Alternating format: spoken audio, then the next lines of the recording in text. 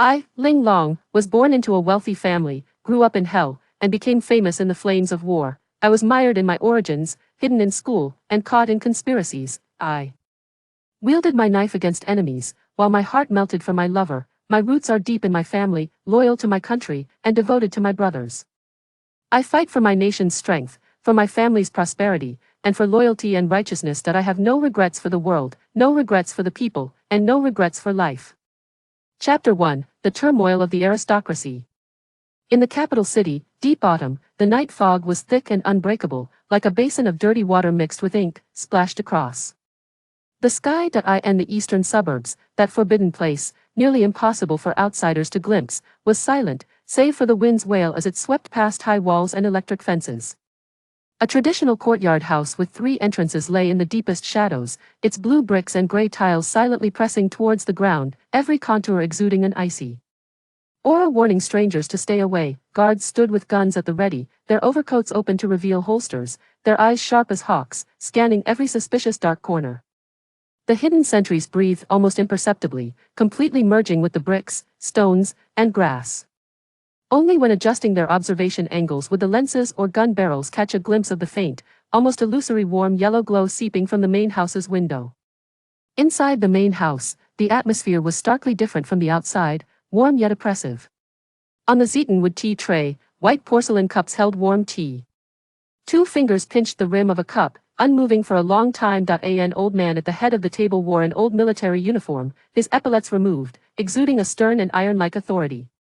He gazed at the infant in his old friend's arms, his expression complex like the snow on the Kunlun Mountains. Opposite him, a frail old man in a traditional Chinese jacket chuckled, adjusting his arm to make the baby more comfortable. Old Zheng, still deep in thought. Your eyes are about to fall into your grandson's lap. Chapter 2, Roots in the Evil Soil, the Beginning of Purgatory. The aftershocks of the grand conspiracy in the capital had yet to dissipate, yet thousands of miles away, in another scarred land of the world, time had quietly slipped by for months. Here, there were no distinct seasons, only heat and sandstorms. The air was thick with the smells of rust, gunpowder, low-quality fuel, and decay. In the vast expanse of the Gobi Desert, stood the bastion of villains. This was the notorious lair of the Hellfire mercenary group. Deep within the fortress, warehouses had been crudely transformed, the air murky. In a corner lay the infant's nest. The protagonist Zero lay in the nest, his eyes strikingly dark. Bang! The iron door of the warehouse was kicked open, and blood-slaughter Baroque appeared. He carried a military water bottle and shouted, "Dinner time." Little brat, there was no concept of gentle feeding. He roughly pried the child's mouth open and shoved the spout inside. Pouring a mouthful forcefully, the little one choked violently, milk spraying from his nostrils, his little face instantly turning red from the strain. But he didn't cry, only stared at Baroque with his deep, dark eyes, his small hands and feet struggling due to physiological reactions. "TSK, can you choke to death just from drinking milk?" Baroque scolded disdainfully, casually wiping the child's face with his dirty sleeve. Chapter 3, Inhuman Tempering, the evil child's first cry time in the bastion of villains lost its gentle meaning. It became a rough file, coldly grinding everything down. In the blink of an eye, the little lump of flesh picked from a garbage heap had learned to stand unsteadily, using his overly calm black eyes to scrutinize this crazy world. He had no name. Baroque referred to him as Little Brat or Zero. Shui Yan called him test subject, while Silent never addressed him at all. His crib had long been replaced from a corner's animal skin mat to a rusty iron box that once held machine gun bullets. Warmth? Comfort? These concepts had never existed. Only the cold touch, hard boundaries, and shallow scratches he unconsciously dug into the box walls before dawn broke. The chill of the Gobi had yet to be fully dispelled by the blazing sun. Bang! A loud metallic crash suddenly tore through the morning silence of the fortress. It was not an alarm clock, but Baroque smashing a rusty iron pipe hard against Zero's iron box, creating the noise. "Get up! The sun's shining on your backside, little brat," Baroque's roar followed, as he yanked the still sleeping Zero out. Chapter 4, Born into Wealth, Growing Up in Hell in the capital city, in the courtyard of the old master Zheng Rong, on a late autumn afternoon. The haze was dispelled by a rare clear sky. The sunlight, like melted gold leaf, gently fell on the green brick floor of the 3-entry courtyard. The sentries remained vigilant.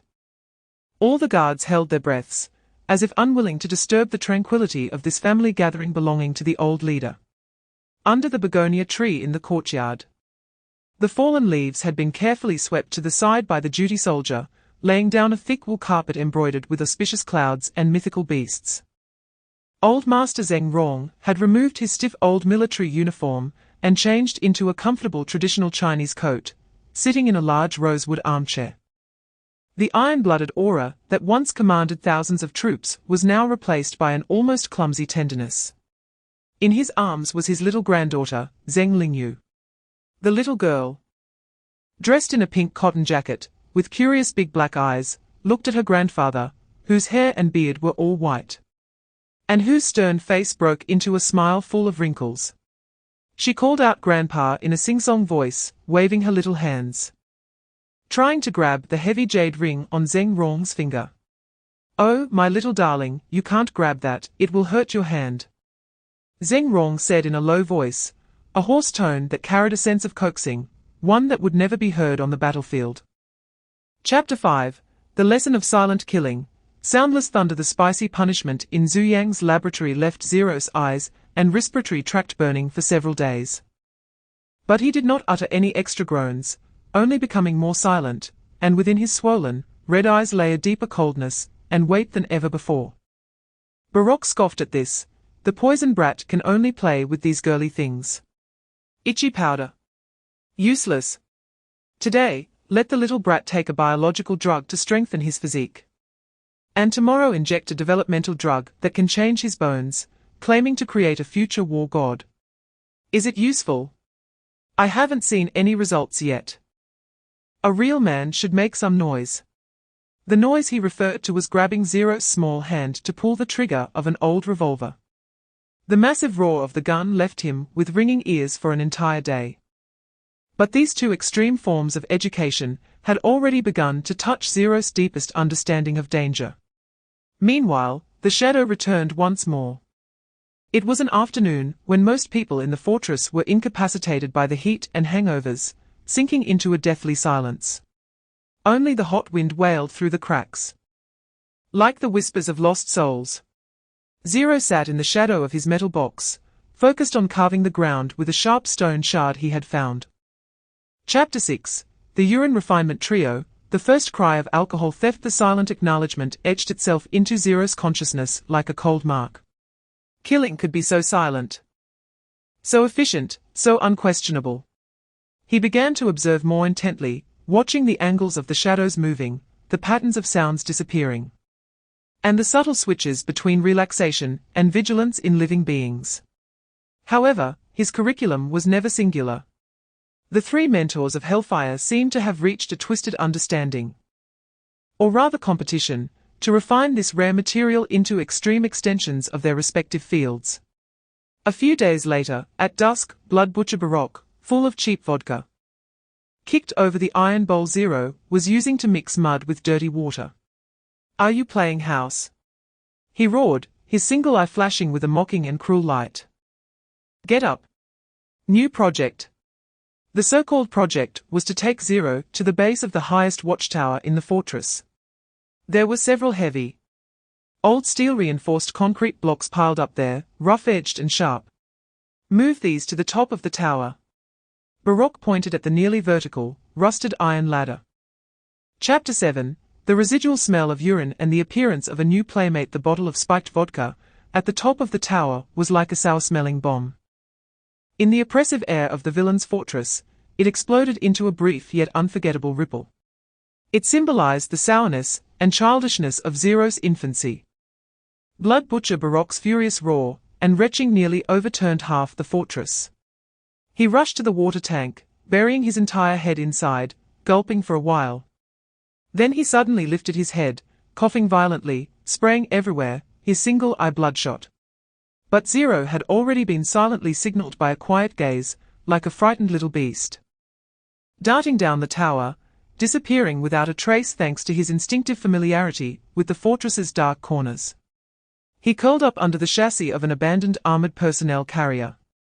Covered in oil and dust, his little ears perked up, nervously capturing the increasingly distant curses of Baroque. Zhu Yang slowly descended from the tower, holding a recording board. The lenses reflecting a cold light, murmuring to himself, the instinct for concealment, after implementing retaliatory behavior, has increased, adrenaline residue levels higher than expected. The expected fear value of violent retaliation needs further observation to induce, while also warning himself not to end up like Baroque, capsizing in the gutter. Chapter 8.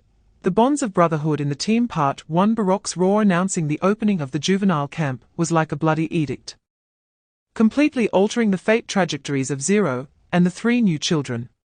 The muddy pit in the center of the fortress courtyard, filled with broken glass and rusty nails, became their battleground for the first confrontation.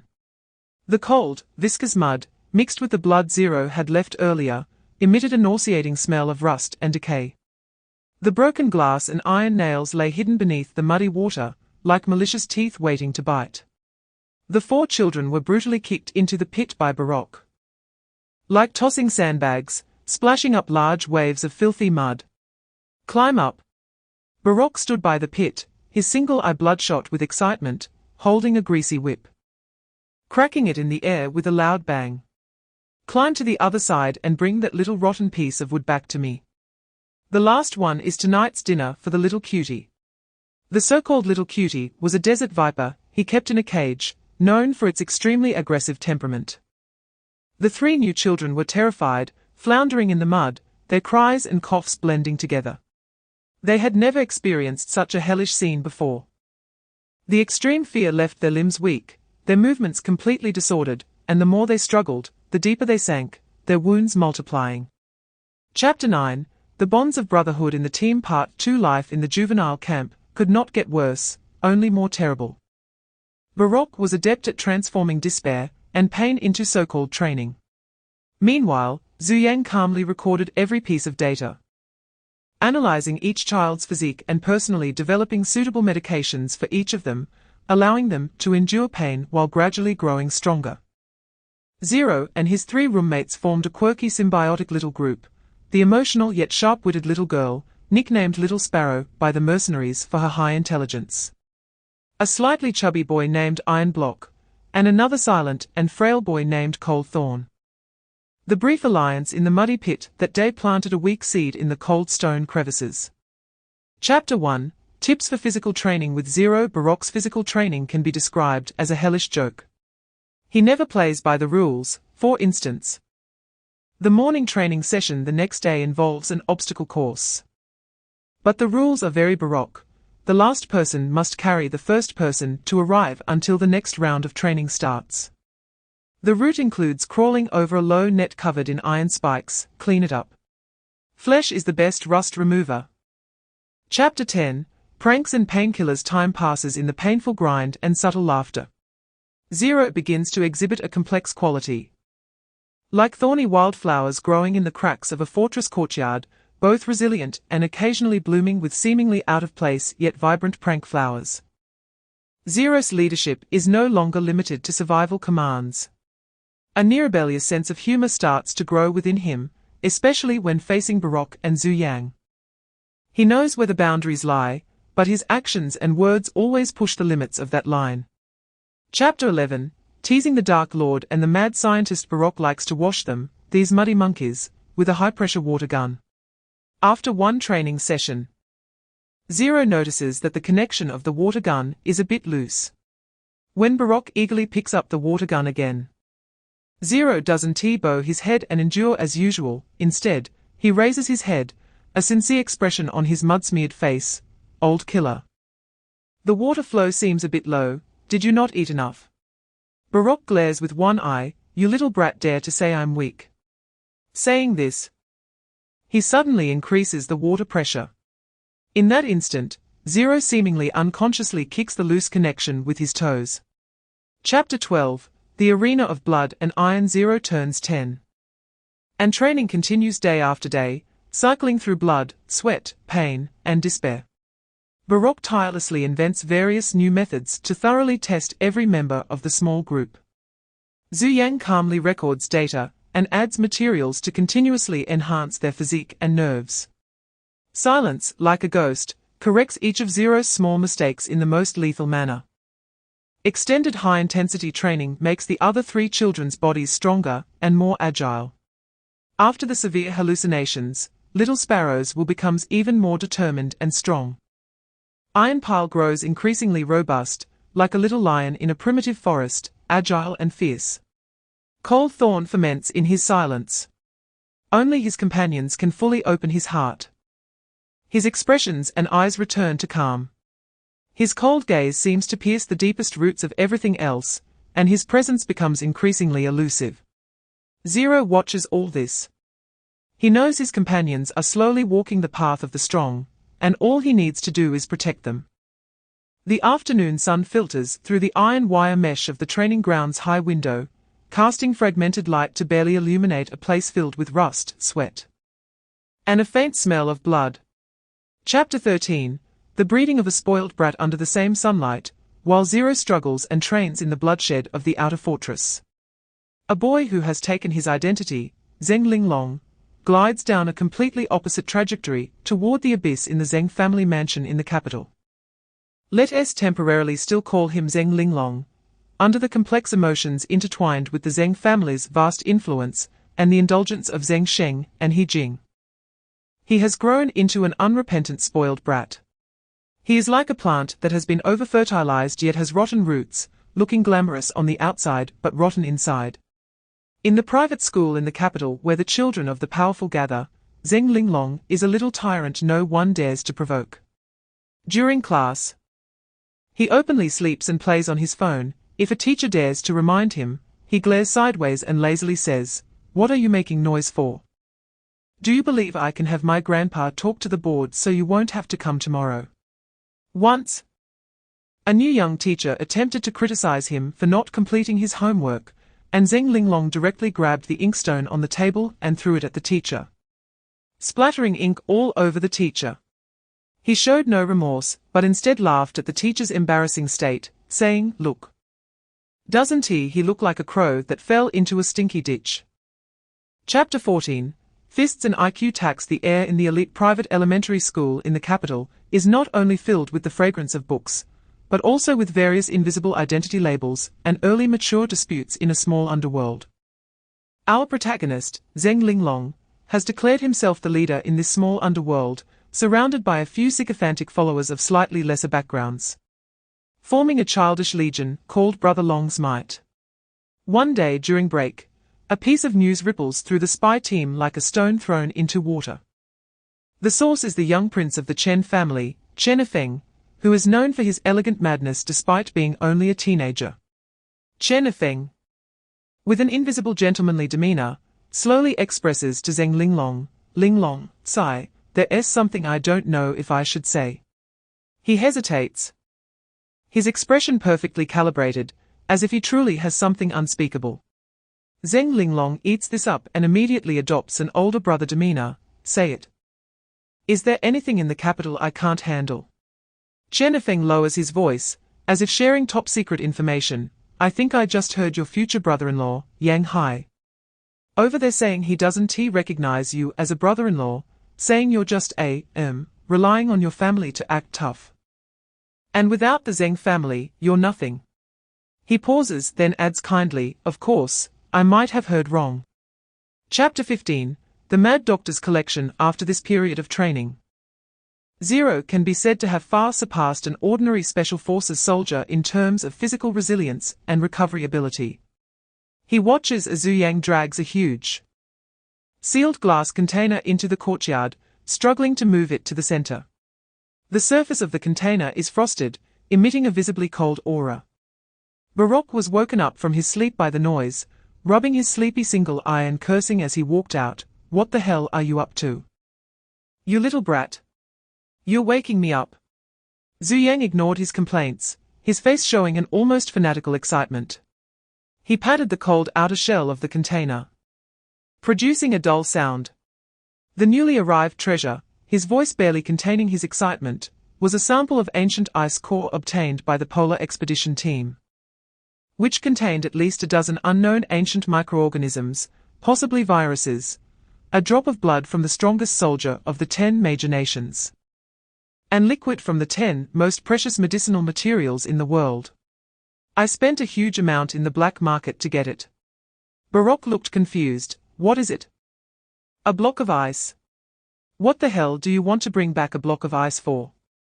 I don't even have enough ice for my drinks. Stupid. Zhu Yang scolded. This is an invaluable treasure. It may carry the gene sequences of species that have long been extinct, and may have the potential to break through the limits of modern biotechnology. Its activity must be maintained at absolute low temperatures. Once thawed, the consequences are unpredictable. He caressed the cold container, as if it were the skin of a lover, his eyes filled with obsession. I need the most reliable guards to ensure its absolute safety until I'm ready to extract the samples. His gaze swept over the 3 children in the courtyard, finally landing on Zero. You? He pointed at Zero, his tone leaving no room for argument. From today on, your new task is to guard it. Day and night. Ensure its temperature stays within the specified range. Anyone, including Baroque, who tries to open it without permission, well, you know what to do. He then looked at Iron Dung, Cold Thorn, and Little Sparrow. You 3 assist. If anything goes wrong because of it, you won't be eating, because your future food will only be the potions I concoct. Baroque yawned, completely not understanding, only feeling that Zhu Yang was going crazy again. He muttered about guarding a block of ice, and went back to sleep. The few little companions looked at the constantly emanating coldness, feeling a bit confused and lost. Zero struggled to stand up, and then took the self-developed medicine into his mouth. After feeling energized, he walked over to the cold container. The biting coldness immediately invaded the air. He extended his hand and slowly pressed it against the frosted glass shell. The cold sensation instantly penetrated his skin, reaching his marrow. It felt like touching a silent, living grave. Or a frozen future. He raised his head and looked at Zhu Yang's eyes hidden behind the lenses, which flickered with the flames of mad science, filled with desire and excitement. Then he nodded silently, accepting this new, seemingly dull, yet potentially more deadly than any training guard task. The cold and the shadows of various strange specimens in the lab swallowed his small figure. Chapter 16, The Whisper of Ice Core, and Baroque's warm-up time flowed slowly under extreme vigilance. Every abnormal tremor of the glass container would make Zero's nerves tighten suddenly. The pressure of waiting for an unknown disaster to strike was far more consuming than Baroque's ever-changing cruel training. Little Sparrow, meanwhile, had completely turned into a repair worker. Watching over the container's generator, she often gazed at the roaring machines and some equipment in the lab with shining eyes or unconsciously pointed out their shortcomings. Sometimes, she would secretly take some scrap machines, place them on the ground, disassemble them at will, and then reassemble them haphazardly. Later, these discarded machines would inexplicably work again.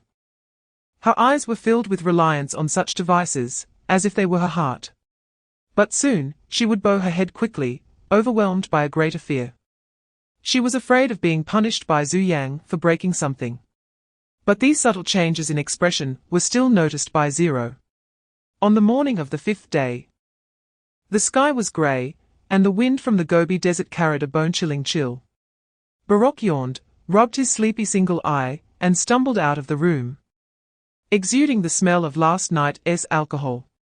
He saw the ice prison in the center of the courtyard and Zero, who looked like a small ice sculpture beside it, and spat in displeasure. Chapter 17, Sparrow's Chip Hell. From 0 and 1 to neural pulses. Although Baroque was a rough man, he understood that, on the modern battlefield, keyboards and circuit boards could sometimes be more deadly than guns and cannons. He keenly noticed Little Sparrow's extraordinary interest in precision instruments and flashing indicator lights, and her ability to accurately locate abnormal signals amidst complex noises showed her exceptional intuition. Thus, a specialized training program targeting Little Sparrow's Chip Hell was launched in the dark basement of the fortress. Baroque invited several teachers, all renowned electronic experts, network engineers, and cryptographers in their respective fields, who had to hide here for various reasons. Their teaching methods were filled with Baroque's unique style. First, hardware basics. The taste of solder and blood. The first lesson was on hardware basics. The teacher was an old man with fingers yellowed by nicotine and cloudy eyes, known as the King of Circuits. The training room was filled with motherboards, capacitors, resistors, and chips taken from various discarded devices. Little brat, the King of Circuits said in a hoarse voice, know them. Not with your eyes, but with your hands, with your brain. Blindly disassemble, blindly assemble. He roughly pressed Little Sparrow's hand onto an old Intel 8086 CPU, feel its pins. Count. Memorize its topology. Next time, I want you to find it out of a pile of junk. Chapter 18, The Universal Hell of Young Beasts, Part 1, Language Barriers and the Enlightenment of War. Baroque's young beast camp never kept idle people. After witnessing Little Sparrow display extraordinary electronic talent, the one-eyed thug stroked his stubble and grinned savagely. Damn it, looks like I've got a few promising candidates here. Good. Then let's train them to the bone. Becoming an all-around monster is what makes a good offspring. Thus, a comprehensive hellish training program targeting Zero, Little Sparrow, Iron Dung, and Cold Thorn was launched, like a precise and cruel machine, roaring to life. First scene, Baroque's language immersion experience. The first thing to be strengthened was language and culture. Baroque knew well that a top-tier war machine must be able to blend into any environment, understand the praise conversations, and even issue death announcements in the praise language. The teacher he invited was a pale-faced former diplomat, whose eyes flickered, being hunted for leaking secrets and using the alias Lark. This person was proficient in at least 8 languages. The teaching method was extremely Baroque. In the basement, the 4 children were tied to chairs, their eyes exposed to blinding lights, while deafening, looping multilingual audio played in their ears, news broadcasts in English, military commands in Russian, street conversations in Arabic, and pop songs in Spanish, all at a huge volume, switching randomly. Chapter 19, The Universal Hell of Young Beasts, Part 2, Steel Flood and Silent Killers. The training ground of the fortress was brutally divided into different areas. Each area echoed with distinctly different yet equally cruel rhythms. The special training of Team Zero members begins to delve deeper into their respective fields. Act 1, The Heavy Metal Symphony of Iron Block. The main training ground for Iron Block is a paradise of noise, smoke, and steel. His mentor is the armor of the fortress, a burly man nearly 2 meters tall with arms thicker than Iron Block's thighs, named Butcher. Butcher believes that a love for heavy firepower is an innate faith. Training starts from the basics. Weapon structure and principles. Butcher violently disassembles an M2HB Browning heavy machine gun, with parts scattered everywhere. Kid, put it back together for me. If you install one part wrong, I'll smash one of your fingers with a wrench. Iron Block is drenched in sweat, staring at the cold steel components. However, he possesses a simple intuition for machinery. Those strong hands seem born to handle these heavy pieces. After several painful experiences with swollen fingers, he can assemble and disassemble the heavy machine gun within minutes, even with his eyes closed. Ballistics and firepower calculation. This nearly costs Iron Block his life. Butcher sketches a crooked parabola on the ground, wind speed, humidity, gravity. Damn it, distance. If you can't remember it in your head, remember it in your body. Chapter 20, The All-Encompassing Hell of Young Beasts, Part 2, The Furnace's Initial Test. The time has come for the protagonist Zero to turn 14. When individual skills are honed to a certain level, the moment of fusion arrives. Baroque and Ziyang decide to conduct a comprehensive practical exercise, aimed at forcibly assembling these independent parts to see what kind of weapon can be formed, and to observe their interactions and cooperation under pressure. Act 1, Baroque's birthday gift. On the eve of the exercise, Baroque unusually refrains from roaring and instead announces with a mocking cruelty, "Kids, tomorrow is your birthday, and I've prepared a big gift for you. A fun game." His so-called game usually means a hellish challenge. Mission briefing, read coldly by Silence. Objective, the simulated command post located in the number 3 abandoned mining area, which contains a combat plan in chip form.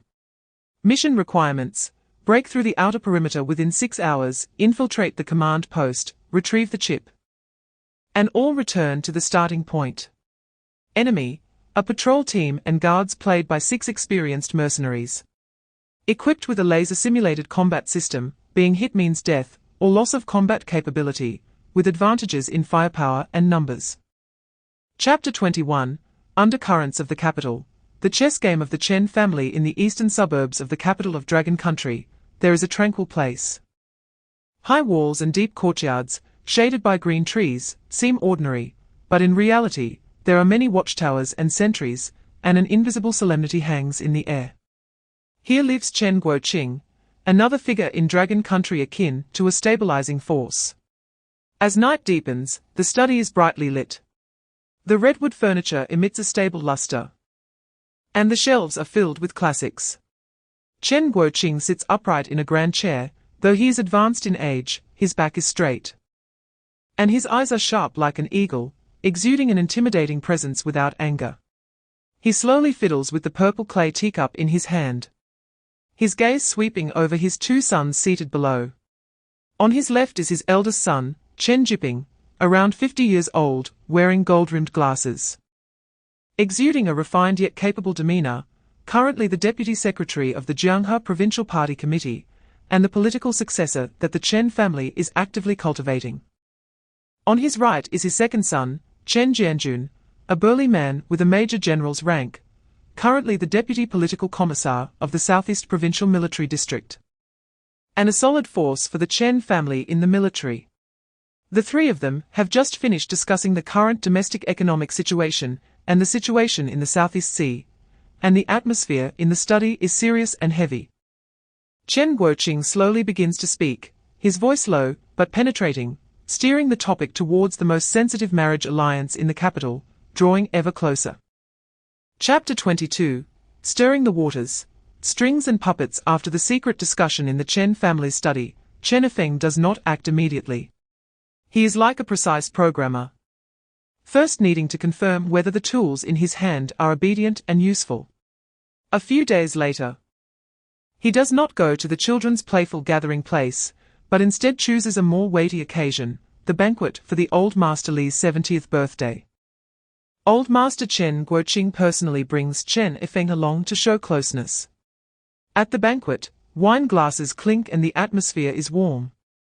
Chen Guoqing and Old Master Li are in high spirits, occasionally mentioning personnel changes in Jianghe province, causing Li Rui's father, a director of a certain ministry, to nod repeatedly, gratitude evident on his face.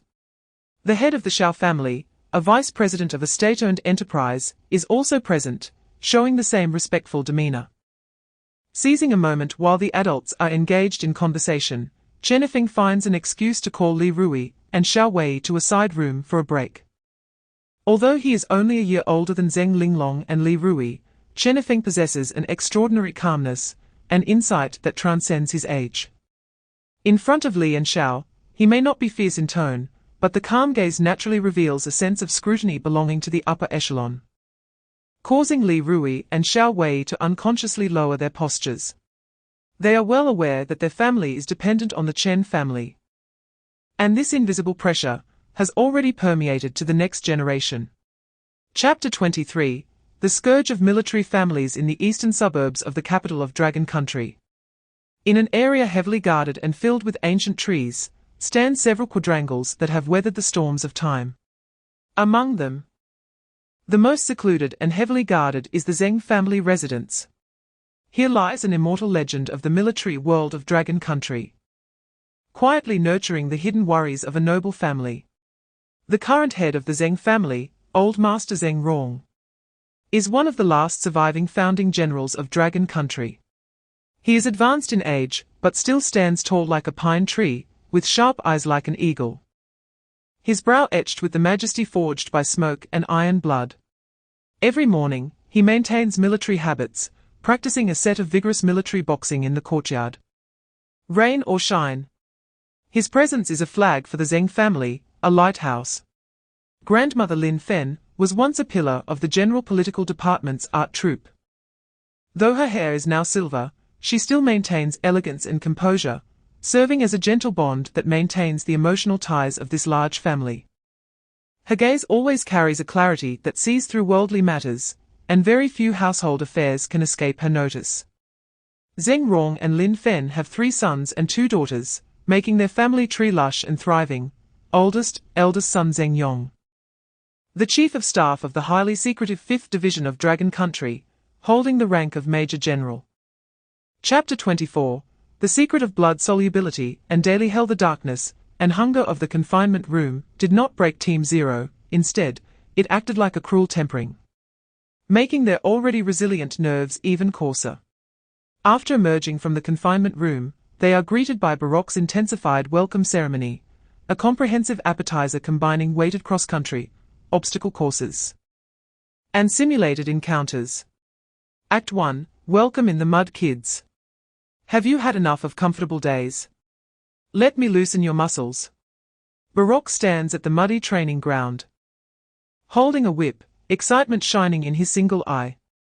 The 4 children, burdened with gear far exceeding their body weight, struggle forward through the cold mud and simulated gunfire, high-pressure water guns, and occasional live rounds. Iron Dun was panting heavily, like an angry wild bull, using his body to break through obstacles. Cold Sting moved like a ghost, utilizing every shadow and crater. Little Sparrow closely followed Zero, her physical strength the weakest, but her gaze was exceptionally focused, constantly using rudimentary equipment to monitor potential electronic signal interference from the enemy. Zero served as the team's dagger and brain, continuously issuing brief commands to coordinate the team's actions, while also taking on the most dangerous scouting and regard tasks.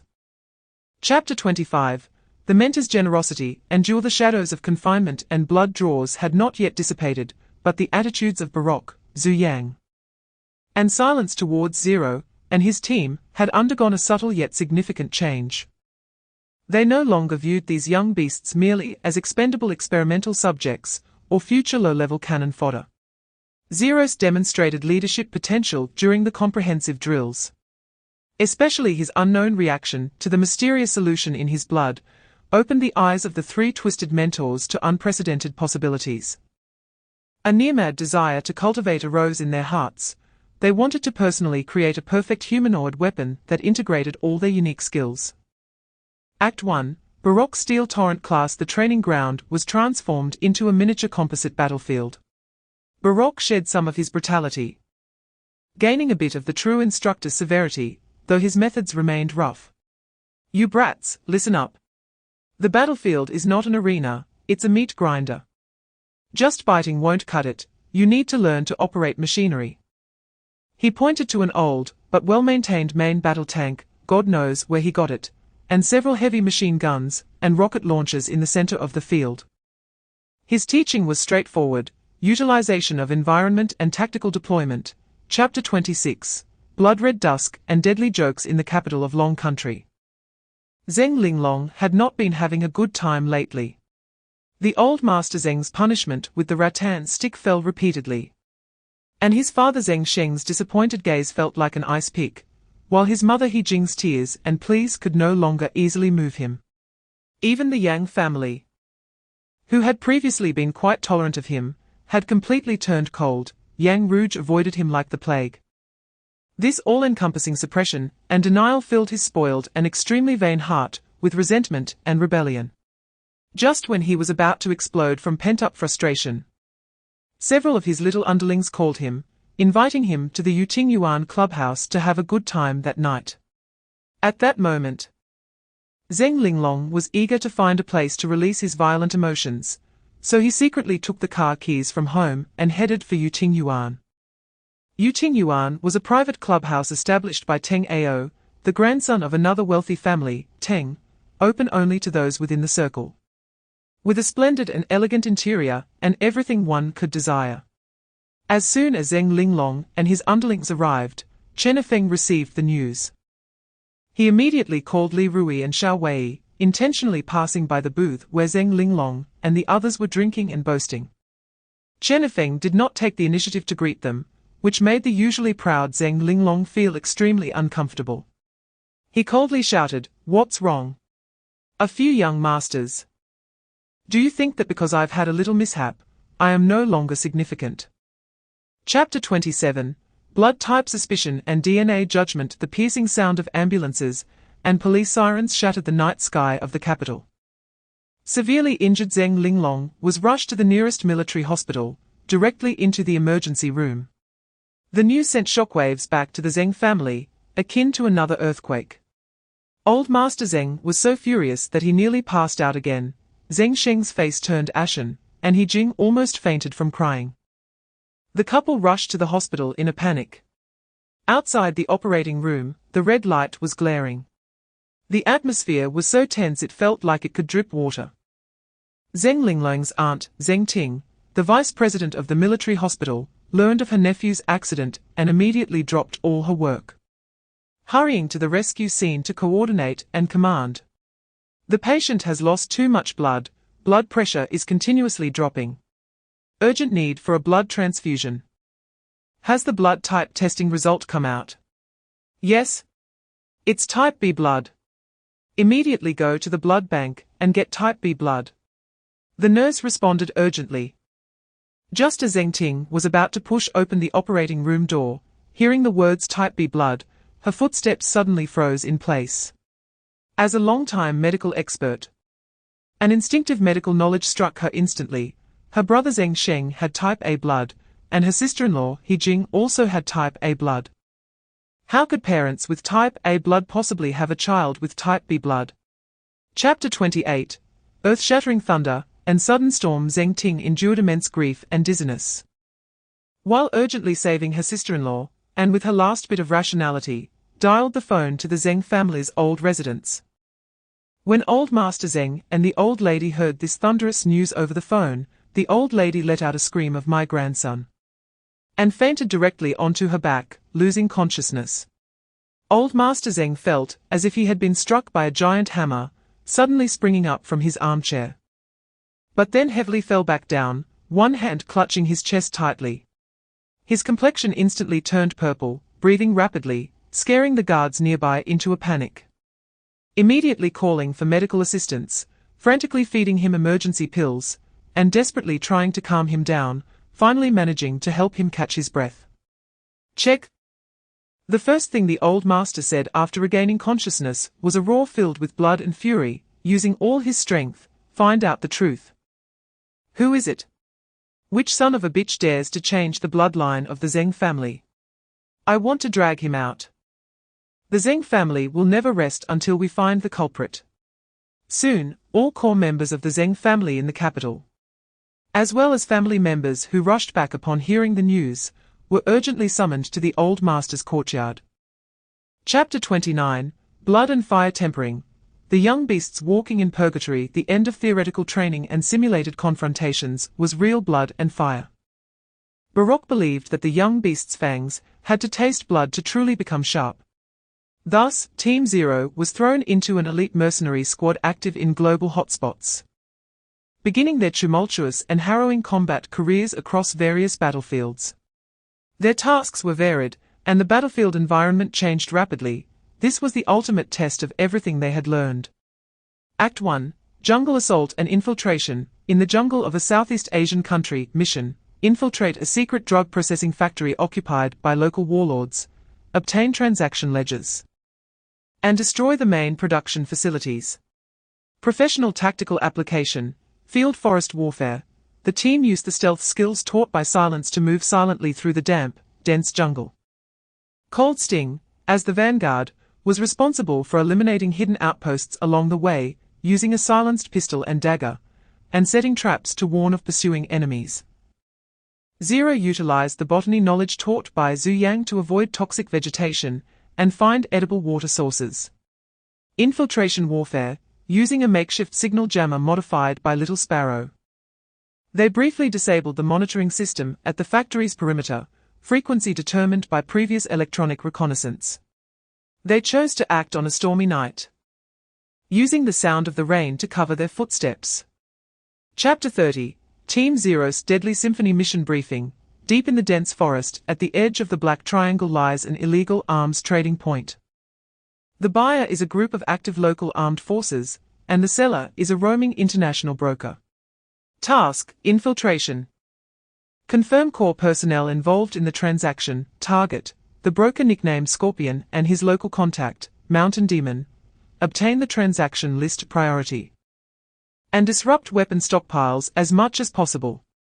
Requirements: silent infiltration. If engaged in combat, resolve swiftly, leaving no survivors. Act 1. Arrival and setup. The night was as dark as ink, with heavy humidity enveloping the tropical rainforest.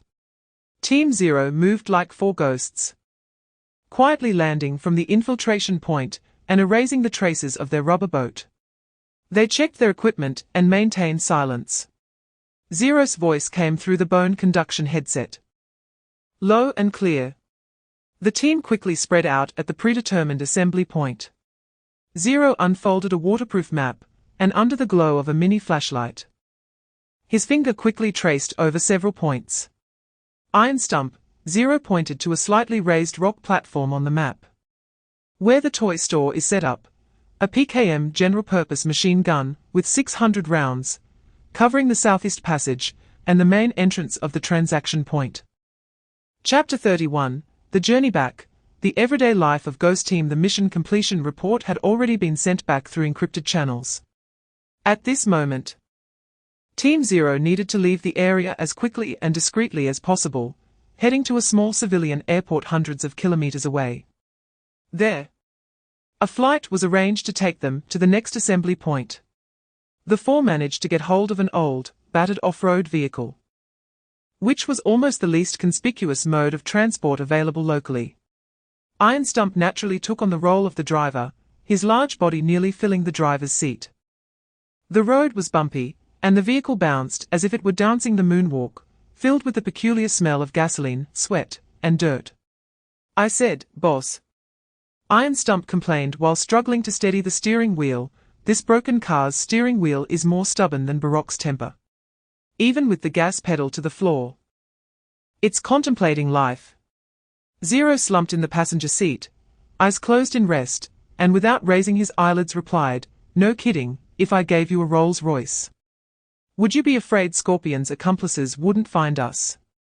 Just make do, this is called low profile." Little Sparrow in the back seat was jolted around, clutching her precious gear bag, her little face turning pale. "I feel like my screws are about to come loose. Zero, can we request to take the waterway next time? I'd rather be seasick." Chapter 32. High-altitude detox room. Sparrow's divine punishment, and Zero's party gift. The flight cruised smoothly at 10,000 meters, with a sea of clouds rolling outside. In the economy class, Team 0 sat scattered. Zero leaned against the aisle pretending to nap, actually replaying mission details in his mind. Cold Sting observed the external environment and the micro-expressions inside the cabin from the window. Iron Stump analyzed an airline meal, trying to figure out where the meat was, while Little Sparrow curiously examined the safety card and vomit bag in the seat pocket, mumbling softly, "The paper material has mediocre oil resistance, but the folding structure is interesting." Suddenly, a deliberately lowered scolding and the sound of dropped items came from the front cabin. The curtain was roughly pulled aside, and three tense-looking men pretending to be fierce rushed into the economy class. Two of them held old-style pistols cleverly disguised, disassembled, carried separately, and reassembled, while one revealed a ceramic dagger, obviously prepared to evade security checks. "Don't move. Be quiet," the scar-faced leader shouted, his voice trembling slightly. "We only seek wealth, not confrontation. We only ask Professor Lin Wan for a small favor." His gaze swept across the cabin, quickly locking onto a knowledgeable woman in the front row, clutching a pale little girl. "Professor Lin," the scar-faced man approached, the dagger pointed menacingly, "your husband's starry sky data for your and your daughter's safe landing. Fair trade, right?" He tried to create a sense of pressure, but his overly forceful expression seemed somewhat ridiculous. Chapter 33. Dim Light and Mist. The hope and despair of the Zheng family in the capital of Dragon Country, at the old residence of the Zheng family. The atmosphere in the study was so tense it felt like it could drip water. A large display screen repeatedly played a segment of encrypted video sent back by war correspondent Zhao Yuan. The image was a bit shaky, but the profile and gaze of that young man were vividly etched in Zheng Sheng and He Jing's hearts. He Jing tightly covered her mouth, tears silently sliding down her cheeks, her body slightly trembling. On the screen, Zero's calm demeanor mixed with a hint of playfulness, controlling everything in a crisis, and those deep, dark eyes, so incongruous with his age, struck like a heavy hammer deep within her soul. Brother Sheng, her voice broke, filled with disbelief, desire, and fear, look at him. Look at his brow bone and how he purses his lips. Doesn't it look like you when you were young? And that intensity in his eyes. I can't describe it. It was a kind of stirring that originated from the depths of her bloodline, an instinct of motherhood that couldn't be rationally explained. Zheng Sheng stared intently at the screen, fists clenched, knuckles white. His rationality told him this was absurd, to judge solely based on a blurry video and a feeling. But the image of that young man bizarrely overlapped with a vague notion deep within him about how his son should be. Chapter 34, 4 Troublemakers. The Zero Team, composed of 4 genius youths, was officially incorporated into the world's #1 mercenary group, Hellfire. Since much of the early training and actual combat was carried out secretly, only a small number of people in the group knew roughly about their capabilities. They had expected to face gunfire daily, but instead, it was chaos every day. The globally recognized top-tier Hellfire mercenary group was facing its biggest crisis since its establishment. This crisis did not stem from a challenging mission, but rather from the arrival of 4 new temporary workers, Zero, Little Sparrow, Iron Stump, and Cold Sting. The 4 youths were officially shoved into this legendary mercenary group under the guise of incorporation by 3 devilish instructors. The deputy commander in charge of base management, Dwayne Johnson, looked at Commander Baroque, his face full of venomous descriptions of these 4 youths, his brows furrowed enough to crush flies. Although he knew these figures existed at the base, they were still merely youths and children. What did Baroque, Zhu Yang, and Genji want to do? Did they still expect them to experience a real workplace environment? This is a mercenary group, not a kindergarten. The Hellfire Mercenary Group, a living legend in the mercenary world, is known for its efficient task completion and nearly zero failure rate. Chapter 35, Brothers and the Journey Home. The night gently enveloped the Hellfire Mercenary Group base. The smoke of the day and the fatigue from training gradually dissipated, and the air was filled with the faint aroma of meat from the barbecue grill and the scent of earth. In a relatively secluded corner, Zero, Iron Stump, Little Sparrow, and Cold Sting sat around a small bonfire, enjoying the rare leisure time. On the bonfire, a few plump wild rabbits roasted until they sizzled with fat, caught by Iron Stump using a homemade trap in the afternoon. He was awkwardly trying to turn the rabbits over, muttering, "Is this side done yet? Oh no. It seems a bit burnt." "Zero, you have good eyesight, can you check if it's cooked?" Zero leaned against an ammunition box, toying with a shiny bullet, lazily glancing up at Iron Stump's words, "Medium rare, medium, well done, does it make a difference to you? In the end, it all goes into your bottomless pit." "Hey, boss. I'm doing this for you guys. It's only delicious when it's well cooked." Iron Stump protested, though saliva betrayed him and dripped down. A Little Sparrow sat cross-legged beside, her precious tablet resting on her knees, but the screen was dark at the moment. She was drawing complex circuit diagrams on the ground with a small twig, humming a tuneless nursery rhyme, occasionally lifting her head to sniff. Chapter 36, The Mentor's Past and Expectations Under the Starry Sky. 4 ill-fated youths made a vow about their return and their peak. The road ahead was still full of thorns, but with each other as family and a common goal. Even the darkest night seemed to reveal a glimmer of light ahead. They continued to chat, joke, and tease each other. But the heavy longing for home had transformed into a more steadfast strength, because they believed that their leader would one day guide them back home. At this moment, the Little Sparrow wiped her nose with her sleeve, suddenly raised her head, and looked at Zero with bright eyes. Boss, I want to tell you my name. I was originally called Lin Xiaya. When she spoke this name, her voice was soft, but carried a sense of preciousness. My mother hoped I would be a quiet and elegant girl. She looked at her hands, stained with grease and solder marks, and smiled shyly. Iron Pillar was taken aback for a moment, then slapped his thigh hard. Yes. Name? I'm called Shi Taizu. My dad said he hopes I can be as strong as an iron pillar, standing tall. He puffed out his sturdy chest, as if this name had given him infinite strength.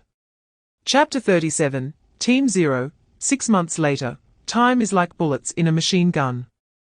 Each bullet represents the passage of time when you pull the trigger. About 6 months later, the four were all in their adolescence. Their physical development far surpassing their peers due to high-intensity training, ample, though possibly peculiar, nutrition, and the possible auxiliary means of Zhu Yang. 1. 0 age, 16 years height and build, 186 centimeters, surprisingly tall, with a slender and upright figure, not the explosive muscles like Iron Pillar, but streamlined muscles containing strong explosiveness and endurance like a cheetah. Broad shoulders, narrow waist, perfect posture. Appearance, his facial contours have lost much of their childishness, with clearer and more rugged lines, a well-defined jawline. His skin has taken on a healthy wheat color from long outdoor activities, with old wounds adding a few new scars, enhancing his tough guy aura.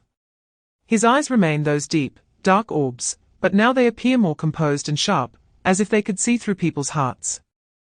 When thinking or planning, his gaze becomes exceptionally profound.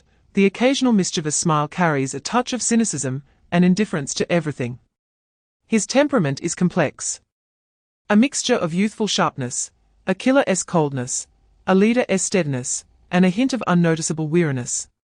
Chapter 38, Shaping the Perfect Phantom in 6 months. Team Zero's combat skills had reached perfection. Baroque, Zhu Yang, and Silence sat in a luxurious room, with Baroque puffing on a cigar while sipping a drink. Then said to the two brothers, "It's time to elevate the training to another dimension, to hone them into perfect phantoms that can blend into any environment, utilize any resources, and ultimately achieve their goals. We need to shift the focus of training from pure destruction and killing to more complex disguise and manipulation, to make them perfect, rather than just killing machines." Zhu Yang, holding a steaming cup of an unknown liquid, slowly sipped and then replied, "Zero has grown up before our eyes. Step by step to today, I think you all know his potential." The other 3 kids initially wanted to be Zero's sparring partners, but as they trained, they were infected by this little prodigy, and now they have all become exceptional individuals. Of course, this is also their destiny. As for whether it's good or bad, that's still to be discussed. Well then, let us give them another push and see how far and high they can go. Baroque, prepare the relevant mentors. Start teaching tomorrow. Chapter 39, The Daily Chaos of the Base. At the Hellfire Mercenary Corps base, the morning wake-up call was not a melodious military bugle, but Baroque's roar that could wake the dead, blasting through every speaker in the base. "Kids, the sun is shining on your butts. 5 minutes. Assemble on the playground. 1 second late, and you'll be warming Dr. Zhu's experimental snakes tonight." Zero opened his eyes the moment the sound rang out, nimbly flipping out of bed, his movements precise like a Swiss watch. He glanced at the cold, empty bed across from him, the covers neatly folded, as if no one had ever slept there. "Does that guy Cold Sting not need to sleep at all?" Zero muttered, casually grabbing a pillow and accurately throwing it at the massive mountain on the upper bunk. "Iron Pillar, wake up." The mountain, Comrade Shi Taizu, let out an unintelligible mumble, smacked his lips, rolled over with the blanket, and muttered, "Don't let the drumsticks run away." The snoring resumed, even louder than before.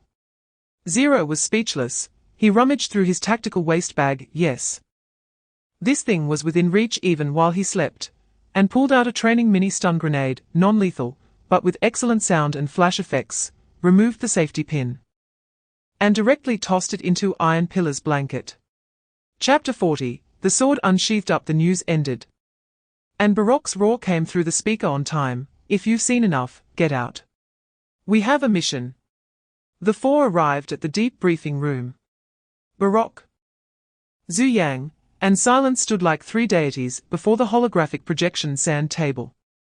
The few who had just watched the news now instantly switched to an absolutely calm analytical state. "Zero, look at this." Baroque's thick finger pointed to a luxurious private island 3D model appearing on the sand table, named after its owner, Charles Victor. Charles Victor, Zhu Yang's cold voice echoed. As if reading a medical case. Age 62, former arms tycoon, now transformed into a peaceful philanthropist, secretly still controlling several weapon pipelines leading to sensitive areas, with astonishing profits. A week ago, he committed black on black and stole a batch of our priceless, and absolutely non-exposable, special goods. More importantly, he holds internal information that could expose several of our safe houses and logistics routes. Damn it, this old fox. Baroque growled, his single eye blazing. Not only did he steal food, but he also wanted to smash the pot. So we must deal with him before he offloads the information and goods. Chapter 41, the sword unsheathed down. Zero spotted an opening.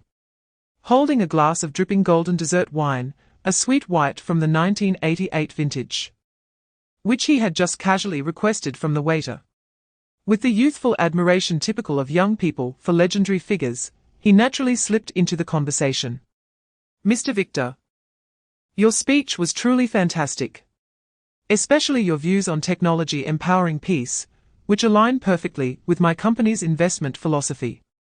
Zero's voice was clear, carrying just the right amount of enthusiasm. Victor clearly enjoyed the compliments from the young people, especially since the other party had a distinguished identity. "Haha, Mr. Wu is truly young and promising. It seems we are kindred spirits.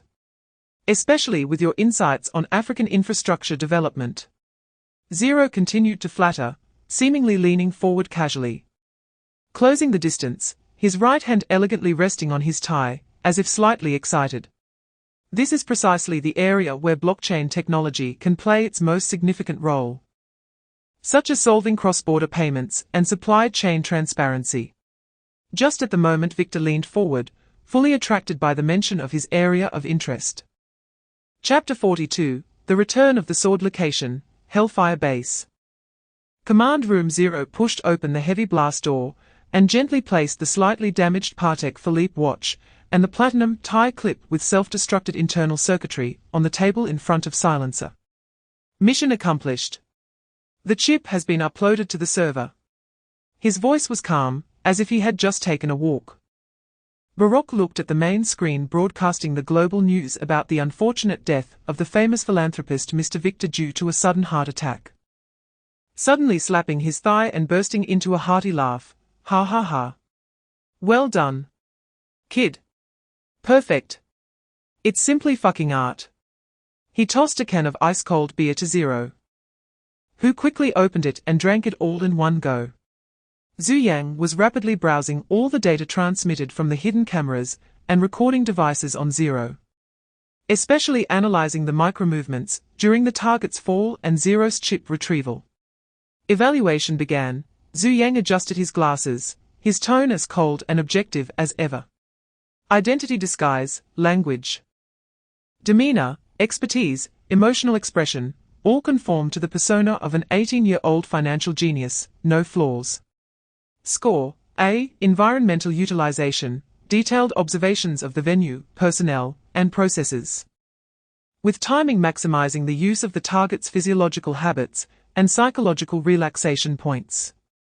Score, A. Tool application, the pulse generator was used at a precise distance, with perfect duration control, leaving no physical or energy traces.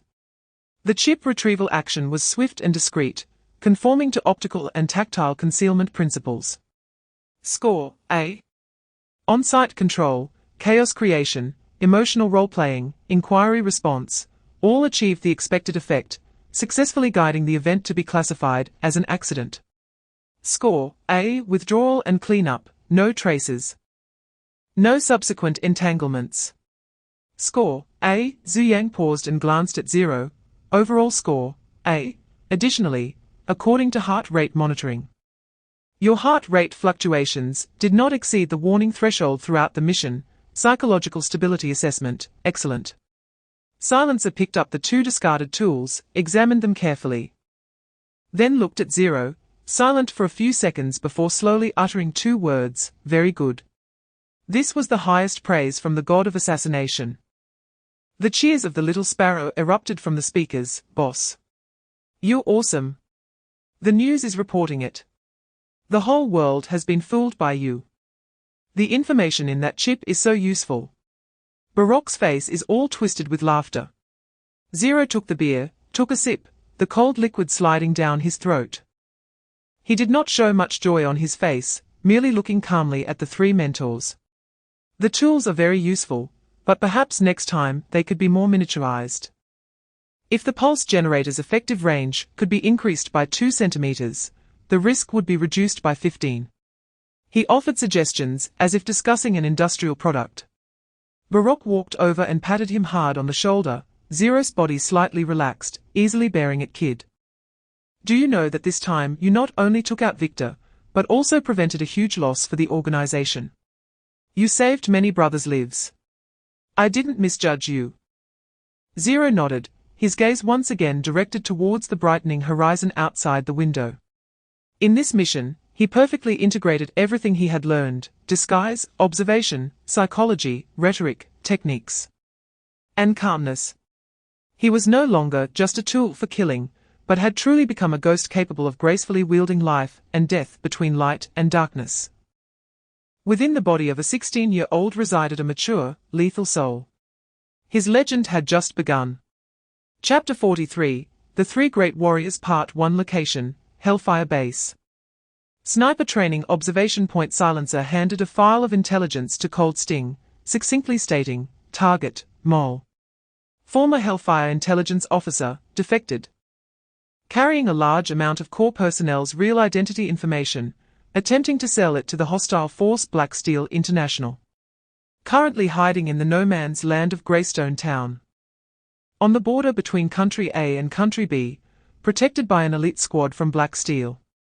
The holographic map unfolded, displaying the intricate terrain of Greystone Town, an abandoned mine built against the mountains, chaotic shantytowns, and a reinforced office building in the center of the former mine. Which is the target's hiding place? Difficulty. Silencer's voice was calm. The target is extremely cunning, never exposing himself at windows or any sniper-accessible angles. Coupled with the building's solid structure, conventional sniper positions cannot guarantee a one-shot kill. The Black Steel squad consists of 6 experienced members, equipped with thermal imaging and counter-sniper equipment. The transaction will take place within 24 hours. Once the information is transferred, the consequences are unimaginable. Mission: silent elimination of the target before the information transfer. Recovery of the information carrier. The information carrier is likely a micro hard drive. Requirements: absolute concealment, one-shot kill, do not engage with the escort team, avoid triggering international disputes. Chapter 44, The 3 Great Warriors Part 2 Location, Hellfire Base, Heavy Fire Simulation Field. Baroque roared at the holographic sand table, addressing Iron Stump. Iron Stump. We need a hard-hitting job. Our high-value informant pigeon in Country C has been exposed, trapped at the northern border's Vulture outpost. An elite armored squad from the government army is laying siege, aiming to capture him alive. They have 2 BMP, 2 infantry fighting vehicles, and a team of infantry. The sand table displayed the outpost as an isolated concrete structure, easy to defend but difficult to attack, yet it was surrounded. Mission: forcefully break in, rescue the pigeon, and bring him out safely. Difficulty: the 30mm cannon and anti-tank missiles of the infantry fighting vehicles are formidable. We have no air support and no heavy anti-armor weapons for you. The pigeon must be alive. Iron Stump scratched his head, looking at the 2 infantry fighting vehicle models. and asked in a deep voice, "Boss, what do we do? The wind god can't chew through that iron turtle. Use your brain, you big oaf." Baroque scolded. "The side and rear armor of the BMP-2 is weak. There are many observation windows. Their infantry is the weak point. Your task is not to destroy the infantry fighting vehicles, but to create enough chaos and suppression to give the people inside, our other infiltration team, a chance to rescue the pigeon." Chapter 45, The Three Great Warriors Part 3 Location, Hellfire Base, Electronic Warfare Center. Zhu transmitted an encrypted file to the Little Sparrow, Maximum Priority Intelligence Task. The opposition leader Amir in Country D will give a speech at 10 a.m. local time tomorrow in the capital square, intending to incite violent revolution. Our employer wants his reputation ruined, losing support, rather than physical elimination. Difficulty, Zhu Yang continued, the security at the square is tight, and the speech content has been pre-registered, making it difficult to interfere on-site. We need you to remotely hack into the on-site sound and live streaming system, replacing key segments of his speech with a fabricated recording of him colluding with extremist organizations and making extreme statements. During his early years, the audio file has been processed with a Vorsprint matching rate of 9,998. The replacement process must be seamless and take effect synchronously across all official and mainstream media broadcasts. Requirements: absolute concealment, untraceable source, and maximum political impact. This is information warfare. The Little Sparrow's eyes instantly lit up, sparkling with excitement, as if envisioning a gigantic Lego maze. Guarantee the completion of the task. Dr. Zhu. Watch me. Chapter 46. The decision in the cafe. Afternoon sunlight streamed through the large floor-to-ceiling windows, illuminating the Lioli Time Cafe. This cafe, located on the top floor of the core business district in the capital, has become a favored spot for certain elite circles due to its high level of privacy and expensive prices. The air was filled with the rich aroma of freshly brewed coffee and soft classical music. In the most secluded viewing booth, several young girls gathered together, forming a striking yet distant scene in the cafe. The girl in the core position was Yang Rouge. At just 16 years old, she wore an exquisitely tailored light-colored Chanel suit, her delicate features resembling a porcelain doll, with clear eyes that carried an unusual coldness and indifference for her age. Her long fingers gently pinched the handle of a bone china cup, sipping from the guixia coffee inside with an elegance reminiscent of a frozen oil painting, exuding an air of aloofness, as if she were above the mundane world. Since the shocking incident in the Zheng family, she had become even more taciturn. Surrounding her were several equally prominent and graceful friends. The atmosphere was subtly tense. Finally, the most lively and straightforward Miss Su Xiaotang couldn't help but put down the macaron in her hand, leaning forward and lowering her voice. "Rouge, how long has it been? What are you really thinking? You must have some sort of plan, right?" Her words broke the silence. "That Zheng Ling Long, oh no, I don't even know what to call him now, anyway. That counterfeit from the Zheng family is now lying in the hospital, no different from a living dead person. No one knows whether he is alive or dead, or where he is. Are you really just going to wait like this? The marriage contract between the Zheng and Yang families has long been a mere facade. It's practically a huge joke." Her words were like a stone thrown into a calm lake, creating ripples. Next to her, Minister Li's daughter, Li Qingran, pushed up her gold-rimmed glasses, her tone more rational yet still concerned. "Xiaotang is right. Rouge, you're one of the biggest victims in this matter. The Zheng family deceived you from the start, and now that the truth is out, there is no reason for this marriage contract to continue. You should stand up and clearly state your intention to annul the engagement. Both the Yang family and the outside world will support you." The younger and softer-natured Lin family sister, Lin Wei, chimed in softly, "Yes, Rouge sister. That fake Zheng Ling Long always bullied you and wanted to take advantage of you. Thinking about it now is disgusting. Do you really want your future to be bound by a marriage contract that has long lost its validity? It's not worth it. The friends all chimed in, their core message surprisingly consistent. They were indignant for her and urged her to break free from the shackles. Yang Rouge remained silent, her long eyelashes casting a small shadow on her eyelids, making it difficult to see her emotions. She slowly placed the coffee cup back onto the saucer, producing a very light and crisp sound.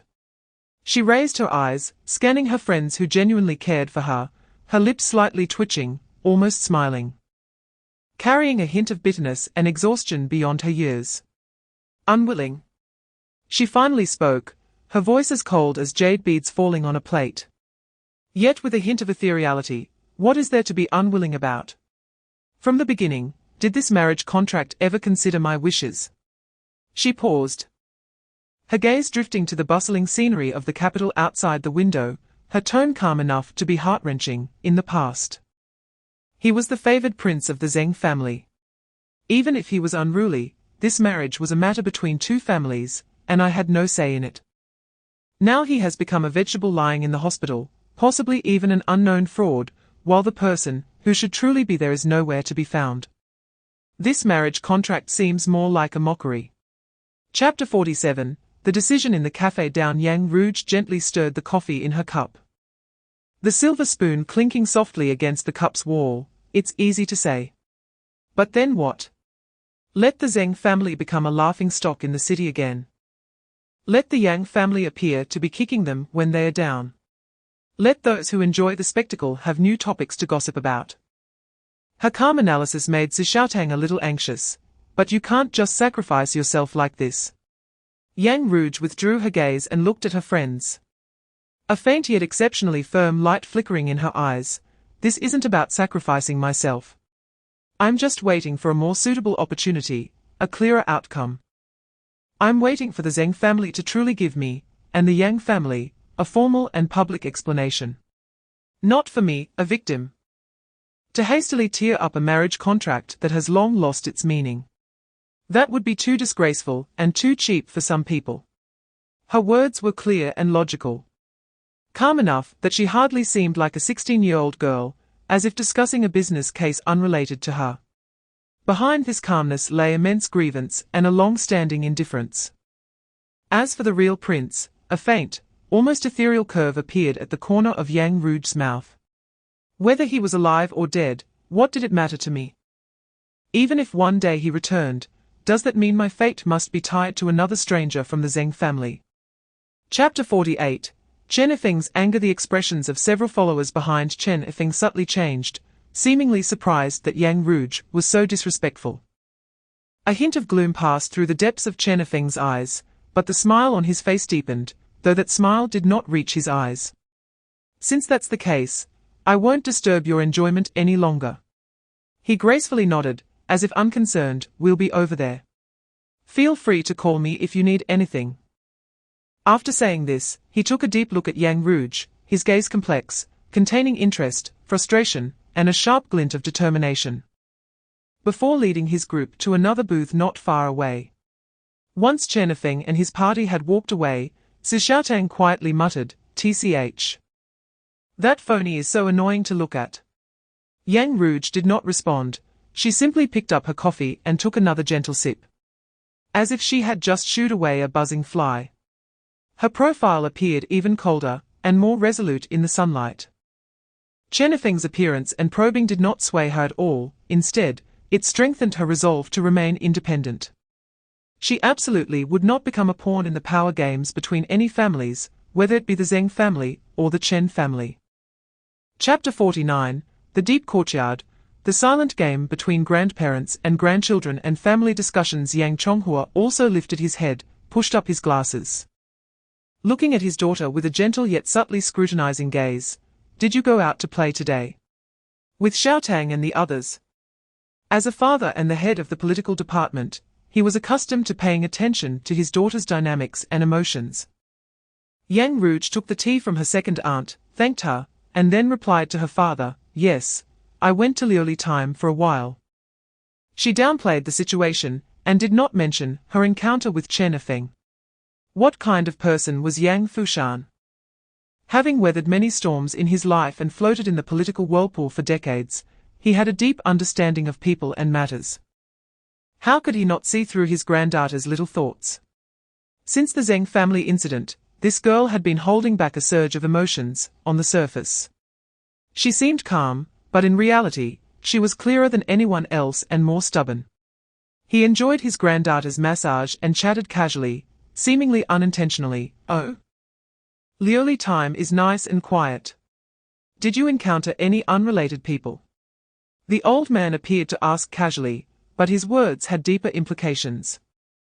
Yang Ruge's massage actions paused imperceptibly. "No, just a few of us sisters chatting." At that moment, Yang Lihua finished a phone call and walked over. Her tone much more direct. Chapter 50, Making a Name Worldwide. Yang Ruge's words were clear and organized, showcasing her calmness and independence. This surprised her father and two aunts slightly. Yang Fushan looked at his granddaughter's stubborn and bright eyes, which held undeniable determination. After a long time, the old man sighed deeply, saying nothing more. He simply reached out and gently patted the back of his granddaughter's hand, conveying everything without words. In that sigh, there was a tenderness for his granddaughter's forced maturity, a helplessness regarding the complexities of the world, an integration of the different positions of his children, and perhaps a hint of comfort and acquiescence towards his granddaughter's clarity and decisiveness. Yang Lihua and Yang Yaji exchanged a glance and chose to remain silent, tacitly agreeing with the old man's decision and his niece's thoughts. Yang Zhongshan adjusted his glasses, looked at his daughter with a complex expression, and finally nodded slowly. In the courtyard, sunlight filtered through the leaves, casting mottled shadows, and the only sound left was the rustling of the wind through the leaves. A silent game of strategy concerning family reputation, political influence, and a young girl's future had reached a preliminary family consensus in this tranquil courtyard. Yang Ruge knew she had gained a certain level of understanding and support from her grandfather and the core members of the family. And the road ahead required her to be even more calm and patient. Chapter 51, Making a Name Worldwide. 0, approximately 18 years old, tactical core, expert in poison. The ghost that dark forces least want to encounter. Satellite capture footage. In multitasking, his command trajectory can be seen, always appearing at the enemy's weakest points. Specialty, excels in designing interlinked tactics, with superb poison skills, able to quickly configure deadly poisons or powerful hallucinogens using the on-site environment. Combat style, a perfect combination of calm calculation and spontaneous ideas, often appearing in impossible positions. If you see 0 during a mission, it means you are already dead. Just unaware of it. Testimony from a survivor of a mercenary organization.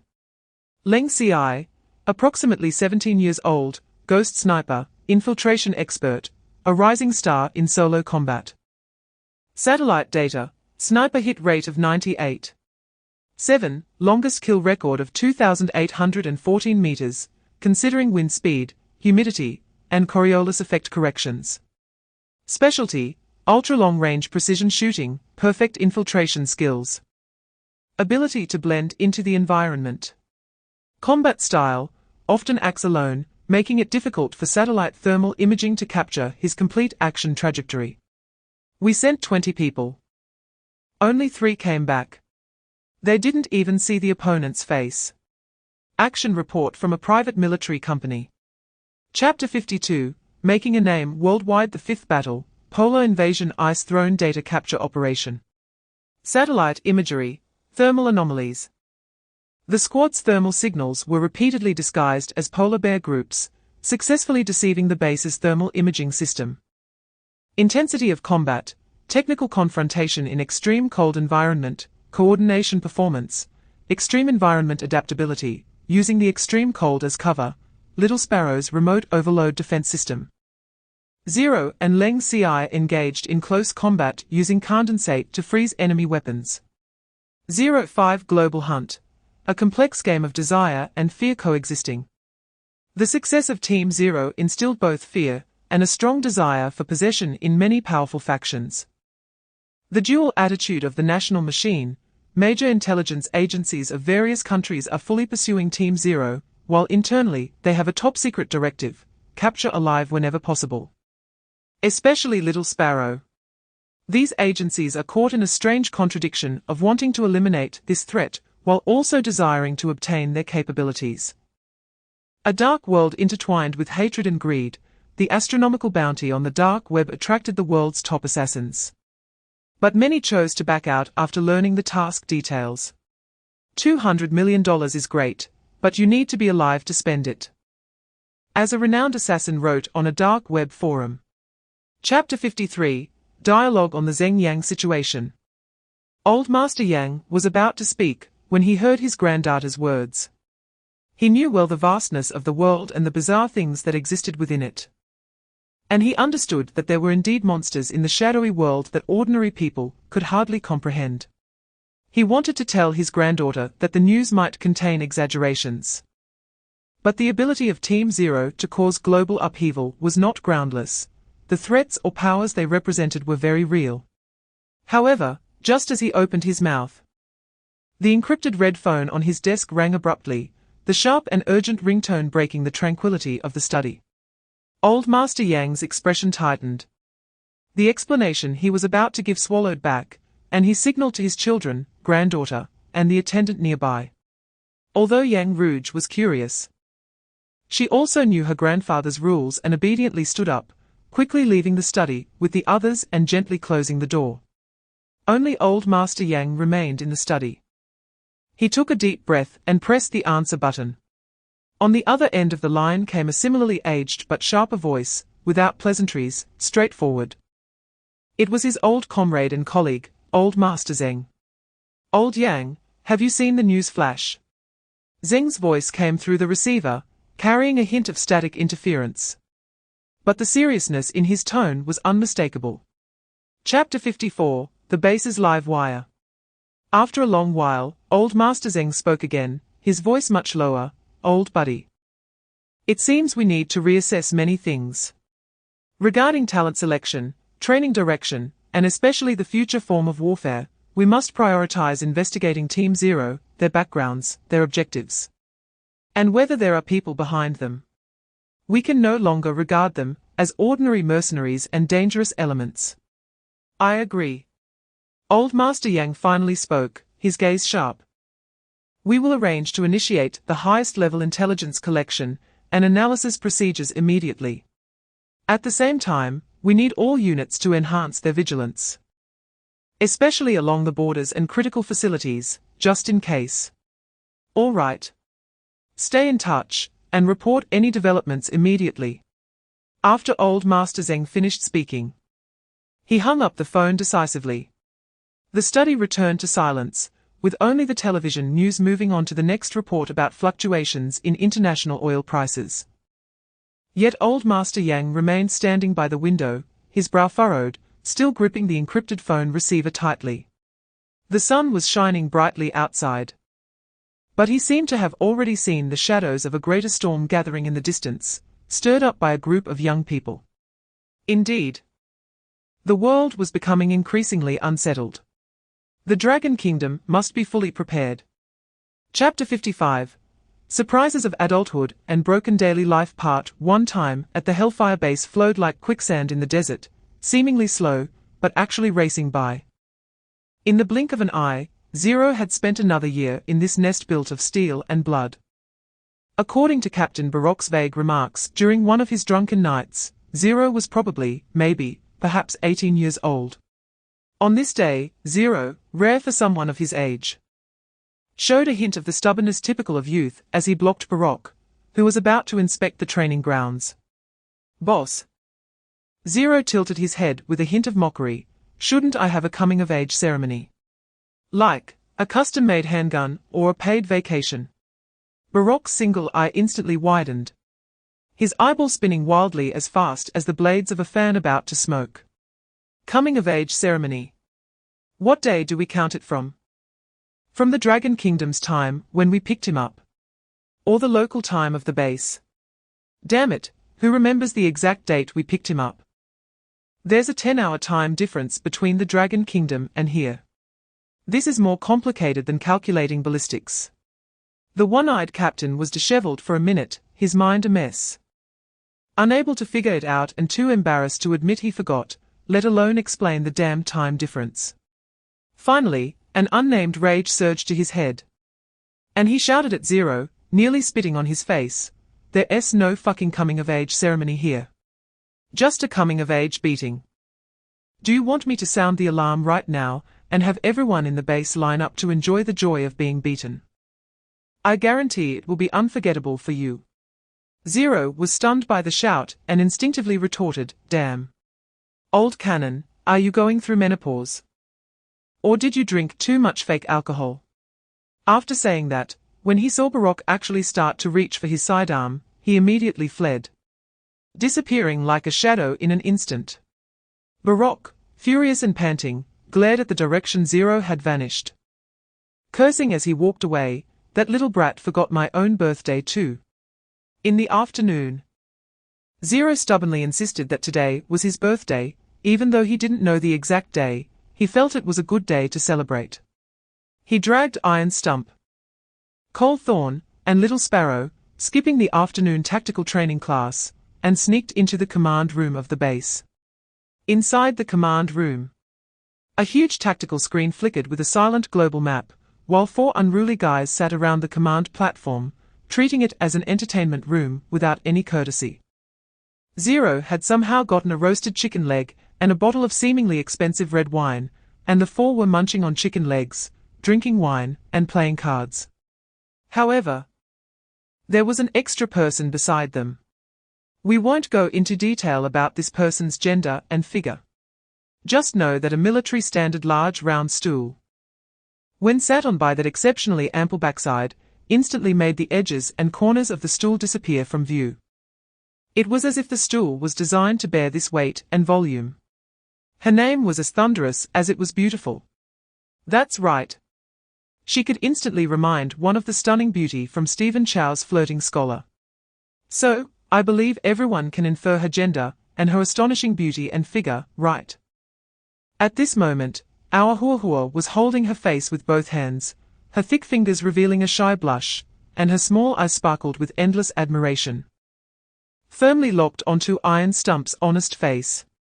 Meanwhile, our Iron Stump had a face filled with despair, his mouth twitching uncontrollably, and his lips had swollen up like 2 freshly baked sausages. Chapter 56. Surprises of Adulthood and Broken Daily Life Part 2. The story unfolded like this. Zero, claiming it was his birthday, went to the kitchen to persuade the aunt in charge of meals. The aunt was overjoyed and readily agreed to arrange a sumptuous seafood buffet and unlimited red wine, but with one small condition: in the afternoon, she had to bring her daughter Huahua, who was infatuated with Iron Stump, to play, and Iron Stump must be responsible for making her happy. Huahua's crush on Iron Stump was practically an open secret in the base, but Iron Stump, the big guy whose nerves were thicker than a cannon barrel, was completely unaware. Thus, we had this tragic scene before us. 2 hours earlier, Zero pulled out a deck of cards, proposed to play Dao Di Zu, a card game, and announced a suffocating punishment rule: the loser would be fine. The winner would have to kiss Huahua. Iron Stump was confused at first. What kind of rule was this? But thinking about it, with his intelligence, he would definitely lose more than win. However, losing would be fine, and winning would mean kissing Huahua, which seemed acceptable. He clearly overestimated himself and underestimated his teammates' sinister intentions. The game began. Chapter 57. The alarm for whom it rings. Zero suddenly turned his head to the right at the sound, seeing Little Sparrow standing in front of the big screen, having shattered the wine glass she was holding on the floor. She was trembling violently, her face pale as paper, tears rolling down like loose beads, silently and frantically. Her eyes, which usually sparkled with wisdom and mischief, were now filled with endless terror, despair, and murderous intent, fixed on the central big screen. Zero's heart sank, and he rushed over. On the massive international news screen, a pair of photos of middle-aged men and women from the Dragon Kingdom were displayed side by side. The man was elegant and composed, the woman gentle and beautiful, and Little Sparrow bore some resemblance to that lady. Zero heard the news anchor reporting in a heavy and urgent tone, "We interrupt this program for a major news bulletin." Professor Lin Shucheng, the chief commander of quantum energy research at the Dragon Kingdom Academy, hailed as a national hero, and his wife were allegedly kidnapped by a terrorist organization instigated by a hostile nation while en route to an international quantum academic summit, along with 6 top experts from his team. They are currently missing, and the other party has not made any demands. Zero could no longer hear the rest, as a massive buzzing sound echoed in his head. He instantly understood what had happened. Chapter 58, Fighting for Family to Hell with Your Bullshit. Baroque's voice grew louder as he stepped up to Zero, almost face to face. "Am I not your brother? Isn't everyone standing here your brother? How many brothers have you saved over the years? How many bullets and blades have you taken for others? Since you stand here, you are a member of Hellfire. Don't think I don't know your little calculations in your heart. You just don't want to implicate Hellfire. You don't want to implicate all these brothers. Because you know, as long as our Hellfire's visible combat force comes out to help you, the whole world will know that Zero Squad is the dark blade of Hellfire. At that time, the entire Hellfire mercenary corps would become a target, opposed by most countries and dark forces around the world. Is that what you think? Speak." Zero bit his lip tightly. Blood seeping out, he said nothing and tacitly agreed.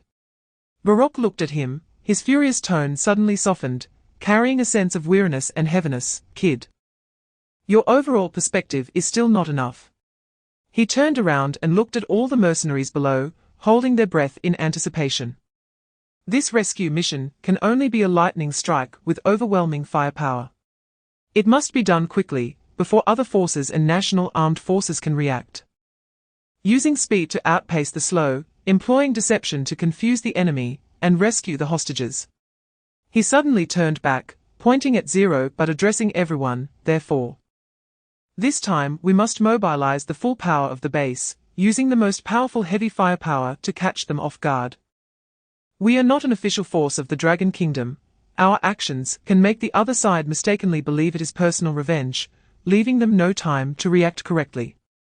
This large-scale operation is also an ultimate test for you, Zero. Baroque's single eye burned brightly. It is up to you, Zero, to command. The 3 of us old guys will support you from behind, giving you strength.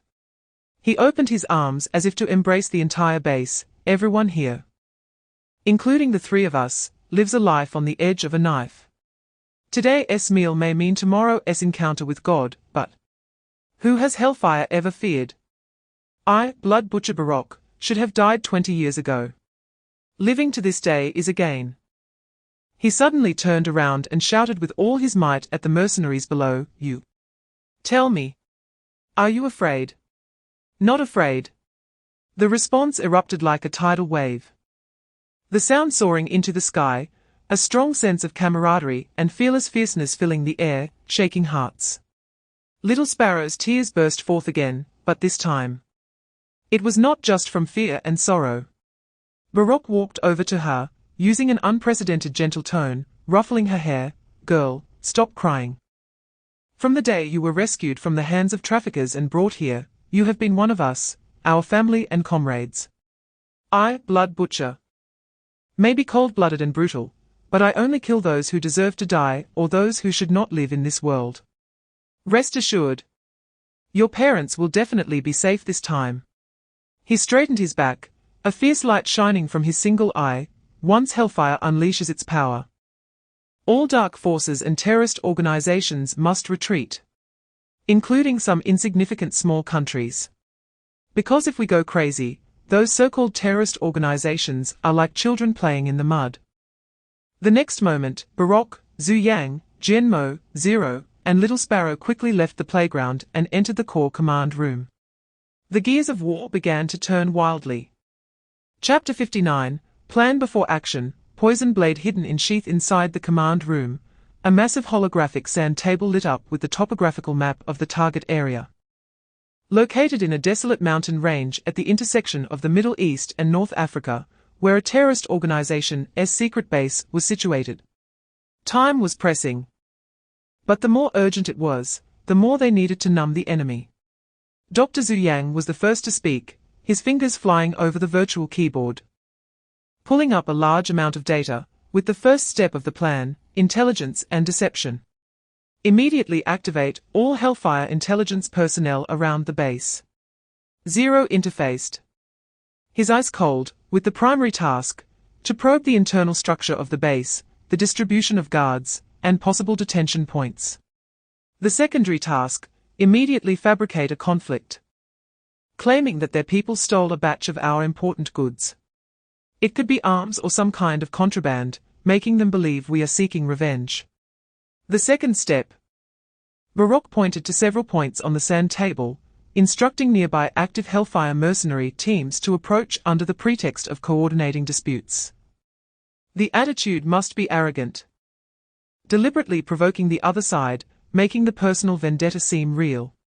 Let them firmly believe that our purpose is revenge, not rescue. The third step, Zero took over. His finger gliding across the sand table, the mobilization of the main forces and heavy weapons would take time.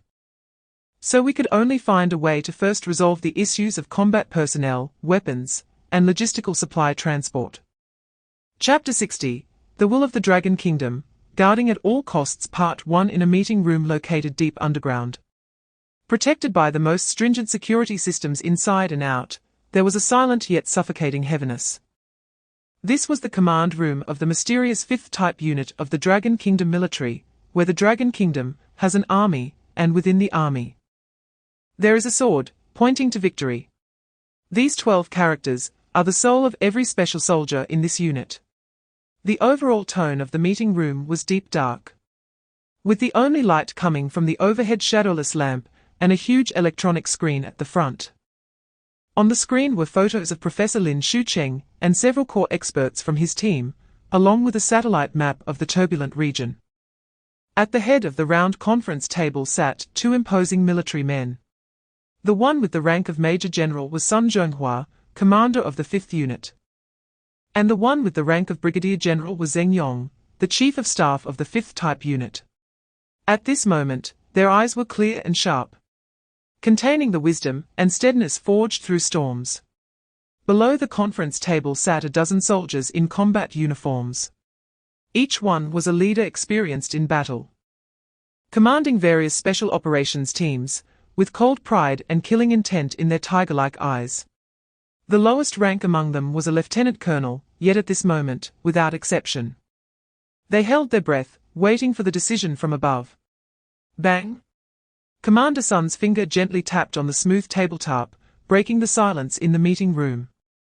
His voice was not loud, but carried an undeniable authority, clearly reaching everyone's ears. Everyone understands the situation. Academician Lin Shucheng and his team are the most precious wealth of the country. Their research results concern the rise and fall of the nation and the future of the nation. They are deeply concerned about the country and are now trapped. The current situation is also tied to the National Foundation, and the rescue plan must be implemented as soon as possible. There is only one principle, at all costs. Ensure that Academician Lin and his team members return safely. Yes? The generals below responded in unison, their voices resonant, filled with the resolve of soldiers. A strong-willed colonel could not help but speak first, his voice loud and filled with suppressed anger. Damn it. These bastards just can't stand our Dragon Kingdom doing well. To hinder our development process, they will stop at nothing.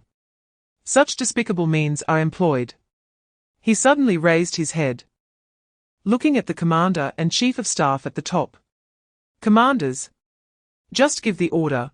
How should we proceed? My entire team will resolutely complete the mission. With swords drawn, we will win. Everyone's gaze focused on the commander and chief of staff, but in their hearts, they were secretly cursing, damn. This madman has stolen the limelight again. It seems we will be sidelined this time. At this moment, Chief of Staff Zheng Yong remained calm. His eyes like a deep well, profound and cold. He slowly raised his head, first giving a slight nod to Commander Sun and the soldiers below. Then spoke in a calm yet bone-chilling tone, "If they want it, then give it to them." This statement left a few generals slightly stunned. But Chief of Staff Zeng's next words immediately made everyone feel the iron will and determination hidden beneath that calm tone. "Things are dead, people are alive. The research results may be lost, but we can research and break through again.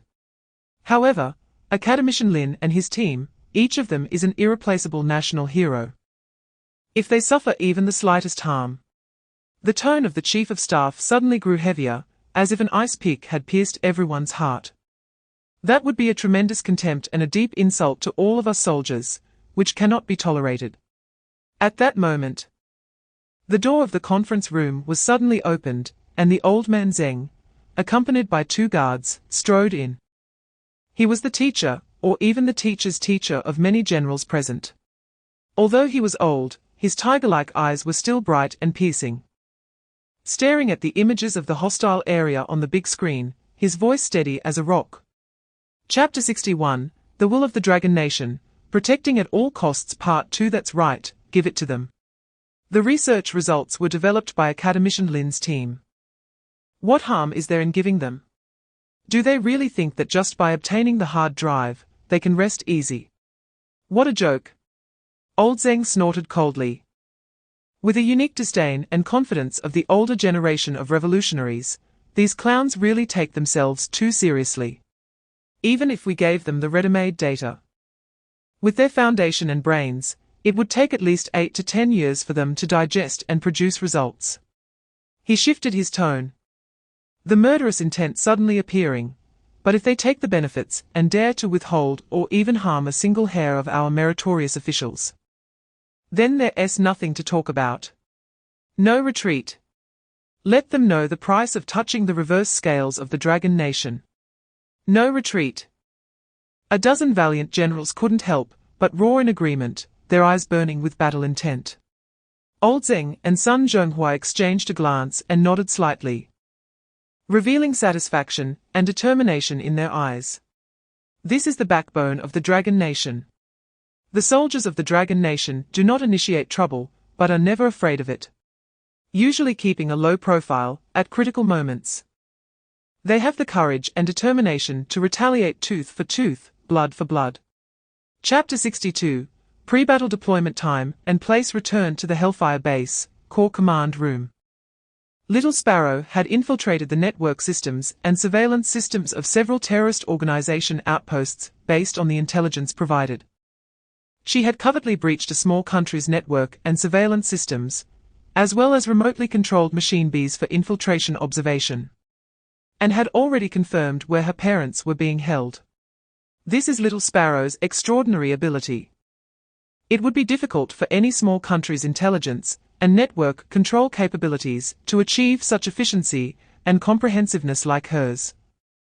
The enormous holographic sand table accurately displayed the terrain and topography of the target area located in a secret terrorist base in the border mountains of a certain unstable country in the Middle East. The architectural structure, the locations of watchtowers, the distribution of fire points, and even the speculative structure of underground facilities were all clearly visible on the sand table. Zero stood before the sand table, his gaze as cold as a knife. Little Sparrow, Cold Sting, Iron Block, and the 12 core members of the expanded Zero team stood at attention on either side, along with the 3 other squad leaders of the base. Baroque, Zhu Yang, and Silence sat behind, completely handing over command to Zero. The situation was urgent, no time for idle chatter. Zero's voice broke the silence. Little Sparrow's parents and the entire quantum research team have been kidnapped and are being held here.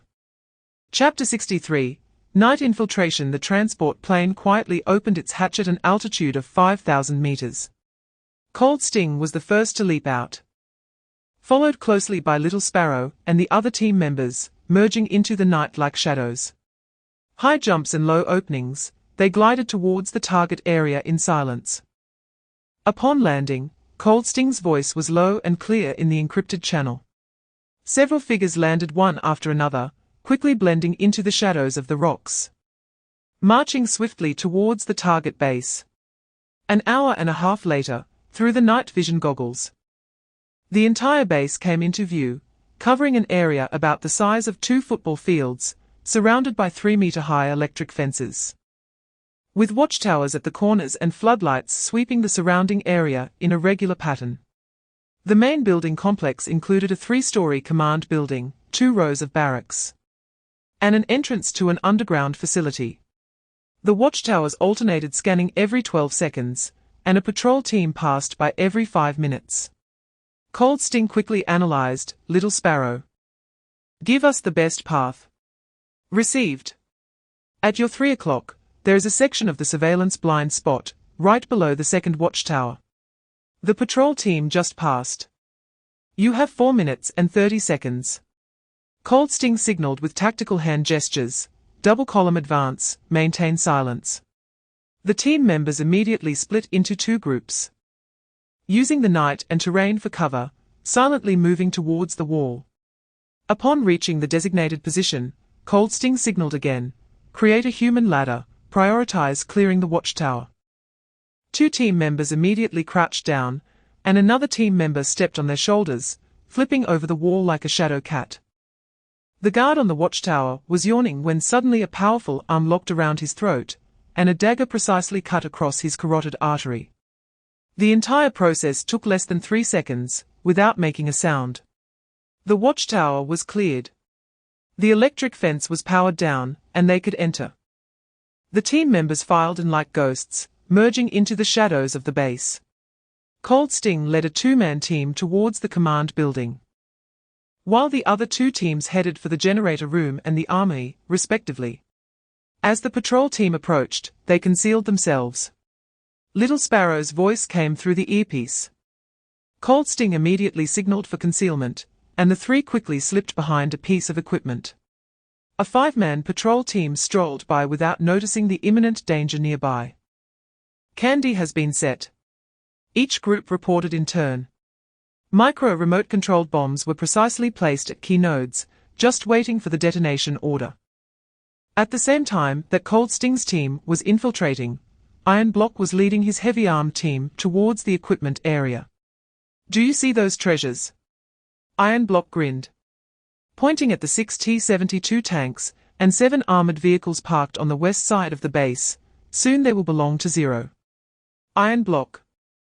There are 2 fixed sentries and 4 mobile sentries in the equipment area. Little Sparrow provided real-time intelligence. I suggest approaching from the eastern maintenance passage. Received. Iron Block signaled for a dispersed encirclement. 8 team members immediately split into 2 groups, using the night and equipment shadows to approach the target. A mobile sentry was smoking next to a tank when suddenly a hand emerged from the shadow of the tank, covering his mouth, and a combat knife was precisely plunged into his heart. The perimeter was cleared. Enter the tank. Iron Block agilely climbed onto the nearest tank, pried open the hatch, and slid inside. 2 crew members inside were dozing off, and before they had time to react, Iron Block resolved them with a silenced pistol. Baby, now you're mine. He patted the control stick, starting to familiarize himself with the control system. Other team members also successfully seized 3 tanks and 2 armored vehicles. Heavy Squad 1 in position. Heavy Squad 2 in position. At a vantage point 1100 meters from the base, the sniper team was quietly taking their positions. Team leader Eagle Eye signaled for dispersal, and 4 snipers immediately fanned out, each finding the best shooting position. Eagle Eye in position. Good visibility, wind speed 4 meters per second, humidity 35. Eagle Eye looked through the high-precision scope of the MX-8 sniper rifle, clearly seeing every movement within the base. Venom in position. Target locked on the eastern watchtower. Shadow in position. The western patrol team is within my range. Ghost in position. Heavy weapon platform locked on. 4 snipers reported being in position almost simultaneously.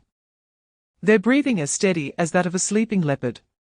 Chapter 64 Thunder Strike. 5-minute showdown. Boom. The order from Zero was concise and powerful. Boom. Boom. Boom. Inside the base, the coldly set explosives detonated almost simultaneously. Power was instantly cut off, and the backup generator was destroyed as soon as it started. The communications center turned into a sea of flames. Chaos ensued. Heavy assault team, move out. Zero roared. Heavy assault team, advance. The tank driven by Iron Block took the lead, its turret turning to blast the nearest watchtower into the sky. Ha ha ha. Now that's refreshing. Iron Block laughed over the radio. Brothers, follow me. The captured heavy equipment fired simultaneously, instantly tearing apart the base's defenses. The sniper team eliminated enemies trying to operate heavy weapons from the high ground, with the assault team closely following the armored vehicles. The entire base erupted into chaos. Terrorists rushed out of the barracks, attempting to organize a counterattack. Sniper team, free hunt. Zero commanded. The sniper rifle of Eagle Eye spat flames, and an enemy operating a heavy machine gun fell to the ground. High-value target eliminated. Venom shot continuously, taking down 3 enemies attempting to rush the missile launcher. Want to drive? You have to ask me first. Shadow and Phantom focused on eliminating officers and commanders attempting to organize a counterattack. Chapter 65 Homecoming. At this moment, the base commander finally recovered from the initial shock and shouted, "What the hell do these lunatics want?" Just a few hours ago, a dispute over a batch of weapons injured a few of their men. Do they have to be this fierce? But they also knew that thinking about this now was pointless, and they could only order an immediate counterattack. They are outnumbered. Concentrate fire on those tanks. The commander shouted over the radio. Suddenly, all communication channels were drowned out by piercing noise. Dream on.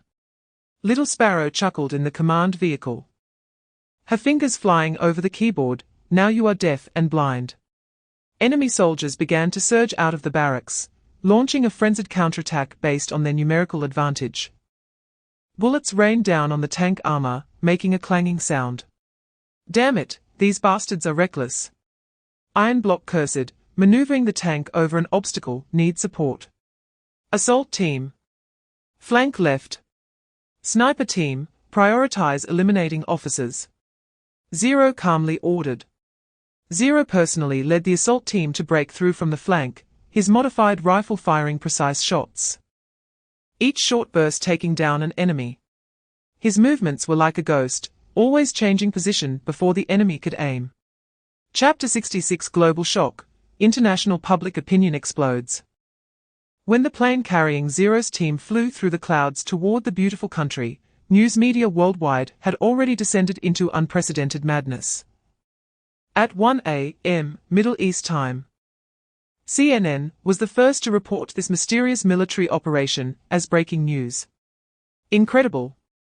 CNN's chief news anchor James Anderson nearly lost composure during the live broadcast, stating, "The satellite images we've just obtained show that a terrorist organization base in a Middle Eastern country was completely destroyed in 5 minutes.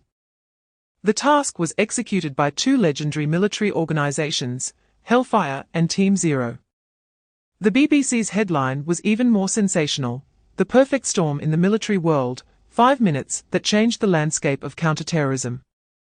The report detailed a comparison of satellite images before and after the base's destruction, showing 6 tanks, 7 armored vehicles, 2 rapid-fire artillery pieces, and dozens of defensive structures being precisely taken over or destroyed in a very short time. The most confusing aspect was that all media outlets were asking the same question: why? China Central Television urgently launched a special report program in the early morning, inviting military expert Professor Zhong to attempt to analyze the event. Professor Zhong adjusted his glasses in front of the camera, his brow furrowed. Chapter 67 High-Altitude Dialogue. Professor Lin's doubts. The special plane flew smoothly at an altitude of 10,000 meters, and the atmosphere in the cabin gradually shifted from the tension of battle to a subtle calm. Professor Lin and his wife were seated in relatively comfortable positions. while members of Team Zero were scattered around, maintaining professional vigilance. Professor Lin finally couldn't help but break the silence. Thank you again for saving us.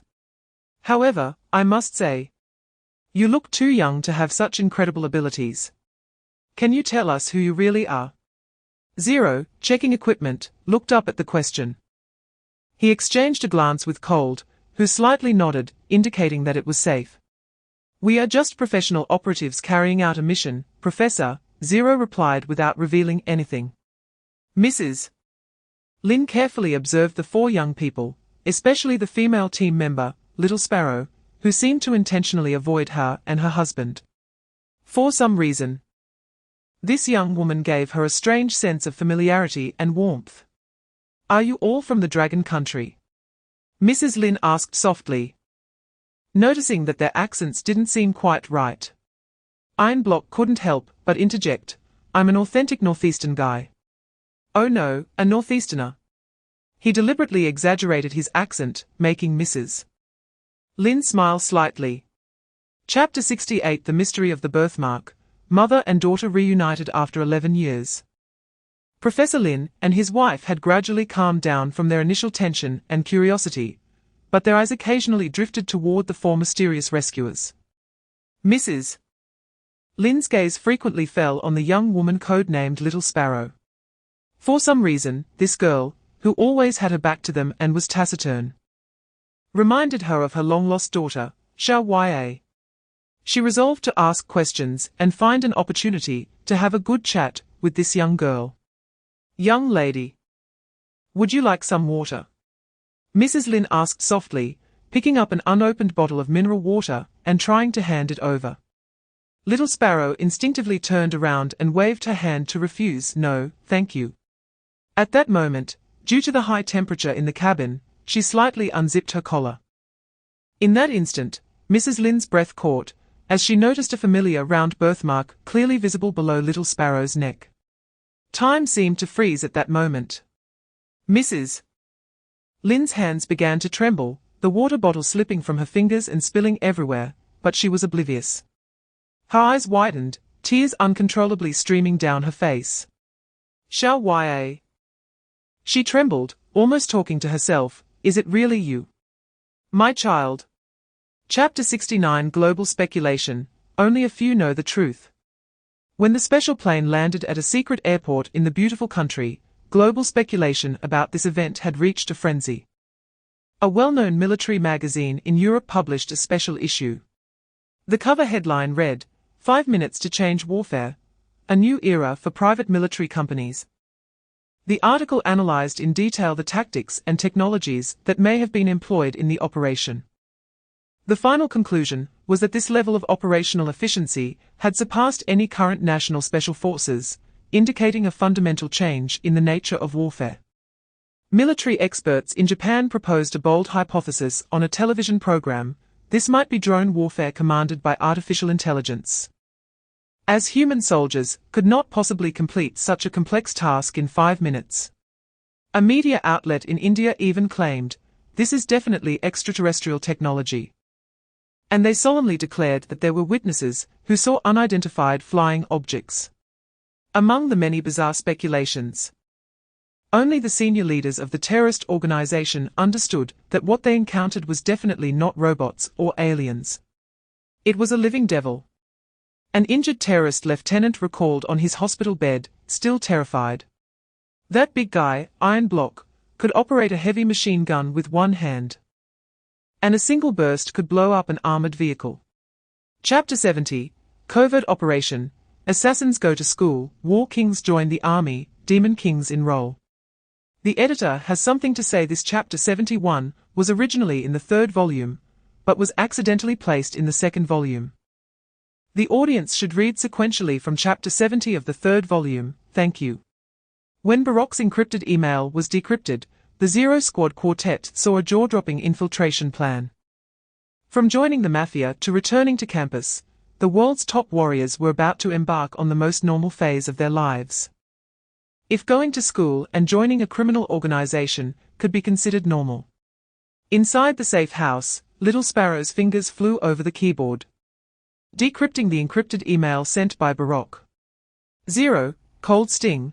An iron block surrounded her, stretching their necks like chicks waiting to be fed. Done. Little Sparrow pressed the last key. The email content unfolded on the screen, and the four instantly froze, their eyes nearly popping out of their sockets.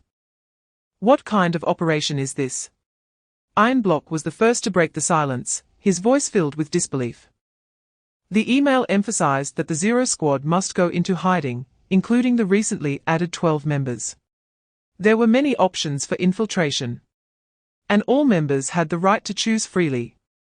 Detailing the infiltration choices for the 12 new members of the Zero Squad, Chapter 71, The Incredible Achievements and Crisis of the Zero Squad. Inside the safe house, the ring of a satellite phone shattered the brief silence. On the TV screen, reports of the Zero Squad's shocking achievements were broadcast worldwide. These warriors who had just returned from the brink of death realized the international uproar their actions had caused. The safe house was located in an abandoned factory on the edge of the city, with excellent sound insulation, almost isolated from the world. Only necessary equipment and medical supplies were neatly arranged. The air was filled with a mixture of disinfectant and dust. Ironblock was nearby, polishing his beloved heavy machine gun, humming an unknown tune. Cold Sting stood at the entrance like a statue, his ears slightly twitching, monitoring all external movements. Ding ding ding. A sudden, urgent, and distinctive ringing broke the tranquility of the safe house. Zero frowned. This ringtone represented only one person, Baroque. He took a heavy satellite phone from a compartment in his tactical backpack and pressed the answer button. Old killer. Kid, you should be safe now, right? Baroque's voice came through the receiver, lacking its usual flamboyance, replaced by a rare heaviness. Chapter 72, Harvard Storm, the Evil God Scholar and the Quirky Hacker's Campus Diary.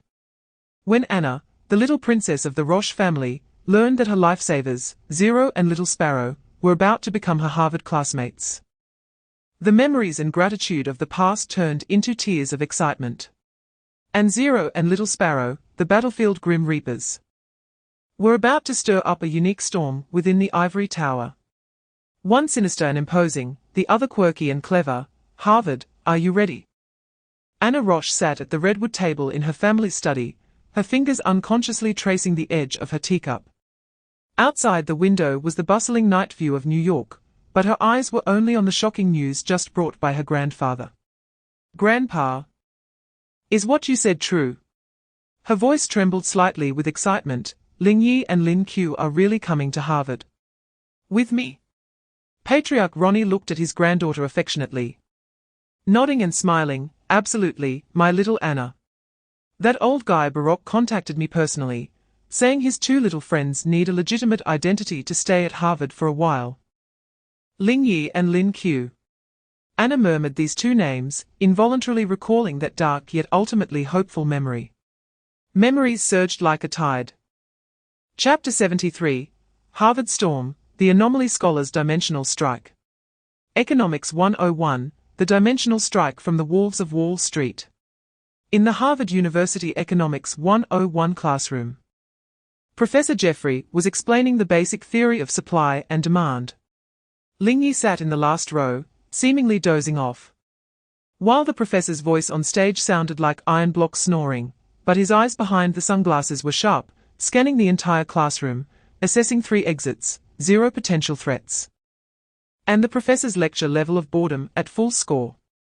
So, who can give an example of price elasticity of demand in real life? Professor Jeffrey looked expectantly at the students. There was silence. The students either avoided eye contact or looked confused, as the professor adjusted his glasses, preparing to answer himself. A lazy voice came from the back row, the cryptocurrency market. All eyes instantly focused on Ling Yi. He didn't even lift his head, maintaining a relaxed posture. Professor Jeffrey frowned. Can you explain that in detail, Ling? Ling Yi finally lifted his head, pushed up his sunglasses. Last Wednesday, I used 5 million in leverage to short Dogecoin, and made a net profit of 37 million within 24 hours. Does that count as price elasticity? Or is it considered market manipulation? Chapter 74, Secret Talks in Dragon Country, The Truth Behind the Heroes. When Professor Lin and his wife returned safely to Dragon Country, a seemingly routine conversation gradually unveiled the mysterious veil of the Zero Squad. The personal presence of Minister Li Weiguo made this conversation unusual. In a confidential meeting room of the Dragon Country National Security Department, Professor Lin Zhenhua and his wife Su Wan sat across from each other. Although they had just experienced the thrilling ordeal of being kidnapped by terrorists, the couple wore expressions of undeniable joy and relief. Professor Lin, Professor Su, thank you for cooperating with our work. A young Security Bureau official opened his notebook. This is just a routine inquiry, please don't be nervous. Professor Lin nodded gently. We understand, please feel free to ask any questions. Halfway through the inquiry, the door of the meeting room was gently pushed open. A middle-aged man dressed in a Zhongshan suit, with a calm demeanor, walked in, and his attendant gestured to the original inquiry officials. Minister Li has arrived. We'll take it from here. The inquiry officials immediately stood up and saluted before quietly exiting the room along with the attendant who had just spoken. Minister Li Weiguo sat down opposite the couple, wearing a gentle smile. Professor Lin, Professor Su, I am Li Weiguo, Minister of the National Security Department of Dragon Country. First of all, on behalf of the country, I welcome you back safely. Chapter 75, The Twin Beauties of the Capital City, the chess match between the player and the ice beauty in a top cafe in the capital city. Two stunning beauties with contrasting styles sit opposite each other. One is the stunningly cold frosted rose, while the other is the warm, spring-like girl next door. They were born on the same day, in the same month, and in the same year, sharing a sisterly bond, yet each carries her own troubles. Today, their discussion shifts from extravagant suitors to a more dangerous figure, the young master Chen Feng, who fancies himself a chess player. In the VIP room of the Lioli Time Cafe, the air is filled with fragrant incense, as the two 18-year-old girls sit across from each other, creating a stark contrast. Yang Rouge wears a sharply tailored black Dior suit that accentuates her snow-white skin.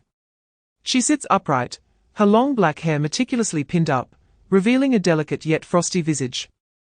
Her beauty is aggressive, resembling a black rose with thorns, making it hard for others to approach her. At this moment, she gracefully sips her single-origin hand-brewed coffee. Her movements elegant yet distant. Opposite her, Zheng Lingyu wears a pink Chanel tweed suit, her slightly curled short hair playfully tucked behind her ears, showcasing a sweet and charming face. Her beauty is warm and inviting, like the girl next door, making one want to get closer. At this moment, she rests her chin on her hand, with a matcha mousse that remains largely untouched in front of her. Chapter 76, A Mother's Guilt and Longing outside the Lioli Time Cafe, in a low-key yet luxuriously appointed black sedan. Chen Feng watches Yang Rouge and Zheng Lingyu's car merge into the traffic through the tinted windows. His fingers lightly tap on his knee. His gaze sharp as an eagle, completely devoid of the gentle demeanor he usually displays in public. Follow them, keep your distance, he instructs the driver in a flat voice. Yes, Brother Feng. Meanwhile, at a street corner, an eye-catching bright pink sports car is in a frenzy as Teng Fei starts the engine, mumbling, oh no. Why did Xiaoyu leave so quickly? I haven't even shown her my new car. In the passenger seat lies a large bouquet of extravagant multicolored roses, perfectly matching the color of his car. He floors the gas pedal, attempting to catch up, but nearly scrapes against a roadside pole, drawing the attention of passers-by. Inside the car ahead, Zheng Lingyu catches sight of the glaring pink through the rear window, and can't help but roll her eyes elegantly. Rouge Ji, look at him. Can't he pick a more low-key color? It's like he wants everyone to notice him. Yang Rouge's lips curl into a slight smile. Teng Fei's style has always been like this, blunt and single-minded. Right now, he's only got eyes for you. Which is an effective way to filter out those who aren't thick-skinned enough to be as ostentatious as he is. She pauses, adding, in contrast. Chenifeng's seemingly ordinary Audi A8 is probably modified to be sturdier than a bulletproof car. Chapter 77, The Return of the Business Tycoon, and New Developments in the Chess Game. Although the conflict in the Zheng family garden was forcibly suppressed by Zheng Sheng, the ripples it caused spread rapidly through specific circles in the capital city. Teng's second young master angrily threw punches for his beloved, targeting Li Rui, who enjoys considerable favor from his father.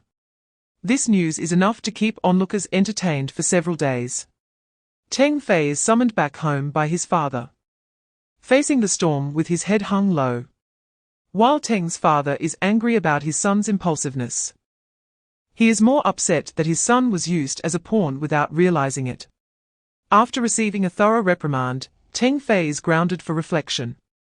However, the effects of this incident extend far beyond that. The next day, at the Teng Group headquarters in the top-floor office, a private plane quietly lands at the capital's airport. Soon after, a Rolls-Royce Phantom drives into the Teng Group's underground garage. The elevator goes straight to the top floor, where a young man dressed in an Italian haute couture suit strides out with an imposing aura. He bears a resemblance to Teng Fei but has sharper, more defined features and a piercing gaze, exuding the pressure of someone who has long held power. He is Teng Fei's older brother, Teng Ao, who has just completed a massive acquisition deal in Europe and officially taken over the family's core technology sector, including drones and smart chips. Chapter 78, The Strategy at the Birthday Banquet. In the core area of the capital city, the elegant yet secure Penglai Garden Club is brilliantly lit tonight. This is not a publicly accessible commercial venue, but a private estate owned by the Zhao family, primarily used for receiving important guests and hosting family celebrations, showcasing its discretion and privilege. The 80th birthday banquet of Old Master Zhao is destined to be a microcosm of the power structure in the capital city. At 7 o'clock, guests begin to arrive one after another. There are no flashing lights, only well-trained waitstaff silently moving about, and the faint aroma of sandalwood and high-end champagne fills the air. The first to arrive are Old Master Chen and his eldest son, Chenifeng's father, accompanied by Old Master Liu and his eldest son, the eldest son being the head of a state-owned enterprise. The Chen and Liu families are longtime friends and steadfast political allies, and their joint arrival itself signifies a certain power. Old Brother Zhao is in great health, a model for our generation. Old Master Chen booms as he shakes hands with Zhao Bowen, the eldest son of the Zhao family. Zhao Bowen, in his 50s, has an elegant and composed demeanor, holding a key position in a critical government department, making him a core figure of the second generation of the Zhao family. He responds with a smile, "Uncle Chen, Uncle Liu, your presence brings great joy to my father. Please, come inside." Chapter 79, The Underhanded Moves in the Chess Game, the Teng family's setback, and the smoke of business warfare in the deep autumn of the capital city. Ginkgo leaves blanket Chang'an Street. Beneath this golden tranquility, a thrilling power struggle is quietly unfolding. At 7 in the morning, Teng Ao has just finished his morning run and returned to the mansion when his phone rings urgently.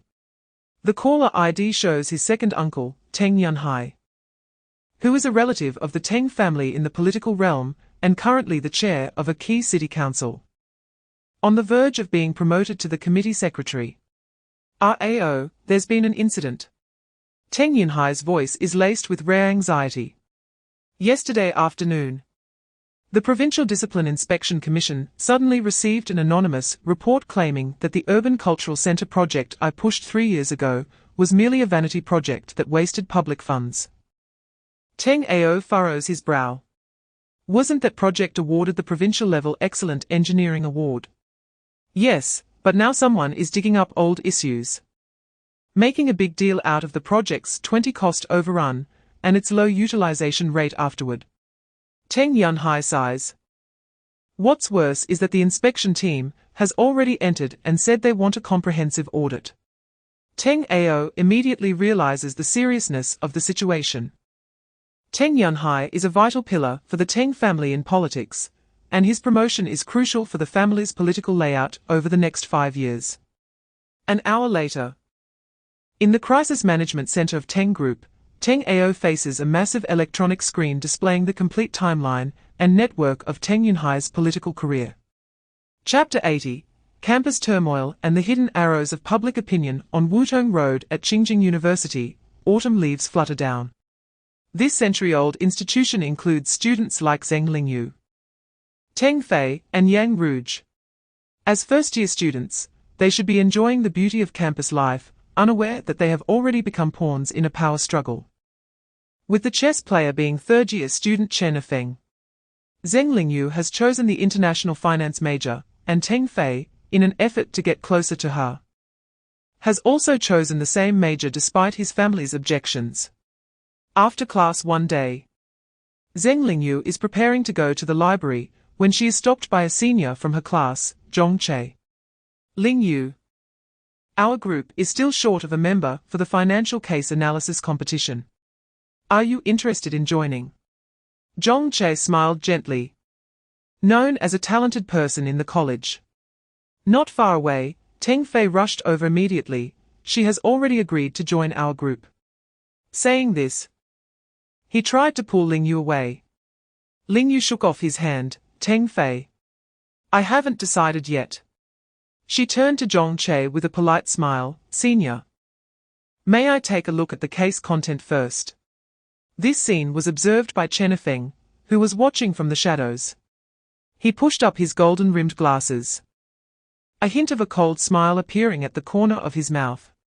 That night, Chen Feng arranged to meet Zhong Che in a private room at the reading pavilion. I want you to team up with Lingyu and act a bit closer, especially in front of Teng Fei. Chapter 81, Ice Blade Duel. Yang Rouge's triple kill in the old man's study of the Yang family in the capital city during late autumn. Yang Rouge was standing in front of the floor-to-ceiling window. The night was as dark as ink, and her slender fingers gently stroked the glass. Her reflection showing an extraordinarily beautiful face, but her almond-shaped eyes were filled with frost. Picking up her phone, she glanced at the contact name and the corners of her lips lifted slightly. Young Master Teng, I hope I'm not disturbing your rest. Her voice was calm and unruffled, revealing no emotion. On the other end of the line, Teng Ao let out a lazy chuckle. Sister Rouge calling me late at night. It must be more than just a concern about my rest, right? I want photos and some evidence of Chen Feng meeting with Zhong Che. Yang Rouge was straightforward. You should have plenty of good stuff on hand. Teng Ao paused, his tone playful. Oh? Sister Rouge, what big plans do you have? I simply don't want to see Chen Feng too comfortable. I also believe that if young Master Teng doesn't have even these, he wouldn't deserve to be the young master of the Teng family. Her voice remained calm, but a sharp glint flashed in her eyes. I don't think young Master Teng would refuse, would he? There was a moment of silence on the other end of the phone, followed by a deep laugh. The eldest young lady of the Yang family truly lives up to her reputation. However, I am curious about what you plan to do. Chapter 82, The Chess Game in the Capital, Family Struggles and the Dawn of a New Era, as the aftermath of Yang Rouge's triple kill settled. Major families in the capital began closed-door discussions. The Chen family's reflections, the Zheng family's decisions, the Yang family's considerations, and the choices of various families silently unfolded in this war without gunpowder. In the study of Old Master Chen, the redwood furniture exuded the fragrance of time. Old Master Chen sat upright in an armchair, with his eldest son Chen Jiping and second son Chen Jianjun seated on either side, while Chen Feng stood respectfully to the side. Feng, you need to learn from this incident. Old Master Chen began slowly, his voice steady and powerful. Even though your competition with Teng Ao was won beautifully, you used too many family resources. In the future, you need to learn how to solve problems with your own energy. Chen Jiping interjected, Father is right. Your calculations against Teng Fei were indeed a bit beneath us. For us older generations, if it were a proper competition, why use these means? Chen Jianjun was more direct. The most important thing is You shouldn't have involved that little girl from the Zheng family. If you hadn't used Xiaoyu as a pawn, Yang Rouge wouldn't have retaliated. Old Master Chen nodded. His gaze sharp, exactly. If you hadn't taken action against Xiaoyu, making her an invisible pawn in your attack on Teng Ao, the Zheng family and the Yang family wouldn't have teamed up to strike at you. Because everyone knows that Teng family's young grandson Teng Fei treats the Zheng family's girl as his reverse scale. And any male peer approaching Xiaoyu will cause him to lose his mind and become a roaring lion. The result was that while you won against Teng Ao, there are still many deficiencies in your methods. Chapter 83. The Poison Princess's plan to ward off pursues. Time flew by. 3 months passed in the blink of an eye. The capital of Longguo saw a whirlwind of changes. Each made decisions for their families and personal trajectories. The Dragon Capital Club, created by Chen Yifeng, resonated throughout the capital circle.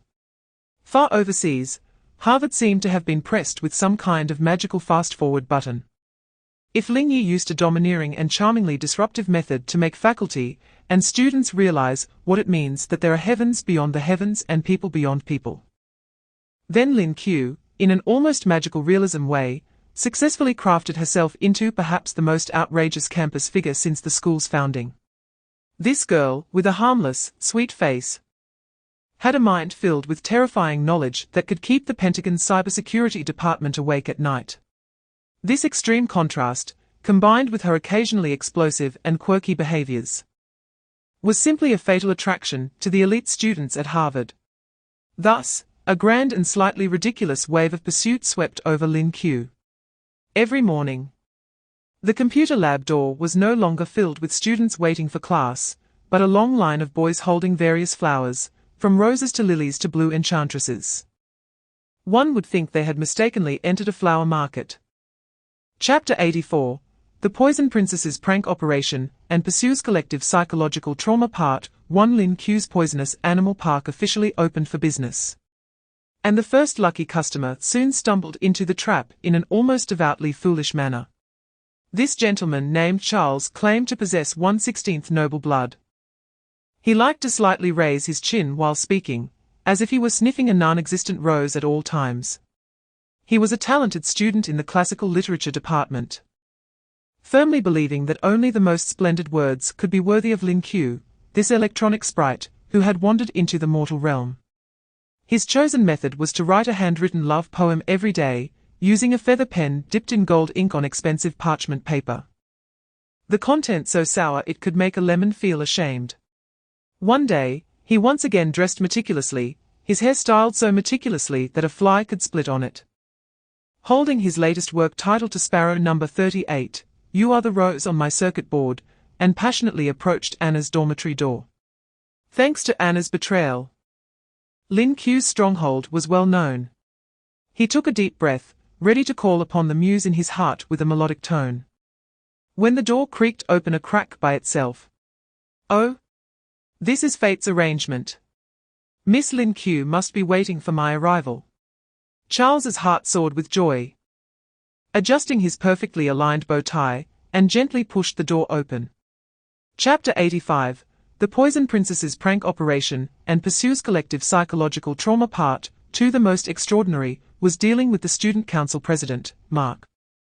After being crushed by Lin Q's technical prowess, this guy actually developed Stockholm Syndrome, pursuing her even more fiercely.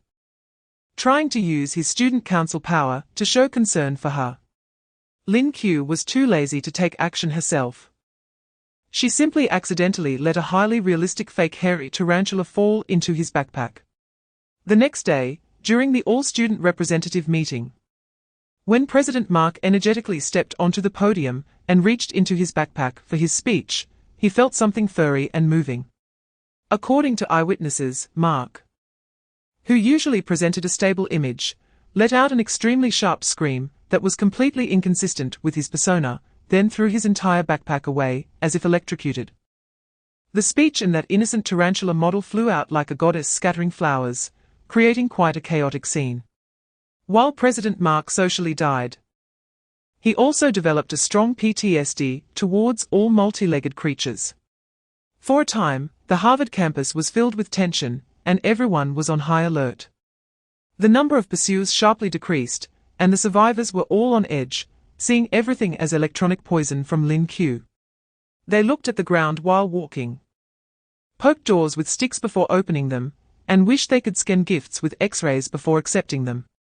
Chapter 86, Lingyi the Tears and Love of Zheng Ling Long.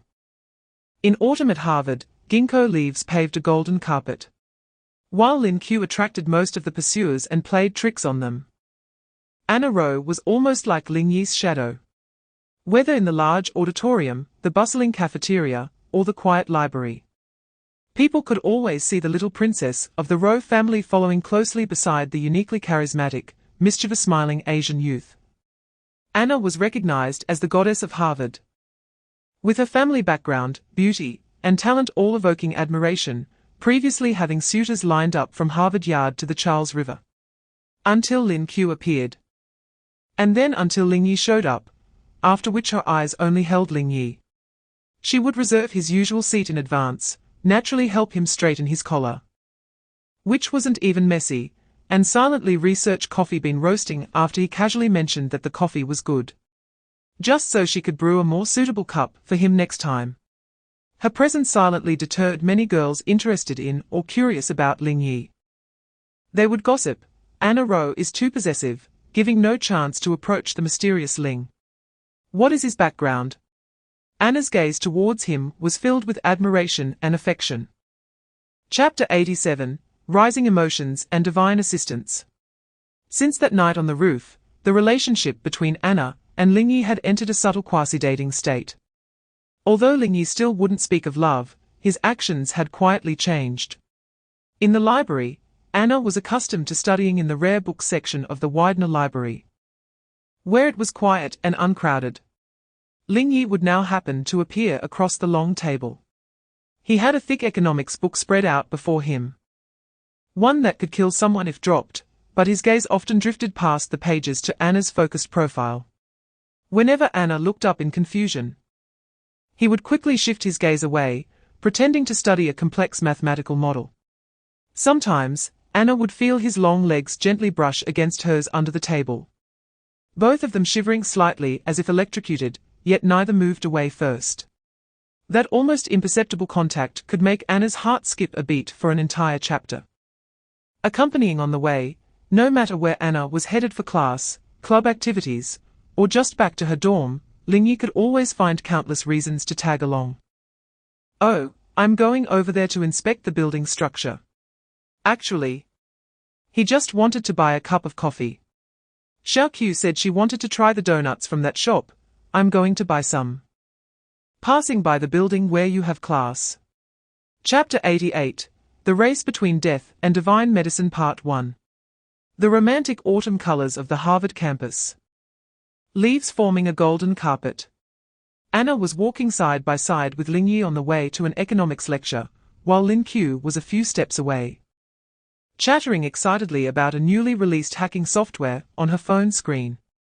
Lingyi appeared casual, but was always alert. As Anna gazed at the profile of his face outlined by the sunlight, her heart was filled with sweet tranquility. Her eyes involuntarily fell on Lingyi, as if he were the only focus in the world. Every movement and expression of his made her feel incredibly warm and secure. They walked in silence, not exchanging many words, but that tacit understanding and connection made Anna feel immensely happy. She knew Lingyi was a very intelligent and talented person, with a future full of infinite possibilities. And she, too, was striving to pursue her dreams, hoping to create a better future together with Lingyi. On this beautiful autumn day, Anna and Lingyi spent a period filled with romance and tranquility, and their story was just beginning.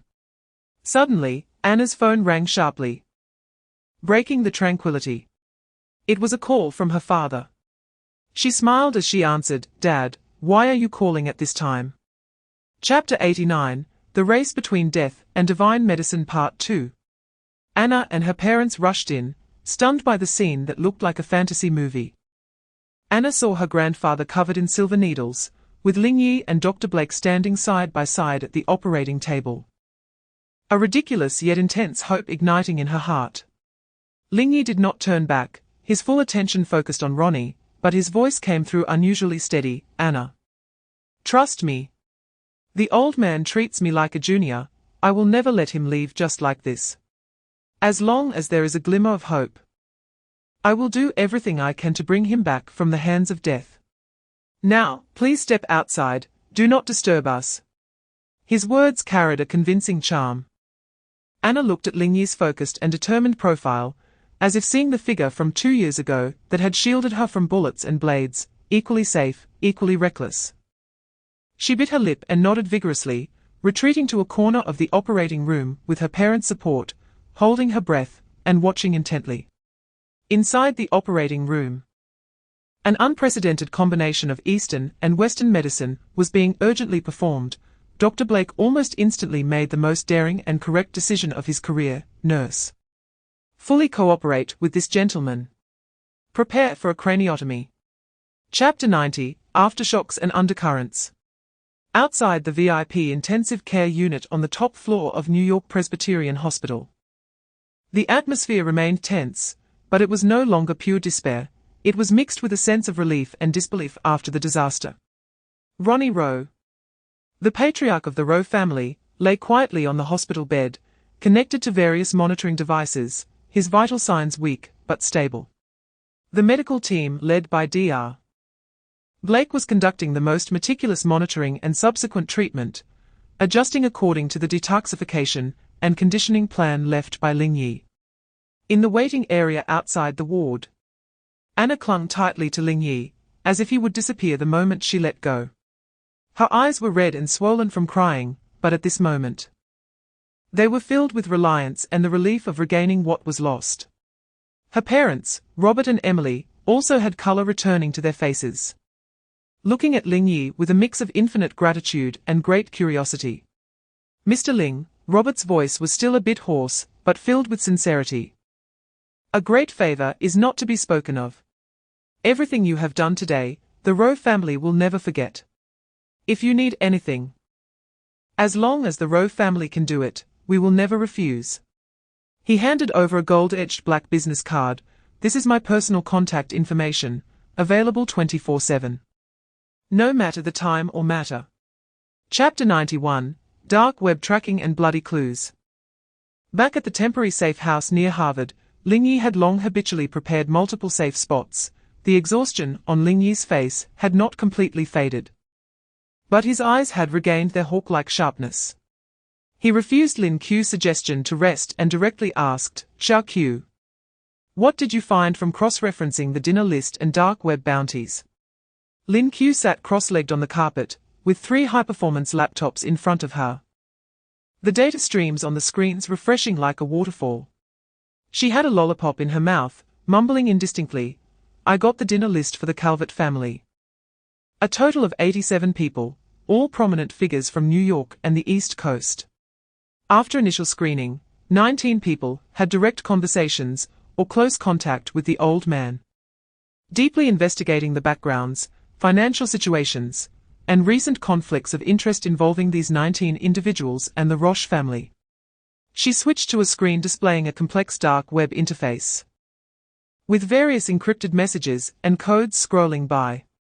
There were currently no direct bounties targeting the head of the Roche family on this side of the dark web. However, she typed a few keys to pull up several messages marked by a special algorithm. I caught a few vague discussions about customized neuroinhibitor drugs and eliminating old targets. Chapter 92, Midnight Visitor and the Hounds end in a luxurious apartment in New York's Upper East Side. Kenneth Boyle was surrounded by an atmosphere of anxiety and corruption despite the opulent decor. Dressed in an expensive silk robe, he could not find peace to sleep. His whiskey glass shaking in his hand, as the Hound's threat of if he comes back echoed in his mind. Suddenly, the high-end smart home system screen in his study flickered without warning, instantly turning into static, then displaying a grotesque skull image, before returning to normal. Boyle jumped, thinking it was a system malfunction, and muttered, damn technology. However, a cold voice, laced with a hint of malevolence, unexpectedly came from behind him, technology can indeed be damned. Especially when it fails to protect you, Mr. Boyle. Boyle froze, his blood seemingly freezing in an instant.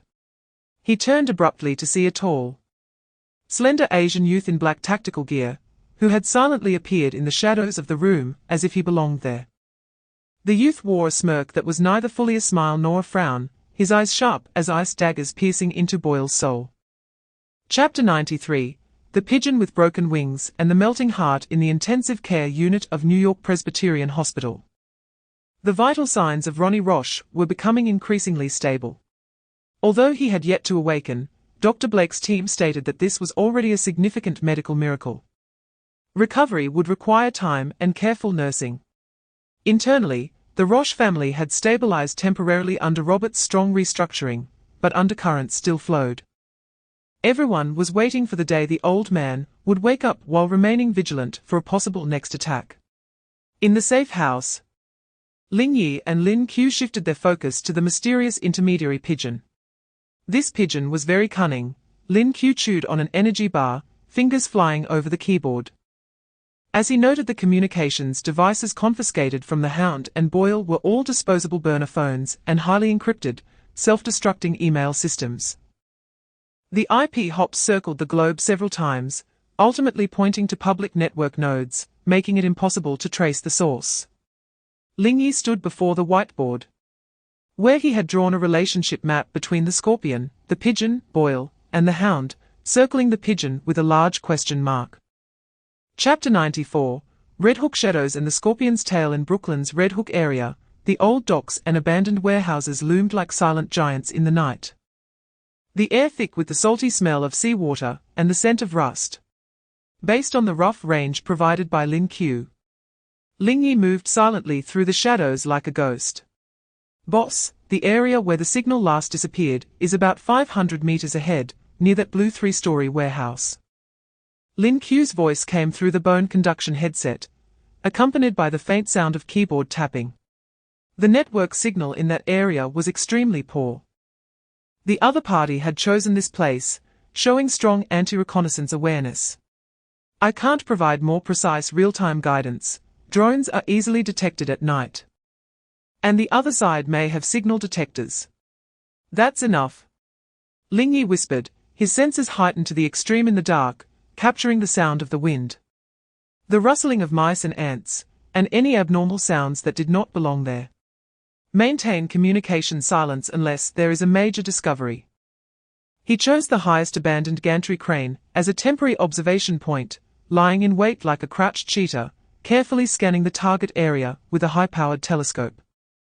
Time ticked away, with only the monotonous sound of waves crashing against the shore surrounding him. Chapter 95, The Traitor's Cloud and the warmth of the night. New York Presbyterian Hospital had seemingly transformed into a heavily guarded fortress. Robert Roche heeded Ling Yi's warning and replaced all external security, leaving only his personally selected family core security team with absolutely clean backgrounds, which Ling Yi personally inspected for security arrangements, adding anti-sniper points and signal jamming zones for specific frequency bands.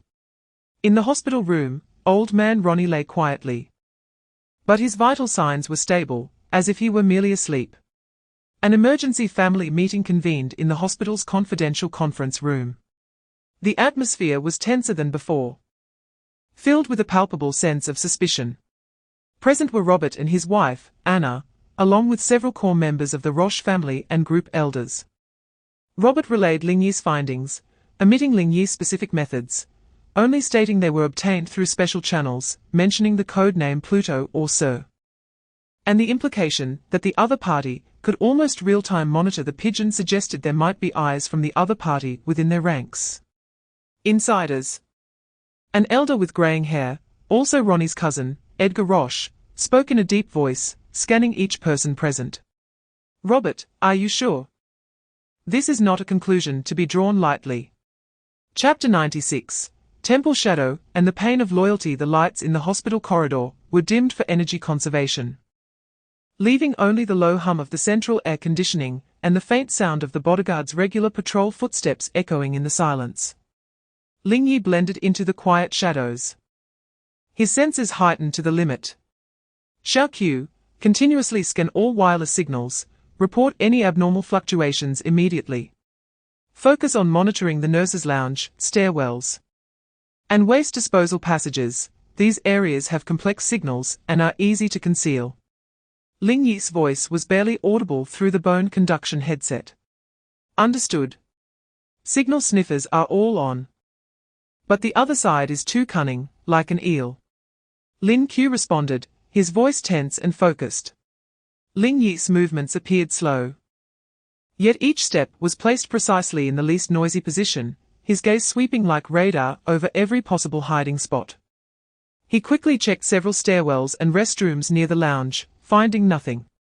Since the other side could almost real-time transmit messages, it indicated they understood the hospital's monitoring and security patrol patterns perfectly, and had excellent hiding abilities. Ling Yi's mind raced through the hospital's layout. Besides the regular areas, there were also some equipment rooms and pipe shafts that were rarely visited. Chapter 97, Poison Blade at the Neck and Second Level Rescue. The VIP room was suddenly thrown into chaos. The loud alarm of the heart monitor hit everyone like a heavy hammer on their hearts. Old man Ronnie's heart rate plummeted from a stable 70s to 40 and continued to drop. Blood pressure was also rapidly decreasing, and the blood oxygen saturation level emitted alarming warnings. Quick! Administer 1 milligram of adrenaline intravenously. Prepare for defibrillation. Check all 4 lines. Immediately stop all medications being administered. Dr. Blake, sweating on his forehead, issued commands rapidly, but his voice carried a hint of barely detectable panic. This situation came too suddenly, completely inconsistent with the expected postoperative complications. Anna was kept outside the door by bodyguards. Through the glass, she saw the chaos inside and her grandfather's rapidly deteriorating vital signs, causing her to tremble all over. Tears blurring her vision, nearly collapsing. Ling Yi threw the unconscious Marcus to the bodyguard at the door. Keep an eye on him. He then rushed into the ward like a whirlwind. His gaze was like the most precise scanner, instantly sweeping through all the equipment, tubes, and medical staff. Dr. Blake was about to personally administer adrenaline to Ronnie. Wait! Ling Yi shouted sharply, grabbing Dr. Blake's wrist. His strength was immense, and Blake felt pain, stopping his actions immediately. Chapter 98, The Silent Night Wolf and the Undercurrents of the Family. Dawn was approaching, but New York Presbyterian Hospital was far from peaceful. The VIP floor was completely sealed off, and the atmosphere was tense as a bowstring. Robert Roth was filled with rage and cold sweat after learning that his father had almost fallen victim to poison again. He immediately ordered the temporary isolation and review of all medical personnel who might have had contact with Marcus or could access the medication cart in the ward, regardless of their position. This move caused considerable panic and complaints within the hospital, but it had to be done for absolute safety. Ling Yi took a brief moment to rest in the lounge, recovering some energy. His face was still pale, but the cold light in his eyes was more intense. Lin Q was remotely controlling the system, frantically filtering through vast amounts of data. Boss, I have checked all the female personnel with access to that floor and the medication cart in the last 3 hours, totaling 47 people. Lin Q spoke quickly. Based on surveillance, we initially ruled out those with clear alibis and no abnormal movements, leaving 9 targets for in-depth screening. However, no obviously suspicious behavior was found. What about their identities? Financial situations? Communication records? Ling Yi asked. I am currently digging deep into multiple threads. This will take time. Lin Q replied. The Night Wolf is more cautious than a carrier pigeon. The code Marcus provided is likely just a one-way contact disguise. The Night Wolf might not even be on the medical staff list, but could be disguised as someone else, or have completed the poison substitution through extremely secretive means. Chapter 99, The Death of the Pianist and the Data Black Box. In the upscale apartment building of the Upper West Side, the night appeared tranquil and expensive. Ling Yi easily avoided the lobby manager's gaze based on the address provided by Lin Q, using the fire escape to reach the target floor. The hallway was carpeted thickly, absorbing all sounds of footsteps. He stood before the target apartment door, hesitating to act. His senses extended like invisible tendrils, capturing movements inside. A dead silence. No breathing. No heartbeat, no signs of life. Only a cold, ominous stillness. Ling Yi's expression hardened. He no longer hesitated. Pulling out a small tool from his pocket, and gently manipulating the door lock, not through brute force, but with a high level of skill that simulated the electronic signal of a legitimate key. The lock clicked softly, and the green light lit up. He slowly pushed the door open, and a faint, almost imperceptible bitter almond scent wafted through the air. Cyanide. Ling Yi held his breath, his muscles tensing instantly. His sharp gaze sweeping across the living room. There, he saw an elegantly dressed elderly woman lying quietly beside the piano, her face serene, even bearing a hint of eerie calmness, but her lips and fingernails exhibited the pale cherry-red color typical of cyanide poisoning. She had been dead for quite some time. Chapter 100. The night before awakening and the poisonous snake bearing its fangs, New York Presbyterian Hospital seemed to have transformed into a fortress on the brink of a decisive battle. Upon learning that his father was expected to awaken, Robert Roth, filled with joy, immediately implemented Ling Yi's warning, raising the security level to the highest.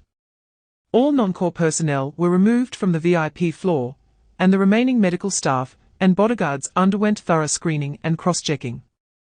Each person was issued a special identification wristband and informed that any orders must be given directly by Robert or Ling Yi to be executed. Inside the ward, Dr. Blake's team stood ready, monitoring any subtle changes in Old Master Ronnie. Vital signs were stable and improving, and brain-wave activity was becoming increasingly active. Awakening seemed to be just a matter of time. Anna stood outside the ward, her hands tightly clasped, filled with both hope and anxiety. She frequently glanced toward the end of the corridor, expecting the figure that would bring her peace to appear. Ling Yi returned to the hospital, shrouded in the chill of the night. He first checked on Marcus, who was being held in a modified storage room, guarded by 2 elite bodyguards. His mental state was on the verge of collapse, but he could no longer provide any valuable information. Chapter 101. The moment of confrontation and the family's lament. The air in the ward seemed to be instantly sucked away, solidifying into ice. Ling Yi's gaze, unmasked and infused with cold killing intent, locked onto Edgar Roth at the door like a tangible blade. On the hospital bed, the newly awakened Old Master Ronnie appeared to expend his last ounce of strength, his eyes fixed on Edgar, filled with shock, pain, and disbelief. He made gasping noises from his throat, but could not utter a word, only silently accusing with his eyes. Anna and Robert turned abruptly, looking at the suddenly intruding Edgar, and then at Ling Yi's reaction and their grandfather's pained expression. A terrifying thought, one they were unwilling to believe, surfaced in their minds, causing their faces to turn pale. Uncle Edgar. Robert's voice was incredibly dry and trembling. Your father just said. Edgar Roth stood at the door, the anxious and concerned expression on his face slowly peeling away like a mask. He did not panic, instead, after an initial stiffness, he revealed an almost calm, even slightly mocking expression. He gently adjusted the cuff of his expensive suit and walked into the ward, the door behind him being silently closed by his 2 trusted bodyguards, blocking the view of other family members and bodyguards outside. Chapter 102. At the end of fireworks and the lost lone wolf, the commotion and mix of joy and sorrow on the hospital's VIP floor were isolated by thick glass. As if in another world. Ling Yi left without a word, not even glancing back at the ward filled with complicated emotions, simply departing through the fire escape alone. The night was thick as ink, swallowing his tall and slender figure. The small road beside the hospital was silent and deserted, with only the dim streetlights stretching his shadow long, exuding an indescribable solitude. The autumn wind rustled, stirring the branches and leaves of the trees lining the road, producing a whispering sound, as if softly weeping and urging this passerby, who seemed so out of place, to leave quickly. Ling Yi stopped, leaning against the cold lamp post. shaking out a cigarette from the pack, bowing his head, cupping his hand around the flickering flame of a match to light it. The scarlet flame suddenly illuminated in the darkness, casting light on his chiseled profile. His gaze no longer held the cold sharpness of facing an enemy, nor the occasional softness he showed to Anna, but rather a profound exhaustion and emptiness. It was a weariness that seemed to emanate from his bones, as if he bore a weight far too heavy for someone his age. Chapter 103, Vanishing into Thin Air and the beginning of the journey home. A day had passed. Anna Roth had searched nearly every possible corner of Harvard's campus and the hospital, asking everyone who might have seen Ling Yi and Lin Q, only to receive confused shakes of the head in response. Ling Yi and the other person's phone was always turned off, and all communication apps were grayed out and offline, as if these two people had never appeared in her life. Panic and loss surged like a cold tide, gradually submerging her heart until it finally broke. Mom. He has left, just like that, without even a goodbye. Anna ultimately broke down and cried in her mother Emily's arms, her voice hoarse, tears soaking her mother's clothes. She was like a child who had lost their most beloved treasure, trembling all over, her golden hair losing its former luster, and her blue eyes swollen and filled with endless grievances and heartache. I can't find him anymore, nowhere to be found. Emily held her daughter tightly, gently comforting her, but could not provide an answer. She could understand the departure of the young man named Ling Yi. His world seemed to be filled with danger and secrets. But his sudden departure was undoubtedly a cruel blow to Anna, who had loved deeply. Chapter 104, Shocking Clue and the Zheng family's turmoil in the Dragon Kingdom. The capital city, 30 meters underground, in a heavily encrypted and absolutely hidden facility of an old factory. This was the core headquarters of the Dragon Kingdom's security department, so quiet that only the low hum of precision instruments could be heard. In the minister's office, Minister Li Weiguo was intently examining the 16 photos spread out on his large desk. These were the known profile photos of all members of the Zero team, each photo representing an existence walking on the edge of a blade, possessing extraordinary combat power. His gaze finally lingered for a long time on the photo at the top. The young man in the photo was remarkably young, but had a demeanor that belied his age, cold and resolute. His brows were sharp as knives, and one could sense an icy sharpness, and a hint of an elusive malevolence in his eyes through the photo. Minister Li frowned slightly, his fingers unconsciously tapping on the table. "It's too similar," he murmured, his gaze carefully scanning every detail of the photo, especially the contour of the brow bone and the line of the nose, which bore an uncanny resemblance to the stubbornness of the young Zheng from years ago, almost as if they were carved from the same mold. His heart jolted suddenly, an absurd yet uncontrollable thought emerging. Could it be that such a coincidence exists in this world? He immediately denied it, shaking his head vigorously, as if to rid himself of this unrealistic idea. Chapter 105, Thunder in the Courtyard and the nation's heavy weapon in the eastern suburbs of the capital city. An old courtyard that had weathered many storms, and was steeped in a sense of heavy history.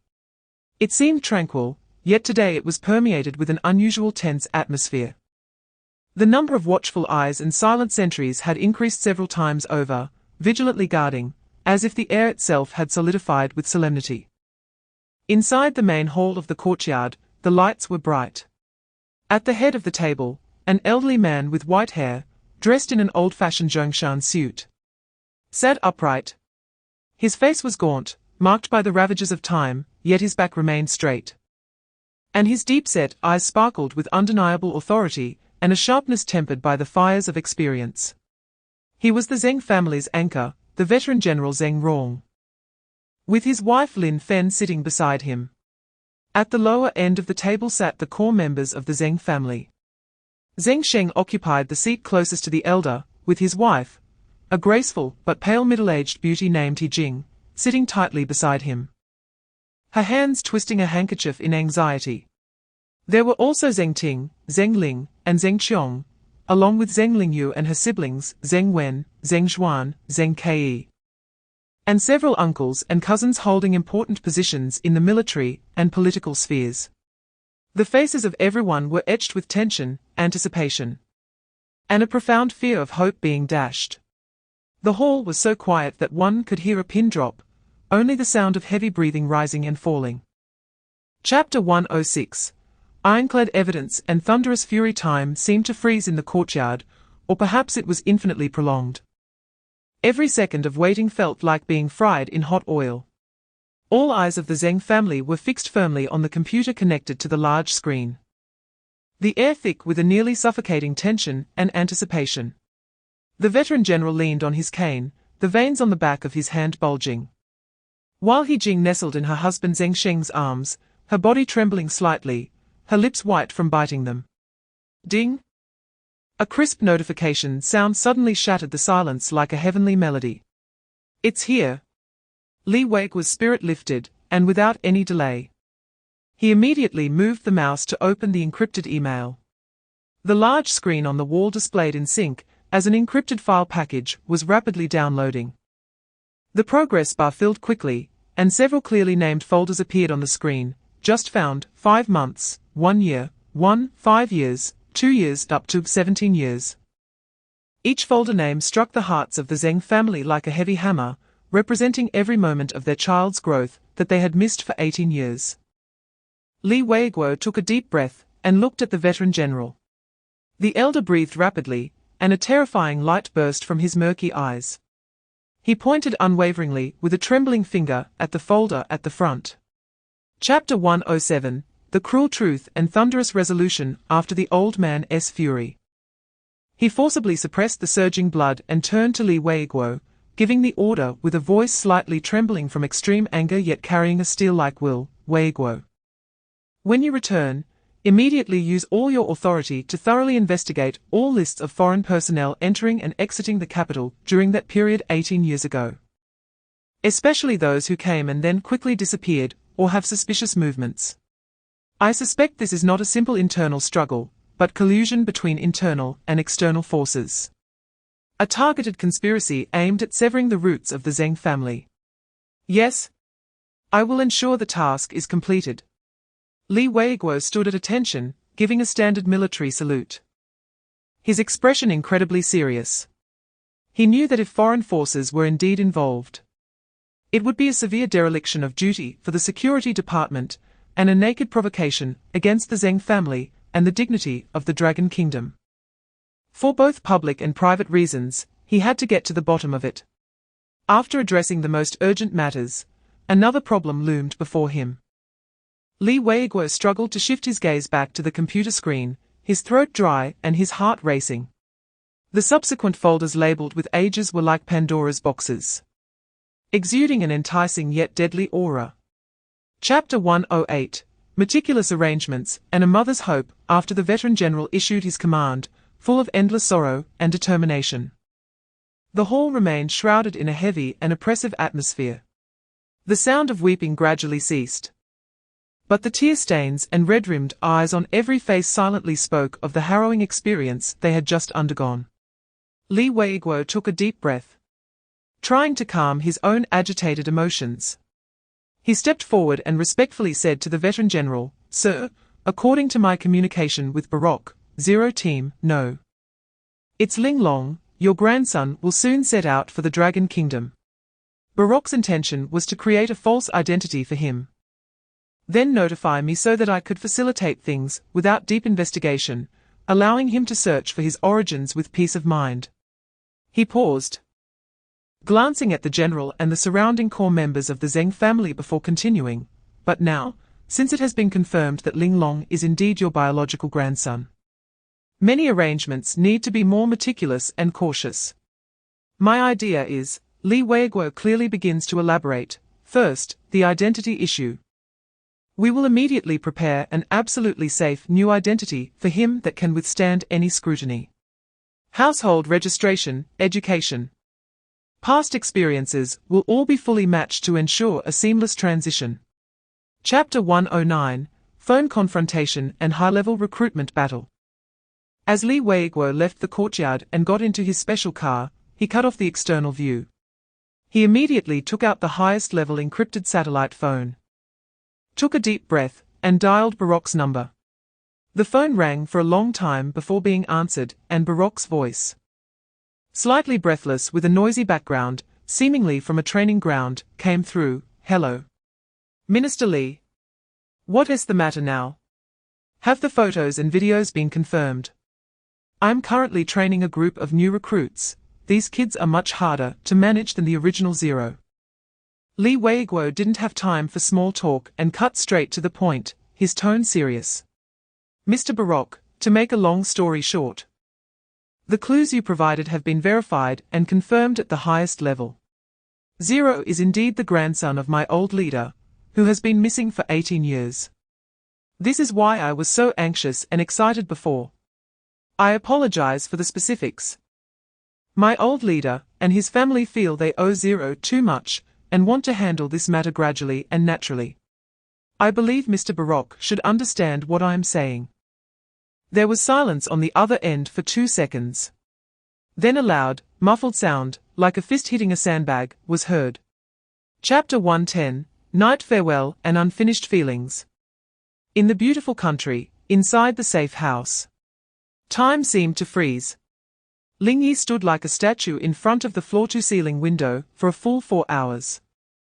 Outside the window was the dazzling yet cold starry sky of the city, with flickering neon lights and bustling traffic, outlining a prosperous silhouette that brought no warmth to his eyes. He didn't know exactly what he was thinking. He only felt a hollow emptiness in his chest, an indescribable sense of confusion and fatigue overwhelming him. This city was the first place he stayed after leaving the cold, cruel base, but not on a mission. Here, there was no unending training, no ever-changing battlefield, no must-complete killing orders, but a more complex emotion was entwined with him. Home? Did he ever have one? The place called the base might count as a stronghold providing shelter and weapons, but it was definitely not home. And here, it was even less so. His thoughts uncontrollably drifted to the blonde, blue-eyed girl, Anna Ross. 2 years ago, he brought her back from a hellish prison. 2 years later, she tried to pull him into another world called love with the most sincere emotions, but he hesitated. Chapter 111, Ling Long arrives in the capital and silent undercurrents. In the Dragon Country, at the international airport in the capital. In the arrival hall, the crowd was bustling. He Jing was almost staring at the electronic display screen above the international arrival passage with eager eyes. The status of that flight from across the ocean had long changed to arrived, and her heart raced faster with each passing second. Minister Lee. Why is time passing so slowly? He Jing couldn't help but ask again in a low voice, filled with anxiety and anticipation, her fingers unconsciously twisting the corner of her clothes. Beside her, Lee Weiguo smiled bitterly inside, but maintained a gentle and patient demeanor. Sister-in-law, don't rush. The plane just landed, and it takes time to collect luggage and go through customs. We arrived 2 hours early, so the waiting time feels especially long. At this moment, the minister of the security department seemed more like an ordinary uncle accompanying a friend to pick someone up.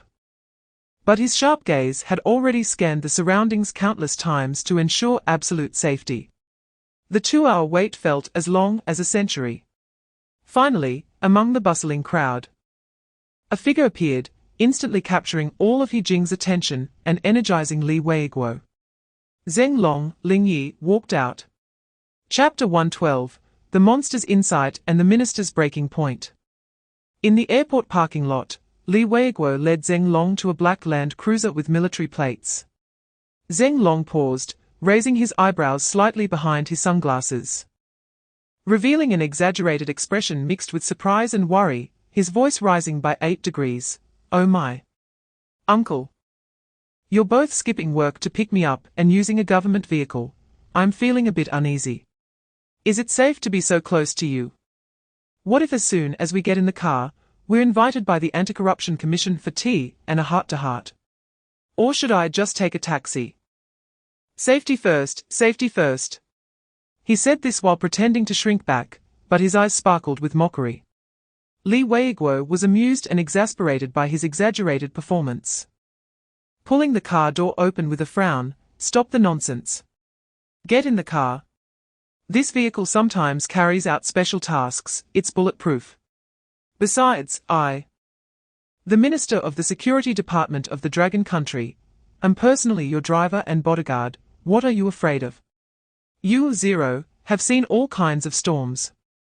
Bombs exploding nearby 1T even make your heart race. Are you still afraid of being too close to me?" Li Weiguo knew he still had his guard up against him, so he wanted to keep a distance. Chapter 113, The Incident in the Qianlong Hall and the Minister Cleaning Up. In the capital city, at the Longting Pavilion Restaurant, 2nd floor Qianlong Hall. This place was extravagantly decorated, practically shouting money is no object at the door.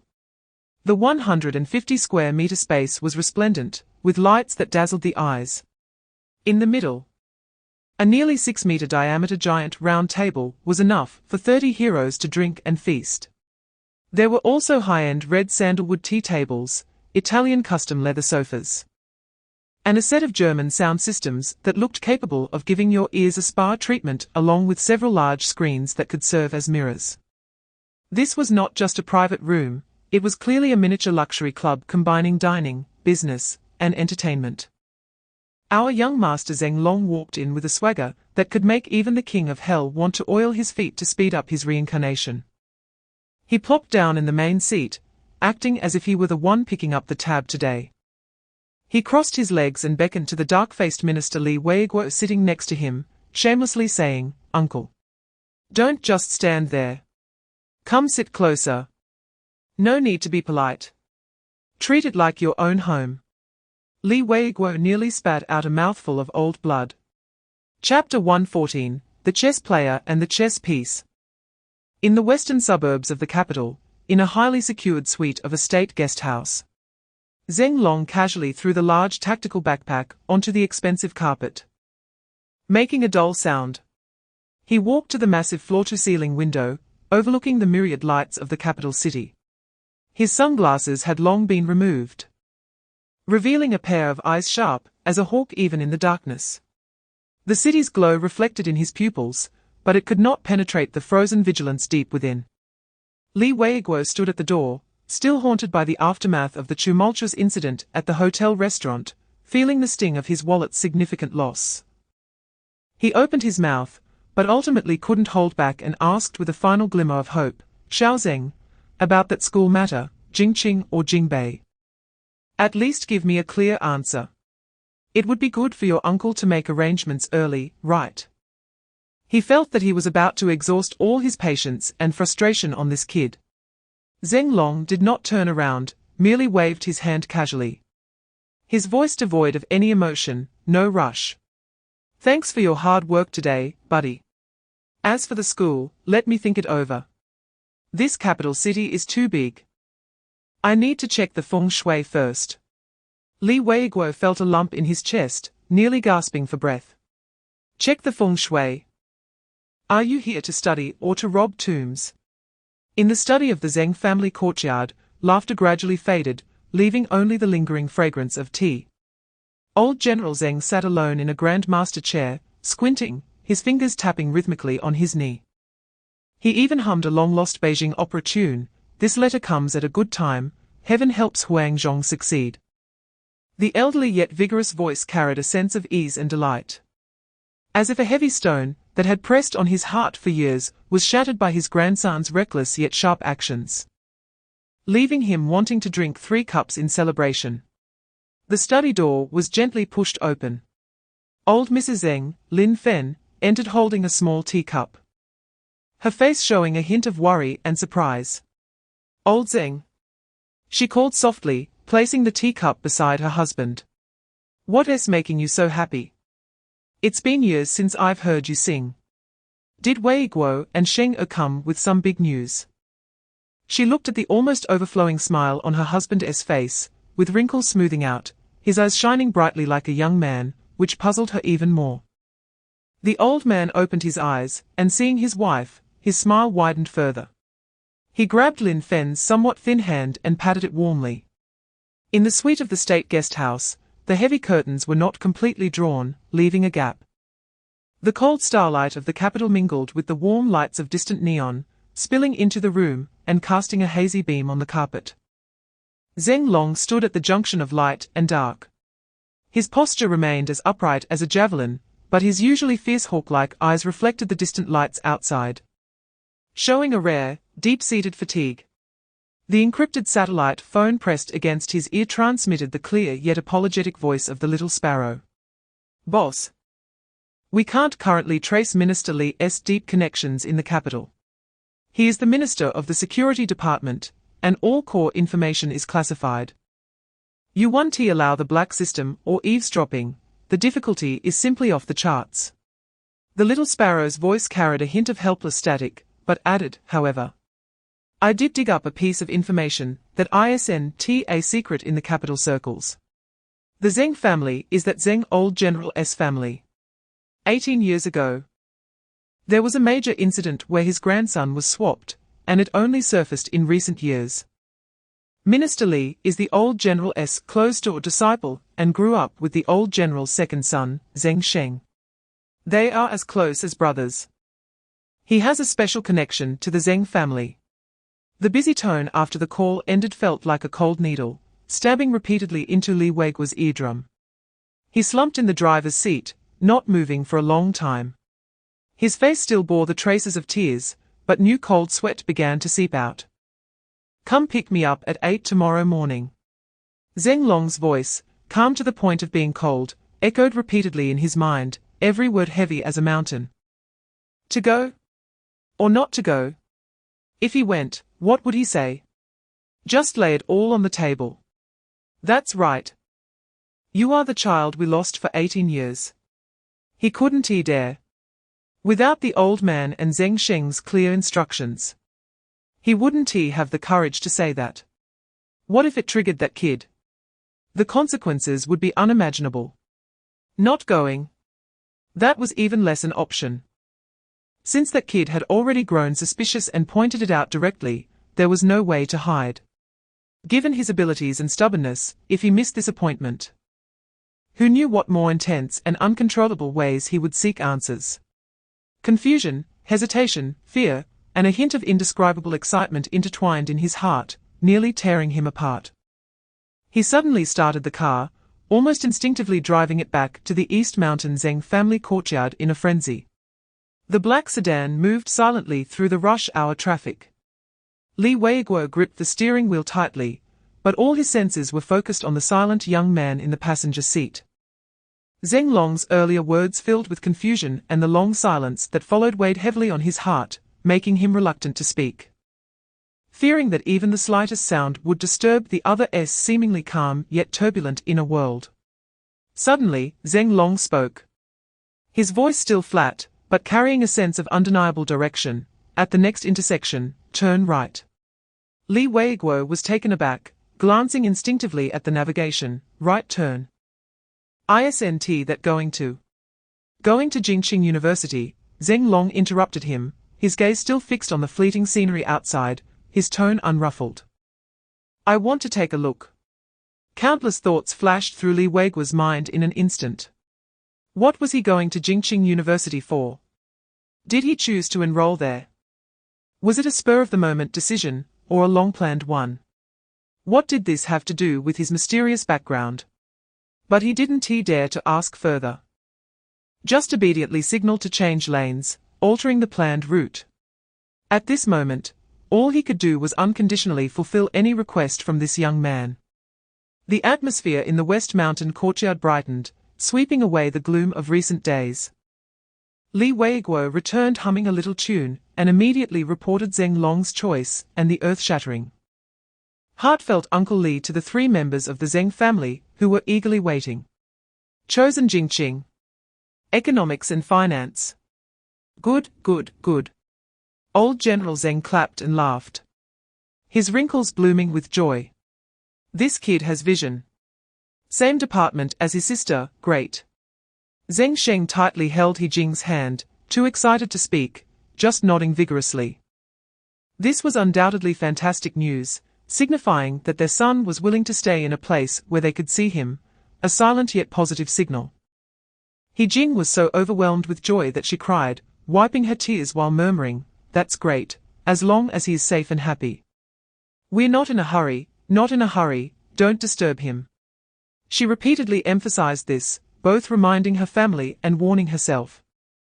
When He Jing relayed this news to her daughter, Zheng Lingyu, the phone on the other end erupted with a scream that could pierce eardrums. "Ah? Mom? Really? My brother is coming to our department. Going to class with me. Oh my God. I'm not dreaming, right?" Chapter 120, The Dignity Battle of the Cafeteria Weather Vane. The class bell rang. Zuo-chun, like he heard the charge horn, was the first to spring into action, his chubby body surprisingly agile at that moment. "Brothers. Charge. Today. The third cafeteria has limited sweet and sour pork. If we go late, we can only lick the plate." Ling Long hadn't reacted yet, when he was grabbed by Du Zitong and Hao Shuai, one on the left and one on the right, and started racing to the cafeteria behind Zuo-chun. Is this really necessary? Ling Long looked at the tide of people rushing to the cafeteria beside him, a bit dazed. This momentum was even more exaggerated than when he fought for a good sniping position back in the day. "It's very necessary." Hao Shuai panted while running and explained. "The first rule of survival in the Jingqing cafeteria, if you're not proactive about eating, there's a problem with your mindset. The second rule, trust a tune, and you'll get eternal life. He guarantees that the window he recommends for good food will definitely be reliable." Du Zitong added, "Brother Zeng. Once you experience the fear of being at the mercy of the cafeteria lady, you'll know that being 30 seconds early means getting 2 more pieces of meat." Ling Long, all right, this is indeed a whole new life experience. Under the guidance of Zuo-chun, the human GPS, Dorm 307 successfully occupied a favorable position in front of the sweet and sour pork window. Chapter 121, Forum Storm and the Classroom Debut of the Cold-Faced Yang Wang. The next morning, Ling Long was awakened by the rustling sounds and suppressed screams outside the dormitory door. He frowned, opened his eyes, and a sharp glint flashed in his eyes, which were accustomed to staying alert in the dark, but he was soon bewildered by the scene before him. Under the crack of the dormitory door, more than 10 letters of various colors, exuding fragrance, were stuffed in. Outside the window, several girls pretended to pass by, but their eyes were like searchlights desperately peering inside. When they saw Ling Long sitting up, they immediately ran away, blushing like startled sparrows. He could even hear a loud-voiced girl downstairs shouting, 307. That's the window. Quick, look. Zuo-chun, with a messy bedhead, peeked his head out from the upper bunk. Weakly, he said, "Thanks to you, Brother Zeng, our dorm has successfully upgraded to a 3A tourist attraction in Jingqing. The ticket is your signed photo." Hao Shuai was already rolling on the bed with his phone, looking excited. It exploded. Totally exploded. 7 out of the 10 hottest posts on the forum are related to you. Finding Ling Long has become a hot topic on campus. Brother Zeng, have you considered debuting? Leave a spot for my agent. Chapter 122, Late Night Clouds and the Clouds of the Jinglong Meeting. After a few days of internet celebrity life, Dorm 307 gradually adapted to the daily routine of being the center of attention wherever they went. Ling Long remained his usual self, daydreaming in class and being watched after class. That afternoon, with no classes, Hao Shuai suddenly howled while holding his phone. "Brothers, an opportunity has come. Sun Xiaoming from the Foreign Languages Department and her roommate want to invite us to a social gathering. Let's go eat barbecue on the back street tonight." Zuo-chun instantly sprang up from the bed and began to groom his precious few strands of hair at an astonishing speed. "Sun Xiaoming. Is that the one with big eyes and a sweet voice? God is opening his eyes. Is my spring finally coming?"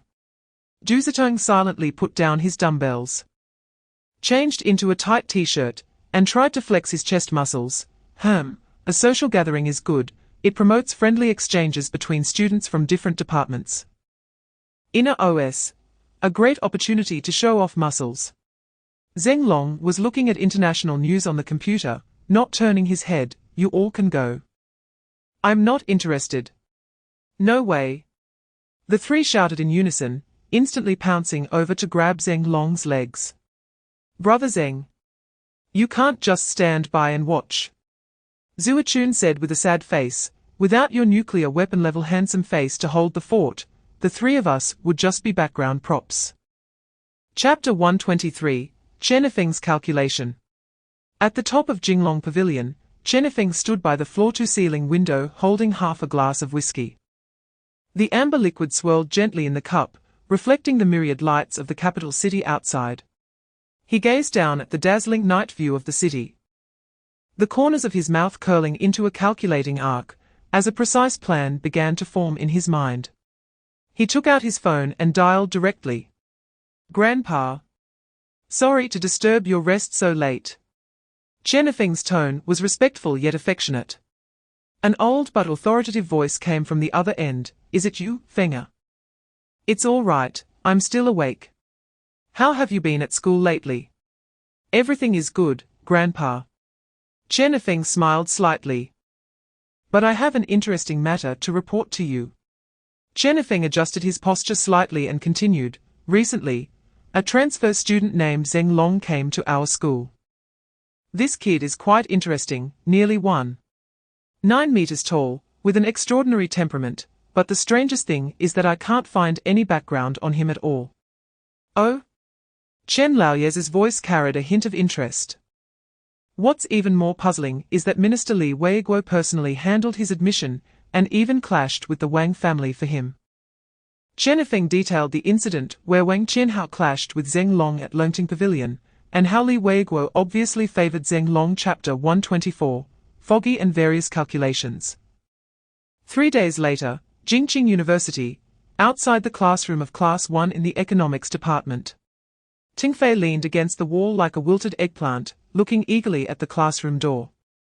His usually sunny and generous face was now filled with gloom and grievance, resembling a large dog abandoned by its owner. Over the past few days, his mood had plunged to rock bottom. His goddess, Zheng Lingyu, suddenly entered a mode of ice age towards him. Although she used to ignore him, at least she allowed him to follow her closely at a safe distance of 1 meter, and occasionally she would say a word or two. But now, as soon as Zheng Lingyu caught sight of him appearing 10 meters away, she would immediately roll her eyes and walk away, not even bothering to give him a glance. This treatment made Teng Dieshao, who was used to being the center of attention, experience what it felt like to be a death row inmate waiting for execution. He racked his brain, going through everything he had done and not done recently, but couldn't he figure out where he had offended this little ancestor? The class bell rang, and students poured out. Tingfei immediately locked onto that familiar figure, perked up, squeezed through the crowd, and followed closely behind. Chapter 125, The Wind Rises.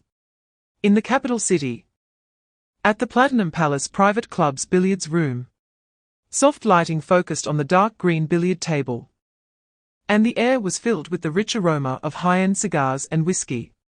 Chenifeng elegantly bent down, his gaze intense, and his arm steadily pushed the cue. Bang!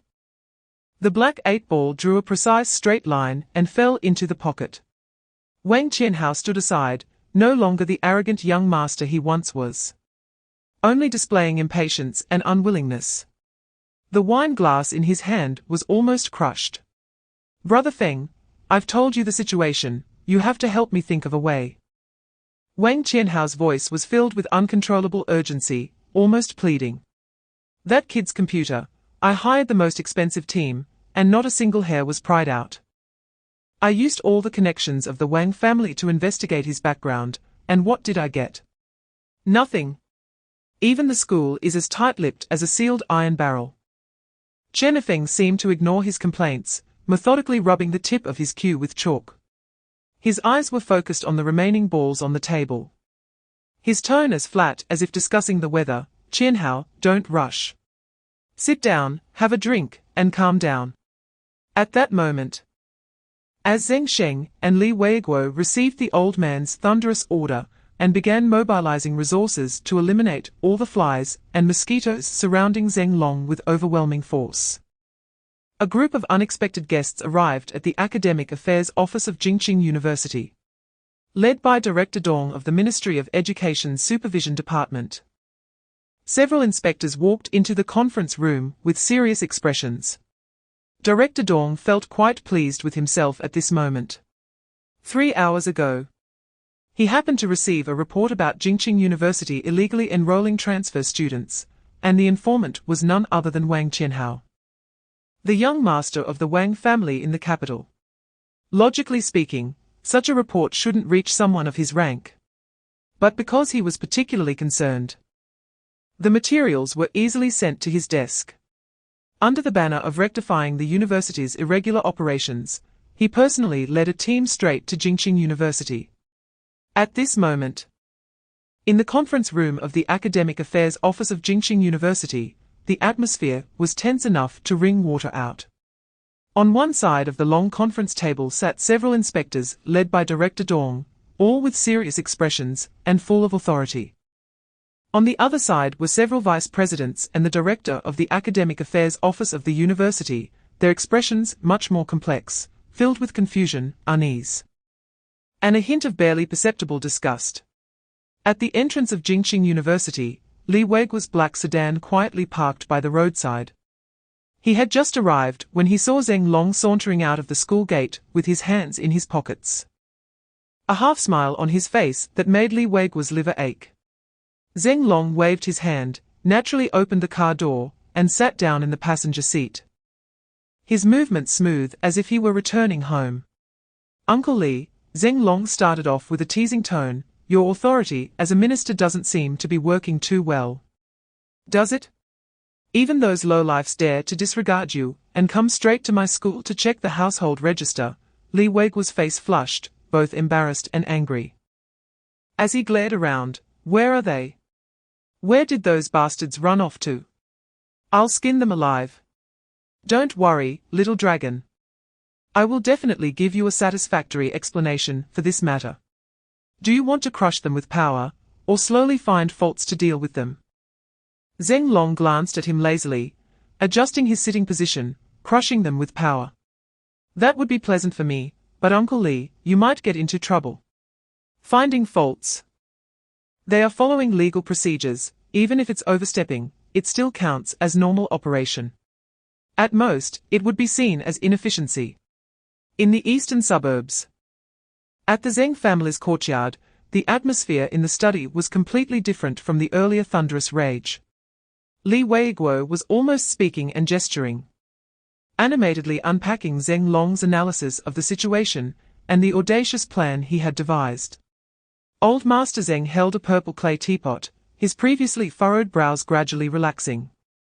And at the exciting parts, he couldn't help but lightly tap his fingers on the table. Zheng Sheng's initial shock and fear gradually transformed into a complex emotion that was hard to describe. His eyes showed worry, but were filled more with disbelief and astonishment. "Chief. Brother Zheng, this is the situation," Li Weiguo said, exhaling deeply, feeling as if he had come back to life.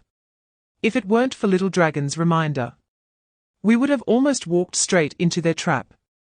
Old Master Zheng slowly set down the purple clay teapot, his gaze sharp as it swept over the two. "So, you're saying I was old and confused, too focused on being angry, almost ruining a major event."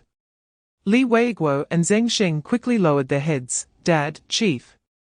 It was our oversight." "No," Old Master Zheng slowly shook his head. His face not only showed no anger, but gradually revealed a sense of extreme relief, and even a hint of pride. That night at Jingqing University, the bustling daytime quieted down, revealing a serene and profound atmosphere. The moonlight spilled like mercury, gently illuminating the ancient buildings and lush tree canopies, while the evening breeze brought the moist scent from the distant lake and faint sounds of reading. Streetlights cast a warm glow along the path as small groups of students strolled, enjoying their leisure time after a day of classes. Everything was filled with the unique beauty and peace of an ivory tower, However, in a remote corner, hidden by tall bushes, a conversation was taking place that was completely at odds with the campus atmosphere. Ling Long leaned against the cold wall, the cigarette butt pinched between his fingers flickering in the darkness. With a Bluetooth headset hanging on his ear, he was complaining softly in fluent English, his face full of helplessness. "Hey, little sparrow. I mean, can we change our way of communicating? Or can you keep your voice down? I'm in a dormitory. Not in our soundproof base that's like a bank vault. With that raspy voice of yours, when you get excited, it's like the whole world can hear you. You always talk about how I just hacked into some country's intranet and helped brother troops take down some warlord's stronghold in Africa. In the library of Jingqing University. It was quiet enough to hear the faint sound of pages turning. Sunlight streamed through the large glass windows, casting warm patches of light on the spacious desks. Ling Long was immersed in a thick book titled The History of Political Games in Modern Long Country. His gaze was focused, and his fingers unconsciously tapped lightly on the table, as if he were simulating the tumultuous events described in the book. Two figures quietly approached. Zheng Lingyu pulled a long Yang Rouge, her face filled with uncontainable excitement and a bit of nervousness, as they reached Zheng Long's desk. She quietly asked in a sweet voice, "Zheng Long, is it convenient to sit beside you?" Zheng Long looked up from the sea of books. What met his eyes were two outstanding beauties, each with a distinct style. Zheng Lingyu looked like a cheerful neighbor girl, fresh and lively, her clear eyes radiating warmth and approachability, while beside her, Yang Rouge exuded a cool elegance like an orchid in an empty valley. Her beautiful face carried a hint of aloofness, and at that moment, her bright eyes also held a trace of scrutiny. Zheng Long displayed a polite and calm smile, nodding, "Sure." His gaze returned to the book, as if the allure of the two beauties paled in comparison to the tedious political struggles within its pages. Chapter 131, The Wind Rises 7. The night was as dark as ink, and in a secluded alley, garbage bins emitted a sour, rotten smell. A figure, wrapped entirely in black clothing, appeared like a ghost merged with the night, quietly flashing into view. He cautiously looked around, confirming that no one was present before pulling out an old mobile phone.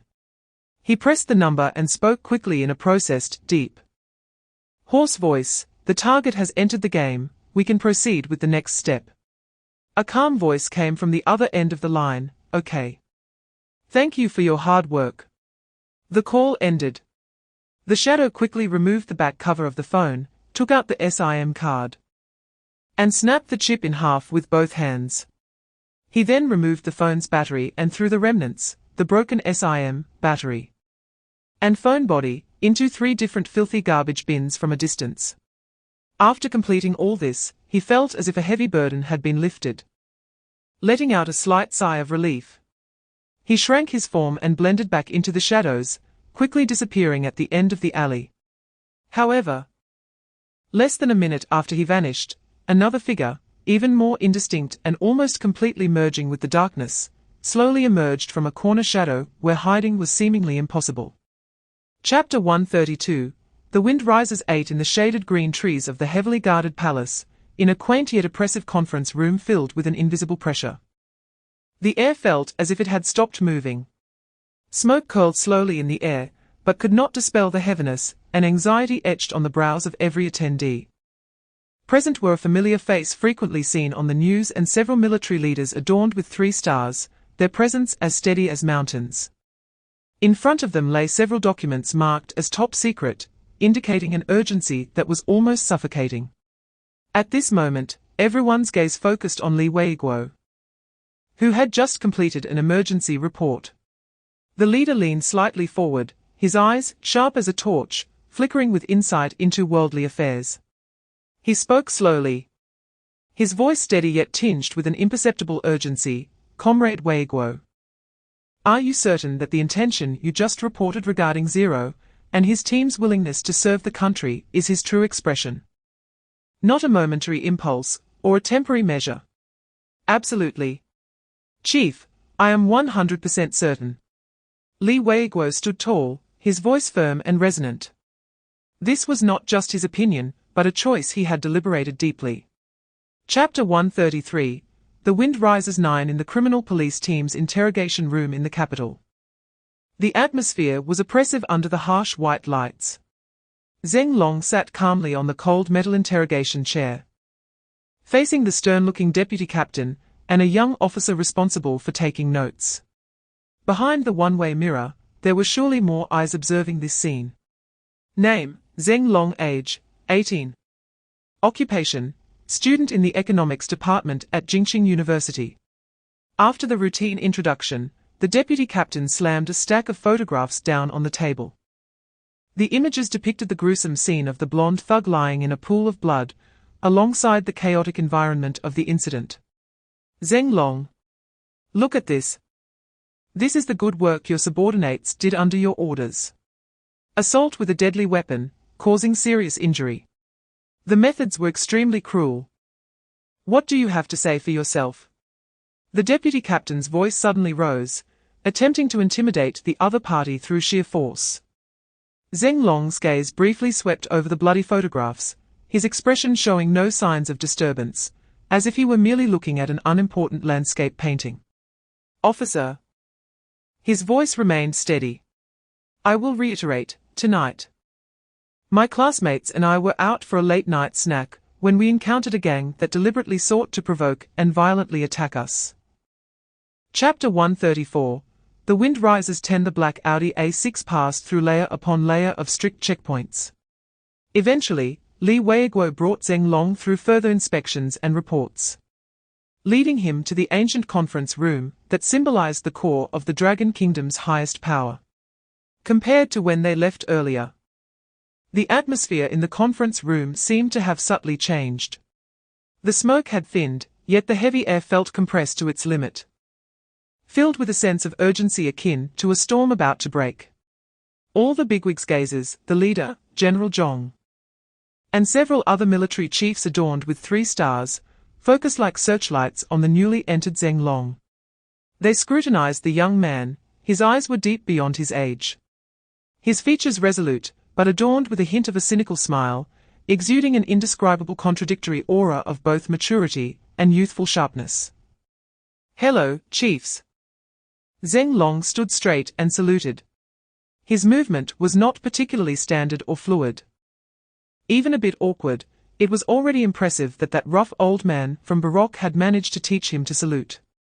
After the salute, he appeared at ease, naturally walking over to sit down next to Army General Liu, as if he had returned home. Chapter 135. The Wind Rises 11. When Ling Long declared his guarantee to complete the task, the atmosphere around him underwent a sudden transformation.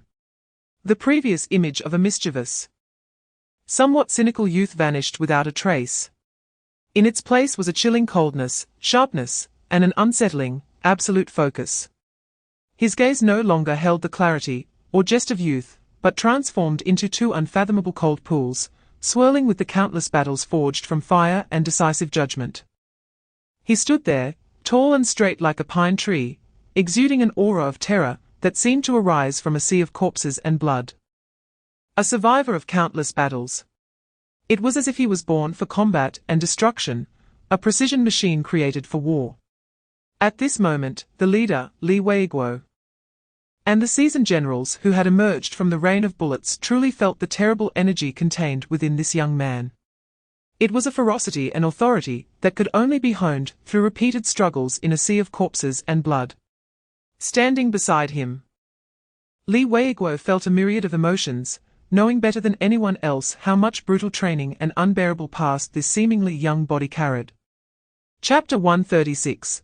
The Wind Rises 12. In the air of the top-secret conference room, after Ling Long's mention of discussing the oil field, the tension did not ease. Instead, it became even heavier and filled with anticipation. All eyes were focused on him, waiting for the next earth-shattering plan. The coldness on Ling Long's face, belonging to zero, slightly melted, but his gaze remained sharp as an eagle. He scanned the room and slowly spoke, his voice steady yet carrying an undeniable weight. Before we discuss specific plans, leaders, I need to talk to you about a business deal request an identity, and make a request. Oh? Upon hearing this, the eyebrows of the leaders raised slightly. Having just experienced a globally significant rescue operation that could be deemed artistic, they knew that this young man would never speak without reason. The business, identity, and request he mentioned must surely be linked to an astonishing act. The leader's interest was most intense. He leaned slightly forward. With a gentle yet penetrating smile on his face, even naturally changing his address, Xiaolong, what are your thoughts? Feel free to speak. You've given us so many surprises today. The way he addressed Xiaolong carried immense weight in terms of appreciation, closeness, and expectation. Chapter 137, The Wind Rises 13. The passionate atmosphere in the conference room had not yet completely settled. The oath of vengeance still echoed in the air, igniting every person's heart. However, Ling Long's sharpness slightly receded, replaced by a deep and somewhat heavy expression. He took a deep breath, his voice much lower than before. As if bearing an invisible weight, leaders, just now I made a deal and also put forth a request. Now, the last thing I want to say is about an identity. An identity that is incredibly heavy for me and my team, yet one that we must strive for. Everyone noticed the change in his tone, and they restrained their excitement, focusing their concerned gazes on him. Ling Long's eyes seemed to penetrate through the walls, looking far away, towards those brothers and sisters who shared life and death with him. Leaders, Team Zero was not born out of thin air. Most of us once had homes, parents, and perhaps short, but genuine warm memories. His voice carried a hint of barely perceptible hoarseness. Take Xiaomark, for example. Her hands, which can command the online world, were perhaps once guided by her parents' warm palms as she learned to walk. Chapter 138, The Wind Rises 14. Ling Long's solemn oath poured into the hearts of every leader like molten lava, burning a scorching mark. The atmosphere in the conference room shifted from passionate anger to a deep and solemn silence, filled with recognition and determination. The leader broke the silence first, walking up to Ling Long, not saying a word, but giving a heavy pat on Ling Long's shoulder. This pat contained infinite trust, responsibility, and an unspeakable heavy concern. His gaze was deep as the sea, filled with admiration and expectation for this young major. Good. A splendid ghost guard.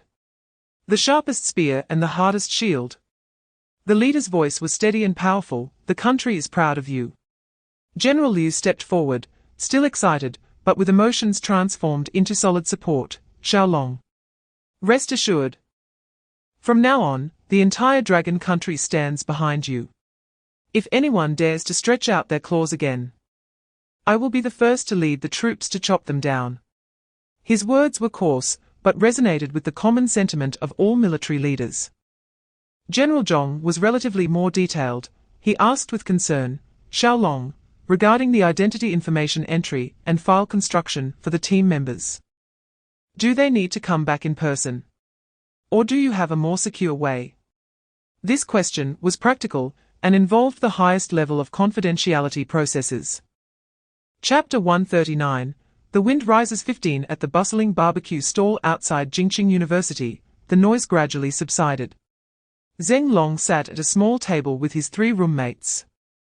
Bamboo skewers and empty beer bottles scattered across the table.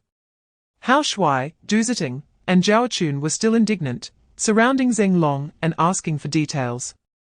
Brother Long, what's going on? That group of officers didn't make things difficult for you, did they? Hao Shuai took a sip of beer, frowning. Ling Long casually finished the last skewer of meat, smiling lightly, as if discussing someone else's matter. It's nothing, just a false alarm. A distant relative of mine happens to have some connections in the system. I went to ask about the situation, and they got me out. It's a misunderstanding. Purely a misunderstanding. Upon hearing this, Hao Shuai slammed the table. Damn it. Even if it's a misunderstanding, this is too much bullying. I called my old man right away. And when his people got there, they said you had already been released. It made me so mad. Playing this game right under the nose of the capital. I have to let my grandfather say something at the right time. His face was full of indignation, revealing the typical zero-tolerance attitude of a wealthy young man towards unfairness around him. Zitting adjusted his glasses. Also wearing a worried expression, Chapter 140, The Wind Rises 16 in the military's General Operations Conference Room, the atmosphere should have been solemn and tense. But it had somewhat deviated.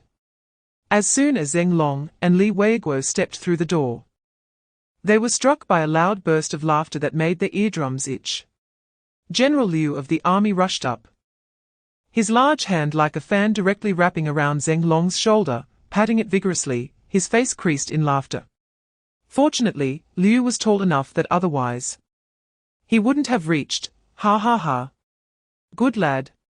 How did you come up with your ideas? Last night we old guys were still pondering how you mobilized those two armed groups. And this morning when we saw the international news, it all made sense. Brilliant. Truly brilliant. Ling Long stumbled from the pat, nearly dropping the half-eaten oil stick in his hand, looking bewildered. General Liu, please slow down, I haven't finished my breakfast yet. What breakfast? You've made a great contribution.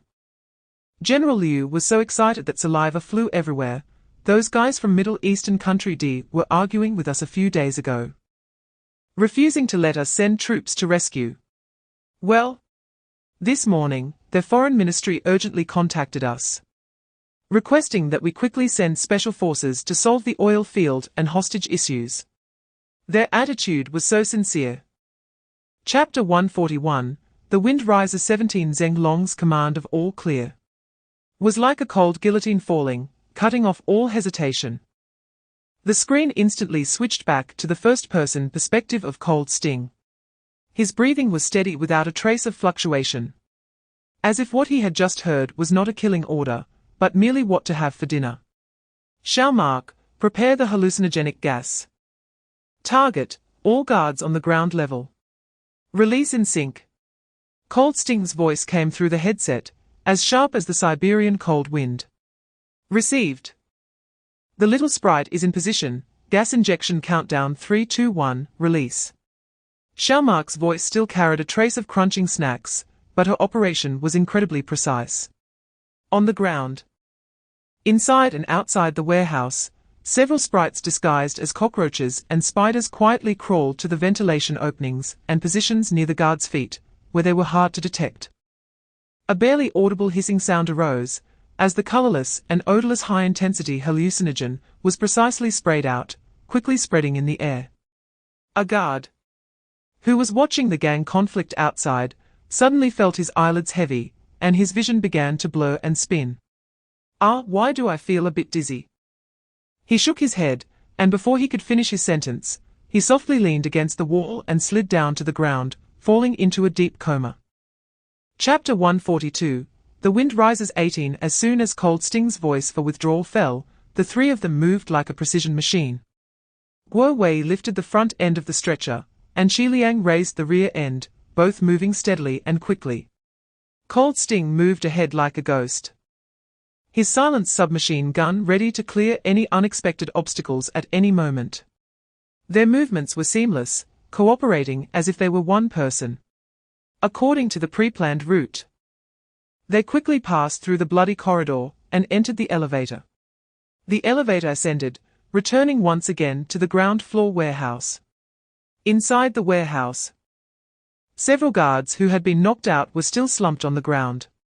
Cold Sting didn't even glance at them, and directly led the team out through a side door that had long been silently sabotaged by the little sprites. Outside the door was a dim alley filled with abandoned containers.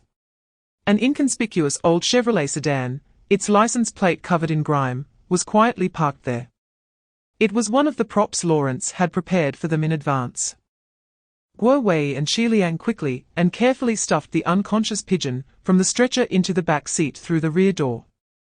Cold Sting then opened the driver's seat door, Qi Liang sat in the passenger seat, and Guo Wei squeezed his large frame into the back seat, trying not to disturb the unconscious pigeon. Chapter 143, The Wind Rises 19. As Ling Long's words, "It's our turn for the performance in the Middle East," echoed It felt as if even the air in the conference room had stopped flowing. All eyes were fixed on him. Ling Long slowly walked to the giant electronic screen. Spread his arms as if to embrace the entire screen and the storm that was about to come. He closed his eyes, took a deep breath, and wore an expression of almost devout focus and fervor. Speaking into the microphone, his voice was deep and powerful, like the prelude to ancient war drums. Little Sparrow. Here. Boss? The voice of Little Sparrow immediately rang out, unusually devoid of the usual playfulness. Send out the highest authority assembly order to all Dragon Country team members. Ling Long's voice carried an undeniable authority as he commanded, 0 team, assemble. Received. The highest authority assembly order has been issued. Global links are synchronously activated. Little Sparrow's response was crisp and clean. The command transformed into invisible waves, instantly penetrating the clouds, crossing time zones, and reaching every corner of the globe. In the frontline command post of the government army in Middle Eastern Country C, Shi Taidun, Iron Dun, was standing in front of the sand table. Gesturing with his thick fingers, mixing local dialect with English, roaring at several officers to arrange the details for receiving Dragon Country's weapons and equipment, his voice booming. Chapter 144. The Wind Rises 20. The thunderous echoes of Ling Long's mobilization still lingered in the conference room. And the global connection on the screen had yet to be cut off. The passionate responses of the team members still burned in everyone's eardrums. Ling Long turned around. The fervor in his eyes slightly subdued, transforming into a calm determination. He looked at General Liu and spoke steadily, General Liu. The weapons and logistics materials being sent to Middle Eastern Country C should be ready by now, right? I should set off to meet my team. Rest assured, commanders. Dragon Return Team will not disappoint, and will complete the mission perfectly. General Liu nodded gravely, about to speak, but General Zhong, who had been silently observing, stepped forward and blocked Ling Long. General Zhong's expression was unusually serious, his eyes filled with emotion, admiration, and a near-paternal affection. His voice was loud and carried an undeniable meaning. Little dragon, wait a moment. Ling Long paused, looking at General Zhong with confusion. General Zhong glanced around at all the military leaders present, and even the head of state slightly nodded in agreement. Only then did General Zhong take a deep breath and solemnly say, Little dragon, before you head out, we old fellows would like to personally complete something for you. Chapter 145. The Wind Rises 21. In the western suburbs of the capital city, at a heavily guarded private lakeside, willows brushed the shore. And the water was as smooth as a mirror. 2 elderly men, with white hair yet vigorous spirits, were sitting on stools fishing. In the nearby bucket, 7 or 8 plump fish were flopping about. The atmosphere seemed leisurely, but the conversation was laced with hidden sharpness. Old Liu raised his fishing rod, and another silver-scaled fish was hooked. He skillfully removed it and tossed it into the bucket, chuckling, Old Chen, today's catch is quite substantial. We can have a full fish feast tonight. Old Chen kept his gaze fixed on the bobber on the lake's surface, a knowing smile playing at the corners of his mouth. What's the rush? Old Liu, there are plenty of baits left at the bottom. Didn't you see? The big fish hiding below are waiting to snatch food. He laughed heartily. Once the biggest one is hooked, we'll gather the net and go to my little courtyard to prepare a feast. Old Liu set down his fishing rod and lowered his voice. I think the timing is about right. Wei Guo has already been suspended. If we push a bit harder, building the army should not be a problem. Not enough. Old Chen shook his head, his gaze deep. Chapter 146. The Wind Rises 22. In the office of Vice Principal Yang Yanji at Jingqing University, the air seemed to stagnate for several seconds. Yang Rouge looked at the desperately pleading and nearly breaking down Zheng Lingyu, and the absurd yet increasingly clear thought urged her on. She took a deep breath and turned to her aunt, her tone unusually serious. Aunt, you know Xiao Yu's character best. She is certainly not the type to make unreasonable scenes. Her insistence this time, even bordering on losing her composure, might actually have significant underlying reasons that we are currently unaware of. Could the school's handling announcement be worded a bit more vaguely and delayed for 2 days? It would give all the concerned faculty, students, and the public the impression that the school is taking this matter seriously and is conducting a thorough investigation. Which would also show our meticulous handling, wouldn't it? Yang Yanji's gaze moved between her niece's earnest pleading face and Zheng Lingyu's eyes filled with despair and hope. As the vice principal of Jingqing University, her political sensitivity and ability to weigh pros and cons were fundamental skills. Yet at this moment, a deeper intuition reminded her. Zheng Lingyu's identity was extraordinary. Her reckless defense of an ordinary student was itself quite unusual. Chapter 147. The Wind Rises. 23. of Dragon Country's latest model transport aircraft roared like 3 silent steel beasts, piercing through the clouds and speeding towards the war-torn Middle East in the stratosphere. The massive bodies reflected a cold and hard light under the moon, showcasing a sense of awe-inspiring industrial beauty. Inside one of the aircraft, the atmosphere was solemn and heavy. Besides the towering stacks of weapon boxes and logistic supplies, there was a support team of about 20, all specially selected from various military districts of Dragon Country, responsible for securing the oil fields and later garrison tasks. They were all fully armed, with resolute expressions, but their eyes occasionally darted towards the young figure, Colonel Ling Long, sitting by the window.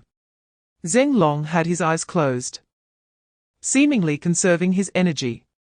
His breathing was steady, and his face appeared sharp in the dim light of the cabin, exuding a calmness and severity that transcended his age. The members of the support team looked at him with unmasked awe and a hint of fervor. They have received the highest level of orders in this operation. All command authority belongs to this young lieutenant colonel. They do not know the true identity and past of Ling Long, but the fact that these elite soldiers obey him unconditionally speaks for itself. Chapter 148. The Wind Rises. 24. The night in the desert is bone-chillingly cold. Several all-terrain assault vehicles, covered in advanced desert camouflage, and with engine noise suppressed to the extreme, glide silently across the rugged Gobi Desert like ghosts, taking advantage of the terrain and the cover of night. Inside the vehicles, the members of the Longhui team are as silent as mountains, with only the occasional faint sound of equipment buckles being checked, and the steady, long breaths heard on the communication channel, weaving a tense atmosphere of impending battle. God Sparrow report. Lin Xiaoya's voice rings in everyone's earpiece.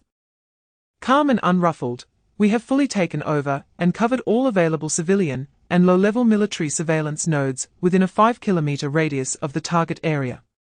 Mingzhu Number 1. Real-time HD footage of Hope Number 2 oil field, thermal imaging signal distribution, electromagnetic spectrum monitoring data stream, has been synchronized to all tactical goggles and combat platforms. In an instant, a clear 3-dimensional structural diagram of the oil field area appears on the microdisplays of Ling Long and all team members' helmet visors, along with flickering enemy thermal signal markers like neon lights, troop deployment arrows, and continuously updating data tags for distance, wind speed, and threat level. Chapter 149. The Wind Rises. 25. The gunfire inside the Hope Number 2 oil field has just begun to dwindle, the strong smell of gunpowder and blood not yet dissipated, when the cold night sky is ripped apart by another urgent alarm. Alarm! Lin Xiaoya's voice explodes in the all-hands channel, her words fast as bullets, direction of Mingzhu No. 1. Large-scale thermal source signals approaching at high speed. Quantity 70. More than 5 vehicles, including technical equipment. Expected contact in 3 minutes. The signal is disguised, they are elite. They come prepared. Almost as soon as she finishes speaking, blinding headlights light up the distant dark horizon. The furious roar of engines and the sharp screeching of brakes coming closer, like the chariots of death rolling across the desert. All personnel. Defensive formation. Prepare for contact. Ling Long's judgment voice comes through the mask, cold and hard, without a hint of fluctuation, as if he had already anticipated their attempt to catch us off guard after just finishing a fight. Let them measure what a steel great wall is with their flesh and blood. The members of the Longhui team instantly spring into action. There is not a hint of hesitation, not a trace of chaos. Long-term life and death coordination has made them like a single organism with a shared nervous system. Chapter 150. The wind rises 26. The night finally sheds its inky coat, and the horizon begins to glow with a fishbelly white, gradually dyed with the golden edges of dawn. On the ruins of the Hope No. 2 oil field, the smoke has not completely dissipated, mixed with the heavy scents of blood, gunpowder, and burning diesel, creating a cruel yet magnificent post-war tableau. The members of the Longhui team are scattered across the battlefield. Some stand like fierce beasts, like stone pillars on the shattered cover, gazing into the distance, as if still alert to potential threats. Some, like lightning Jiang Qianhua, Storm Wulei, and Blade Liu Feng, casually sit on the cold, dirty ground, leaning against each other or broken equipment. Others, like Saber Tang Long and Eagle Fang Rong, are huddled together, whispering to each other, their faces bearing tired yet joyful smiles. Their desert camouflage combat uniforms are stained with dark red blood, black smoke, and yellow dust. And each of their faces is marked with the physiological fatigue of intense combat. After all, they are flesh and blood, not true gods. But their gazes remain like forged steel, sharp and calm, as if they have just completed a grand hunt, resting yet still sensing the movements of the wind and grass around them. Chapter 151. Dragon Might Shakes the World, National Soul Resonance. Thus, in the top-secret conference rooms of power centers and intelligence agencies around the globe, and in the brightly lit news editing centers of major international media giants, an extremely similar scene unfolds almost simultaneously. In a certain large country in the West, an underground strategic intelligence analysis center, a massive electronic screen wall silently plays that suffocating battle video. In the footage, a sniper darts through a hail of bullets like a ghost, with every brief pause inevitably heralding death. A steel giant, like something out of a sci-fi movie, roars with a rotary cannon, and those black figures, moving with the precision of finely tuned instruments amidst smoke and explosions, efficiently reaping lives. All of this plunges the senior generals and intelligence officials present into a deathly silence. The only sounds in the air are the low hum of the air conditioning and the sound of someone unconsciously swallowing. A 3-star general's forehead beads with fine cold sweat. He instinctively loosens his tightly fastened collar, as if feeling suffocated. This is not any known special forces recorded in their databases. This completely transcends their understanding of individual combat capabilities. Chapter 152. Heroes return and undercurrents begin to stir at a military airport on the border of Country C. The morning light spills like a bucket of golden paint across the vast tarmac, dyeing 3 majestic Y-20 large transport aircraft, adorned with bright 5-star red flags, in warm radiance. They stand like steel giants returning home after a long voyage, quietly waiting for their final passengers. Ling Long leads the Longhui team, escorting 47 battle-worn staff members to this final assembly point. Unlike the killing intent of their arrival, the team, while still disciplined, now carries a unique, suppressed, and deep emotion of impending farewell. The air seems to tug at invisible threads, representing the bond of brotherhood forged through life and death, as well as the faint sorrow of soon being separated. The oil field workers begin to board the plane in an orderly manner, with the team members' calm and efficient assistance. They walk slowly, turning back multiple times, their gazes repeatedly sweeping over the warriors, still stained with smoke and dust, their combat uniforms even bearing rips and dried bloodstains. Yet still standing tall like pines, exuding a steel-like will, their eyes filled with the relief of having survived, alongside endless, unexpressed gratitude and deep reliance on the brave souls who pulled them back from the brink of hell. Chapter 153. Undercurrents Stirring. The night before the storm in the capital city, in a coffee shop hidden deep within an alley, the lighting is deliberately dimmed to a warm yellow.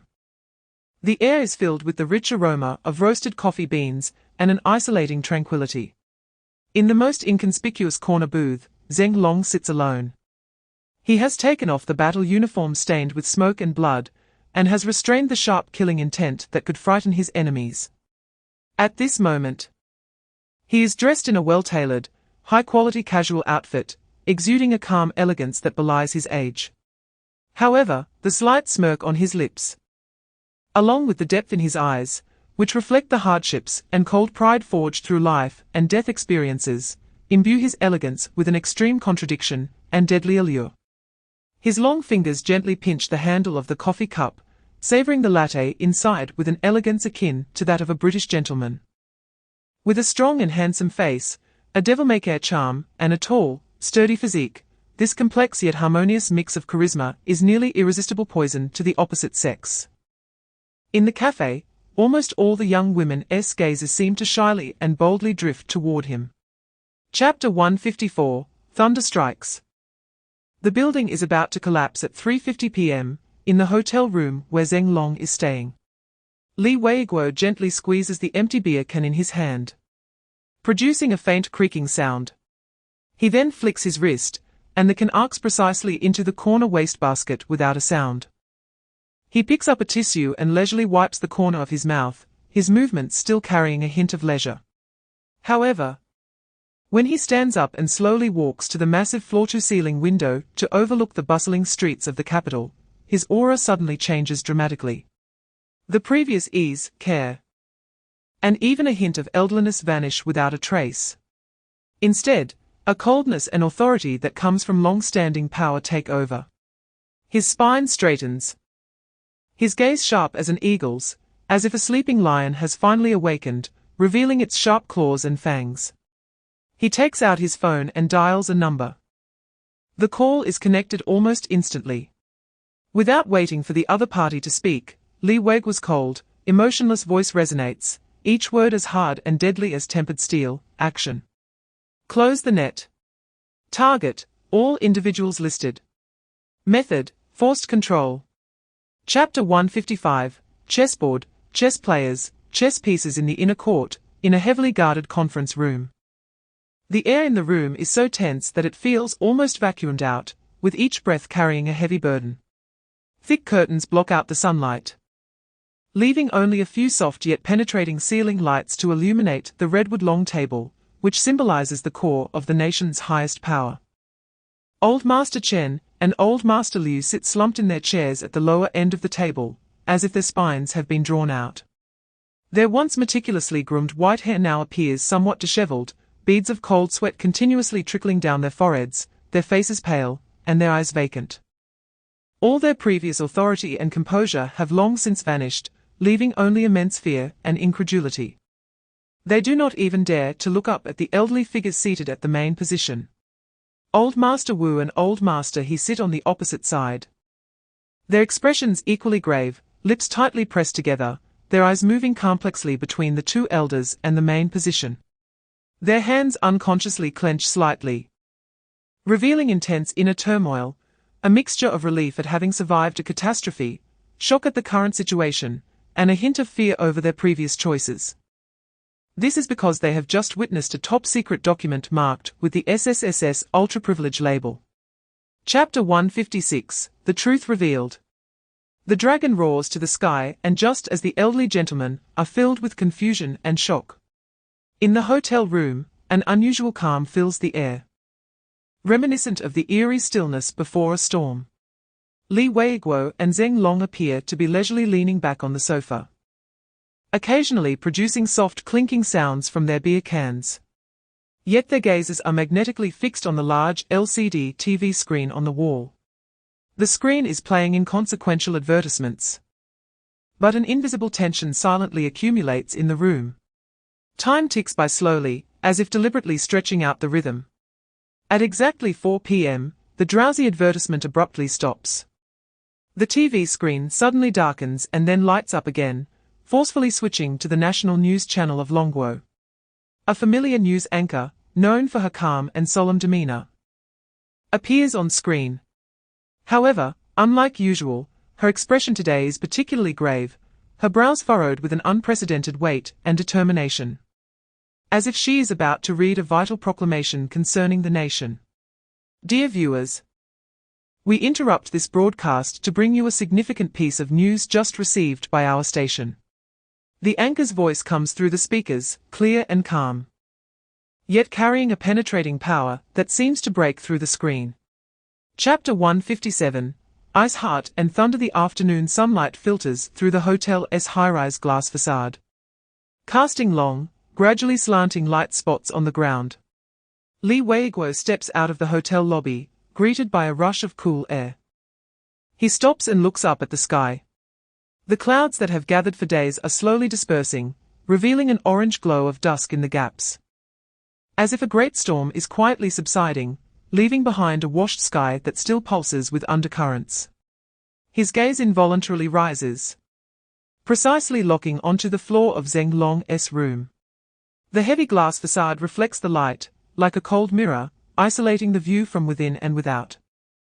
Li Weiguo's deep gaze seems to want to penetrate those layers of barriers to see the young man inside the room. But he knows that even if his gaze could penetrate the glass, it could never catch a glimpse of the slightest ripple in that heart. It is a heart forged through countless trials, tempered in extreme cold and heat.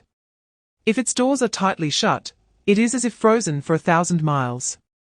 Keeping others at bay, if it opens, it is a warmth that can melt all solid ice.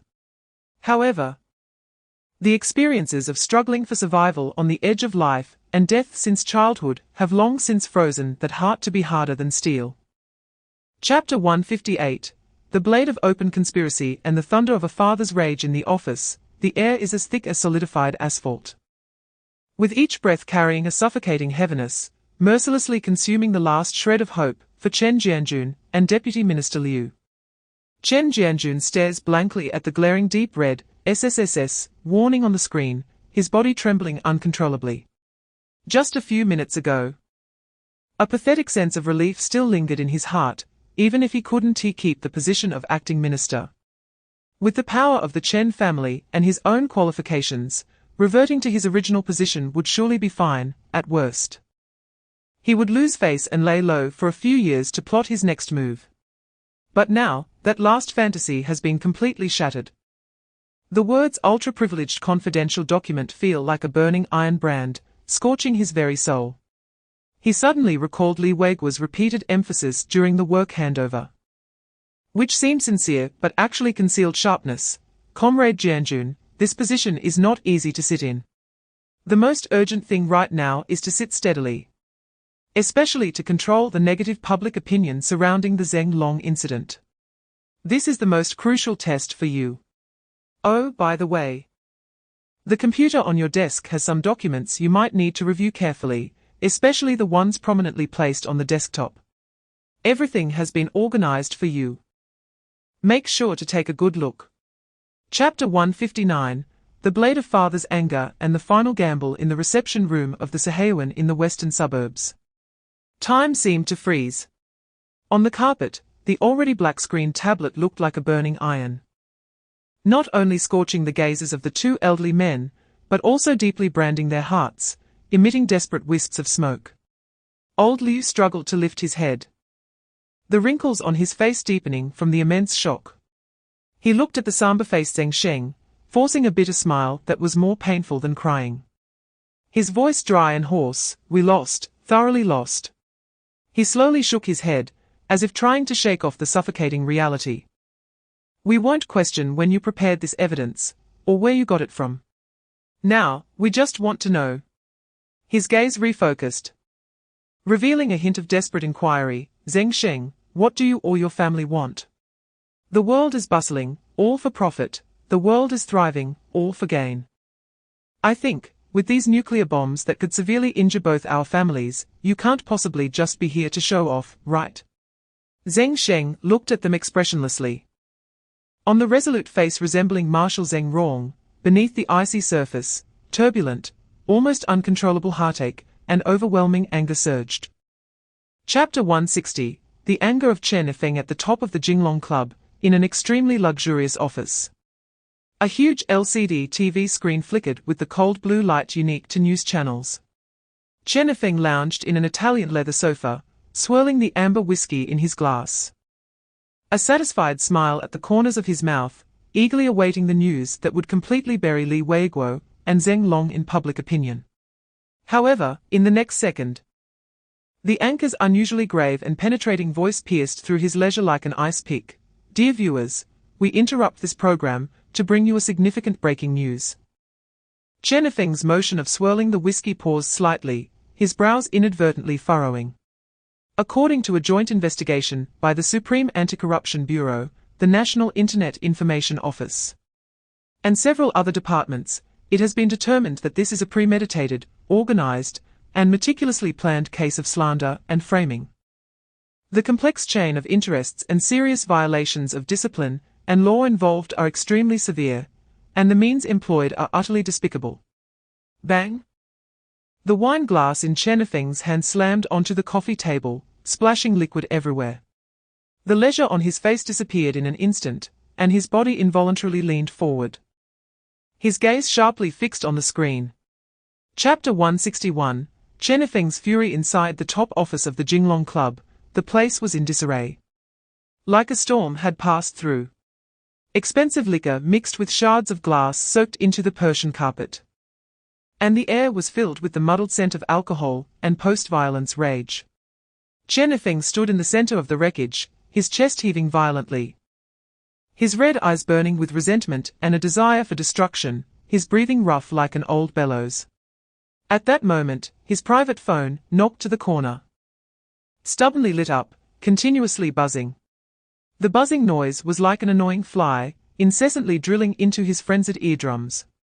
Chen Yifeng glanced at it impatiently, his gaze fierce enough to pierce through the phone. But when the words Grandpa appeared on the caller ID, his violent expression suddenly froze. Hesitation. A long hesitation. The phone rang and then hung up, rang again and hung up, persistently like a death knell. He finally shook his head vigorously, as if trying to temporarily shake off the anger and chaos filling his mind. Taking a few deep breaths, he suppressed the hatred that was about to burst forth. Striving to make his voice sound calm, even with a hint of deliberately feigned fatigue, as he answered the call, Grandpa, is there something you need? His voice was steady, even a bit too calm, creating a stark contrast with his currently twisted and grim expression. Chapter 162, Bankruptcy of the Base and the Arrival of Disaster at Night. The lights of the capital began to shine. The cold night had completely swallowed the last hint of dusk, replaced by countless dazzling artificial stars. Ling Long stood alone in front of the floor-to-ceiling window of his hotel room, his tall figure outlined by the flowing light outside, appearing somewhat lonely. His gaze swept over the winding line of car lights on the street, over the brightly lit offices in the CBD symbolizing business and wealth, and finally settled on the warm and soft lights scattered in the distant residential buildings. Behind each of those lights might be a home, with steaming meals, the chatter and laughter of family, and the most ordinary warmth of life. Ling Long looked somewhat entranced, and in the depths of his frozen heart, a faint yet persistent desire quietly sprouted. He longed, so much, for one of those lights to belong to him. He yearned to push open a door, where his family awaited him, with simple greetings, "You're back. Wash your hands and eat." Just as this yearning made his heart sway slightly, the harsh ringtone of his phone suddenly pulled him back to reality. He glanced at the caller ID, Old Bastard Baroque. Ling Long raised an eyebrow. A call at this time? Chapter 163, Nuclear Bombs and Surprising Visitors. After finishing the phone call with Little Sparrow, which left him with mixed feelings, Ling Long pinched his brow, feeling that his future campus life had been shrouded in a layer of colorful gray. He sighed, resignedly picked up his phone, and dialed Li Weiguo's number. The call connected, and Ling Long was succinct. "Uncle Li, there's something I need to report to you." "Oh? Little Long, what is it?" Li Weiguo's voice carried a hint of curiosity. Ling Long took a deep breath, as if reporting an SSS-level mission. "Our team's computer expert, codenamed Little Sparrow, also known as Lin Xiaya, has decided to return to China. One is to visit her parents, and the other is that she strongly insists on coming to Jingqing University to study." There was silence on the other end for 2 seconds. Followed by Li Weigu's incredulous voice, filled with immense surprise. What? Little Sparrow? The one who rendered many national military intelligence firewalls useless internationally. The one many forums call the digital ghost, with a ridiculously high bounty. She's coming back. And she wants to study at Jingqing. Li Weigu's voice was even somewhat off-key due to his agitation, as if he were not a student about to enroll. Chapter 164, Apologies and Reaping. The hotel room door opened, and Ling Long, looking as if he had just been woken up, spoke innocently yet with a hint of sarcasm. Like a basin of lemon water with ice poured over the heads of the three at the door, sour and cold. Chen Yifeng felt the anger in his chest boiling. Almost vaporizing and bursting out of his crown, his fists clenched so tightly that the knuckles turned white, nails digging deep into his palms, causing pain. But it was nothing compared to the humiliation he felt. Standing in the middle, old Master Chen, having honed his craft, merely twitched the muscles on his face slightly. Like a small stone thrown into a calm lake, the ripples disappearing instantly. A flash of sharpness crossed his murky yet shrewd eyes, quickly replaced by a carefully composed expression mixed with apology, heaviness, and helplessness. He gently tapped his cane on the ground, producing a muffled thud. Both as a reminder to his about-to-explode grandson, and as an opening for his upcoming performance. Ahem, old Master Chen coughed twice, forcing a somewhat stiff smile in an effort to appear amiable. His voice carrying the unique hoarseness of an elder with a touch of just the right amount of fatigue. Chapter 165, Apologies and Reaping. Old Master Chen's heart sank, knowing that the drama was about to unfold. He pondered for a moment, striving to make his voice sound sincere. Of course we will compensate. As long as classmate Zeng can forgive a Feng for this mistake, our Chen family is willing to do what we can. Before he could finish, he was interrupted by Ling Long. Wait a moment, old master. The laziness and mockery on Ling Long's face vanished in an instant, his gaze becoming sharp like that of a hawk, as if it could see through all disguises. Though he did not stand up, an invisible, powerful sense of oppression instantly enveloped the entire room. Are you mistaken about something? Ling Long's voice was calm yet carried an undeniable penetrating power. Do you think the reason you are standing here today, humbly speaking to me, an ordinary student, is because your grandson acted foolishly and is here to seek my forgiveness? His gaze, like a cold blade, slowly swept over old Master Chen's momentarily frozen face, and Chen Yifeng's uncertain eyes. Isn't it so? Old Master Chen forced himself to remain calm, retorting in an attempt to grasp the last bit of initiative, but his voice already carried a barely perceptible tremor. Chapter 166, The Chess Player in the Mist and the Cold Princess's Confusion. In the capital city, a giant beast that gathered power, wealth, and countless secrets. There were never any real secrets in its core circles. Within high walls and deep courtyards, information flowed like invisible currents between specific social strata, efficiently and secretly. Chen Yifeng's self-directed drama, which ultimately backfired and resulted in losses, though its details were strictly controlled within a small scope, had already become the hottest gossip among the young Scions in this cold winter. Have you heard? Chen Yifeng has fallen hard, completely. Not just fallen. He lost both the lady and the troops. I heard he smashed several million in renovations at the top of his Jinglong club. The most explosive part is, old Chen personally stepped in. He took him to the hotel where Ling Long is staying. What does this mean? Bow down. Admit defeat. My goodness. What kind of status does old Chen have? He actually came forward to apologize for a younger generation's matter. Who exactly is this Ling Long? I don't know, very mysterious.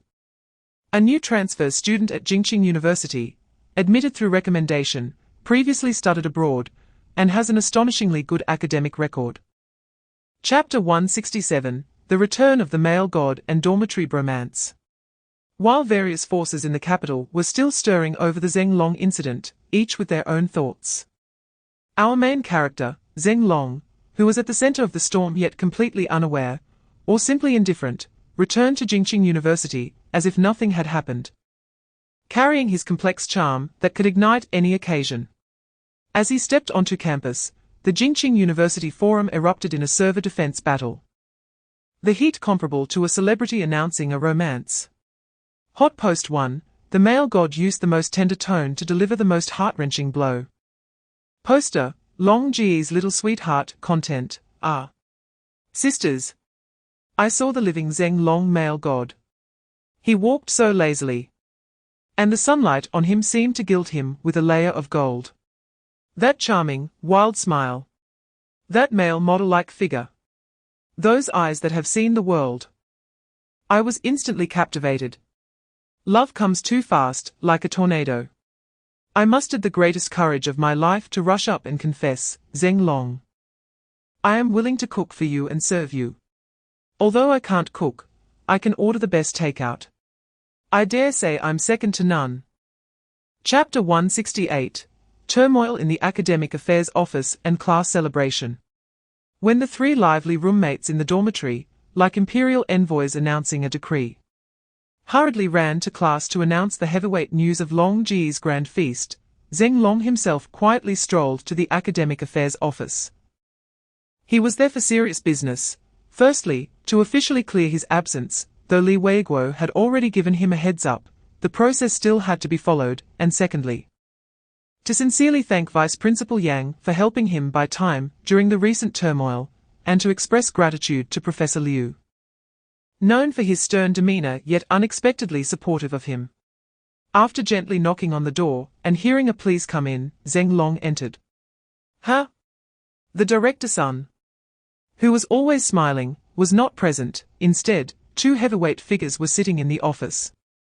One was a capable-looking middle-aged woman with gold-rimmed glasses, her sharp gaze carrying an evaluative quality. The other was Professor Liu Jiongwo, the lecturer of his course Advanced Macroeconomics, known for his strict requirements and high failure rates.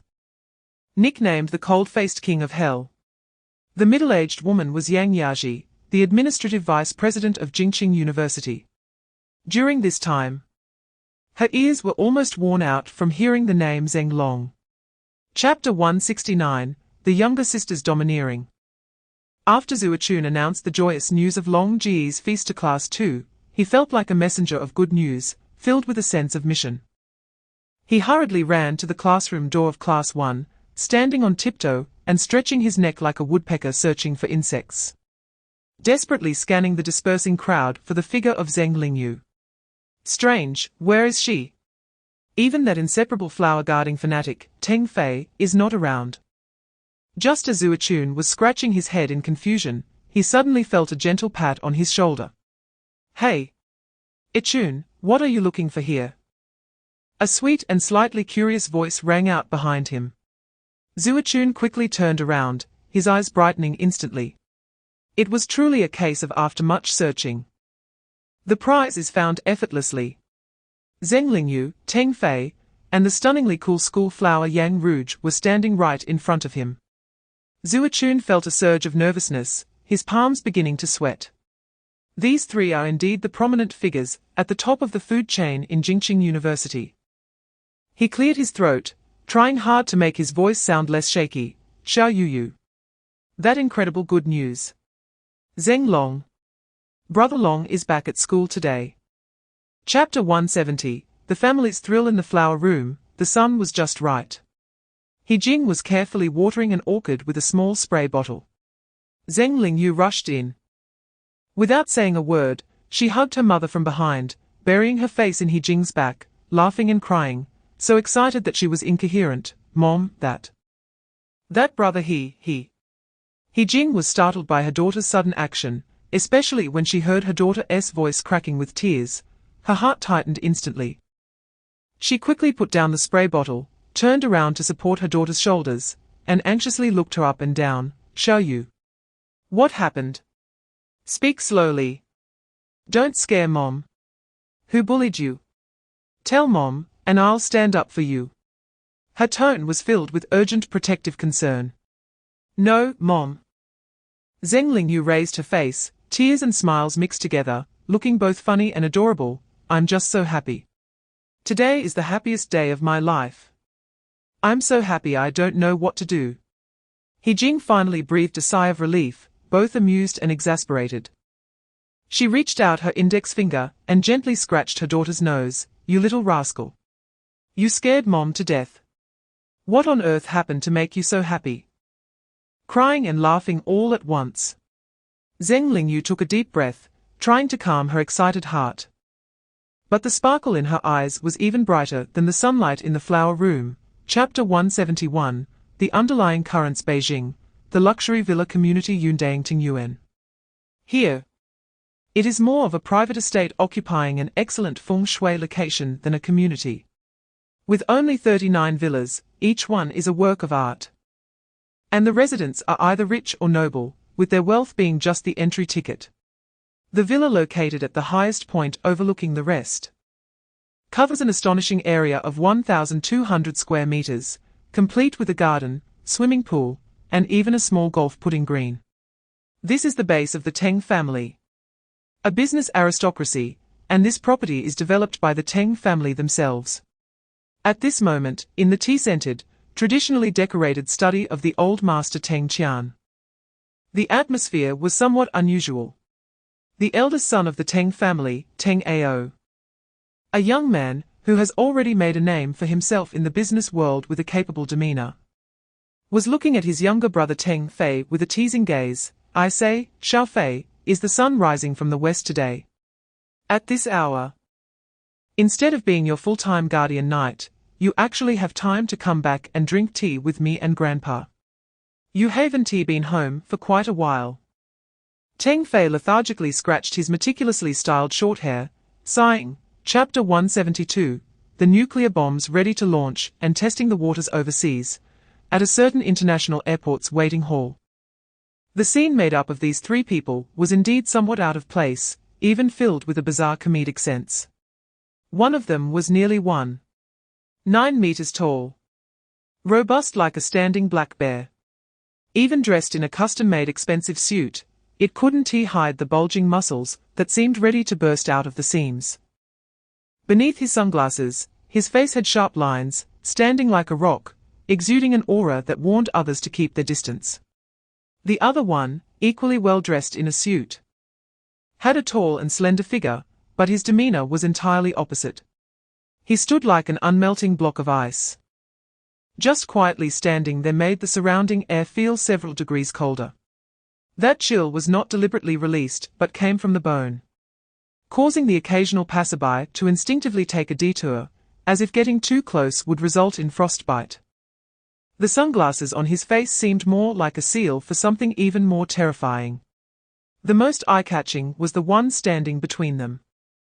Tall and should have been a beautiful sight, but instead, she had a rainbow-colored ponytail, wore exaggerated ripped jeans, a studded leather jacket, and even exposed a section of her fair waist.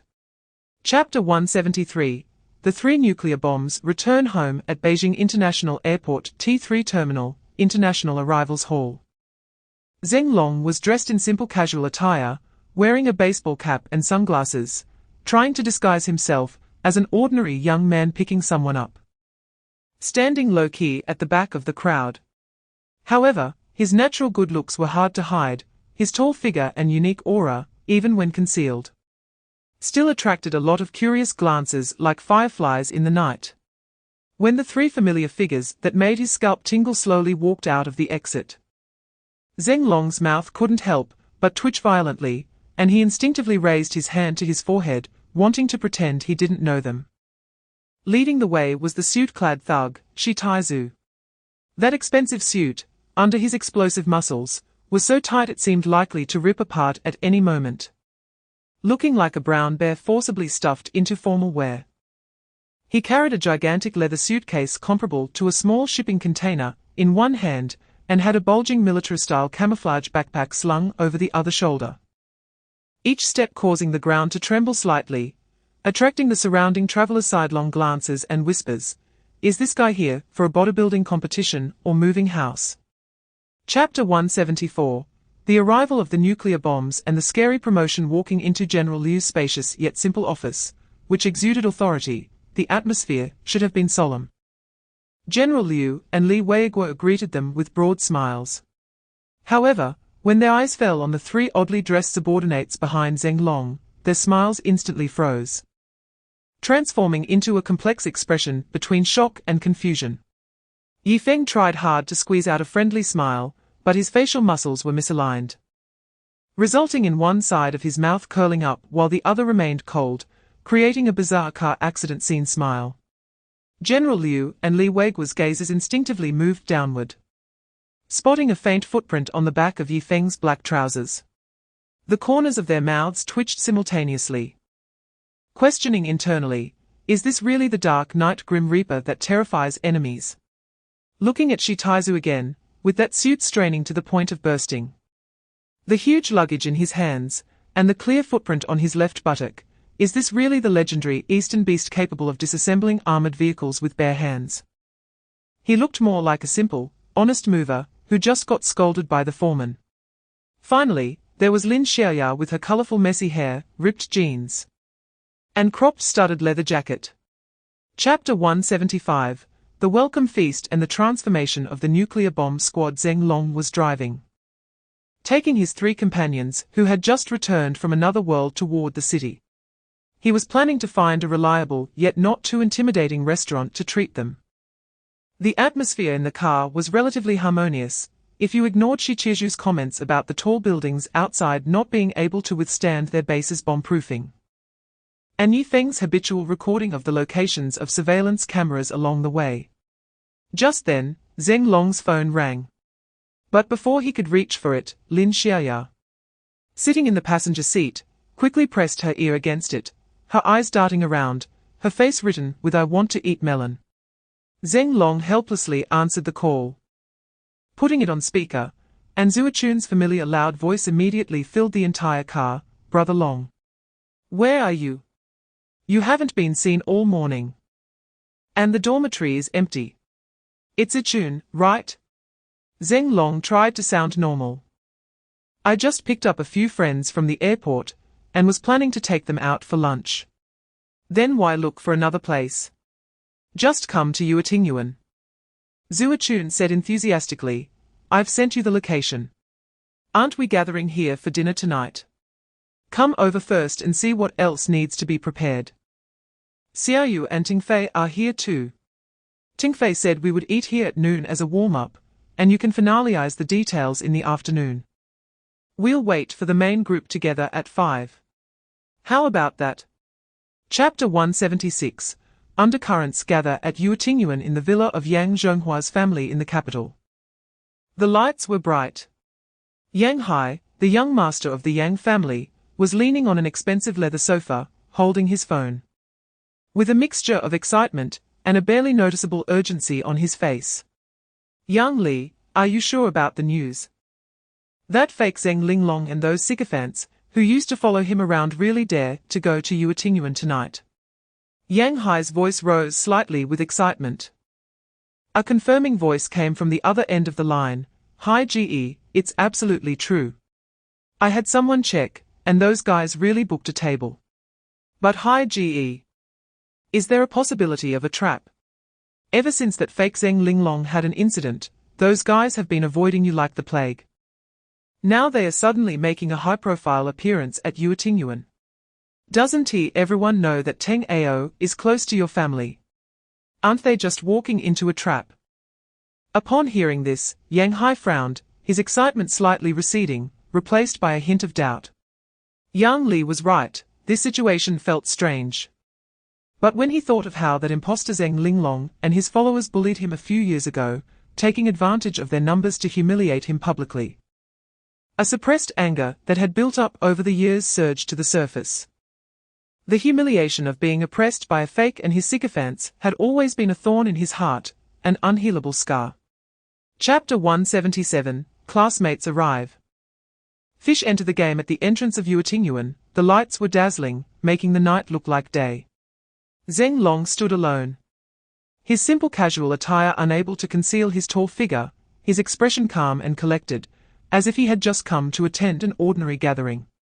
However, his deep-set eyes occasionally flashed with a subtle sharpness, as he scanned the colorful entrance, like a dragon lying in the abyss, poised but not yet leaping. "Ling Long, Standing alone is so boring. Let me keep you company while we wait. Zheng Lingyu gracefully walked over, her voice sweet, with a perfectly timed smile, though her eyes betrayed a concern that surpassed mere friendship. As soon as she finished speaking, her two younger cousins, Zheng Yuan and Zheng Ke, flitted over like two cheerful little birds.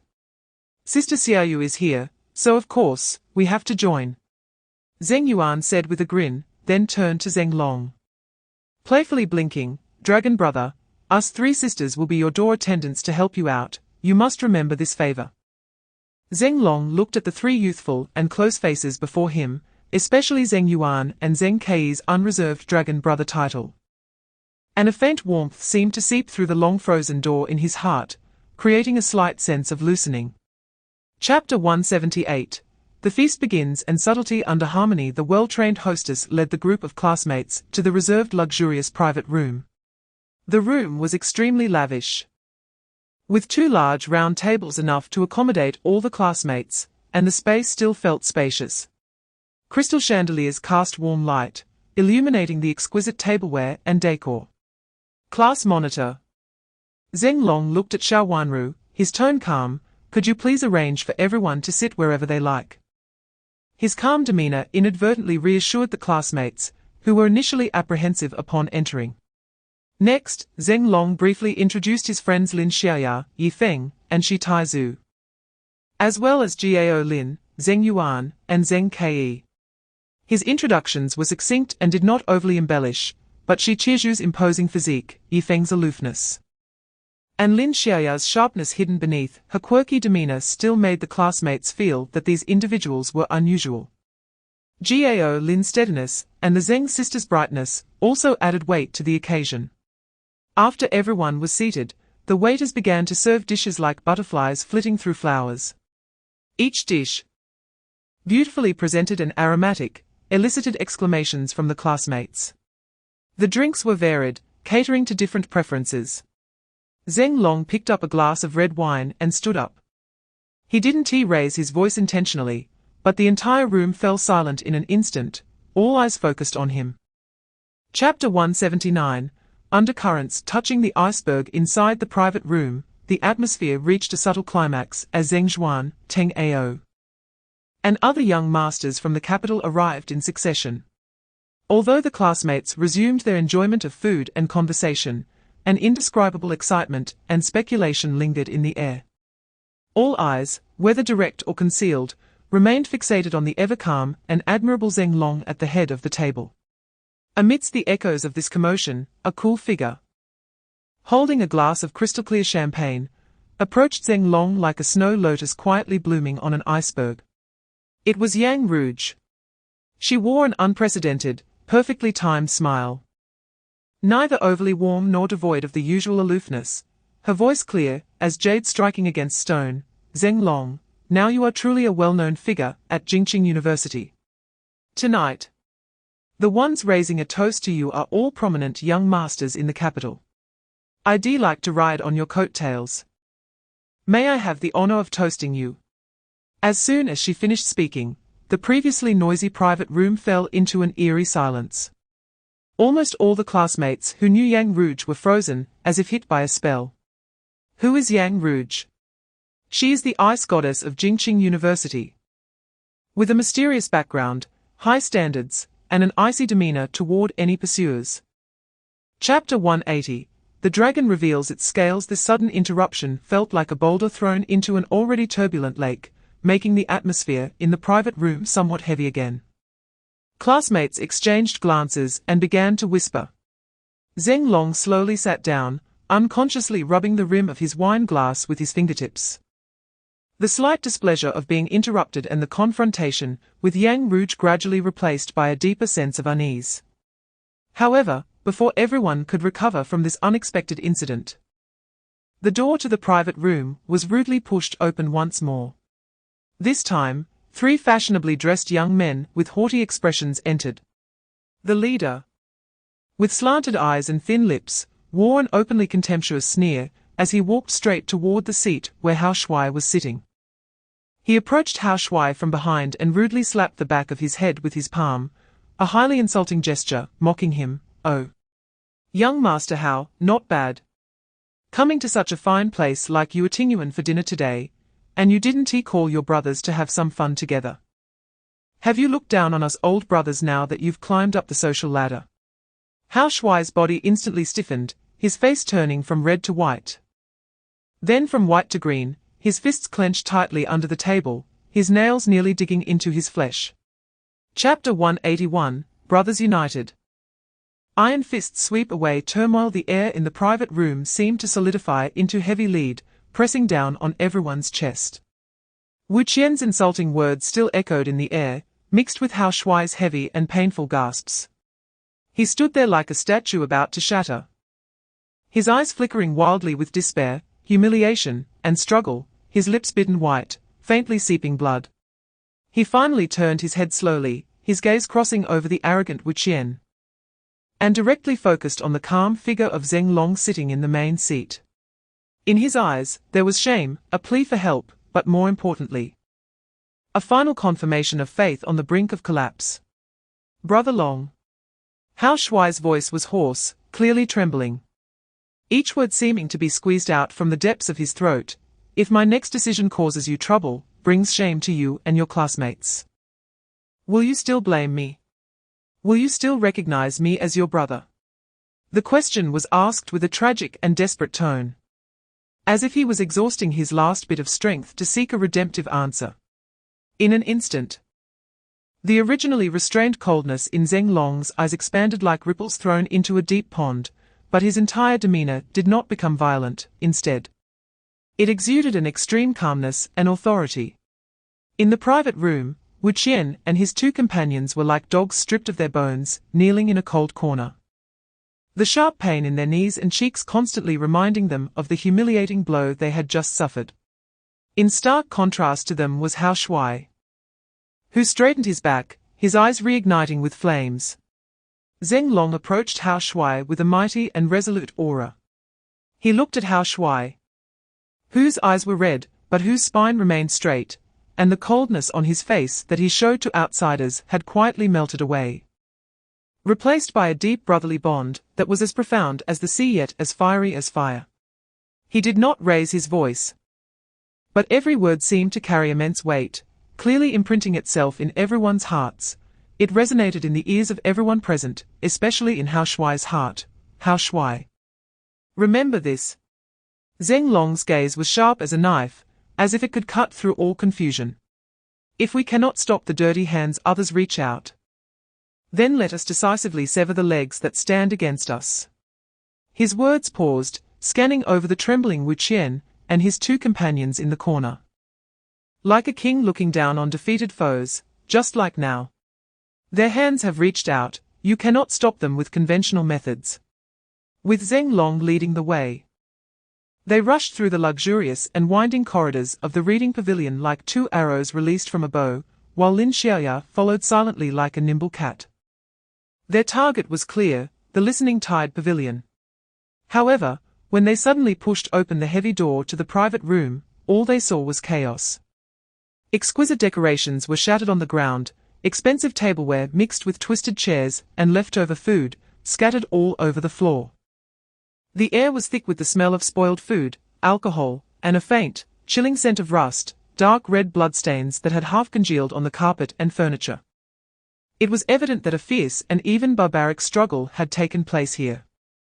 Ling Long's gaze swept across the entire private room like the most precise radar.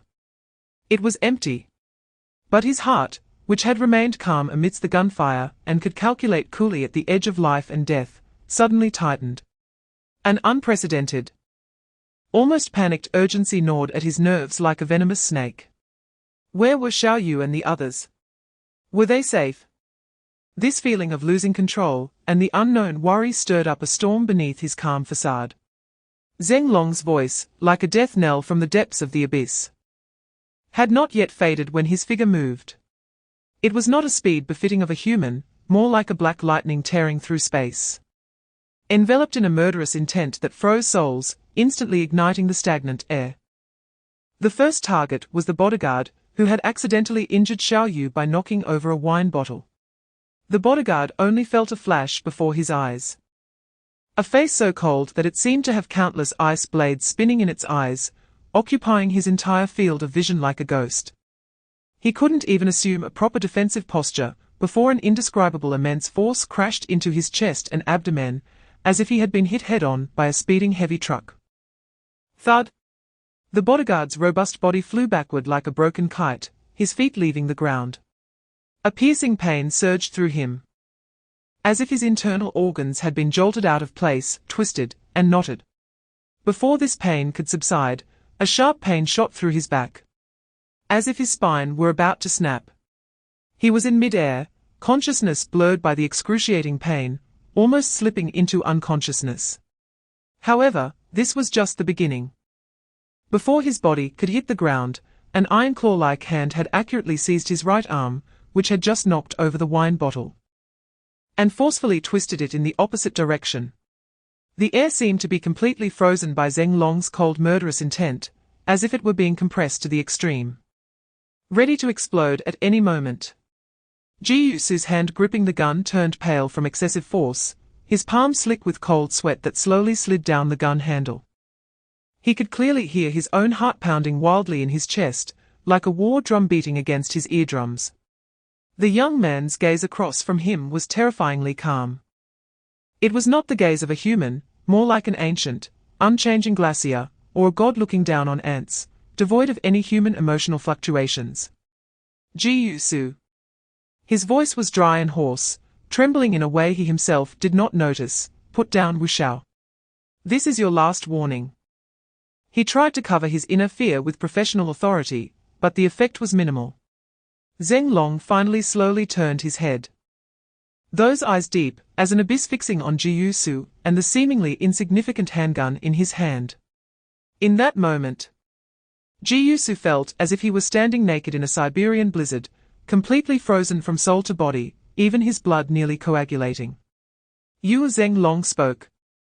His voice not loud, but like a cold rasping file, scraping against everyone's nerves.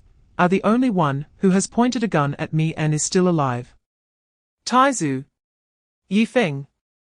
Ling Long's brow furrowed slightly, wondering how these two fools had come with a gun. Was it really necessary? He was well aware of their destructive power and methods. They were used to being lawless abroad, and their way of solving problems had always been simple and brutal: eliminate all uncontrollable threats as quickly as possible. His gaze instantly shifted to Lin Xiaya. Xiaya received Brother Long's look, playfully sticking out her tongue, her eyes darting around, then pretending to look elsewhere, clearly signaling that it was not her business. However, the sudden entrance of Taizu and Yifeng, like a special forces assault, completely shattered the psychological defenses of the majority present. If the violent methods used by Ling Long before still belonged to the realm of human conflict, then the two killing gods before them, wielding obvious high-tech prohibited weapons, completely exceeded their understanding. This is military action, right? Many young masters, who usually look down on others, now just want to disappear on the spot. Yang Hai and his companions had never seen such a scene. They all crouched on the ground, looking at each other with pale faces. Yang Li trembled and asked Yang Hai, Chapter 187, Ice and Fire. Serpents and scorpions. The air in the hall became even more oppressive with the arrival of Yifeng and Taizu, as if it had been vacuumed, or filled with thick lead and mercury, heavy enough to make lifting a finger feel laborious. Yifeng stood like a human ice sculpture in the shadows of the corner, exuding not just simple coldness, but a deep-seated, bone-chilling deathly silence that originated from a sea of corpses and rivers of blood. It was a silent killing intent that could freeze even souls, making those who approached him unconsciously feel as if they were alone in a desolate graveyard at midnight, with only the wailing cold wind and a silent gaze from the depths of the earth. Just his presence deprived a small area around him of all vitality. On the other side, Shi Taizu was a completely different extreme. His enormous, ancient bear-like body seemed to carry an invisible force field, a majestic aura forged from smoke, gunfire, and the torrent of steel.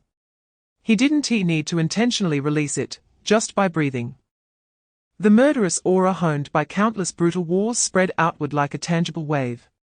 Those standing near him seemed to see phosphorescent flames dancing in the night graveyard, preying on the unsuspecting. Chapter 188. Fanatical worship. Lin Xiaoya found the first aid kit, but she seemed to feel that it was not safe to go over empty-handed. So, she squatted down, her dexterous hands, capable of hacking into the Pentagon system in 30 seconds, quickly assembled several scattered firearm parts on the ground into a compact, sleek handgun with a few clicks, casually loading a magazine, as if she were just building a Lego model.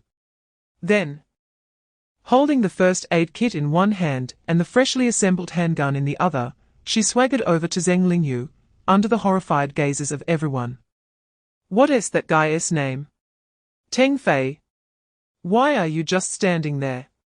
Get a chair." Xiaoya shouted at the still excited Teng Fei, her tone as natural as if she were ordering her little brother around. "Hey! Got it?" Teng Fei, startled, immediately transformed into the most diligent and considerate server. Dragging out a relatively intact chair from the wreckage, wiping it with his sleeve, and carefully assisting the pale-faced Zheng Lingyu, whose wound was still bleeding, to sit down. "Sister Xiaoyu, don't move, okay? It'll be fine soon." Xiaoya's voice instantly switched to a sweet tone, as if she could squeeze honey out, contrasting sharply with her earlier image of assembling a deadly weapon and throwing out venomous words. Chapter 189. The cold smile before reckoning. At that moment, Zheng Long's gaze swept over them like a precise spotlight, finally landing on Yang Hai, the leader of this group of youths. He didn't speak, just raised his hand with a calm expression. Yang Hai shivered all over, as if receiving a supreme command, his heart racing so fast he felt it might leap out of his throat. He took a deep breath to calm his drum-like heartbeat and almost synchronized his movements with a sense of immense respect, even a hint of unmasked flattery. As he jogged to Zheng Long's side, slightly bending down, his voice trembling, "Big brother. Did you call me?" The few followers behind him looked at Yang Hai's proud figure, their eyes filled with raw envy that was almost tangible. To have the honor and opportunity to speak closely with such a powerful figure, who could make the world crumble with a wave of his hand, was extraordinary. Yang Li even stood on tiptoe, stretching his neck long, wishing he could transform into Yang Hai and speak for him. "Speak, what is going on?" Zheng Long's voice remained flat, devoid of any emotion, but it carried an undeniable pressure that made one dare not slack off. Yang Hai immediately started speaking like a phonograph that was pressed to play, spilling out words like peas from a bamboo tube. Chapter 190.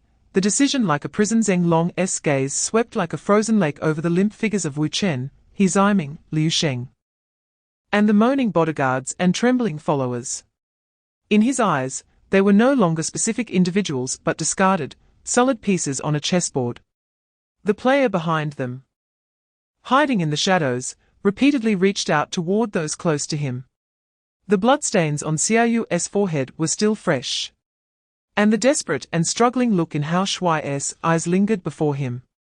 An unprecedented clarity and resolve surged in his heart like magma, cooling and eventually solidifying into an unbreakable will. He could no longer remain passive. To establish himself in the unfathomable waters of Long Country and protect everything he cared about, he must demonstrate a power and determination that would make any force wary. Endurance is sometimes a strategy, however, excessive endurance will only be seen as weakness.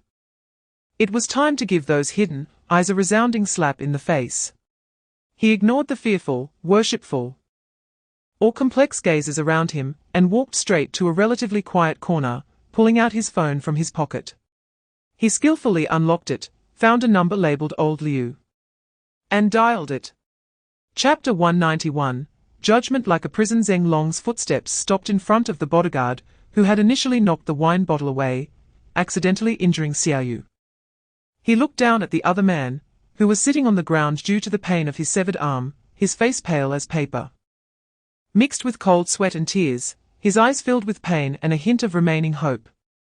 He might still be counting on the Wu family's name to be his final talisman.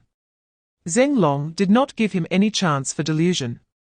He raised his hand, pointing to Zheng Lingyu, who was sitting in a chair with her forehead bandaged, and to Yang Hai and others standing beside her, who bore injuries yet had excited expressions. His voice was like the cold winds of Siberia, icy, straight, devoid of any human emotion, yet containing an undeniable ultimate authority. I don't care whether you crawl or walk a distance of 2 meters. You have 2 choices. He paused slightly, and in his deep eyes, the phantom of a sea of corpses and rivers of blood seemed to flash by. The overwhelming killing intent enveloping Wu Chen and the others like an invisible giant net, making them feel as if they had fallen into an ice cave, their blood nearly freezing.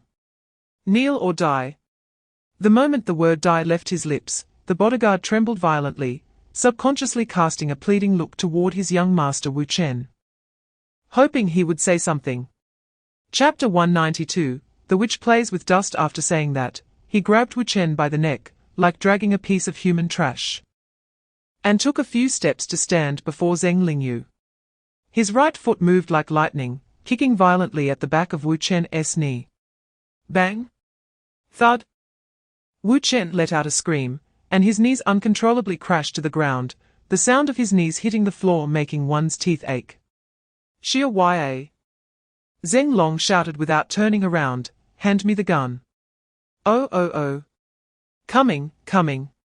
Lin Xia Ya, who had been eagerly rubbing her hands together on the sidelines, like a cheerful little deer, immediately bounced over, as if she had heard the most interesting call.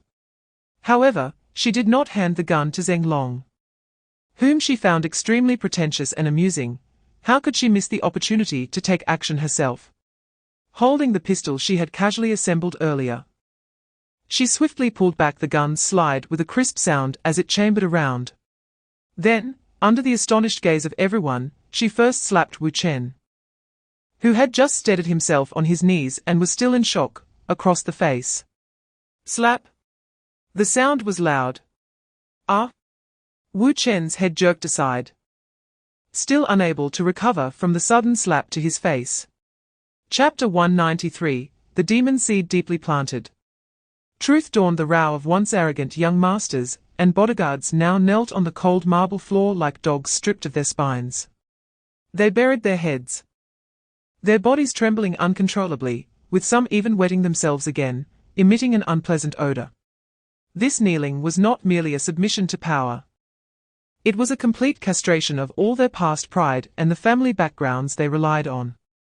Ling Long's bloody and ruthless methods, his palpable cold-killing intent, and his absolute dominance that disregarded rules and backgrounds acted like an invisible hammer, shattering the pillar of superiority that had long supported the hearts of all the young elites present. For the first time, they clearly acknowledged how pale and powerless everything they had once prided themselves on was. How easily it could be crushed in the face of absolute strength that transcended common sense and worldly rules.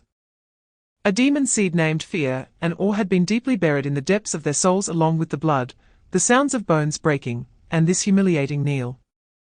This included Chen Feng, who had been watching coldly. At this moment, his face was slightly pale, and the playful and calculating look in his eyes was replaced by deep apprehension and a hint of barely noticeable fear. Chapter 194, The Gods and Demons Give Opportunities. Ants struggle inside the hall. Time seemed frozen like solid ice. Silence and oppression were the only melodies, heavy enough to make one's heart hard to beat. Only the kneeling figures, unable to suppress their slight tremors, along with their rough and uneven breaths filled with fear, proved that time was still cruelly passing.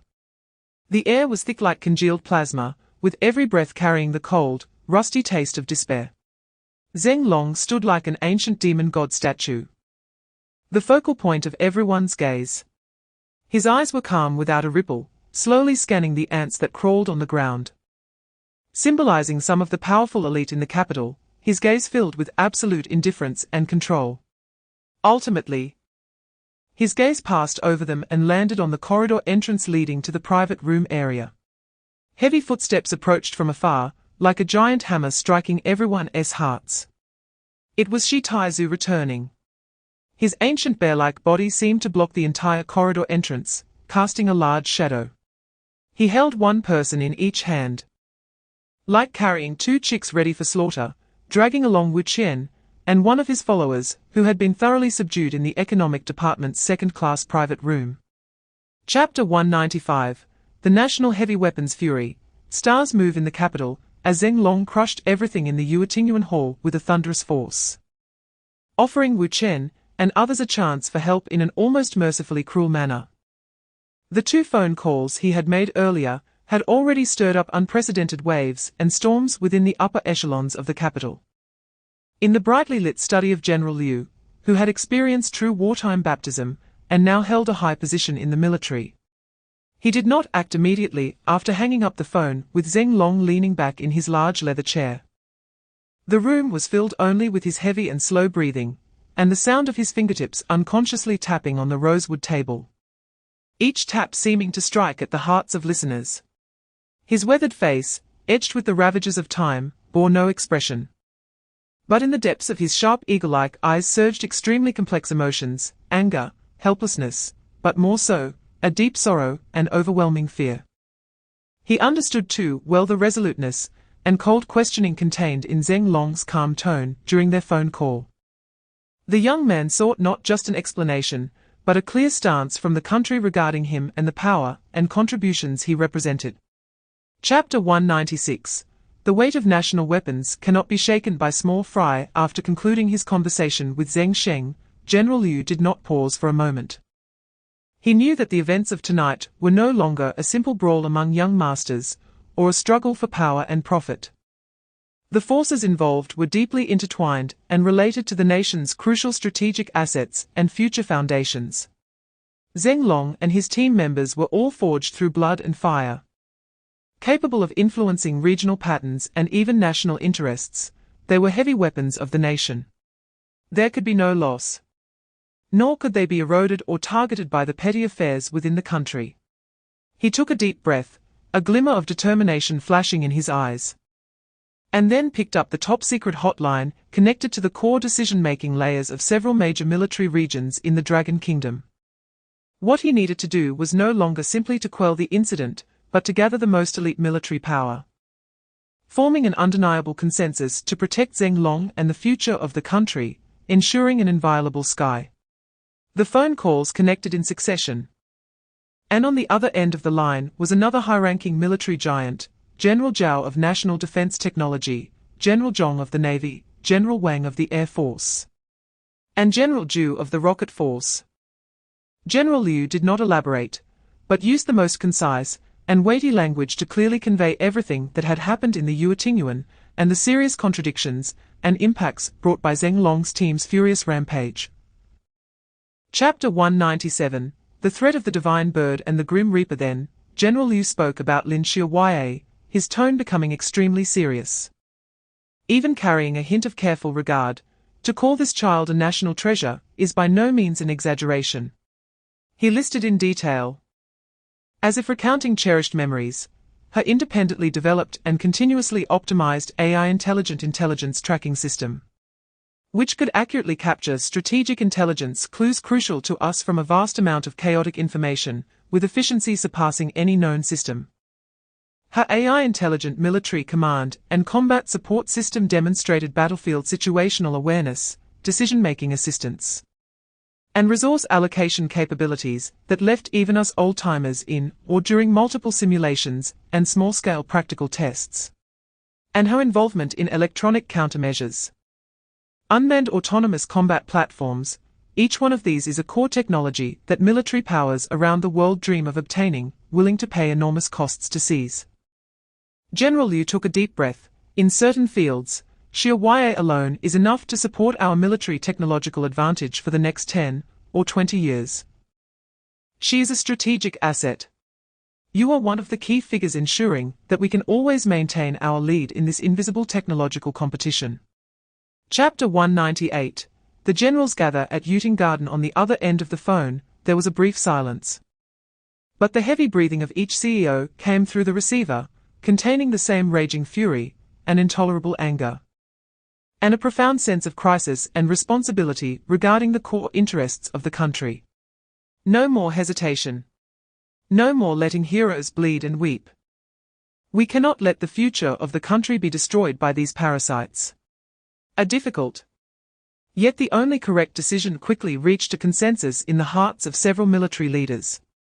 The most powerful figures in the Dragon country's military, General Zhao from Defense Technology, General Liu from the Army, General Zhong from the Navy, General Wang from the Air Force, and General Zhu from the Rocket Force, efficiently united to sign an extremely stern, detailed, and resolute emergency situation report and handling advice application. This heavy document, classified at the highest level, was immediately sent through the fastest channels to the deep core of the Dragon country's power. No one knows exactly what happened in that depth. But less than half an hour later, feedback was returned to the highest leadership, and after reviewing the document, they were extremely furious.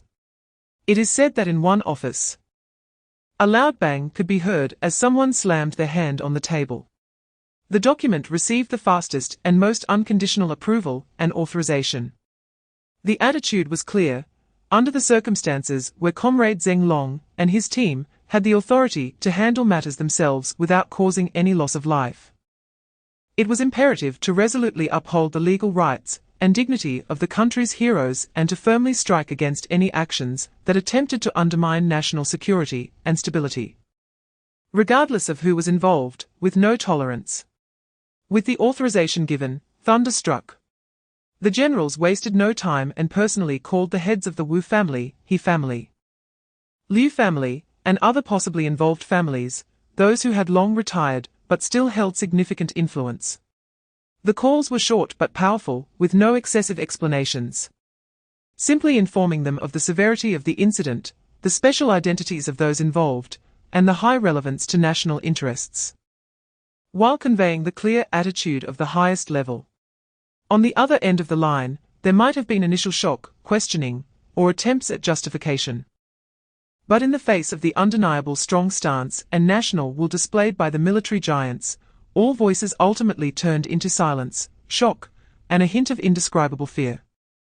After the calls ended, several elderly generals, who were busy with numerous affairs, almost simultaneously made the same decision. General Zhao from Defense Technology stepped out of his study filled with various precision instrument models, his face pale, with a spark of the unique dedication of a technologist and the anger ignited at this moment in his eyes. General Liu from the Army strode out of his study in his family courtyard, the stars on his epaulets shining under the light, his steps steady and firm, carrying the momentum of thousands of troops. General Zhong from the Navy set off from the naval courtyard, looking at the night scene of the capital city outside the window. His gaze as unfathomable as the deep sea, yet containing a determination like raging waves.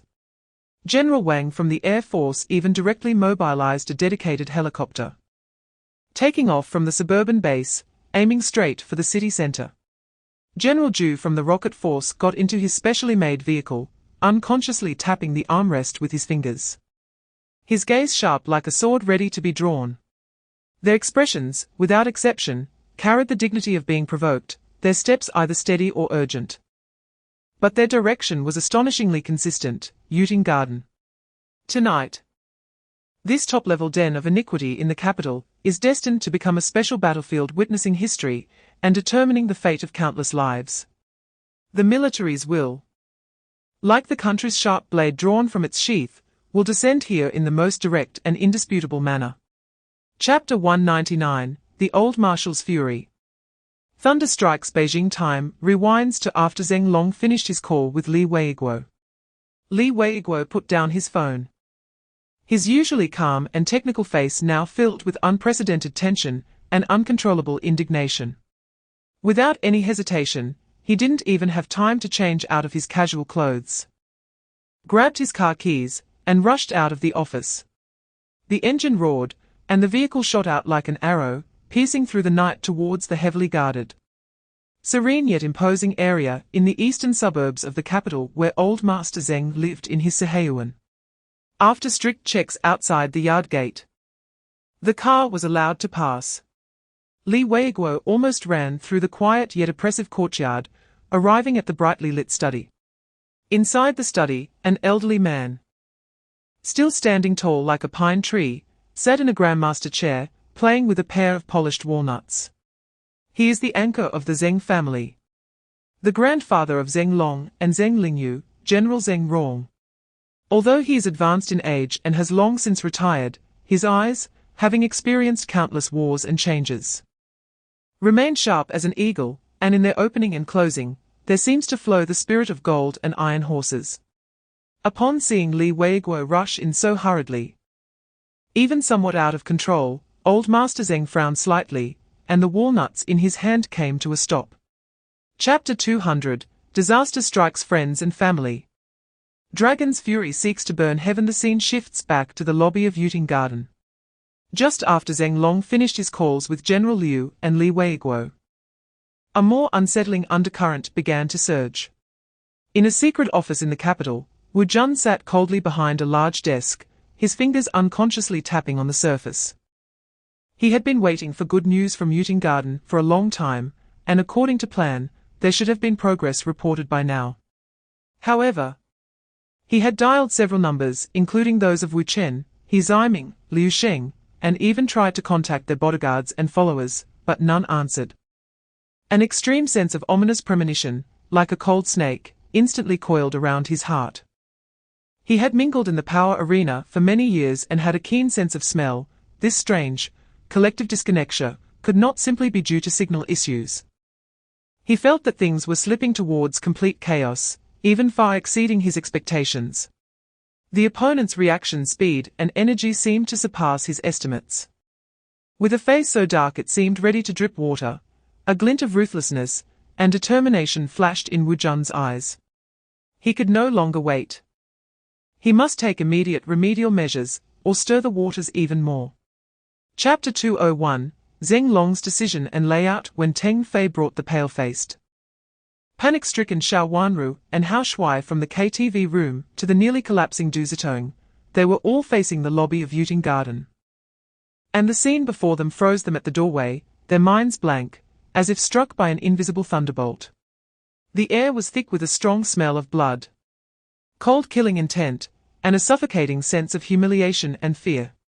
In their line of sight, the previously untouchable, arrogant young elites of the capital like Wu Chen, He Ziming, Liu Sheng, were now like puppets with their souls extracted, kneeling in a row, heads bowed, their bodies uncontrollably trembling, not daring to breathe. Beside them, Wu Qian and his followers were also in a tragic state, slumped and kneeling. The onlookers, who were also distinguished young masters and socialites, stood in the corner as if frozen by a spell, their eyes darting and their faces filled with fear, not daring to make a sound for fear of attracting the slightest attention from the man in the center of the room. In the entire hall, only Zheng Long stood proudly, like the eye of a storm, exuding an overwhelming aura that made souls tremble.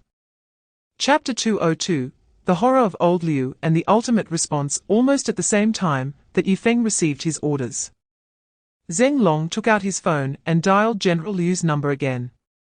This time, his tone was no longer a mere statement, but rather carried a forceful and cold ultimatum, even hinting at an extreme distrust on certain levels. General Liu, Zheng Long's voice came clearly through the waves, devoid of any emotional fluctuation. My brother Du Zitong's father has been framed for tax evasion and fraud. I have already sent Yifeng to rescue him. He said only this sentence, without explanation, without a request, and even without giving the other party a chance to interject. He hung up the phone directly. On the other end, General Liu held the phone that had just disconnected, frozen in place, as if struck by an icy force from the heavens. An unprecedented, bone-chilling cold instantly surged from the soles of his feet to the top of his head, making every hair on his body stand on end. Rescue. Zheng Long used the word rescue, not handle, not resolve, and certainly not request assistance. Moreover, he sent Yifeng, the one known as the Grim Reaper, for whom killing is an art and who regards rules as non-existent. Chapter 203, The Bell Tolls. Choices weigh heavy in the grand hall of the Yuetingyuan. The silence and heaviness felt, as if it could crush everyone's spine. The air no longer flowed, and the light seemed frozen by the pervasive cold killing intent. The only thing vibrating in Zheng Long's hand was the phone that kept buzzing, the only active yet most chilling note in this frozen time. The continuous buzzing sound was amplified infinitely in the pin-drop silence. It was no longer just the signal of a communication device, but rather a heavy tolling bell, striking precisely at the hearts of everyone present, shaking their already fragile souls. Especially for those kneeling on the ground, such as Wu Chen, He Ziming, Liu Sheng. Each vibration of the phone made their bodies tremble uncontrollably, their scalps tingling. It was as if the buzzing was the sound of death approaching, foretelling their and their families' precarious future. They could even hear their teeth chattering uncontrollably, and the rush of blood in their veins from extreme fear. This missed call from Li Weiguo was no longer just a connection between Ling Long and Li Weiguo personally. Chapter 204, The Heaviness in the Car at the same time. The car racing towards Yuetingyuan, piercing the night like a black arrow, was filled with an atmosphere so oppressive it was hard to breathe. The colorful night view of the capital outside contrasted sharply with the heavy atmosphere inside the car. Li Weiguo listened to the busy tone from the phone after it automatically hung up due to no one answering, his hand gripping the phone cold as ice. He slowly lowered the phone, turning to the elder Zeng beside him, who had his eyes closed but exuded an invisible pressure and heavy aura. His voice was dry and tinged with unhidden tension. "Old Chief, Xiaolong didn't answer the phone." He conveyed to the elder Liu the information about Ling Long sending Yifeng under the guise of a rescue mission, which could lead to uncontrollable bloody consequences, and the extreme seriousness of Ling Long's distrust of the official level behind it. He recounted every word heavily, and with each word, the air inside the car grew denser, as if even the faint sound of the air conditioning had vanished. Elder Zeng did not respond immediately. He kept his eyes closed, as if in deep meditation. But the eyelids marked by years and age spots trembled slightly, revealing that his heart was far from calm. Chapter 205, Elder Zeng's realization he had too much oppression, too much misunderstanding, but no one to confide in, no one to share the burden.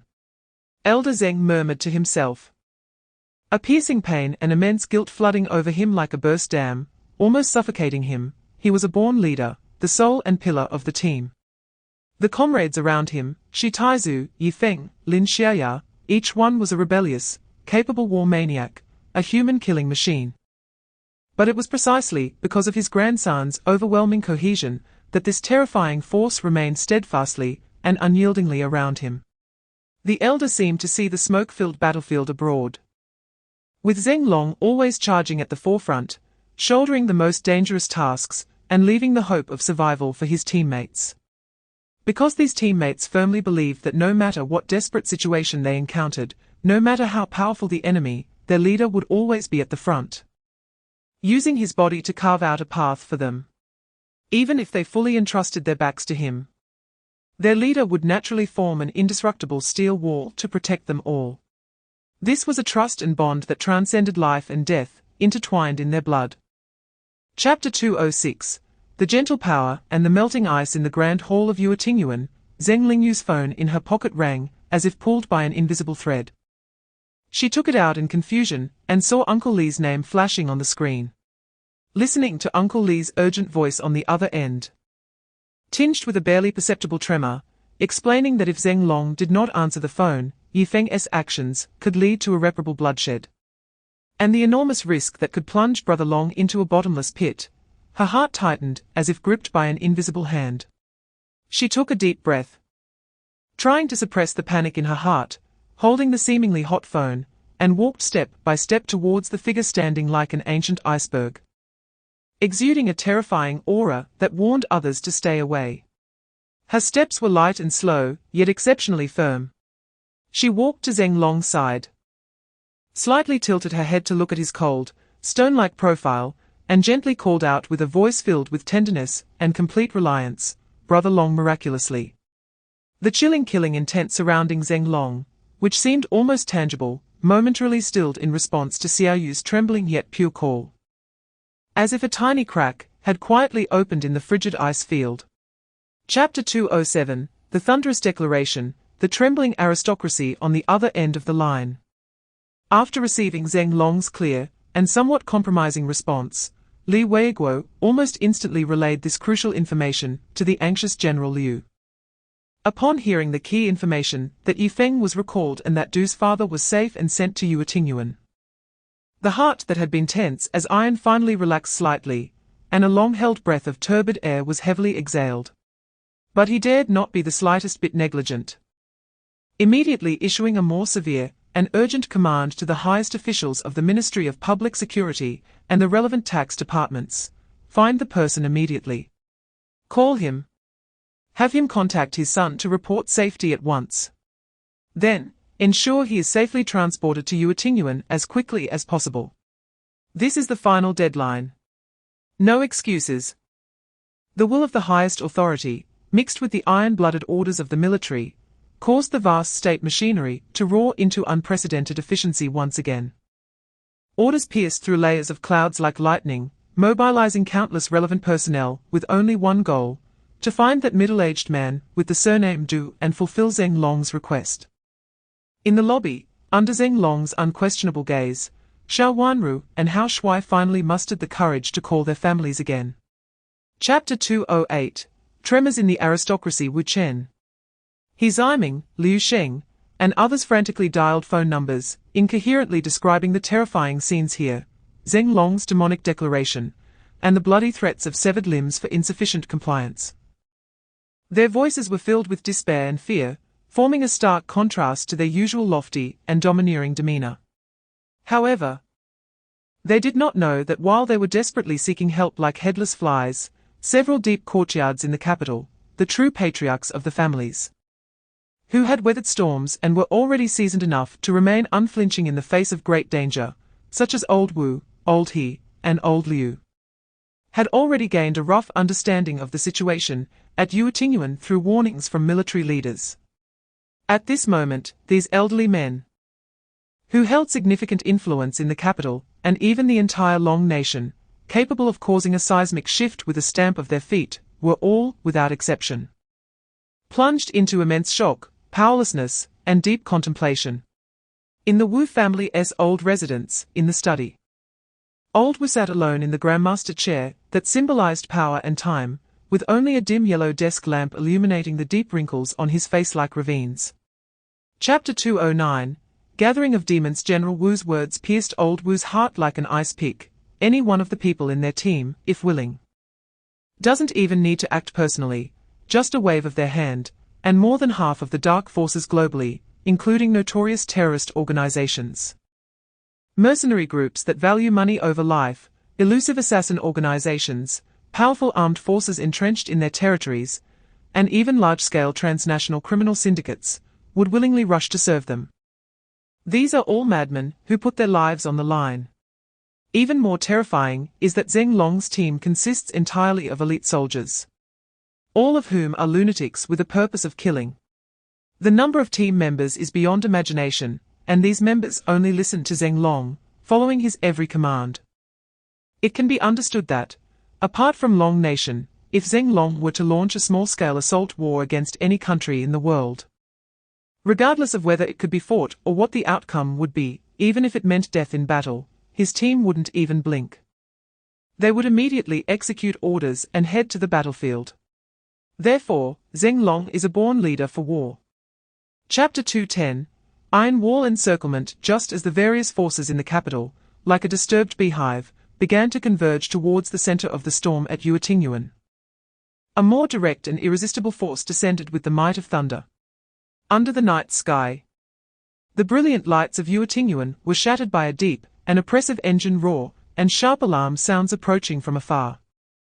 Heavy military trucks covered with military canvas and painted in camouflage colors raced in like a steel dragon, flashing blinding red warning lights, and came to a stop with an ear-piercing screech in the spacious parking lot at the entrance of Yuetingyuan and on the surrounding key roads. The truck bed panels were suddenly dropped. Quick! Quick! Quick! Accompanied by sharp and powerful commands, soldiers dressed in the latest combat uniforms, wearing Kevlar helmets, faces painted with camouflage paint, and armed with standard assault rifles, jumped down from the trucks in a swift and trained manner. Their movements were clean and efficient. Without the slightest delay, quickly forming units upon landing, guns pointed slightly downward, eyes sharp as hawks, vigilantly scanning their surroundings. Chapter 2:11 The General enters. Father and son face off. Having completed the external deployment, Zheng Sheng no longer lingered. He adjusted his military cap and collar, his gaze returning to calm. But beneath that calm was a more turbulent undercurrent. He led a guard company composed entirely of elite soldiers. Stepping with steady and powerful strides up the shining steps of Yuetinyuan, directly towards the door that seemed to separate two worlds at that moment. As he crossed the threshold and entered the brightly lit yet eerily atmospheric lobby, even this seasoned veteran, who had experienced countless storms and was accustomed to life and death situations, was struck by the scene before him, his pupils contracting sharply, instinctively drawing a cold breath. In his line of sight, there was chaos and a murderous intent. The most striking was a row of young men kneeling on the ground, like defeated roosters. Wu Chen, He Ziming, Liu Sheng, these young masters, who had quite a reputation in the capital, now looked ashen, trembling like leaves, their eyes vacant, lacking even a trace of their usual arrogance. Around them, those standing, also of distinguished backgrounds, were equally silent as grave, their faces pale as paper.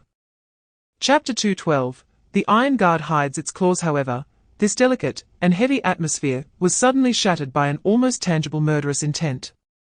When Zheng Sheng, with fully armed soldiers and sharp eyes, stepped into the entrance, Shi Taizu and Lin Xiaya, the two most loyal and dangerous guardians beside Ling Long, instinctively entered a state of highest alert.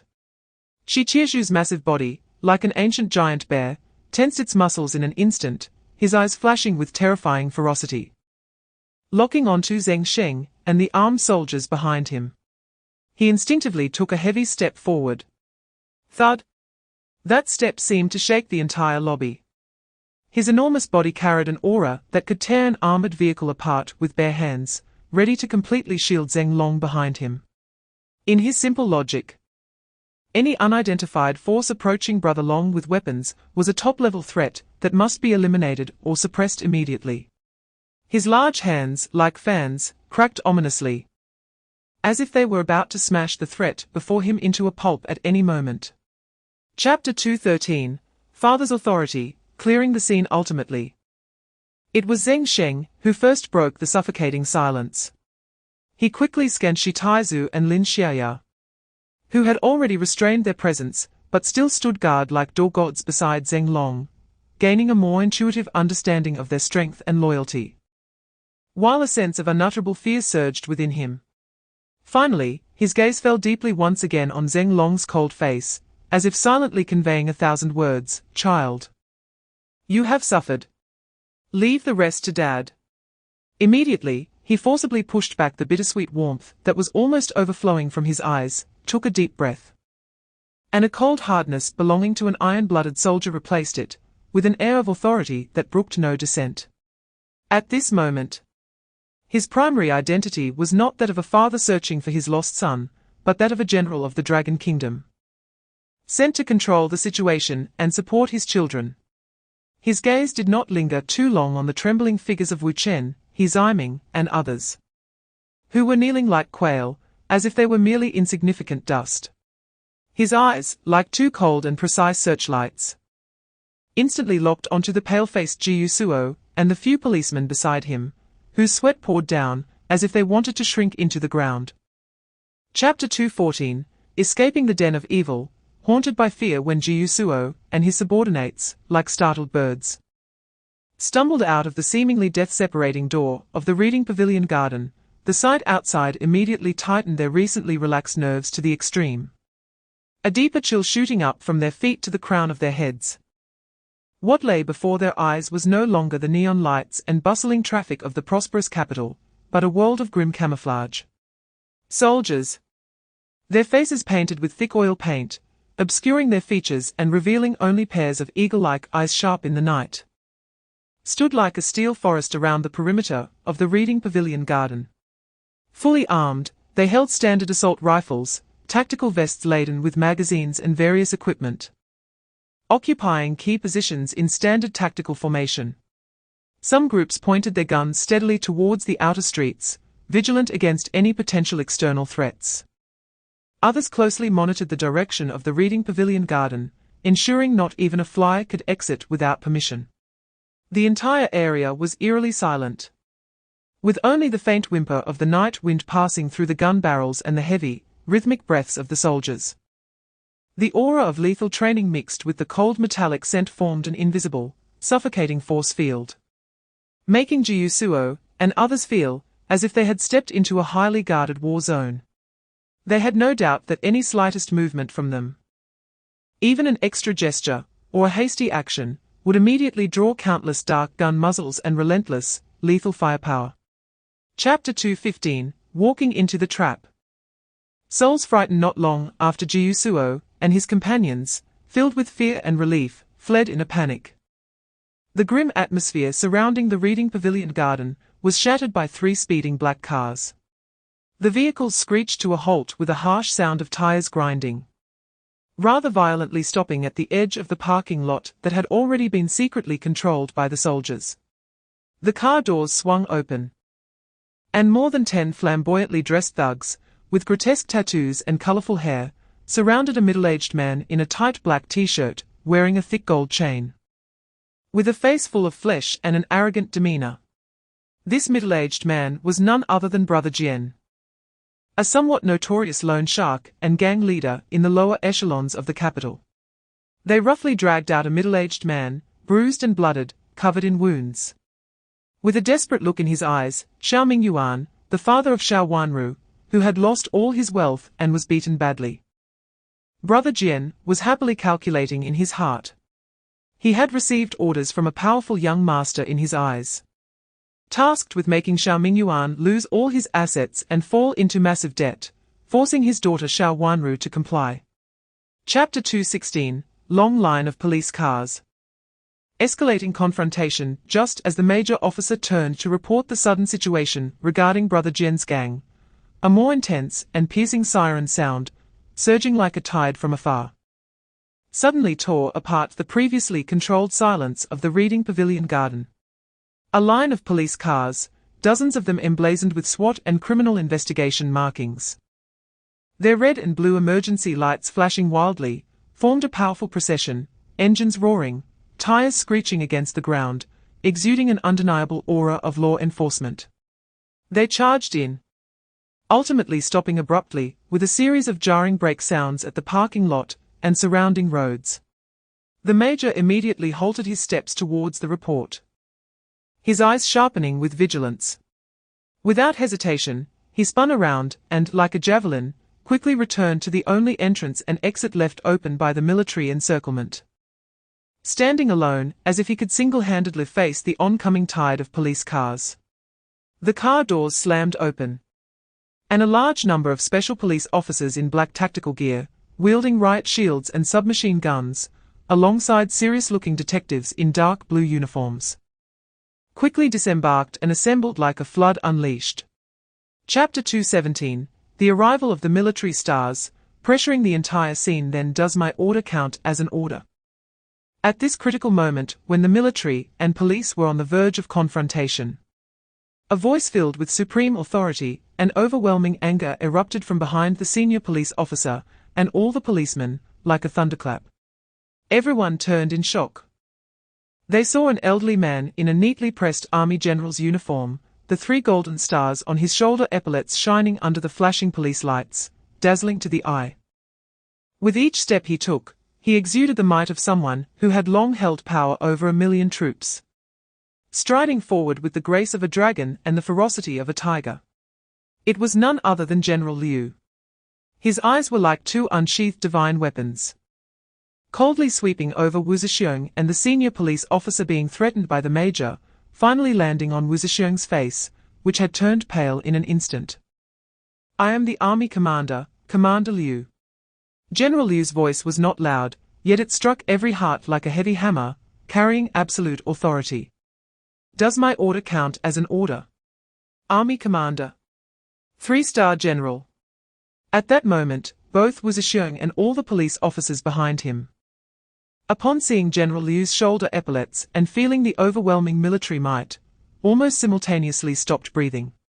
Chapter 218, The Return of Death, Father and Son in Fear. However, just as General Liu was clearing the police force with a thunderous hand, two groups of people with completely different mindsets arrived almost simultaneously at this area that had become a forbidden zone. They witnessed a horrifying sight that would be etched in their memories for the rest of their lives. The first to break the heavy night was a high-performance black sedan. It glided through the darkness like a ghost, executing a precise and powerful drift, screeching tires as it came to a steady stop not far from the entrance of the Reading Pavilion garden. Before the car door was fully opened, a chilling aura of killing intent had already begun to spread.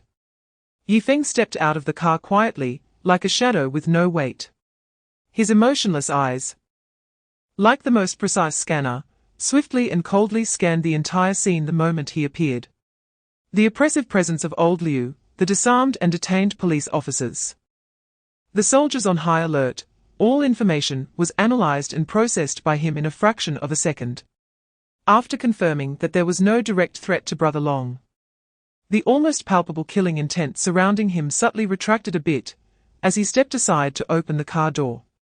Immediately after, Du Zitong rushed out of the car, almost rolling and crawling. His face was still streaked with dried tears, filled with extreme anxiety and deep concern for his father's safety. Chapter 219, An old official in the sea of politics, heart-pounding fear. Another inconspicuous grey sedan, accompanied by the sound of urgent brakes, pulled up somewhat chaotically at the edge of the Yuting Yuan parking lot.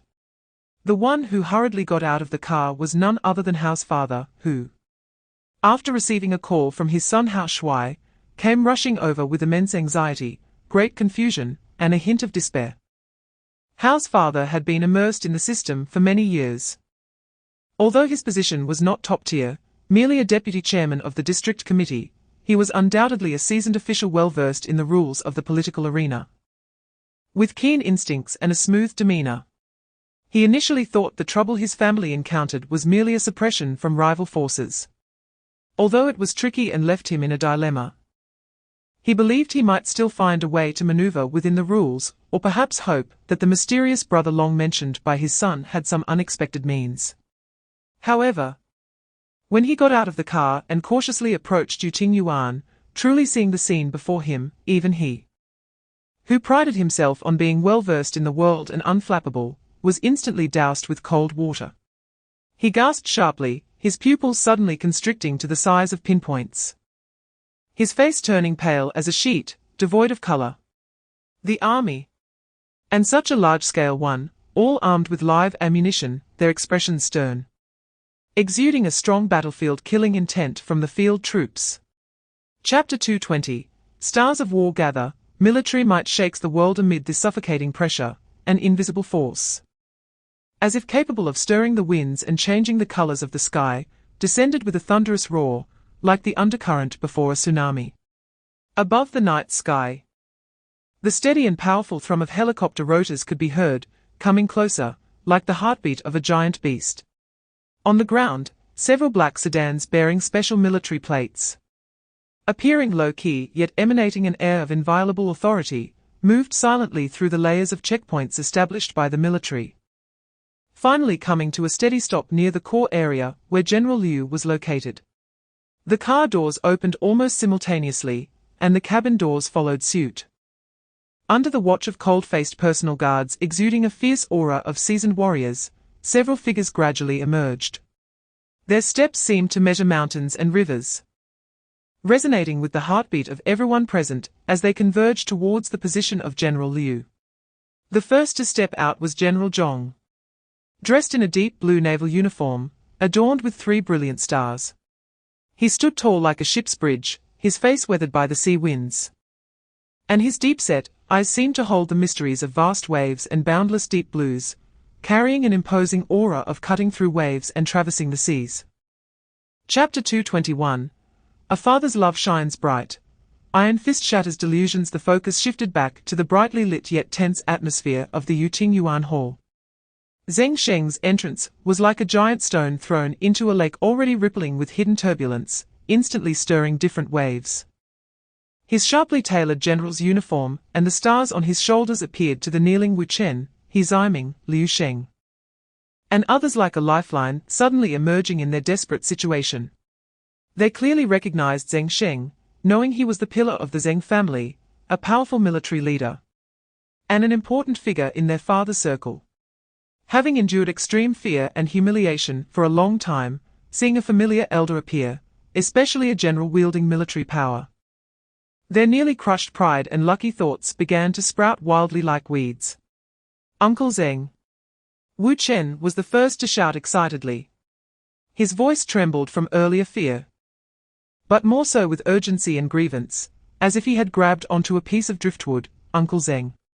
You've come. Quickly. Subdue that despicable madman. He is a lawless criminal. He is the culprit behind everything that has happened tonight. He Ziming immediately followed suit, trying to stand and pointing at Ling Long. Chapter 222. A father stands behind. The curtain is about to rise. Zheng Sheng's roar, filled with paternal love and anger, seemed to echo in the hall. He looked at his daughter, teary-eyed yet striving to be strong, then at Ling Long, who remained silent like a mountain, shouldering the entire storm. A mix of emotions surged within him, guilt, pride, and determination, ultimately transforming into an undeniable force of support. He forcibly suppressed the tumultuous feelings, and was replaced by the resolute decisiveness of a soldier. He turned to face Ling Long, this time. His gaze was no longer just the complex look of a father towards his son. It carried a seriousness of a colleague. Even a hint of barely perceptible respect for a strong individual. He did not waste words, his action was his attitude. He issued a stern order to the several sharp-eyed guards standing like javelins behind him. You guys, from now on, temporarily follow Comrade Ling Long's commands. He paused, scanning the guards to ensure they understood the absolute nature of this order. His orders are my orders. No need to report to me, execute strictly. Yes, sir. The guards responded without hesitation, their voices resonant. Chapter 223. Internal and external coordination. Father walks, son remains silent. Ling Long's words, stay tuned, pierced the hearts of the kneeling crowd like ice picks, causing their last hope to waver and flicker in fear. The air in the hall seemed to be sucked dry, each second stretching out like years. Just then, Ling Long broke the silence. He took out his phone, smoothly dialing Du Zitong's number. Zitong, where are you? His voice remained steady, betraying not a hint of turbulence. On the other end of the line, Du Zitong's anxious and incredulous voice immediately came through. Brother Long. We've arrived. In the parking lot. But, Brother Long, outside there are soldiers. So many. Guns? And my God. I even saw several old generals with many stars on their shoulders. What on earth is going on? Du Zitong's voice was somewhat incoherent from overwhelming shock. Clearly the scene in the parking lot had a tremendous impact on him. Let Yifeng listen to the phone. Ling Long thought for a moment, a smirk appearing at the corner of his mouth as he thought of something, but did not explain, directly ordering. Soon. Yifeng's cold and emotionless voice came through. Brother Long, bring them in. Ling Long said only 4 words before hanging up the phone. Chapter 224. The Grim Reaper's Order. Unimpeded passage at the edge of the parking lot, the tense atmosphere seemed to solidify. Du Zitong, his father Du Yiming, and the pale-faced head of the tax department, whose legs trembled like chaff, were like 3 frightened quails, enveloped in an invisible fear.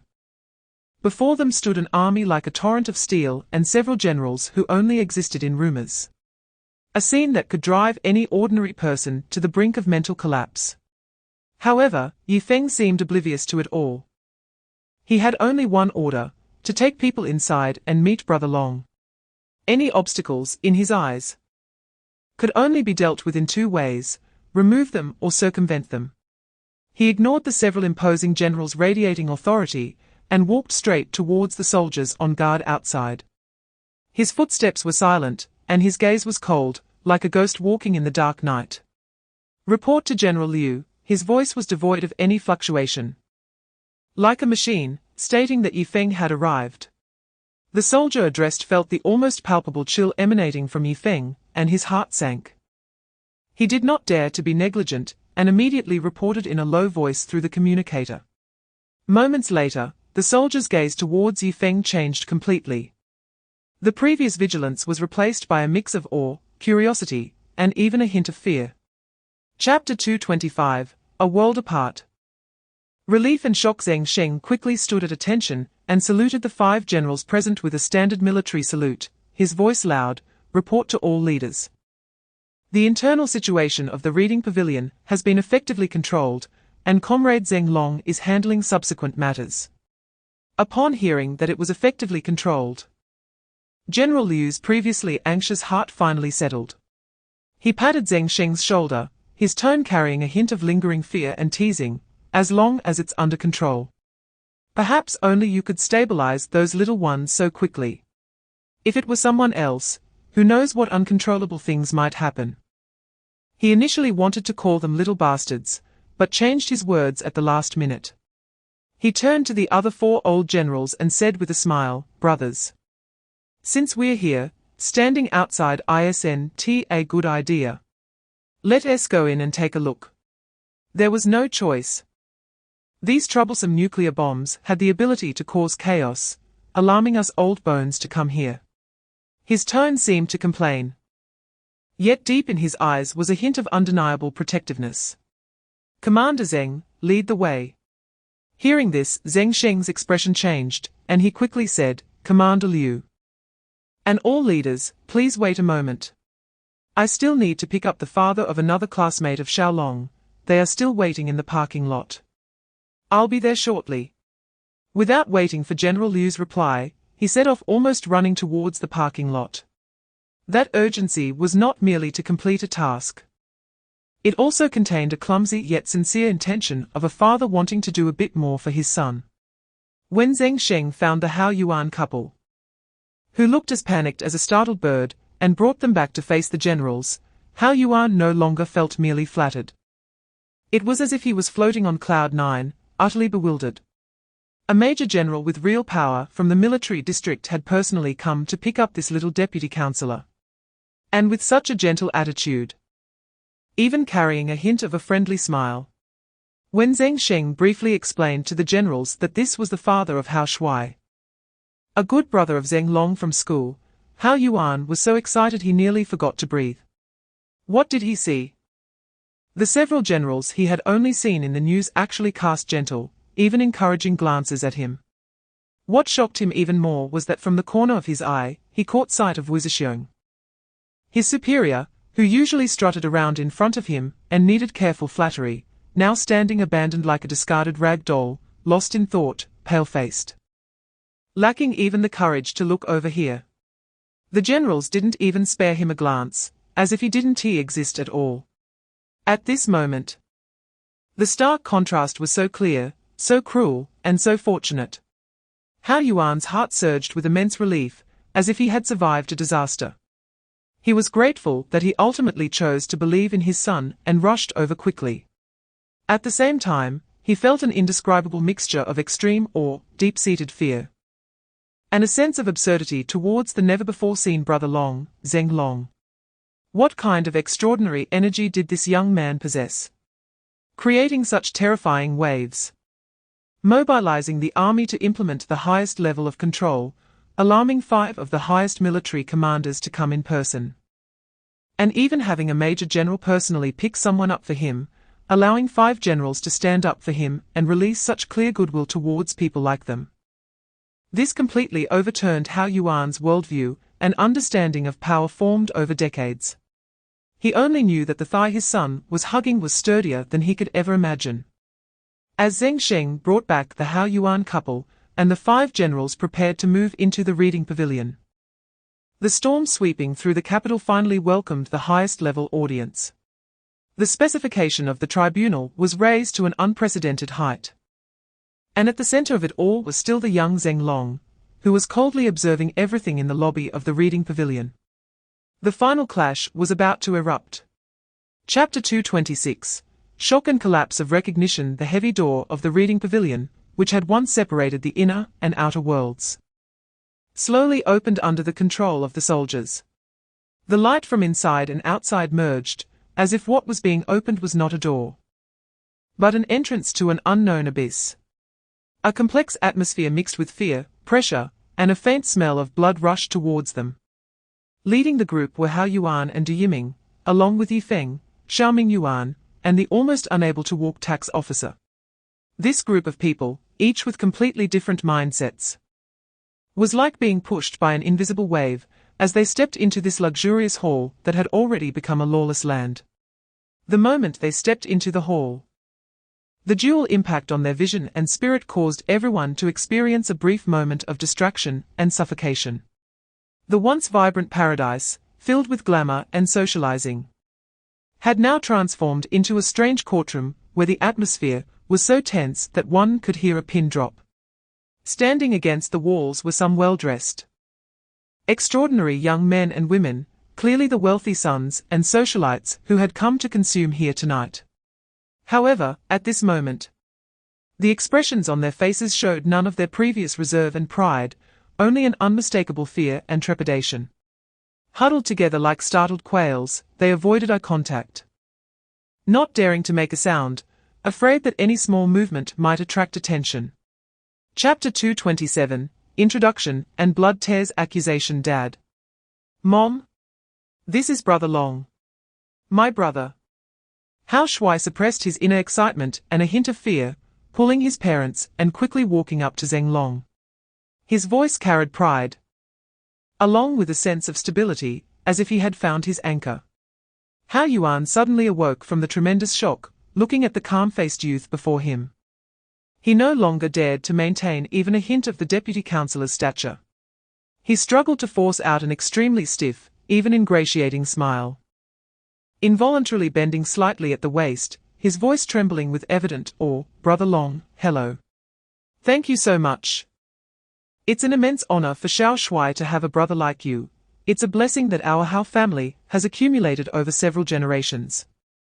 He didn't dare to reach out, only nervously clasping his hands together in front of him, his posture extremely low. On the other side, Du Zitang was also helping his father, Du Yiming, to come over. "Brother Long. This is my dad." Du Zitang's voice was choked with emotion. "Dad. This is Brother Long that I often talk about, Ling Long. He saved you." At this moment, Du Yiming's emotions were far more complex and agitated than Hao Yuan's.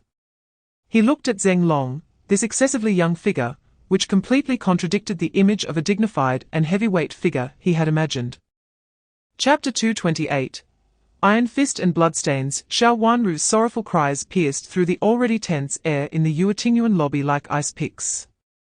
Her every word was a blood and tears accusation that not only ripped open the tragic wounds of her family, but also ignited the towering anger in the hearts of some present. The last trace of warmth on Ling Long's face instantly vanished, replaced by an unfathomable coldness. He quickly walked to Xiao Wanru's side, his steps steady yet filled with an impending sense of explosive power.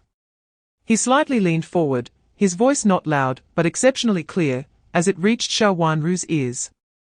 Carrying an undeniable firmness and reassuring strength, "Class monitor, can I take care of this?" Xiao Wanru lifted her tear-filled face, locking eyes with Ling Long's deep, abyss-like gaze.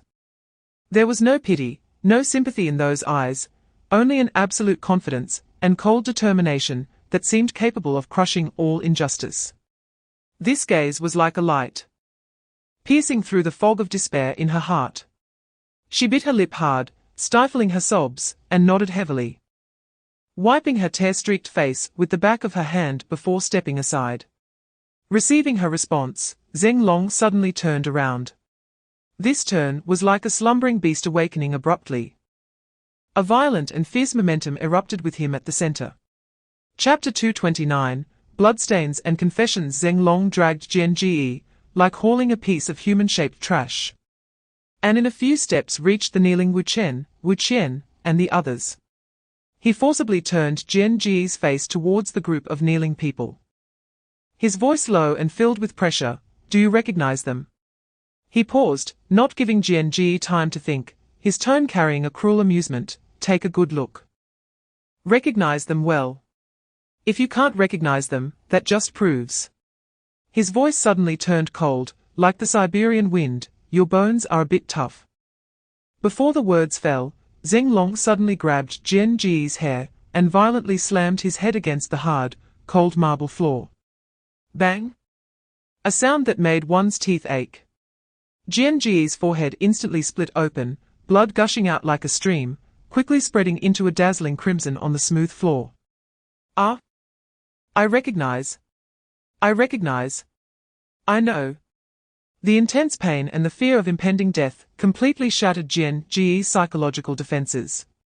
He cried and wept, mixed with blood.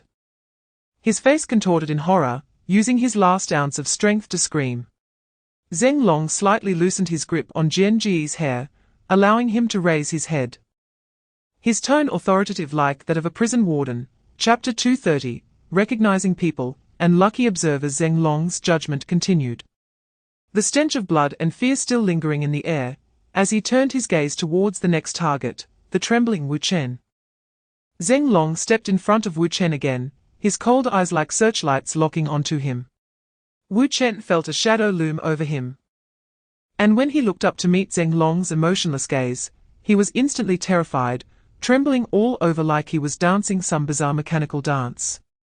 His teeth chattering and making clattering sounds. Ling Long slowly squatted down to meet his gaze, his indifferent eyes seeming to freeze the soul. He extended a finger, pointing towards Yiming, who was standing next to Du Zitang, equally nervous, but more so feeling like he had survived a disaster. Lift your head. Ling Long's voice was not loud, but it carried an undeniable authority.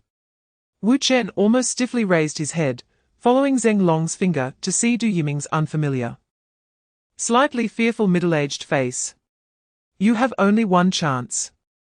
Ling Long's tone was flat, yet contained a pressure more terrifying than a roar. Do you know him? Chapter 231, Dramatic Brothers. The anticipated thunderous strike did not come. Just as Chen Yifeng tightly closed his eyes, preparing to face the unknown, which might be extremely painful, Ling Long's cold killing intent instantly retracted like a Sichuan opera mask change, replaced by a nearly friendly yet somewhat teasing smile. He stepped forward, his movements natural and smooth as if rehearsed countless times, and very familiarly wrapped his arm around Chen Yifeng's neck. The action was like embracing an old buddy he had known for over a decade. Xiaofengzi, Ling Long's voice carried obvious mockery. But his arm was like an iron hoop, making the stiff Chen Yifeng unable to move at all, forced to be led away by him. You've been watching the show for so long tonight. Have you prepared your sunflower seeds and stool? It's boring just watching. It's time to get up and move around a bit. As Ling Long spoke, he half embraced, half pushed the completely stiff Chen Yifeng, whose brain was still in a state of shutdown, to the equally bewildered Hao Yuan. At this moment, Hao Yuan was also confused. He looked at Ling Long, who had just been like a god of death descending, causing people to break bones and tendons with a wave of his hand. Chapter 232, The Cold Blade. And using a knife to kill. The moment Chen Yifeng sensed the change in Ling Long's gaze and heard those cold words, every hair on his body stood on end. An indescribable chill surged from the soles of his feet along his spine straight to the crown of his head, making him feel as if he had fallen into an ice cave, his limbs cold. He suddenly remembered, earlier at the hotel, the conditions for reconciliation he had reached with his grandfather and Ling Long were that within 3 months, the Chen family must utilize all political resources to provide 3 key positions of real power, filled by candidates recommended by Ling Long. The Chen family had to ensure their smooth ascension, while completely quelling any possible negative impacts and resistance after taking office. Furthermore, the Chen family had to promise to provide them with necessary and practical support in certain specific fields and issues in the future. This was the painful price they had to pay for previously offending Ling Long. And at this moment, Ling Long had chosen Hao Yuan as the first candidate. Coupled with the earlier confessions from Wu Qian and others that their families had united to suppress Hao Yuan, aiming to completely marginalize him. If the Chen family suddenly intervened strongly to support Hao Yuan, it would mean that the Chen family would unhesitatingly and publicly stand against the Wu family and several other families. Chapter 233, Clouds gather outside the door. When the mountain presses down outside the Yuetinyuan, the atmosphere did not ease in the slightest due to the presence of General Liu, but rather became heavier and more oppressive with the arrival of new figures, as if the storm clouds before a tempest weighed heavily on everyone's hearts. The heads of several military factions originally wanted to quickly enter the Yuetinyuan under Zheng Sheng's guidance to keep the situation under control. However, as soon as they took their first step, they were drawn by a convoy approaching from a distance. The first two seemingly low-key black sedans, which actually had a very high level of internal protection, came to a steady stop. The doors opened, and two elderly men got out under the watch of several sharp-eyed and formidable-looking guards. One of them, dressed in old-style military uniform, though his stature was no longer as upright as in his youth, still stood strong like a pine tree. His face was resolute, with wrinkles carved like knife marks, bearing the traces of countless years of war. Especially his eyes, which sparkled with brilliance, exuding an aura of authority without anger, as if they could penetrate into one's heart and gaze into the soul. He was none other than the anchor of the Dragon Nation's military, the venerable Mr. Ling Long, who had fought for the country for many years. Although he had been retired for many years, his lifetime of military achievements and the illustrious reputation of the Zheng family, which had 3 generations of military service, granted him an unshakable high prestige within the entire Dragon Nation's military. Chapter 234, Confrontation at Mount Tai. Underlying currents outside the entrance of the Yuting Garden, several elders capable of influencing the landscape of the Dragon Nation gathered one after another, making the atmosphere in this area so oppressive that it was hard to breathe. The soldiers stood solemnly with their guns, their eyes sharp. The guards brought by the big shots were equally formidable, although the two sides did not draw their swords. The collision of their invisible auras was even more heart-stopping than real weapons. The brief silence was broken by Yang Fushan. His gaze was sharp as a hawk, and he was the first to strike, directly pointing his spear at Old Wu and Old He. His tone laced with the sarcasm and anger of a wise man. Wu Jingzhong, He Minchuan. You old bastards are quite something. His voice was not loud, but every word was like a hammer, striking at people's hearts. Your descendants have teamed up to harm my grandson. If you say that their young ones are just messing around, then I can accept that my useless grandson Yang Hai lost and got beaten to a pulp.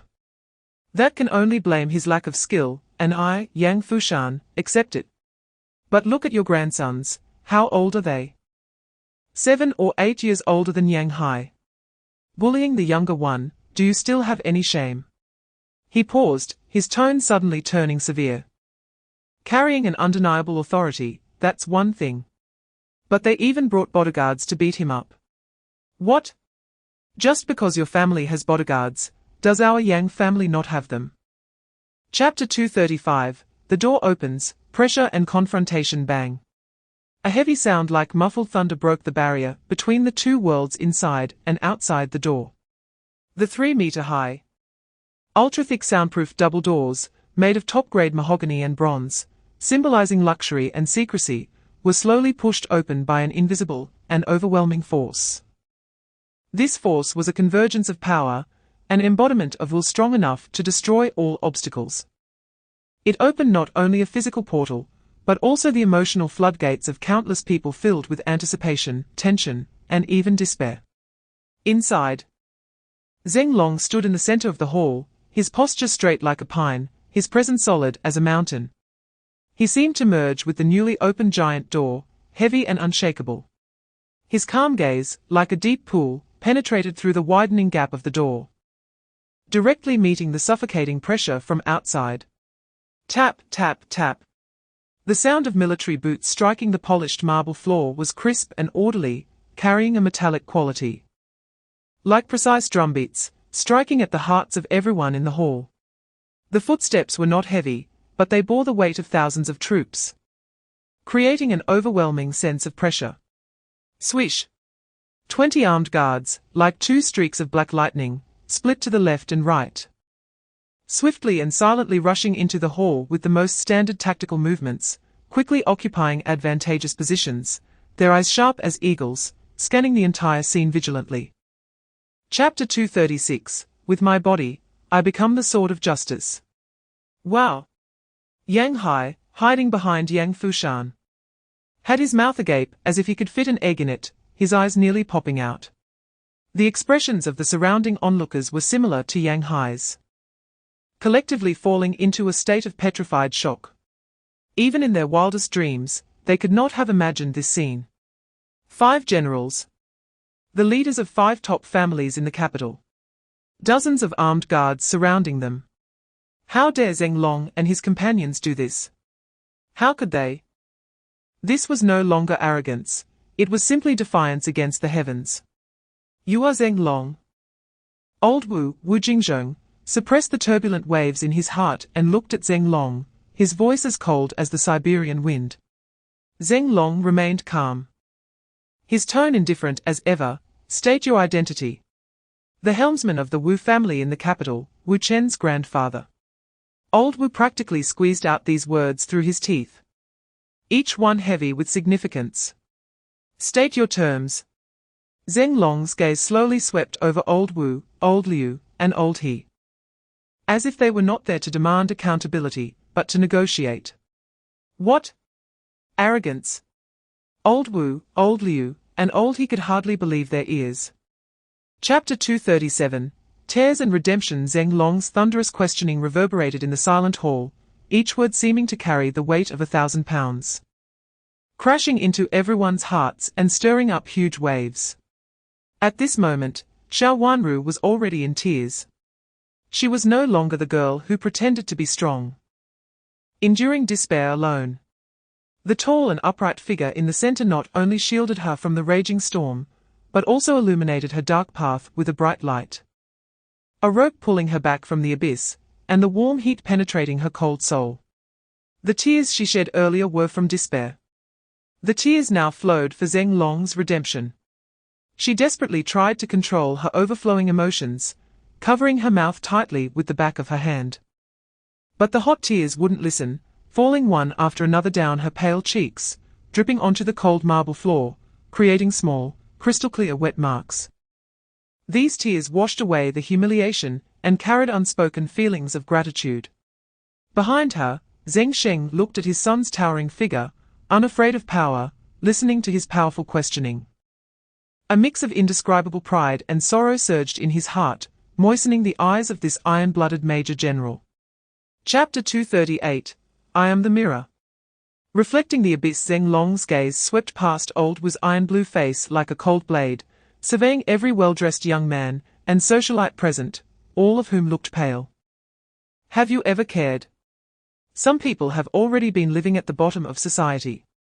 They are merely struggling to survive in hardship, pouring all their strength into fighting for their parents who raised them to be sent off peacefully, wanting to raise their hungry children to grow up healthy.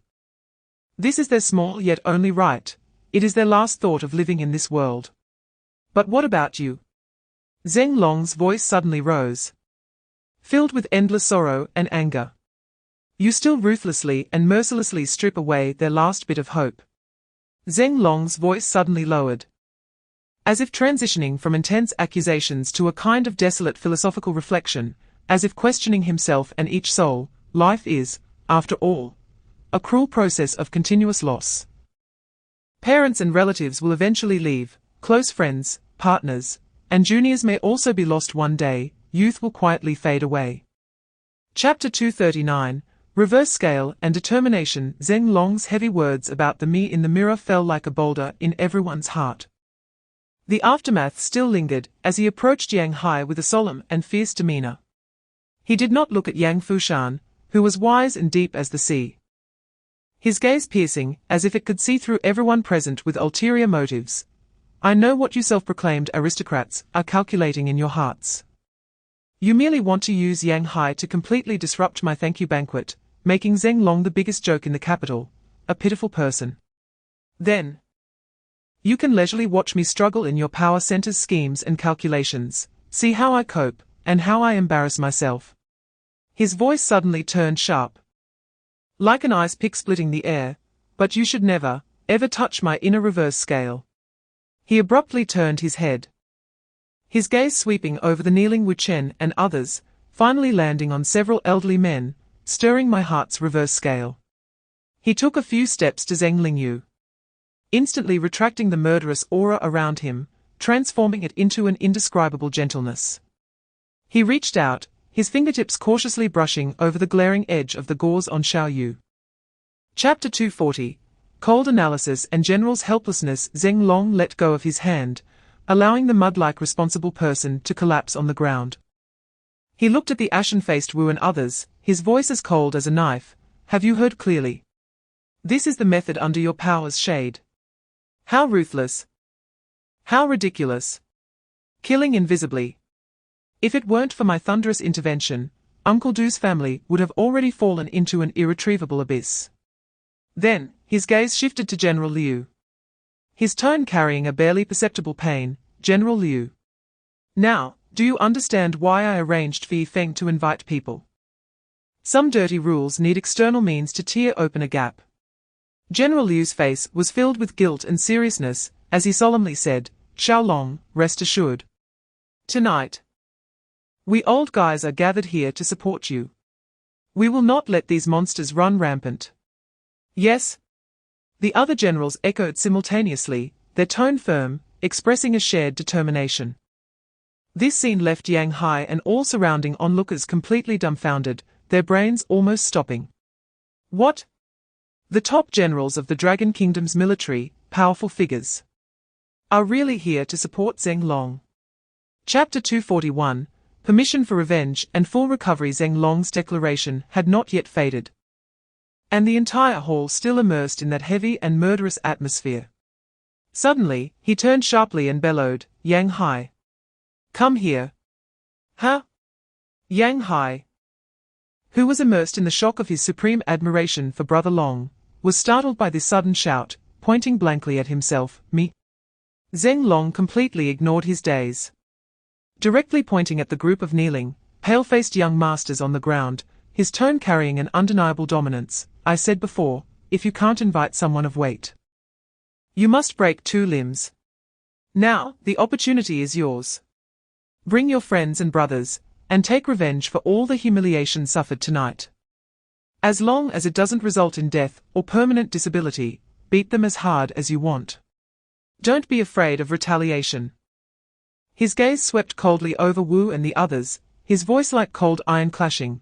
Anyone behind who dares to defy or secretly retaliate against you, tell me. I'll back you up.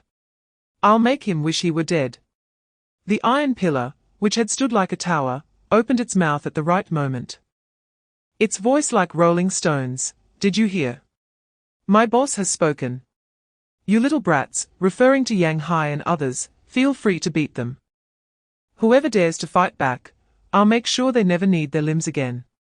Chapter 242. The old fox's resentment. The generals beside General Liu exchanged glances, both amused and helpless. Should they intervene? It seemed inappropriate. This was clearly a private feud among the younger generation, and a reasonable counterattack, after being bullied. What would it look like for these generals to intervene? But if they didn't intervene, they watched as the group of young ones became increasingly excited, with Yang Hai panting heavily from the beating, showing no sign of stopping. If this continued, even if no one died, bruises and swollen faces were inevitable. And the old guys would be even more embarrassed then. General Liu looked at the chaotic scene and then turned to Zheng Long, who appeared calm, as if enjoying a splendid performance. Suddenly, a flash of inspiration struck him. It was like a bolt of lightning in the night. Wow! This kid is a genius. He instantly understood Zheng Long's intention. This was not merely about letting Yang Hai vent his anger.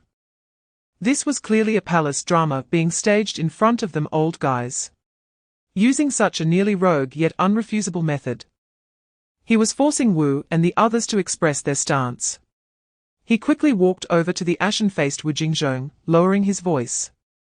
With a hint of urgency, and a barely perceptible eagerness to watch the show, and said, Chapter 243, The Name of Wu Jun and Zeng Long's Calm, when Wu Jingzhong almost squeezed out the name Wu Jun through gritted teeth.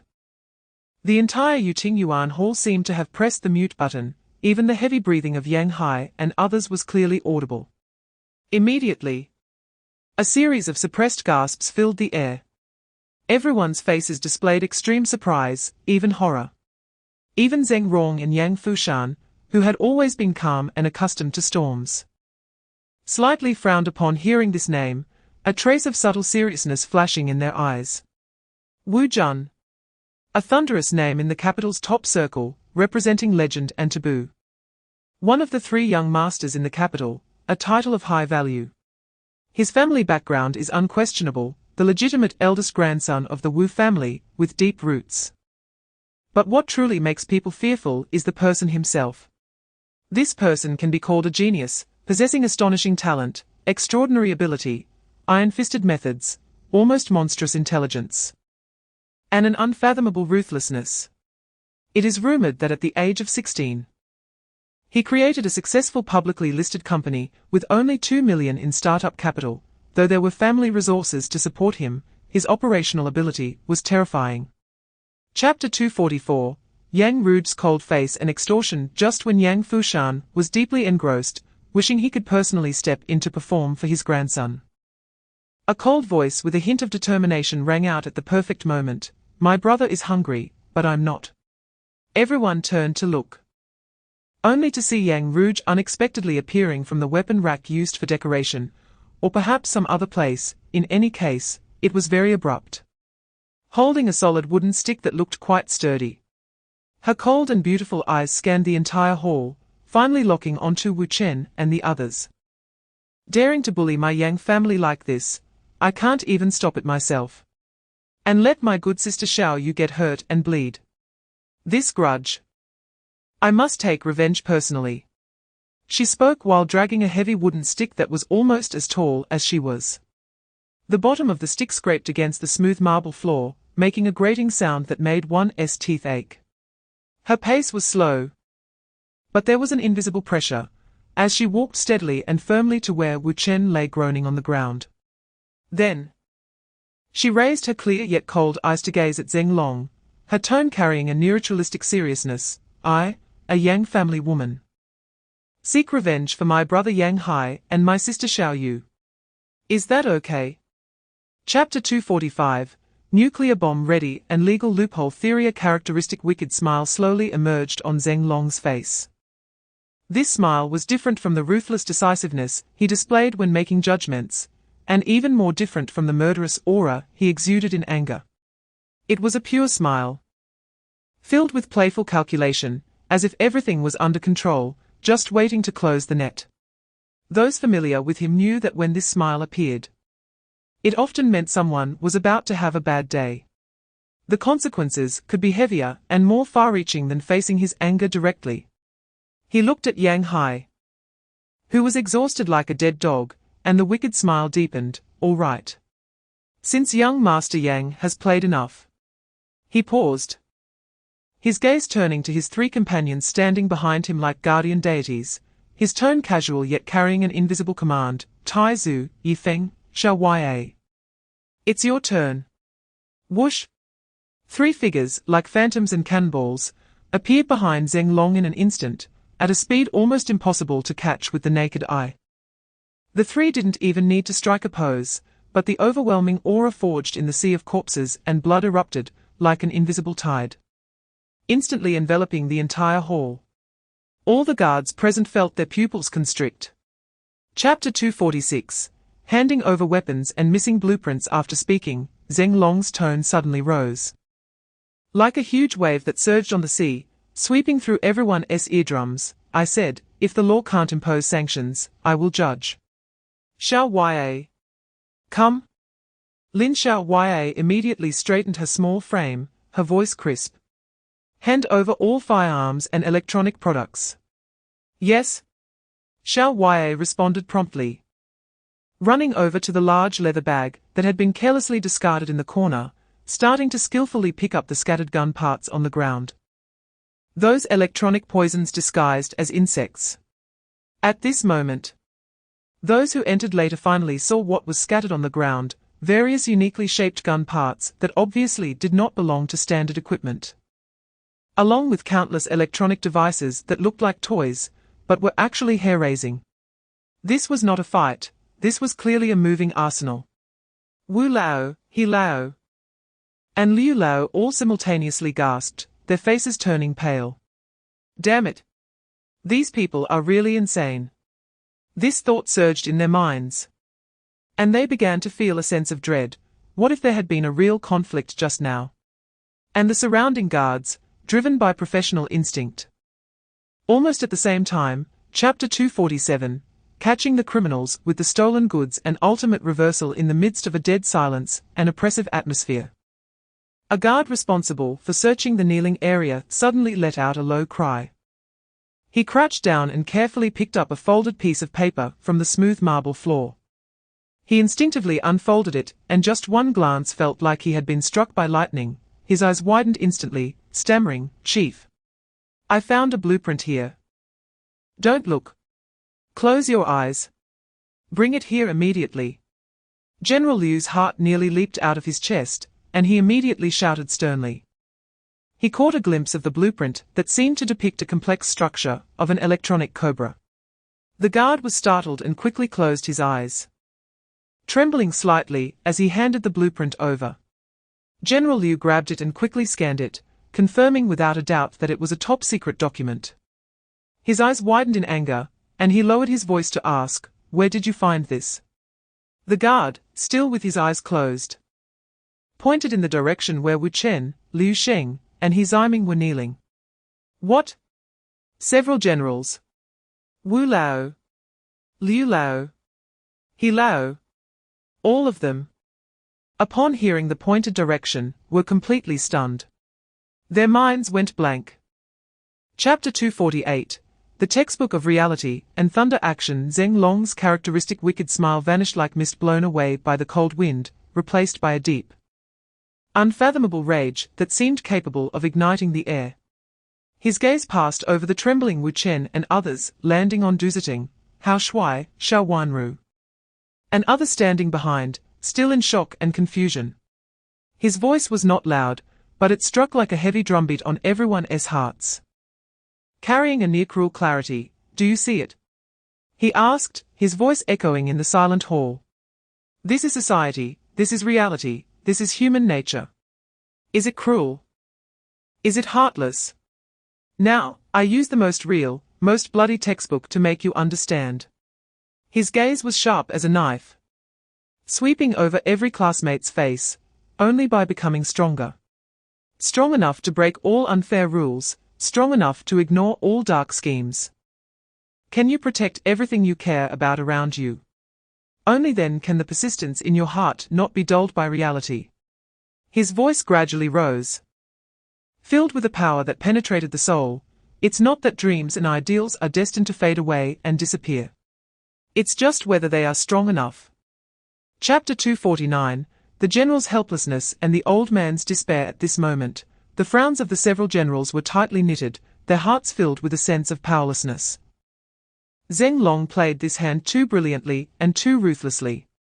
He skillfully utilized the rules, even becoming part of the rules himself. They all knew there were 1,000 ways to physically stop Ling Long and his team, but in terms of reason and righteousness, they couldn't find a single solid reason to stop them. Because these weapons and blueprints were independently developed by Ling Long's team and unconditionally submitted to the state. They were the highest secrets concerning national defense security. Now, they were caught red-handed, and the blueprints were indeed found on Wu Chen and the others. This fact was irrefutable. If they forcibly intervened at this moment, Ling Long would have every reason to suspect they were shielding the spies, and could even reasonably infer that the contents of the blueprints might have been leaked in some way. Even if it was just a possibility, it was enough to plunge Wu Chen, He Ziming, and Liu Sheng into an irreversible abyss. Review, monitoring, and even more severe consequences awaited them. And the right to explain all of this was largely in the hands of Ling Long and his companion, the tech-savvy Xiao. Chapter 250, The Collapse of the Backbone and Silent Shock. Wu Jingzhong's aged body, under the invisible yet heavy pressure, finally couldn't help but slightly hunch over. It was as if a pair of invisible hands had bent the upright spine that had supported him for decades. The deep wrinkles crisscrossing his face appeared even more pronounced at this moment. Like the cracks on parched land, each line was etched with an unshakable resentment. A deeply ingrained humiliation, and a hint of profound fatigue honed by time and reality. He stared intently at Ling Long. Those eyes that had remained sharp and perceptive through countless political storms and power struggles. At this moment, they were left with only the murkiness, dullness, and a hint of unwillingness, the final sparks of struggle brought about by being pushed to the edge. But that spark was quickly extinguishing under Ling Long's unfathomably calm gaze. His lips trembled uncontrollably, and his Adam's apple rolled up and down as if swallowing an indescribable bitterness. Ultimately, from the depths of his throat, he squeezed out the words that represented complete surrender, giving up all resistance. All right. Don't you just want us to hand over Wu Jun? We agree to you. Chapter 251, Silent Guardianship, and the final deadlock. Under the gaze of everyone filled with extreme complexity and reverence, Ling Long took a deep breath. This breath was long and steady, as if drawing in all the external killing intent and violent factors into his body, deeply concealing them. His gaze became even deeper. Like an endless night sky, harboring the power of stars' birth and extinction beneath its calm surface. He looked at Wu Jingzhong, who seemed to have aged 20 years in an instant, his spirit having plummeted to rock bottom. His tone was steady, showing no signs of turbulence, yet carried an undeniable, law-like resolution. My demands are very simple. First, he raised a finger, his movement concise and powerful. All personnel involved in this incident, who have suppressed, framed, or harmed those around me, regardless of who they are, no matter how deep their background, or how hard their connections, must receive the appropriate, public, and serious handling. His gaze was calm yet piercing, penetrating through all hypocrisy. I want to see the final, accurate handling results reported. He deliberately paused, his gaze scanning Liu Lao, and He Lao's pale and stiff faces like the most precise scanner. Chapter 252, The dust settles and the lonely figure. A perfect trap, meticulously planned and interlocked by one of the three young masters of the capital, Wu Jun. In the end, it was completely shattered by Ling Long's even more ruthless, thunderous violence and mental crushing. The final deadlock hanging over the Wu, Liu, and He families was like a sword of Damocles, emitting a chilling glare. It pressed down on these three towering trees that had dominated the capital for many years, their branches drooping, roots shaken, almost unable to breathe. In the face of absolute power and impeccable calculations, they had no choice but to lower their proud heads, filled with humiliation and deep-rooted fear, agreeing to all of Ling Long's conditions and demands. In Yuqing Garden, as the smoke cleared, what remained was a scene of devastation and a distinctly divided atmosphere. Some families rejoiced while others mourned. After Ling Long made it clear that tonight's events must be kept strictly confidential and not spread outside, Du Zitang suppressed the tsunami-like shock and excitement within him. Supporting the still unsettled Xiao Wanru, as they walked towards the group of classmates who had been anxiously hiding in the KTV private room. They were to present a relatively mild and coherent official version, as instructed by Ling Long. Chapter 253, The Scars under the night. The night in the capital was fragmented into interwoven light and shadow by neon lights. Ling Long's lonely figure stretched long under the cold street lamp. It seemed as though the endless past he bore had merged into this lonely shadow. He took a deep breath of the crisp air, infused with the unique dryness and chill of the north. The cold wind felt like fine steel needles, piercing his resolute yet weary cheeks. He raised his head, gazing at the night sky slightly obscured by the city's light pollution. His gaze seemed to penetrate the barriers of time and space, returning to that place filled with pain and struggle, buried deep in his heart. Scenes of unbearable past events flashed back in his mind like an out-of-control film reel, bringing waves of sharp pain. At that moment, a cool yet subtly trembling female voice broke the dead silence from behind him. "Can we talk?" Ling Long slowly turned his head, his movements somewhat sluggish. In the dim, flickering light of the street lamp, Yang Ruge's figure became distinctly visible. She wore a thin coat, appearing somewhat frail against the cold wind, but her cold eyes were surprisingly bright, staring at him without blinking. Chapter 254. Yang Ruge's passed the name Ling Long struck Ling Long's ears like 3 thunderclaps. He suddenly stopped in his tracks.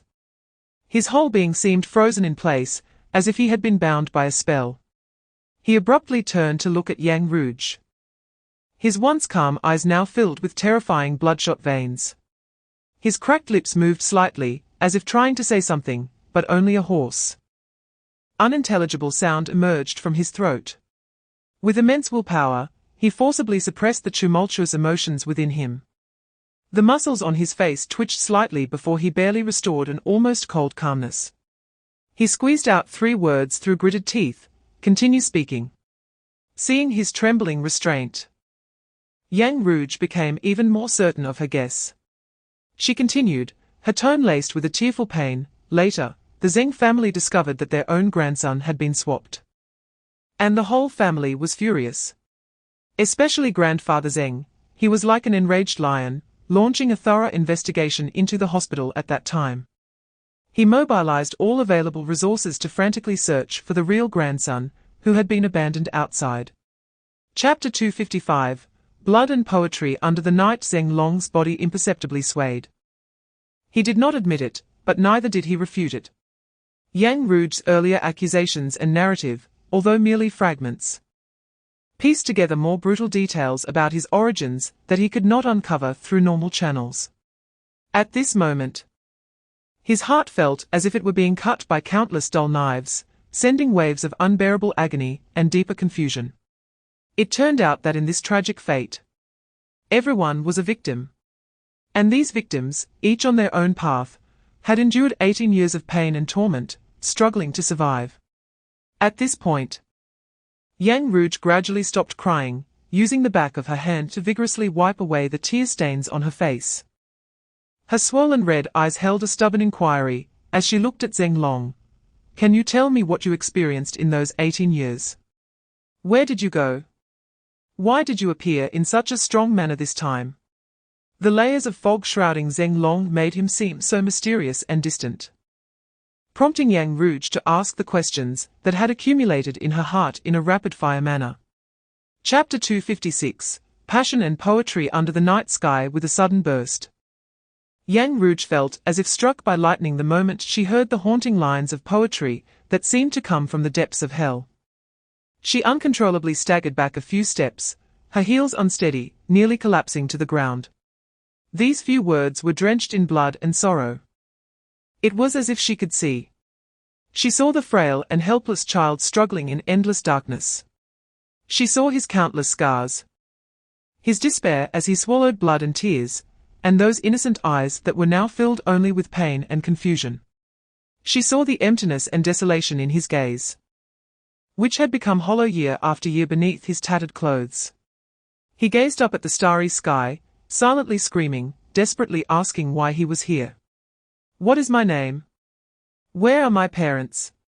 Tears streamed down Yang Ruge's face like a flood, pouring forth uncontrollably over her usually cold and exquisite features, every drop seemingly carrying the blood from her heart. Ling Long did not look at her. At this moment, his emotional defenses seemed to have completely collapsed. Past memories surging forth like a flood, unstoppable. He shook his head desperately, as if trying to expel these painful images from his mind.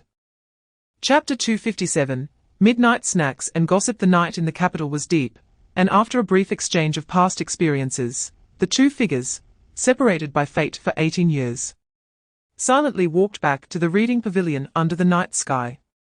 Upon entering the hall, the young master of the Teng family, Teng Ao, was slumped on the ground, leaning against a Roman column. His high-end tailored suit was covered in dust, and his meticulously styled hair was a mess, as he gazed up at the ceiling with a sorrowful face. The exquisite ceiling and the Italian imported lighting were riddled with bullet holes, resembling an abstract artwork. "My ceiling, my crystal lamp," he murmured, devoid of any will to live. On the other side, Yang Hai was like a person on a caffeine high, using both hands and feet, spitting as he animatedly described to Teng Fei, who had just returned after escorting classmates to safety. "Brother Fei, you didn't see it. I was like this. A hungry tiger pouncing on its prey. No. It was like a divine dragon wagging its tail. Smack! I slapped that brat Wu Chen right in the face. He was stunned on the spot. He mimicked his own uncoordinated movements with exaggerated gestures. Then I followed up with a sweeping kick, no, a spiraling ascent kick. Took down the two beside me. It was so clean and decisive." He patted his chest, filled with pride. Chapter 258, Choices and Oaths in the Luxurious Private Room. The atmosphere was relaxed and warm after a satisfying meal. Half of the exquisite dishes had been devoured, and the air was filled with the lingering aroma of food and a hint of alcohol. Everyone wore expressions of relief and satisfaction, engaging in quiet conversations, their faces glowing with smiles. However, amidst this harmony, there was one exception, Tai Zu. A small mountain of bones had piled up in front of him.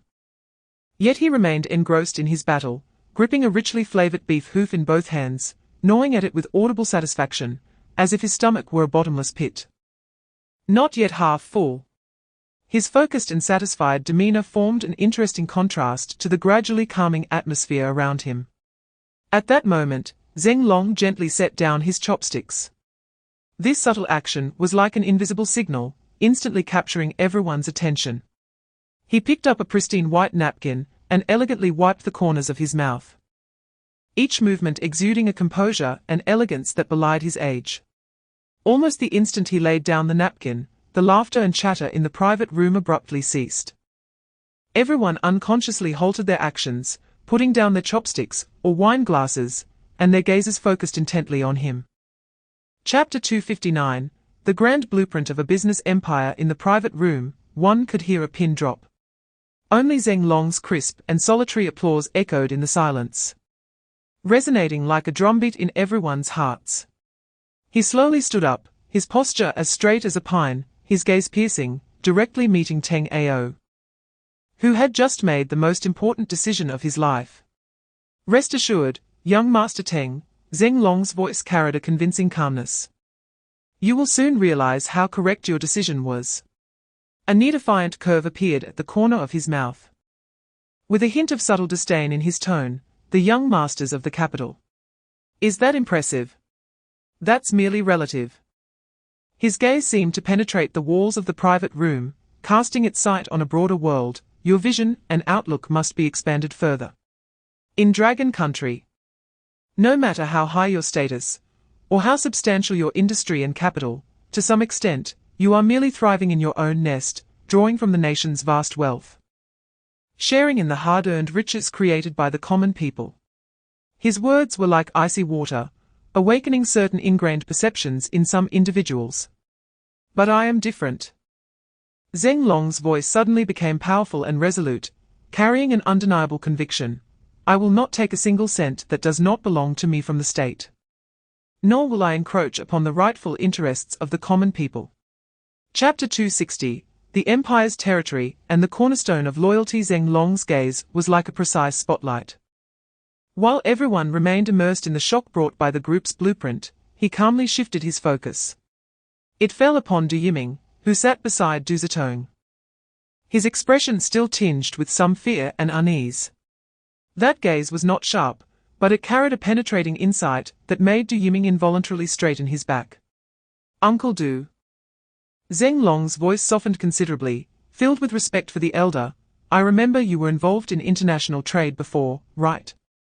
Du Yiming nodded hastily, his hands fidgeting as he rubbed them together. Yes, Xiaolong. But it was just some small dealings, mainly in the import and export of clothing and cosmetics." Ling Long slightly nodded, interrupting his humility, his tone steady but proposing a more impactful suggestion. then, Uncle Do. Would you like to become the head of another core international trading company in my plan? The color drained from Du Yiming's face at a visible speed. His lips parted slightly, but unable to produce any sound. Zeng Long seemed to anticipate his reaction, and raised his hand to gesture for him to calm down. Chapter 261, Late Night Talks and a New Chapter. Zeng Long concluded the arrangements that could change many lives, and his gaze swept over every face present, whether excited, shocked, or filled with uncertainty. The luxurious crystal chandeliers in the private room illuminated his young yet already profound and imposing visage. "All right," he said, his voice calm, but carrying a sense of finality. "I trust everyone understands the importance and confidentiality of everything I have said tonight." He paused deliberately, letting the words absolute confidentiality weigh heavily on everyone's hearts. Additionally, his tone was slightly calmer, as he extended a heart-pounding olive branch, "In return for everyone's trust and our shared experiences tonight, everyone present here, aside from those with clearly defined responsibilities, is eligible to take a stake in the commercial landscape I just described." He scanned the room, observing the eyes that lit up in an instant, and reiterated, "This is also part of what I mentioned at the beginning, which is closely related to your personal interests. I hope we can not only become friends, but also partners who share interests and move forward together." Chapter 262, 2 trillion in tea. The air in the top-floor suite was filled with the rich aroma of premium pure tea. Zeng Long calmly poured 2 cups of tea, the lingering steam not yet dissipated. Suddenly, there was a hurried but forceful knock on the door. Tai Zhu silently opened the door, and Li Weiguo walked in with the chill of the late night and an unsettled mood, striding in with purpose. He first nodded habitually to Tai Zhu, who was as reliable as the room's fixed furnishings, to Yi Feng, who was lurking in the shadows, and to Xiao Yue, who was sitting cross-legged on the sofa swinging her legs, as a greeting. Then, without any courtesy, he boldly sat down in the tea chair opposite Zeng Long. "Speak up, you brat." Li Weiguo picked up the cup of tea that was just right for sipping, his tone carrying a hint of fatigue and more urgency. "You shocked me. My heart is still racing." He pretended to drink, trying to calm his tumultuous heart with the tea. Zeng Long looked at him, a mischievous smile curving his lips. "Ha ha. Uncle Li, relax. It's nothing serious. I just plan to invest 1 trillion to start a company in Longguo." Phut. The warm tea he had just sipped was perfectly propelled out of Li Weiguo's mouth. Chapter 263, Global Madness. "Don't rush, Uncle Li." Zeng Long smiled like a cunning fox. "It's just about funding, what's the big deal? As long as we have good projects and executable plans that can make money, the funds will naturally flock to us like sharks sensing blood."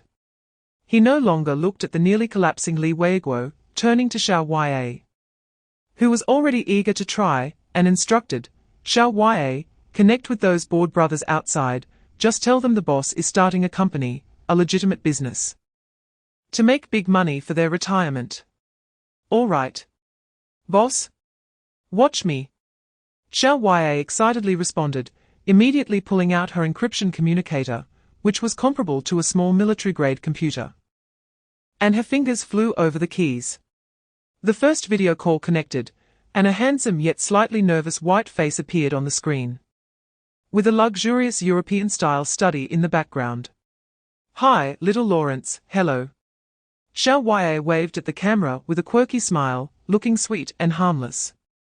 But Lawrence on the screen seemed to see a little devil, nearly jumping out of his leather chair, hurriedly saying in accented Chinese, "God, my lady, have you finally remembered your poor gentleman brother?" Chapter 264, The World as a Chessboard. After finishing the last call, which felt like commanding a battlefield, Zeng Long felt as if all his strength had been drained, leaning back on the sofa somewhat exhausted. His mind echoed with Lawrence's plans to rob a bank, Feng Rong's threats to engage in underground boxing, and Jiang Qianhua's preparations for armed robbery of an oil field. Even Mexico's NAD was eager to venture into the Golden Triangle for a black market deal, only to be sternly stopped by Zeng Long. who ordered that any forces supplying drugs to Longguo must be eradicated. The most outrageous was Italy's Danny, who actually wanted to manipulate a soccer match for fundraising. Ling Long felt his temples throbbing, hanging up the call faster than anyone. He rubbed his forehead, feeling a bit awkward and helpless, looking at Li Weiguo, who had gone from shock to numbness, and now appeared even more confused. Uncle Li, it was unexpected, purely unexpected. Ling Long chuckled awkwardly, trying to ease the strange atmosphere. Actually, whether my team members invest or not doesn't really matter. I've long reserved equity for each of them in my heart. They are my brothers who share life and death, and the glory of the future empire will naturally include them. He shifted his tone, his gaze returning to its previous depth. Soon, you will completely understand where the startup funds I mentioned will come from. Don't rush. Chapter 265. After dawn and undercurrents, the morning light pierced through the clouds, completely dispelling the night in the capital. Inside the headquarters of the security department, in Li Weiguo's office, he hurriedly organized a thick stack of documents in his hands, each page bearing the weight to change the fate of the nation. When the last page was carefully checked and perfected, he took a deep breath, as if handling a rare treasure, and cautiously placed these documents into a heavy craft paper bag. He wrote the two startling words "Top Secret" in bold black ink on the cover. Despite having not slept all night, there was no sign of fatigue on Li Weiguo's face. He carefully adjusted his slightly wrinkled suit, smoothed his tie, and in the mirror, he saw his eyes shining brightly, filled with the excitement and fervor of someone who had participated in history, witnessed legends, and was about to push the wheels of the era forward. He did not delay for a moment, clutching the lightweight yet heavy craft paper bag, and rushed at the fastest speed to the place that symbolized the pinnacle of Longguo's power, the Imperial Palace. Once inside, he spent the entire morning there. Even lunch was a simple working meal solved inside. Chapter 266. The new nuclear bomb of Jingqing University. In the afternoon, Ling Long and his 3 nuclear bomb members finally recovered from the thrilling game and subsequent frantic calls from the night before, catching up on sleep. The 4 had a simple meal at the Yuetingyuan restaurant, filling their protesting stomachs. Taizu, Yifeng, you stay at Yuetingyuan and see if there's anything to help with over at Teng Ao's side. Ling Long wiped his mouth with a napkin and instructed. Taizu responded in a deep voice and continued to tackle the last piece of steak on his plate. Yifeng merely nodded slightly, his sharp eyes scanning the entrance of the restaurant like the most loyal sentinel. Xiao Ya, come with me. Ling Long stood up. All right, boss. Xiao Ya immediately jumped up like a bird released from its cage, excitedly stuffing the last bite of pudding into her mouth, clapping her hands, and following along. Their destination was one of Longguo's highest institutions, Jingqing University. Stepping into the solemn and historically rich gates of Jingqing University, a strong sense of scholarly atmosphere and youthful vitality rushed towards them. The ancient flying eaves and bracket sets intertwined with modern glass curtain walls.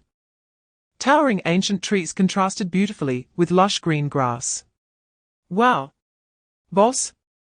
This place looks much more comfortable than Harvard. Chapter 267, Billion-Dollar Steak and the name Longyu. In the afternoon at the Beijing International Hotel, a silent buzz of excitement and anticipation enveloped the atmosphere. Backstage in the largest conference hall, in a private makeup room, Teng Ao sat alone in front of the mirror. He waved away the carefully prepared makeup artist and all the assistants, leaving only the sound of his slightly hurried breathing in the large space. In the mirror, his face was slightly flushed with excitement, but his eyes were exceptionally bright and determined, no longer showing any trace of the usual flamboyance. His fingers unconsciously tapped on the smooth dressing table, and in his mind echoed the conversation he had with his grandfather a few hours earlier. A discussion that would determine the family's future direction. Grandfather, that astute elder who had navigated the political and business worlds of Long Country for decades, dismissed those around him, and amidst the fragrant tea in the study, spoke to him earnestly, "Little Ao. With my decades of political intuition and business insight, I can tell you that this Ling Long is no ordinary person. He is destined to soar like a dragon and stir up the winds and clouds of the world. The old man's gaze was sharp as an eagle, analyzing with precision his ability to act fearlessly for those around him, to stand up against power. Shows that he values loyalty and has a sense of responsibility. Chapter 268. Long Yu's emergence shocks the world at 4:30 p.m. in the Beijing International Hotel, the No. 1 conference hall was brilliantly lit, resembling a transparent crystal palace. Cameras and a dense array of microphones formed a forest of metal and lenses, flickering with cold light. The air was filled with a restless atmosphere mixed with urgency, curiosity, and a vague sense that a historical moment was approaching. As the long-awaited grandson of the Teng family, the recently rising business tycoon Teng Ao's press conference attracted not only all the mainstream financial media in Long Country, but also many renowned foreign media outlets. The presence of the core team from the authoritative central bank news channel, representing the national will, silently indicated the extraordinary significance of this press conference. As if an invisible force was supporting it from behind. When Teng Ao, dressed in a meticulously tailored dark suit, walked steadily onto the podium, the entire venue fell into silence. All eyes and cameras focused on this young man, who had been thrust into the limelight overnight. There was no sign of nervousness on his face. Instead, there was a calmness forged through experience, along with an undeniable excitement and enthusiasm that sparkled in his eyes. Chapter 269. Media storm ignites instantly. Teng Ao's voice was like a boulder thrown into a still lake, creating waves at the press conference that quickly turned into a tsunami spreading across the world at an unprecedented speed. As soon as the press conference ended, before Teng Ao's figure had completely disappeared behind the podium, the entire venue erupted like a powder keg. Quick! Publish the article. Front page. It has to be the front page. Immediately contact headquarters and reserve all prime time space for tonight. Prioritize video editing. Highlight 1 trillion, 2 trillion. And the name Long Yu. Reporters, fueled by adrenaline, shouted hoarsely into their phones and walkie-talkies, their fingers madly typing on laptops as they raced against time to secure the first publishing rights. Their faces displayed a mix of extreme excitement, disbelief, and the thrill of witnessing history as journalists. The flashes of cameras continued to flicker futilely, as if trying to capture the already fleeting moment of shock. The online world ignited first. Long Yu International Group, trillion-dollar investment, Teng Ao, Long Country's business magnate emerges. And other phrases surged to the top of trending searches on various platforms at explosive speed, each followed by a bright red explosion symbol. Chapter 270. Undercurrents in the capital. In the courtyard of the old Zheng family. At this moment, the living room was brightly lit but silent. The replay of the central bank news channel's coverage of Teng Ao's press conference had just ended, and although the television screen had darkened, the air was thick with shock and gravity, even more so than before. Sitting in the main seat of an armchair, old man Zheng Rong's gaze was sharp as an eagle. He slowly turned off the television remote, his hands, marked by the passage of time yet still steady, slightly tense. He surveyed the core members of the Zheng family, who were seated or standing around him, his son Zheng Sheng, daughter-in-law, and several grandchildren. "Let us talk," Zheng Rong's low, hoarse voice broke the silence, each word seemingly carrying the weight of 1,000 pounds. "Little Long has made too big a stir this time." Zheng Sheng, frowning, was the first to speak, his tone revealing unmasked excitement and concern. "Dad, this is no small matter. Long Yu International, a trillion-dollar startup, 2 trillion total investment. This is a monumental undertaking. We can't let him fight this battle alone anymore. Whether he needs it or not. The family must show its stance and support him with all we have." His hands unconsciously clenched into fists. Chapter 271. The King's Return and Unspoken Feelings at Jingqing University. When Zheng Long's familiar yet somewhat distant figure reappeared at the classroom door, the tranquility was instantly ignited. "Long Ji. My dear brother. You're back." A voice, exaggerated and almost tearful, shattered the classroom's silence. Zuachun, the slightly plump, always energetic class clown, rushed over with surprising agility, like a rolling ball, and gave Ling Long a bear hug. Zuachun looked up, his eyes genuinely red, patting Ling Long's back and raising his voice in excitement. Long Ge. You have made a huge contribution to the future of our entire class. Although I asked Zitong and the others, they wouldn't say a word. Pointing to the helpless Du Zitong and Hao Shui beside him, but I, along with all our classmates, know that you must have paid an unimaginable price. So. He suddenly turned around, facing all the classmates who were looking at them, and raised his arm high. Classmates. What are we waiting for? Let us welcome our class's hero. The benefactor, my forever brother Ling Long, with our most enthusiastic hearts and warmest applause. Chapter 272, The Little Witch's Intimidation, and New Alliance. Just as Ling Long reached the door of Class 1, before he could enter, he heard a clear yet obviously impatient voice scolding from inside. It was Lin Xiaya. Teng Fei. Now? Immediately. Get at least 10 meters away. My sister Xiaoyu and I are discussing some private matters. What are you, a big man, doing here? Are you a light bulb? Ling Long paused, raised an eyebrow, and stepped inside. In the classroom, almost all the students looked confused, staring at the center where Lin Xiaya stood with her hands on her hips, her pretty face full of displeasure, pointing at Teng Fei. Beside her sat the gentle and graceful Zheng Lingyu. The classmates exchanged silent glances of confusion. Who is this new, stunningly beautiful girl, and what is her relationship with Zheng Lingyu? How dare she so arrogantly tell Teng Fei to get lost? Teng Fei, after all, was known as the school's notorious protector of flowers, from a wealthy family in the capital. However, to everyone's shock, Teng Fei, who was publicly reprimanded, showed no sign of anger. Instead, he nodded repeatedly, wearing a nearly fawning smile. Yes, yes. Sister Xiaoya is right. I'll leave now, I'll leave now. I promise to stay more than 10 meters away. After saying that, he promptly turned and walked to the corner of the classroom, even secretly measuring the distance with his foot to ensure compliance. Chapter 273, The underlying current is about to rise a week past like sand slipping through fingers. Ling Long's life had become almost regimented. During the day, like all ordinary students, he accompanied the energetic Lin Xiaya, moving through the classrooms and tree-lined paths of Jingqing University. At night, he returned to the suite in Yuetingyuan, which could be deemed a command center, where he and 3 core members strategized and simulated significant games that could influence the world order under the lights. Everything was advancing silently and firmly according to his unfathomable will. During this week, Zheng Lingyu and Yang Ruge each found seemingly casual opportunities to convey their family's unconditional support for Ling Long, without expecting anything in return. Ling Long's response, however, was surprisingly consistent. He wore his usual gentle smile, seemingly unfazed, with deep eyes resembling an ancient well, showing no ripples of surprise or any hint of unexpectedness.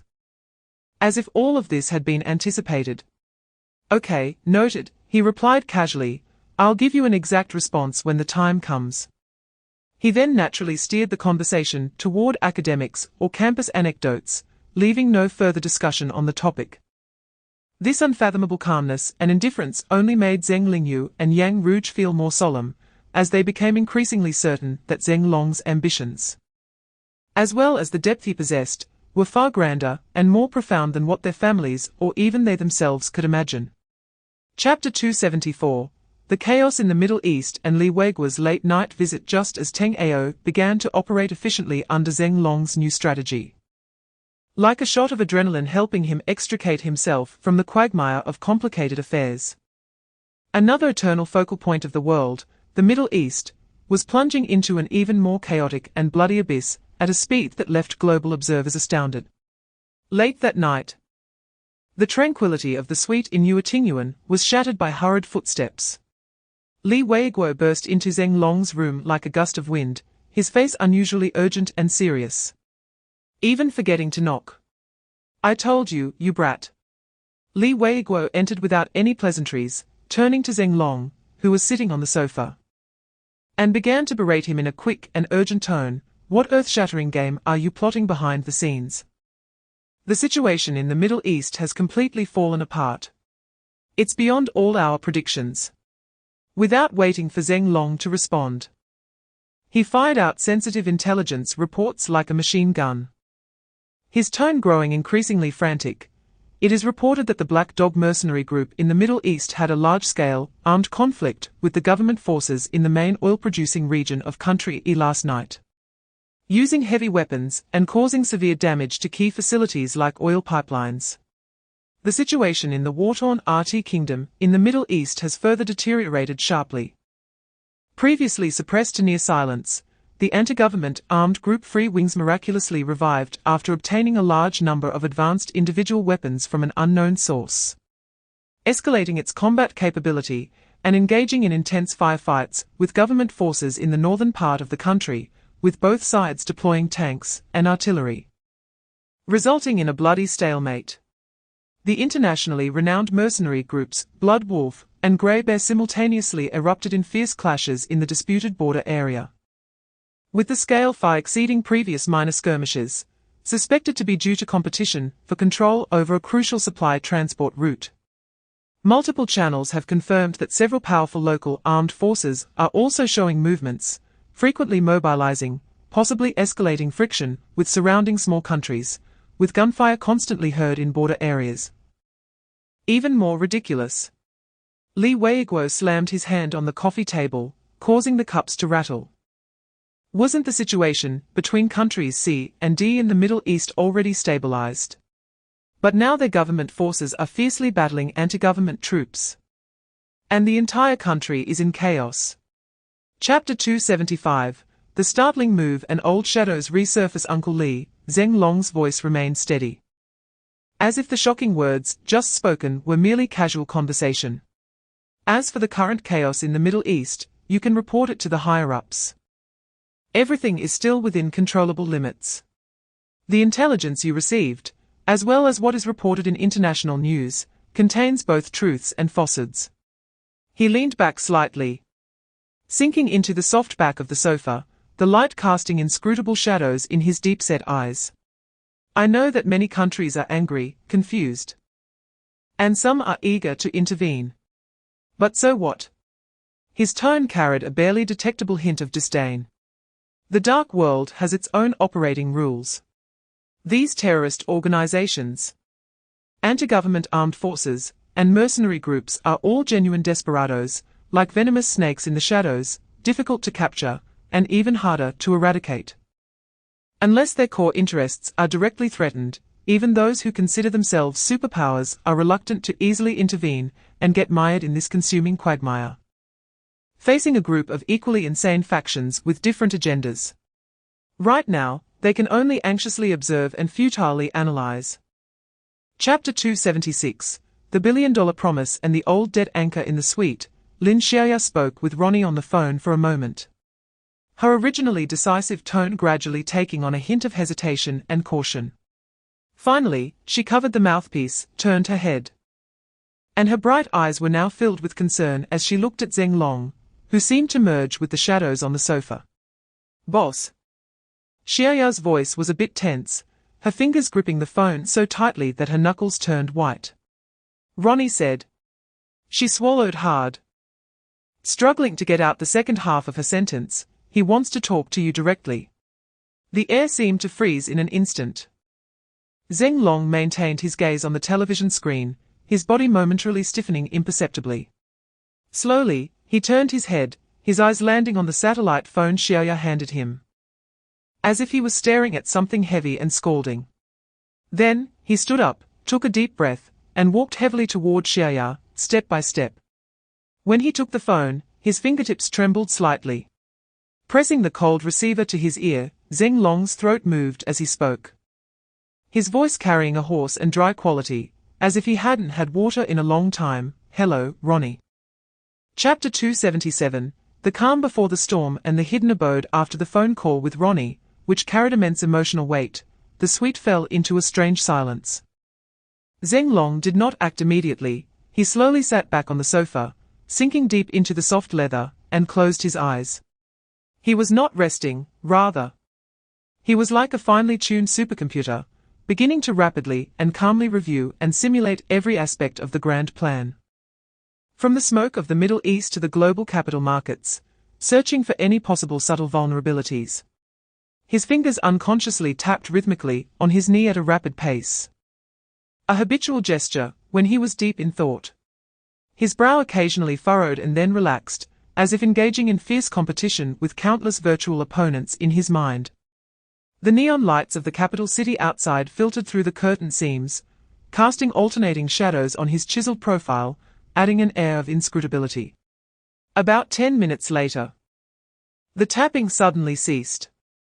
Ling Long abruptly opened his eyes, all confusion and previous emotional fluctuations gone, replaced by a frozen calmness and piercing insight. He stood up, his movements regaining their usual steadiness and strength, first directing his gaze to the iron pillar standing like a steel tower beside him, exuding a profound presence. Chapter 278. The funds are in place, the sword is drawn.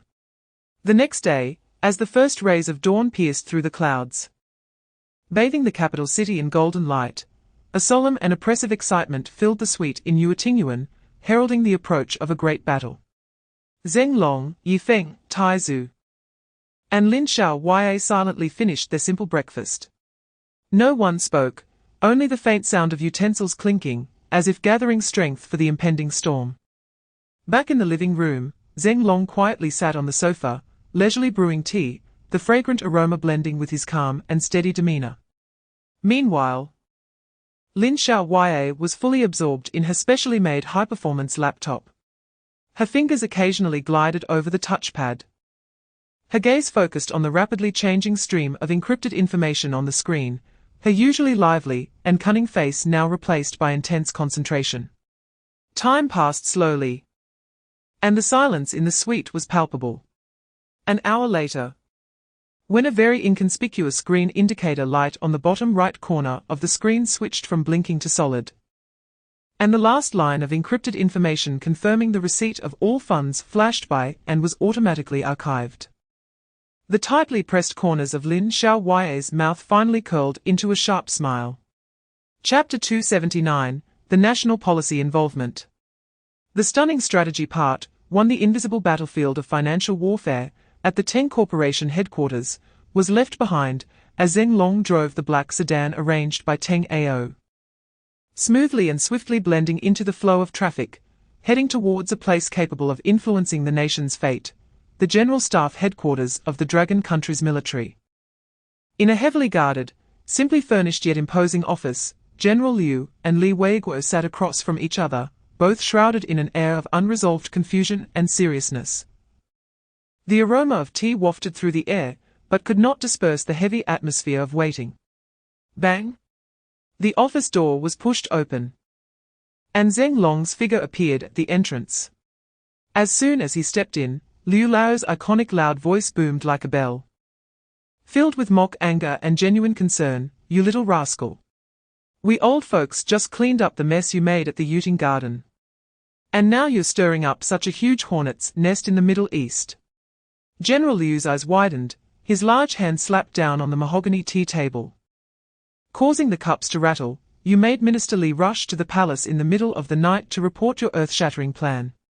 Now, the higher-ups are all on edge, excited, and some can't even sleep." He leaned forward, his gaze piercing as he fixed it on Ling Long, his tone turning unprecedentedly serious. "This matter is too big. Are you sure you can pull it off? If you mess it up, it could trigger an international earthquake." Chapter 280. The National Policy Involvement. The stunning strategy part 2. Ling Long's voice became clear and calm. "I have already secretly coordinated with the highest military commanders of Country C and Country D in the Middle East. Before the operation begins, they will fully shut down the key junctions of the natural gas pipeline. This will cut off the natural gas supply at the source.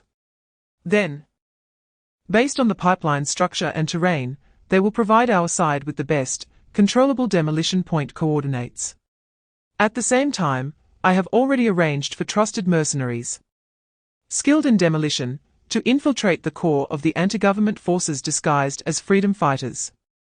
When the action begins, the government forces will engage in an intense firefight with the anti-government forces at the designated demolition points.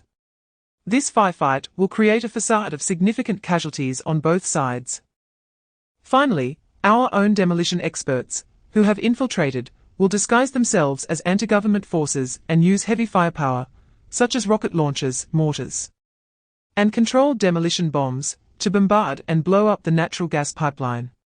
His lips curled into a cold smile as he continued. On the surface, there will be billowing smoke, and the pipeline will appear to be riddled with holes, a sight of utter devastation. The news footage will be highly impactful. But in reality, Ling Long's voice carried a hint of cold precision. The pipeline will only be blown open at a few calculated spots that look severe, but are actually easy to repair.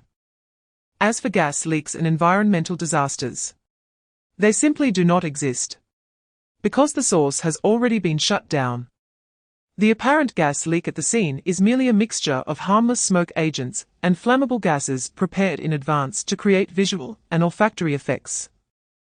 Chapter 281, The Old General's Dilemma and Reluctance to Enter. The military general Liu and Li Weiguo exchanged glances, both seeing the uncontrollable excitement and exhilaration in each other's eyes.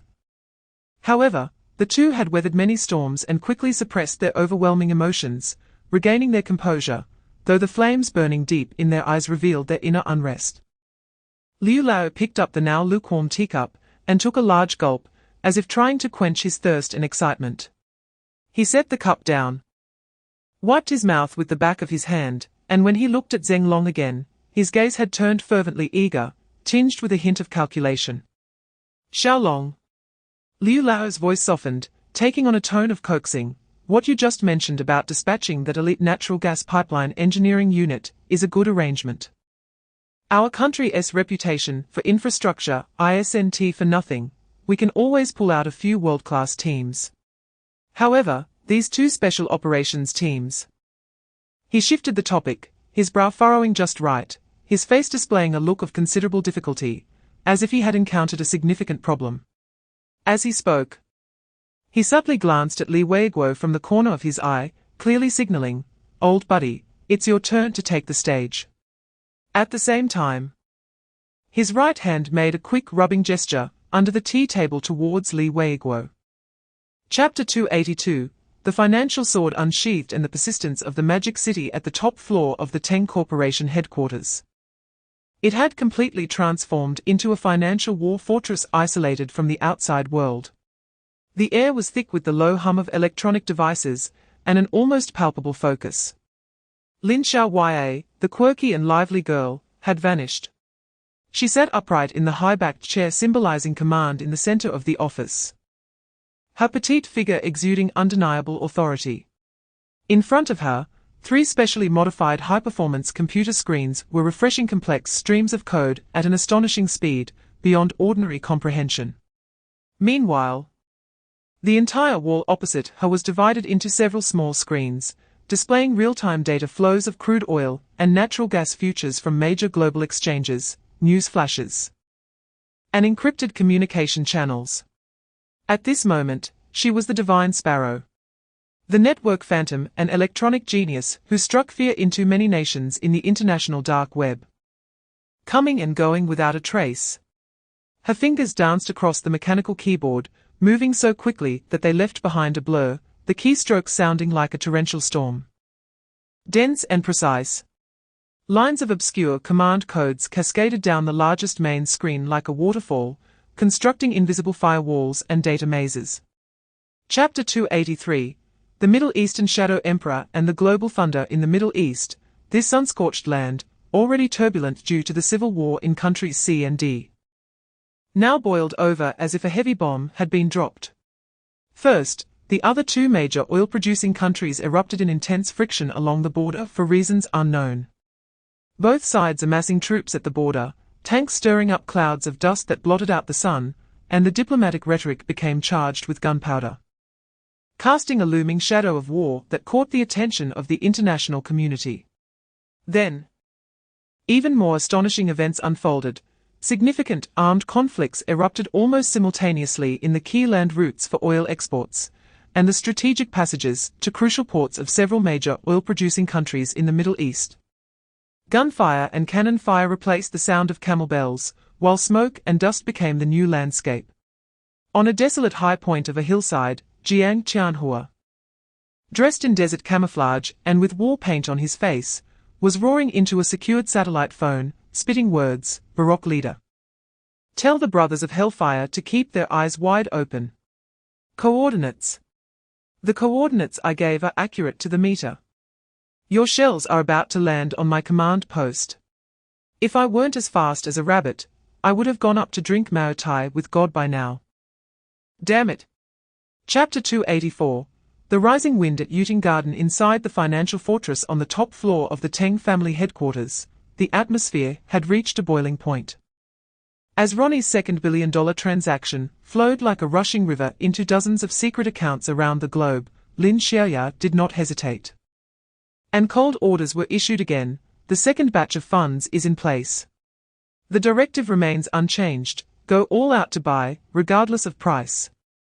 And clear everything before today's close. Understood. The traders were no longer the nervous and trembling individuals they once were. Instead, they were filled with a frenzy and numbness soaked in massive capital, and a fervent atmosphere. Their eyes were glued to the screens, their fingers on the keyboards moving like shadows, hurling astronomical sums of money into the soon-to-boil market like boulders from a catapult. At the same time, in Yuting Garden in the capital, another grand event that captivated countless hearts was unfolding. The high-end business exchange initiated by Teng Ao, under the name of Longyu International Group, attracted attention from across the nation, and even overseas. Countless business tycoons, industry leaders, financial sharks, and hidden wealthy families gathered here, holding golden invitations symbolizing status and opportunity, filled with excitement and eagerness. Chapter 285. Turmoil in the hall and perseverance. Stepping into Tinga Hall felt like entering another world. The dazzling crystal chandeliers illuminated the space as bright as day, and soothing classical music flowed through the air. Well-dressed business elites and young heirs held champagne, gathering in small groups, whispering and laughing, creating a picturesque scene of a top-tier world of fame and fortune. Yin Hang and Du Hanyuan, accompanied by the Yizhenkang couple, intended to find a relatively quiet corner to rest and learn about Yizhenkang's purpose for this trip. However, as the saying goes, the trees want to be quiet, but the wind won't stop.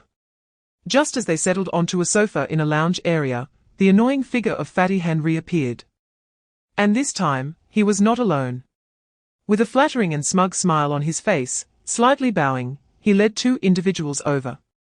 One was quite young, around 27 or 28, dressed in a flashy limited edition bright blue suit, with slicked back hair, a slightly raised chin, and eyes radiating a natural superiority and casual disdain. He was a well-known playboy in the capital circle, with a powerful family background, surnamed Hu, known as Young Master Hu. The other was a middle-aged man in his 50s, with a steady presence, wearing a well-tailored dark grey Zhongshan suit, holding a string of glossy purple sandalwood prayer beads, his gaze restrained yet commanding respect. His appearance drew the attention and a hint of awe from many around. This man was also one of the titans of the real estate industry, Mr. Huang. Chapter 286. A glimmer of hope and photos in despair. Oh, I didn't expect my exchange meeting to be this lively before it officially started. A voice, lazy yet clear, suddenly broke the tense standoff in this corner of Tinga Hall. Everyone turned to look, only to see Teng Ao walking over, surrounded by a group of extraordinary young men and women. He wore a finely tailored dark suit, a faint smile on his face, but his eyes were sharp as an eagle, sweeping across the crowd, naturally becoming the center of attention. Behind him followed a group that made many in the know feel a chill. Teng Fei, Zheng Lingyu, Zheng Yuan, Zheng Ke, Yang Rouge. And recently rising in the capital circle, no one dared to provoke Yang Hai and his companion Yang Li. This group almost gathered the most prominent and untouchable young elites of the capital. Especially the members of the Zheng and Yang families, whose status had long transcended mere wealth. Representing the top echelons of power in the capital. Among the onlookers, suppressed gasps and whispers erupted. Look! The descendants of the Zheng and Yang families are here.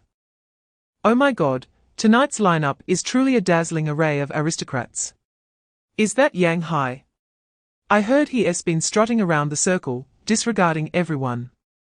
Yet no one dares to provoke him. Looks like there's going to be some excitement. Chapter 287, Photo Shockwaves and Family Secrets. Teng Ao, along with his group, hurriedly made their way through the luxurious corridors of Yuting Garden, arriving at the suite where Ling Long was located. Pushing open the heavy wooden door, they found Ling Long sitting alone in front of the window, leisurely brewing kung fu tea. The fragrant steam and the night view of the city outside forming a tranquil picture. Brother Long. Brother Long. As everyone entered, they greeted him with respect. The loudest and most excited voices belonged to Yang Hai and Yang Li, their gazes towards Ling Long filled with fervor, admiration, and awe. As if they were disciples meeting a deity. Ling Long raised his eyes, seeing the crowd. A faint smile appeared on his face as he teased, "Wow. What a grand occasion. What brings all of you here today?" Yang Hai scratched his head, wearing a flattering smile, and due to nervousness, stammered, "Well, it's been a while since we last saw you, Brother Long, and I've been thinking about you. So I thought I'd take this opportunity, during Brother Ao's exchange meeting to get closer to you." He was indeed a bit afraid of Ling Long. That kind of awe was ingrained in his bones. Chapter 288, Teng Ao's urgency and anger. Inside Tinga Hall of Yuting Garden, the crystal lights shimmered. The melodious music intertwined with the laughter of the elites, creating a scene of lavish prosperity. However, this surface harmony was suddenly shattered by a panicked figure rushing through the crowd. Teng Ao, known for his calm and elegance, was now like a lost soul. Frantically weaving through the crowd. His face was pale, his eyes anxiously scanning every corner. Even accidentally knocking over a waiter's tray of champagne, and bumping into several wealthy businessmen, who were engrossed in conversation. Hey! Who doesn't he have eyes? The person who was bumped was about to get angry, but upon seeing it was Teng Ao, all dissatisfaction and curses got stuck in their throats, turning into uncertain gazes. Teng Ao had no time to care, his mind was consumed by one thought: find the Yizhenkang couple. If Yifeng's background was true, then he Teng Ao would be the #1 contributor. Who was Yifeng? He was the core brother next to Brother Long, Ling Long, who had a bond closer than blood. Thinking of Ling Long's unprecedented tension and urgency earlier, Teng Ao's heart raced like a drum. However, he searched through the entire Tinga Hall, but the figure he longed for never appeared. Despair and anxiety gnawed at his heart like a venomous snake. Chapter 289, The Wrath of Death and the Awakening of Bloodlines. Ling Long let out a long breath, sat back down, and revealed a sincere and relaxed smile. He personally pushed the brewed tea in front of Yin Hang and Du Hanyuan, his tone becoming extremely serious. Since you two are close friends of Uncle Yi, I want to hide the next words from you. He paused, speaking word by word. Your friend, Director Yi, his son, who has been lost for more than 10 years, is very likely my brother, closer than a biological brother, Yifeng. What? Yin Hang and Du Hanyuan seemed as if struck by lightning, suddenly jumping up from their chairs. The blood in their bodies seemed to boil completely at that moment. Shock. Unparalleled shock. It was not only the immense comfort and excitement from finally having hope for the reunion of old friends Yizhenkang and his wife after searching for over a decade. It was also because of the ultimate shock contained in this news, which could change the fate of all of them. Yizhenkang's son is actually a brother of Ling Long. That taboo name, the brother of the powerful Ling Long. The Yi family has not only endured hardships, but has practically soared to the heavens. And as close friends of Yizhenkang, aren't they also rising with him? Chapter 290, The Wrath of the Grim Reaper. blood soaked in the courtyard in the Tinga Hall. The illusion of clinking glasses was completely shattered by a bolt of black lightning. Yifeng's figure moved like a ghost, piercing through the crowd with a shrill scream that tore through the air. His usually calm eyes had transformed into the most precise scanners, coldly filtering every single face. When the sight of the fat and greasy hen fell into view, the murderous aura in the air suddenly solidified, causing a few wealthy merchants, who were joking and toasting, to fall silent, feeling a chill from deep within their souls. Without warning, without questioning, Yifeng appeared before Han as if teleporting. The smug smile that Han had left on his face while mocking Yizhen Kang had not yet faded when he felt an irresistible force suddenly slam into his shoulder. Bang! A dull thud of flesh colliding. Han's nearly 200-pound body flew back like a kicked ball, his feet leaving the ground as he screamed, crashing into unsuspecting guests and tables, finally landing heavily on the smooth marble floor like a pile of mud. Just as Han's painful cry escaped his lips, the shadow appeared again. Yifeng had already crouched next to him, flipping his wrist, revealing a cold glint that was a specially made military dagger. Phut! The chilling sound of the blade piercing flesh and shattering bone was clearly audible. The dagger precisely stabbed through Han's right hand, which had once pointed at Yizhen Kang in humiliation, and with relentless force, the sharp tip was deeply embedded into the ground, nailing his palm firmly in place. Chapter 291. A child's song as evidence. A tough man's tenderness. At that moment, Yin Hang's phone rang like a life-saving charm, breaking the suffocating silence in the room. He quickly answered, his tone urgent. "Mr. Yi." "Good, good, good. You and your wife are waiting at the door, don't leave. I am coming to get you right now." "Right away." After hanging up, Yin Hang dared not look at the frightening gazes of Ling Long and Yifeng, turning to Teng Ao, "Young Master Teng, Mr. Yi and his wife have arrived at the door." Ling Long immediately spoke, his voice carrying an undeniable decisiveness. "Mr. Teng, you and Mr. Yin, Mr. Du, go to the door immediately to bring Uncle Yi and Auntie over." He glanced at Yifeng, who was eager and almost ready to rush out, gently shaking his head to signal him to calm down.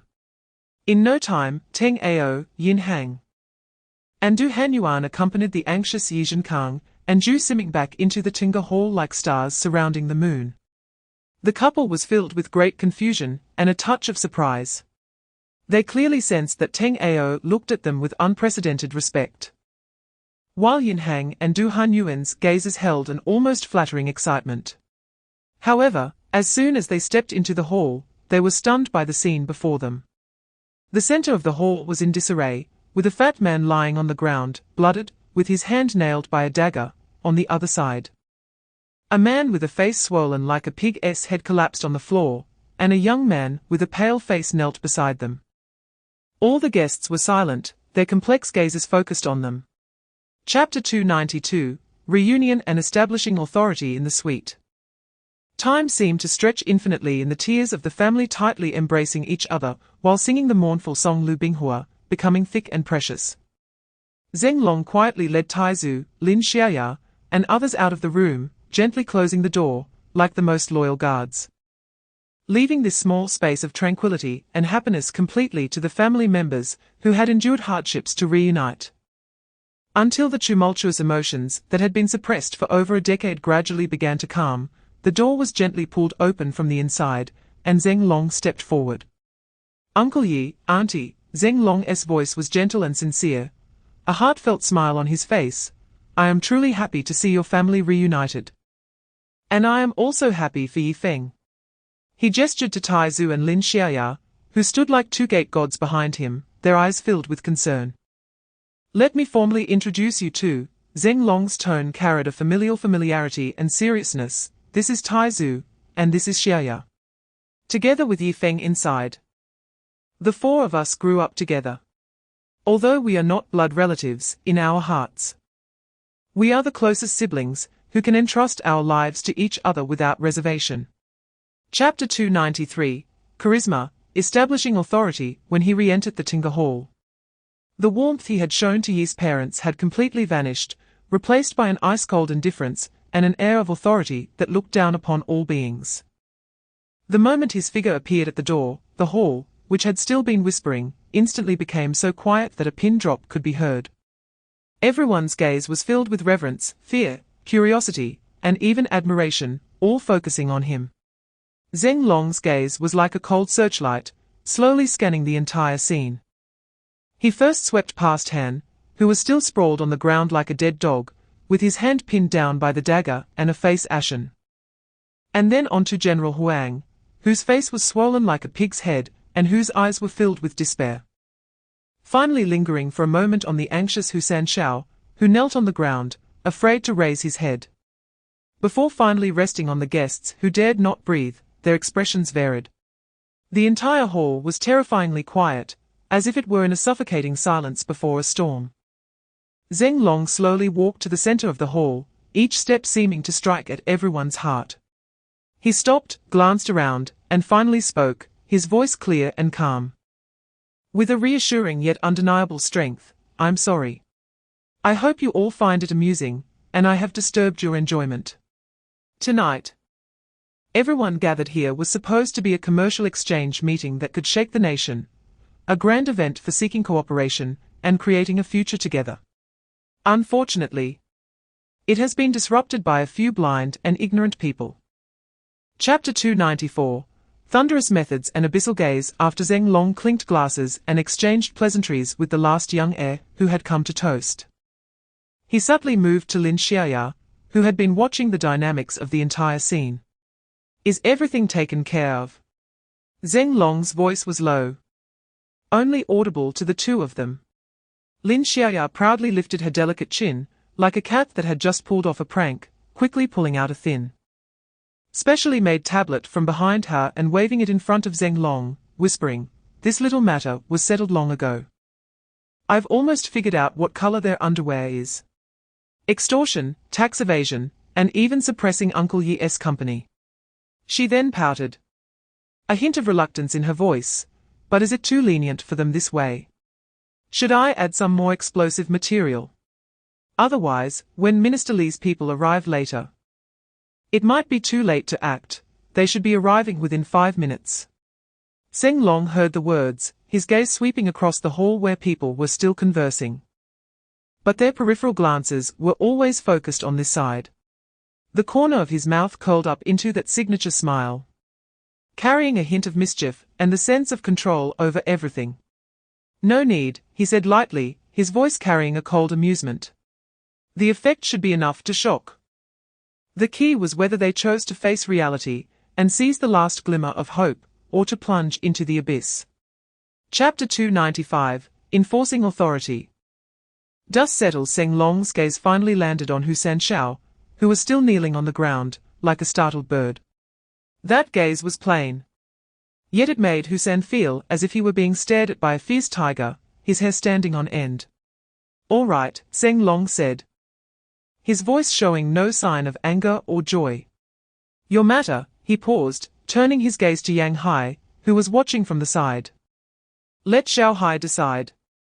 Whatever he says to handle it, that's how it will be handled."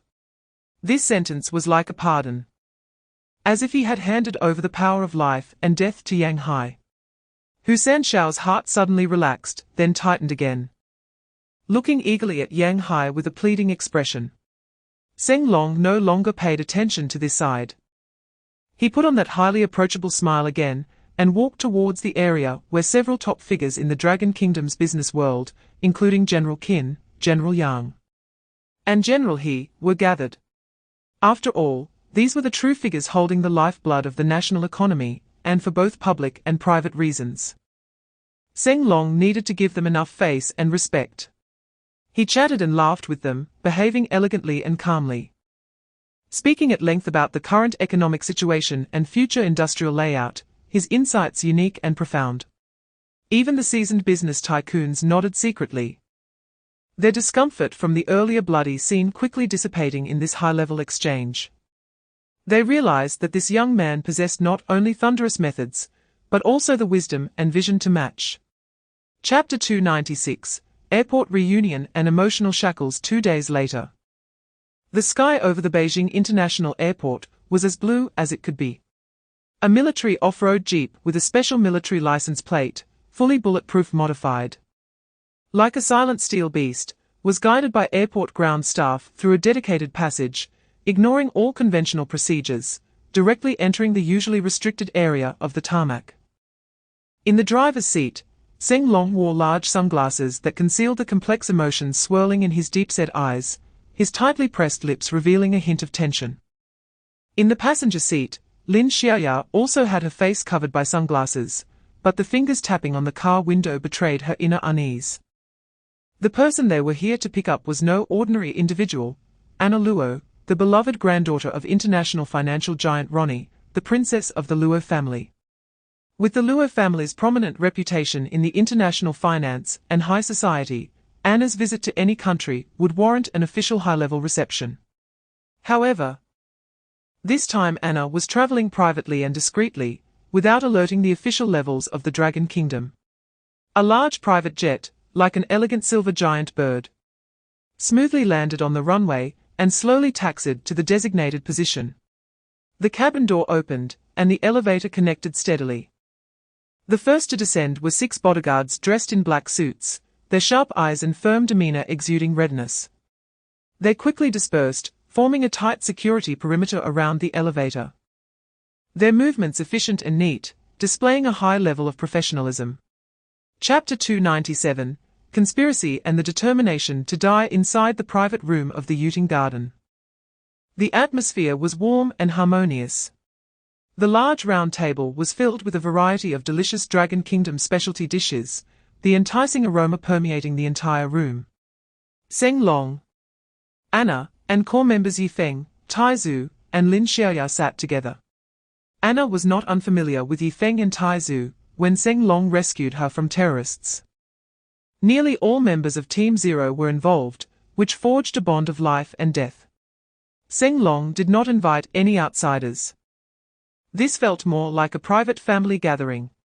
He sat next to Anna, carefully serving her dishes, patiently introducing the names and specialties of each dish. His voice was gentle, as if he wanted to make up for his sudden disappearance and the inner debt he felt. For Anna, tonight was the happiest and most reassuring day since Ling Long's silent disappearance. A radiant happiness shone on her face, her blue eyes sparkling like a lake filled with stars. Focused intently on Ling Long's introductions. No matter what dish Ling Long placed on her plate, whether to her taste or not, she would taste it without hesitation and give sincere praise. She even specially told Ling Long in slightly awkward but clear dragon language, "You know, to better understand your world, I have been diligently learning dragon language and trying dragon cuisine during this time." As she spoke, she skillfully used the chopsticks in her hand. Although her movements were not as fluid as a local's, they were far from clumsy, clearly indicating she had put in considerable effort. This small detail stirred a complex mixture of bittersweet emotions in Ling Long's heart. Chapter 298, New residents suspicion the convoy drove into a high-end villa area named Yundang Fengdan under the night sky. The military license plate made the security guard at the booth stand at attention immediately, quickly granting access, but Lin Xiaoya still dutifully presented a brand new owner card for registration, indicating that they were new residents. Under her guidance, Ling Long drove the military jeep, followed by a large truck loaded with Anna's belongings, and slowly stopped in front of the standalone villa number 168. Ling Long got out of the car, his gaze sweeping across the 3.5-story standalone villa in front of him like an eagle. Covering an area of about 350 square meters, it featured a modern and grand design, complete with a parking lot, swimming pool, meticulously maintained garden, and independent fitness area. The superficial luxury did not draw much of his attention. What truly made his gaze sharpen was the hidden mini-cameras concealed in the greenery, corners, and at tricky angles, as well as the faint signals of some inconspicuous infrared trigger devices. The security system of the entire villa was far more professional and rigorous than that of an ordinary mansion. It resembled a carefully designed fortress of safety. From the familiar layout style, Ling Long immediately recognized it as Lin Xiaoya's handiwork. He glanced at the seemingly indifferent Xiaoya beside him, said nothing, but buried this insight in his heart as he stepped forward. Chapter 299. Suspicions set aside and the rebirth of the White Vulture. The following 3 days for Ling Long felt like he had fallen into a meticulously woven, warm yet slightly bizarre daily routine. Every time he returned to the villa late at night and entered his room, he would find that his changed clothes had been washed, neatly ironed, and categorized back in the wardrobe or folded in the drawers. Every morning, after washing up and descending the stairs, he would always see Lin Xiaoya, Tai Zhu, and Yi Feng sitting in the dining room like 3 guardian deities, sitting upright in their chairs, awaiting his arrival. All 3 wore clear dark circles under their eyes, their expressions mixed with fatigue, tension, and an inexplicable anticipation. The breakfast spread was astonishingly lavish, featuring everything from Chinese and Western pastries to various porridge dishes, and even noodles and rice noodles from different regions of the Dragon Kingdom. What moved Ling Long even more was that almost everything on the table catered to his personal tastes. Dinner was the same, always perfectly aligned with his preferences. Ling Long had his doubts. He casually asked Lin Xiaoya several times, "Xiaoya, I've been here for a few days, why haven't I seen the aunt who cooks?" Lin Xiaoya would immediately put on a sweet smile, but her gaze would drift slightly. "Oh, the aunt. She doesn't live in the villa, she's nearby. After preparing the 3 meals and tidying up, she goes back, so she doesn't disturb us." Chapter 300. The Venomous Serpent in the Shadows and the Hunt Game. As Ling Long orchestrated his plans on the bright chessboard, placing the White Eagle piece and beginning to weave a global intelligence network, he was unaware that in the abyss where absolute light could not reach, a cold, venomous shadow serpent had already raised its head, its crimson tongue once again locking onto him. In the office, the light was completely cut off, and the air was as stagnant as a dead underground tomb. Wu Jun, the eldest grandson of the top family in Dragon Country, the Wu family, was still leaning back in his office chair. Enjoying this absolute darkness and silence, he felt as if he had detached from the mundane shell of the world, transforming into a deity controlling fate, or perhaps the king of hell, lurking beneath the 9 secluded realms, wielding the book of life and death. On the surface, he was the 3rd-generation leader highly anticipated by the Wu family. With their support, he had once had an enviable future, holding a deputy ministerial position in his 20s. However, at the peak of his career, he unexpectedly resigned from public office and disappeared from the public eye. Yet in the darkness, he was the sole designated representative of the enigmatic organization in Dragon Country, and a senior member within the highly hierarchical system of the organization. It was a more thrilling field that could satisfy his desire for power. Chapter 301. Thunder in the Pipes and Dragon Country's responsibility. A few days after Ling Long strategized in the capital, while Wu Jun plotted in the shadows, 2 earth-shattering explosions in the Middle East erupted like 2 giant stones thrown into a calm lake, sending enormous waves that instantly swept across the globe, shaking the hearts of everyone concerned with international affairs. Those were 2 closely spaced, deep yet penetrating booms, as if they were the painful groans from deep within the earth, soon transforming into a roar that tore through eardrums. In the desert depths at the border of Country C and Country D in the Middle East, 2 giant natural gas pipelines, winding like dragons and carrying the lifeblood of European energy, suddenly erupted at the preset optimal detonation points, creating 2 massive mushroom clouds mixed with flames and smoke. The scorching shockwaves spread out like a tsunami, stirring up clouds of yellow sand and dyeing the sky an ominous dull yellow. Immediately after, the preset follow-up explosion points, designed to create even greater chaos and visual effects, were detonated in succession. Boom, boom, rumble. The continuous sounds of explosions seemed endless, flames shooting into the sky, thick smoke billowing, turning that area into an unseeable, death-filled forbidden zone. Chapter 302. The capital frenzy and steel torrent. The 2 earth-shattering sounds from the Middle East were like the breaking of Pandora's box, unleashing not just smoke and panic, but also a capital torrent of greed that could devour everything In the west, on the financial street of a major power, the temple and arena of global capital, a battle more naked and brutal than any war was unfolding.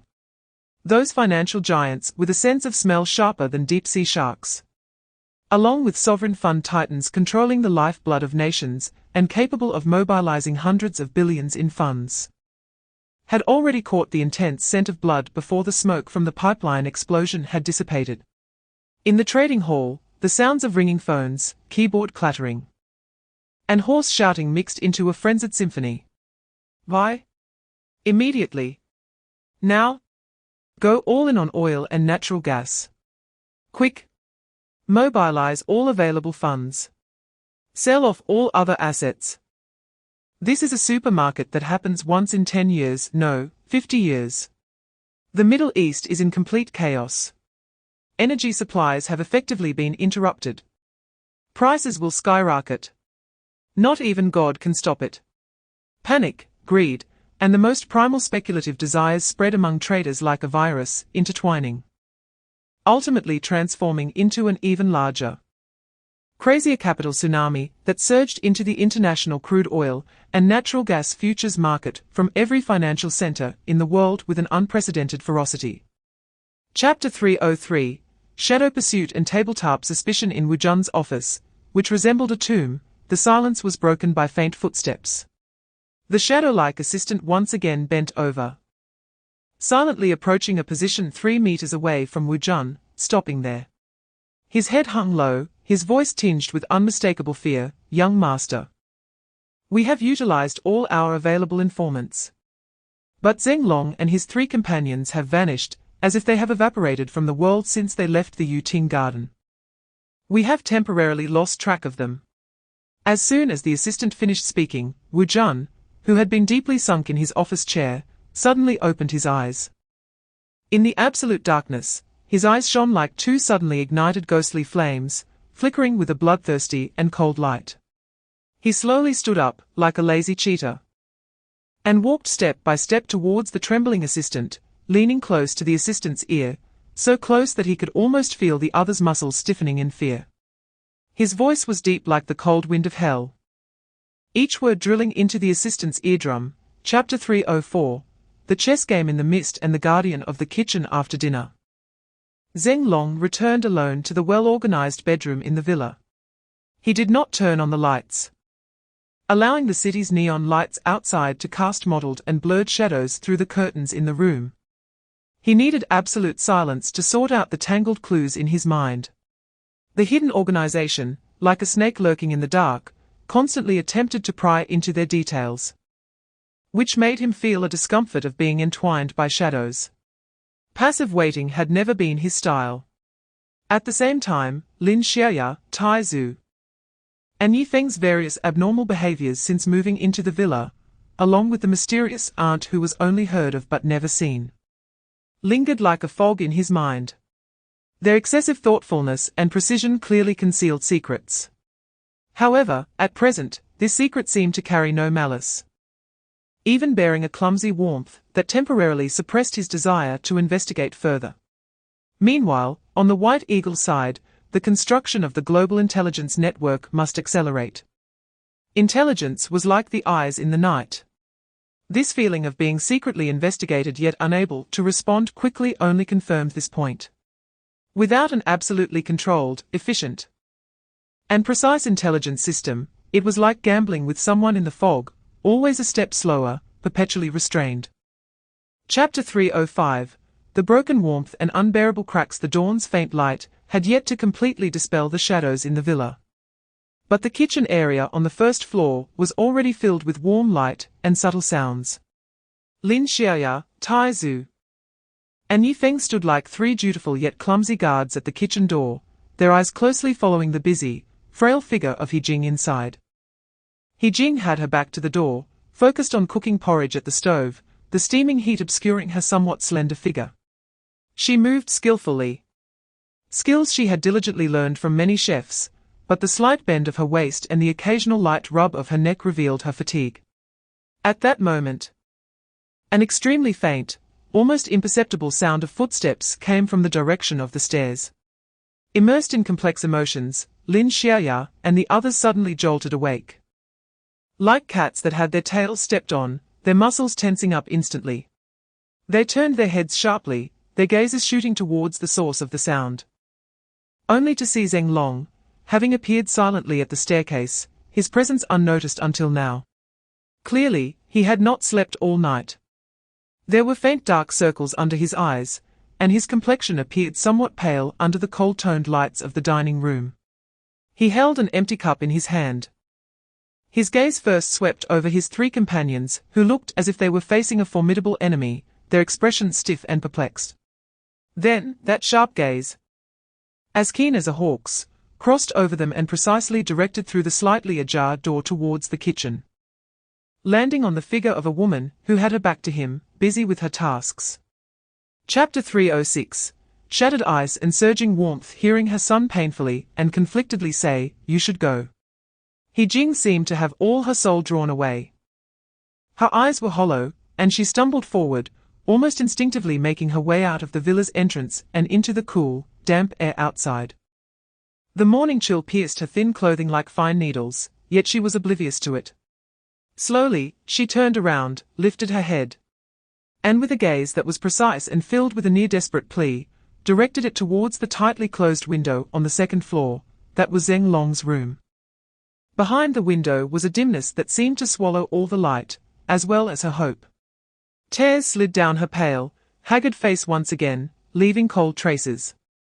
She trembled as she very slowly extended her bony hands towards the window, lifting them, as if carefully cradling her son's conflicted and resistant face from a distant place. Her head tilted slightly towards that non-existent cheek, her movements gentle, as if she were protecting the world's most precious fragile item.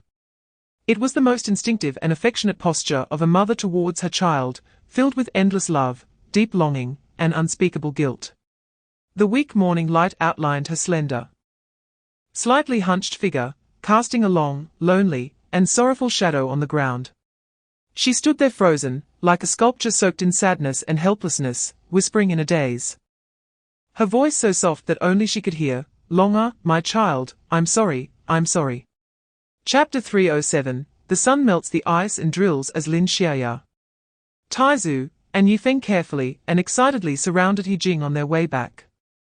He Jing had already pieced together the unprecedented tension and concern her son Ling Long had just displayed from their animated and vivid descriptions.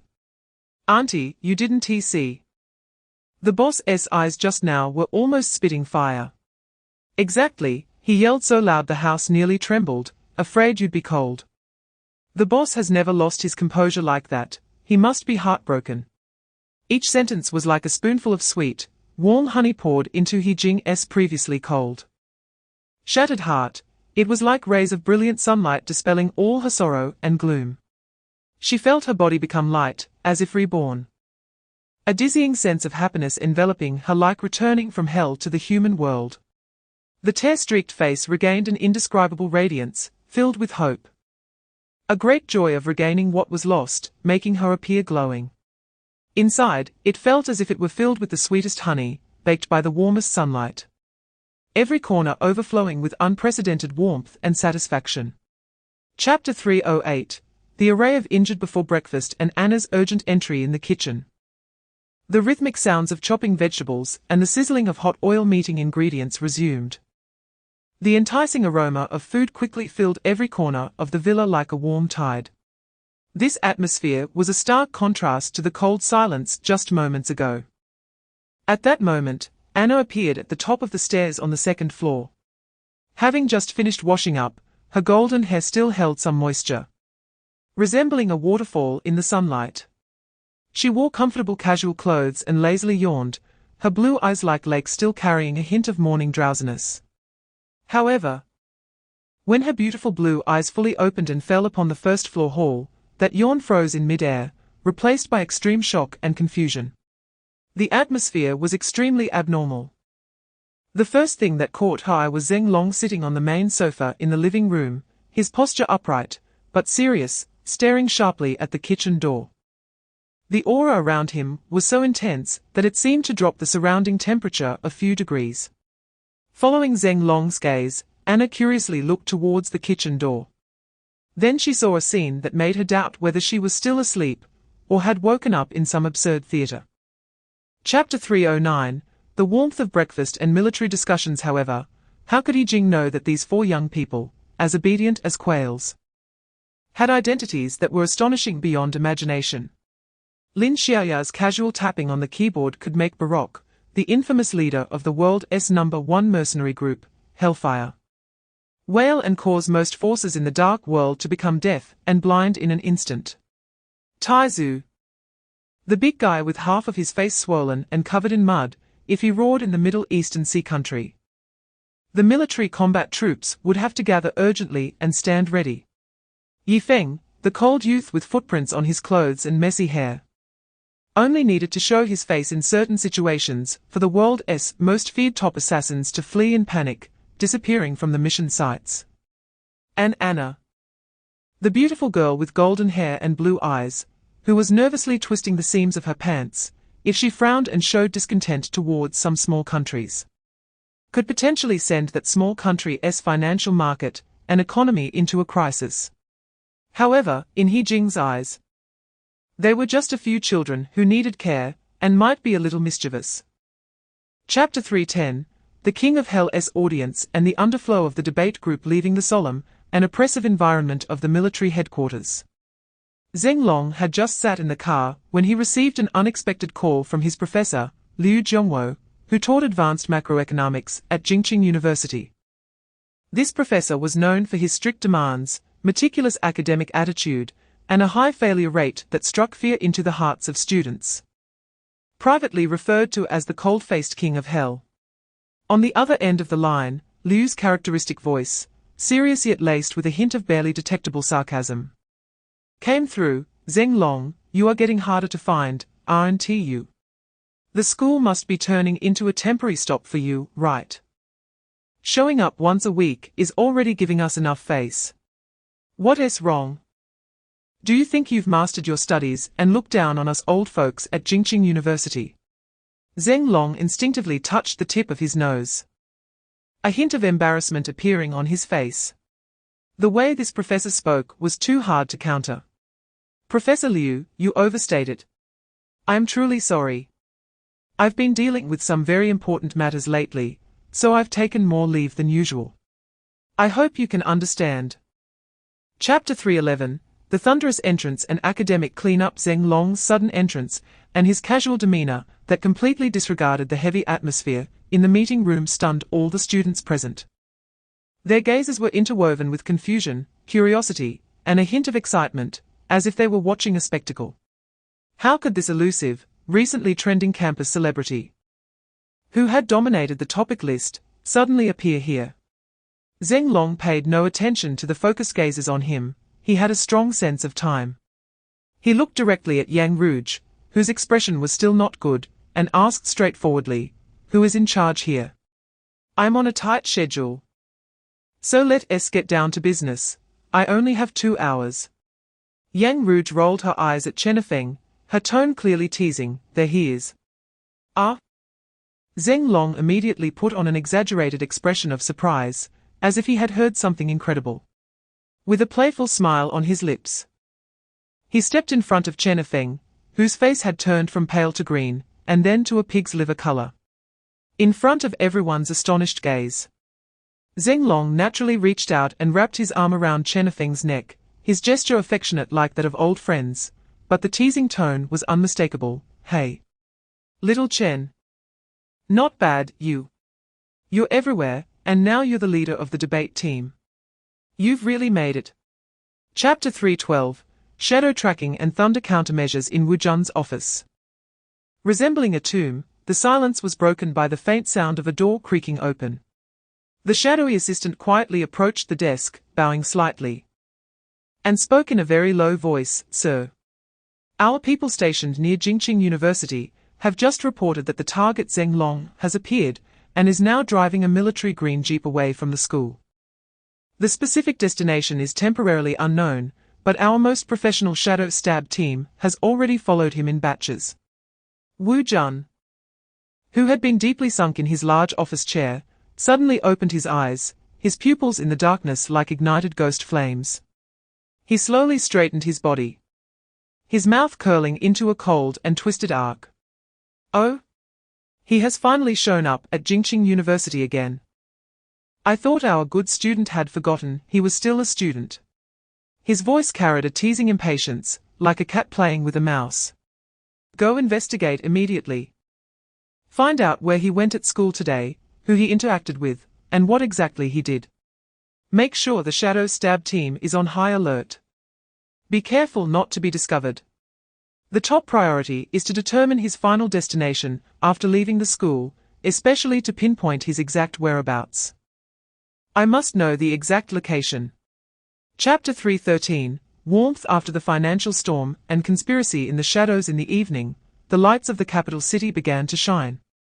At the top floor of the Teng Corporation headquarters, the huge floor-to-ceiling windows offered a dazzling view of the city nightscape, while inside, the lights were bright. And the sound of keyboards echoed like a battlefield in a storm. Dozens of top traders remained at their posts, their eyes glued to the constantly fluctuating numbers and curves on the screens. They had been fighting here for countless days and nights, living and working on this floor. Their bodies pushed to the limit, but each person's eyes burned with a nearly mad excitement. With billions, even hundreds of billions of funds at their fingertips, they maneuvered like tamed dragons, churning and crashing through the global financial market. The sense of accomplishment in controlling such vast capital made them forget their fatigue. As if they could see that dream luxury apartment in the core area of the capital beckoning to them. Ling Long had quietly arrived. He had abandoned the conspicuous military jeep, which was driven away by someone arranged by General Liu, and took a regular taxi to maximize the avoidance of potential tracking. He entered the core office inside, where Lin Xiaoya and Anna were buried in a pile of data reports, quickly calculating. Upon seeing Ling Long enter, their eyes lit up. But without any unnecessary pleasantries, they immediately entered work mode. Chapter 3:14, The Dawn of a Family and the Reefs of Business in the Eastern Suburbs of the capital. The courtyard of the Zheng family, which symbolized power and heritage, was brightly lit tonight. Unlike its usual solemnity, the air was filled with a sense of excitement and anticipation that seemed almost overwhelming. In the living room, the current head of the Zheng family, Old Master Zheng Rong, a veteran who had once commanded the battlefield and remained unflappable in the political arena, was now pacing back and forth in the spacious living room like a restless youth. His weathered face, usually imposing without anger, was now filled with excitement, urgency, and an uncontrollable thrill, with traces of old tears faintly visible. His large hands, which had once commanded thousands, were now trembling slightly, unsure of where to rest. Beside him, his wife, Lin Fen, sat on a rosewood chair, her eyes similarly moist, looking at her restless husband with a mix of appreciation and emotion. She gently advised, "Old man, stop pacing around, you're making me dizzy." What Xiao Jing said on the phone must be true. Our good grandson, Xiao Long, has already recognized the Zheng family in his heart and is about to come home. Ready to call you grandpa. Chapter 3:15, The Steel Backbone and Warm Dawn in the Vast Desert Deep at the border between Country C and Country D in the Middle East. The sky that was once consumed by explosive flames and thick smoke is now replaced by the blazing sun and rising fine dust. The area, once twisted and broken like a scar on the earth, is now covered by a forest of steel and a surging crowd. Two giant natural gas pipelines, crucial to countless European families' warmth and industrial lifelines, are undergoing an epic-scale repair operation in the most severely damaged core section. 4 reinforced engineering battalions from Long Country are like an unyielding steel torrent, racing against time and battling harsh conditions. Having worked day and night here for a full 5 days and nights. Looking around, the enormous cranes resemble ancient titans, swinging their steel arms to precisely lift sections of prefabricated pipelines weighing several tons. Engineers and technicians, dressed in standard uniforms and covered in oil and sweat, scurry like busy ants through the complex pipe corridors and pits. The blue arcs emitted by the welding guns jump and flicker like the light of life, casting glaring and rhythmic beams. The roar of heavy machinery, the sound of metal colliding, and the short. Powerful commands relayed through loudspeakers intertwined to form a grand and powerful labor symphony filled with strength and hope. Chapter 3:16. Heartfelt words by the pond and spirited surroundings at Jingqing University. The afternoon sun filtered through sparse clouds, casting a lazy warmth over the tranquil campus. Ling Long was unaware of the pipeline repairs happening in the Middle East that were shaking the globe. His focus these past few days seemed to have temporarily shifted away from the turbulent shadow wars and vast business layouts, immersing more into the academic atmosphere of the campus and sorting through certain personal feelings. At this moment, he was sitting beside Yang Rouge by a quiet artificial pond on campus. The willows swayed, casting dancing green shadows on the water's surface, while a few water birds leisurely glided by, creating ripples. Ling Long spent most of the time listening, occasionally asking questions, with the conversation always revolving around the Zheng family, which he both knew and was unfamiliar with. Tell me more about my grandfather, what kind of person is he? And my father, what are they usually like? Ling Long's voice was calm, but deep in his eyes lay a hint of subtle curiosity and a hesitation akin to homesickness. Yang Rouge tilted her head, watching Ling Long's strong profile, patiently painting a detailed picture of what she knew about Old Master Zheng Rong, General Zheng Sheng, and Auntie Jing. Especially when she recounted the scene of the two elders playing chess, she couldn't help but chuckle. Chapter 3:17. The warmth of campus life and the responsibility of brothers on the tree-lined path of Jingqing University. Three figures walked side by side, attracting countless gazes, both open and hidden.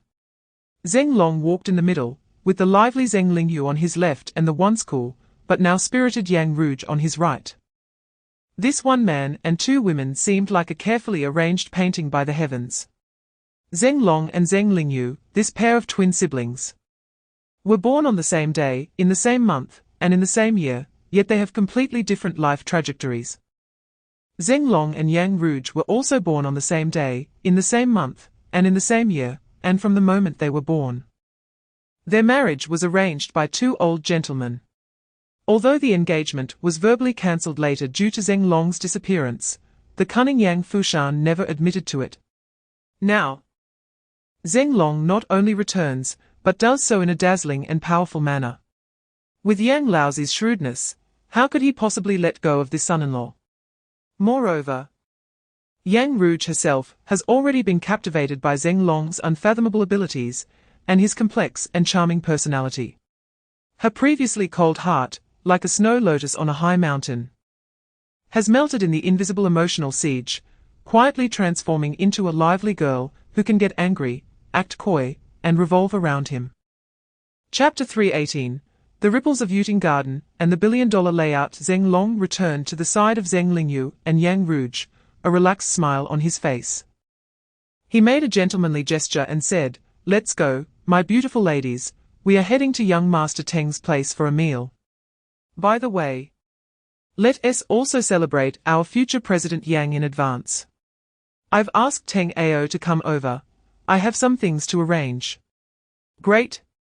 Zheng Lingyu immediately responded joyfully, mimicking her brother's gesture with her little hand, jumping with excitement. Upon arriving at Yuting Garden, the three walked side by side into the luxurious and elegant lobby, the soft light illuminating their outstanding figures. At that moment, a surprised and inquiring female voice came from behind. "Rouge? What a coincidence, you are here for dinner tonight too." Turning around, they saw Yang Rouge's good friends, Su Manqi, Su Xiaotang, Li Qingran, and Lin Wei, walking towards them. Each of them was dressed elegantly, exuding an extraordinary temperament. Obviously socialites within the capital's circle. Yang Rouge, seeing them, was a bit surprised. "Manqi? Xiaotang? Qingran, Wei Wei. Why are all of you here at Yuting Garden today?" She knew these sisters. Usually, they each had their own pastimes and rarely appeared here together. Chapter 3:19. The declaration of Ling Long and the tide of the era. The night sky over the capital was adorned with brilliant neon lights, resembling daylight, but tonight no one would sleep.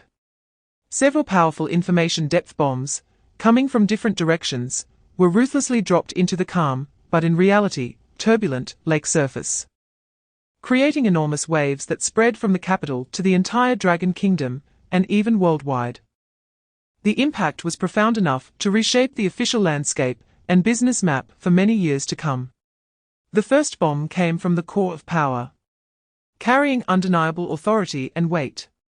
Late at night, a document stamped with the highest level of red electronic seal was rapidly dispatched through confidential channels to the encrypted terminals of the main responsible persons in provinces, municipalities, autonomous regions, and relevant ministries.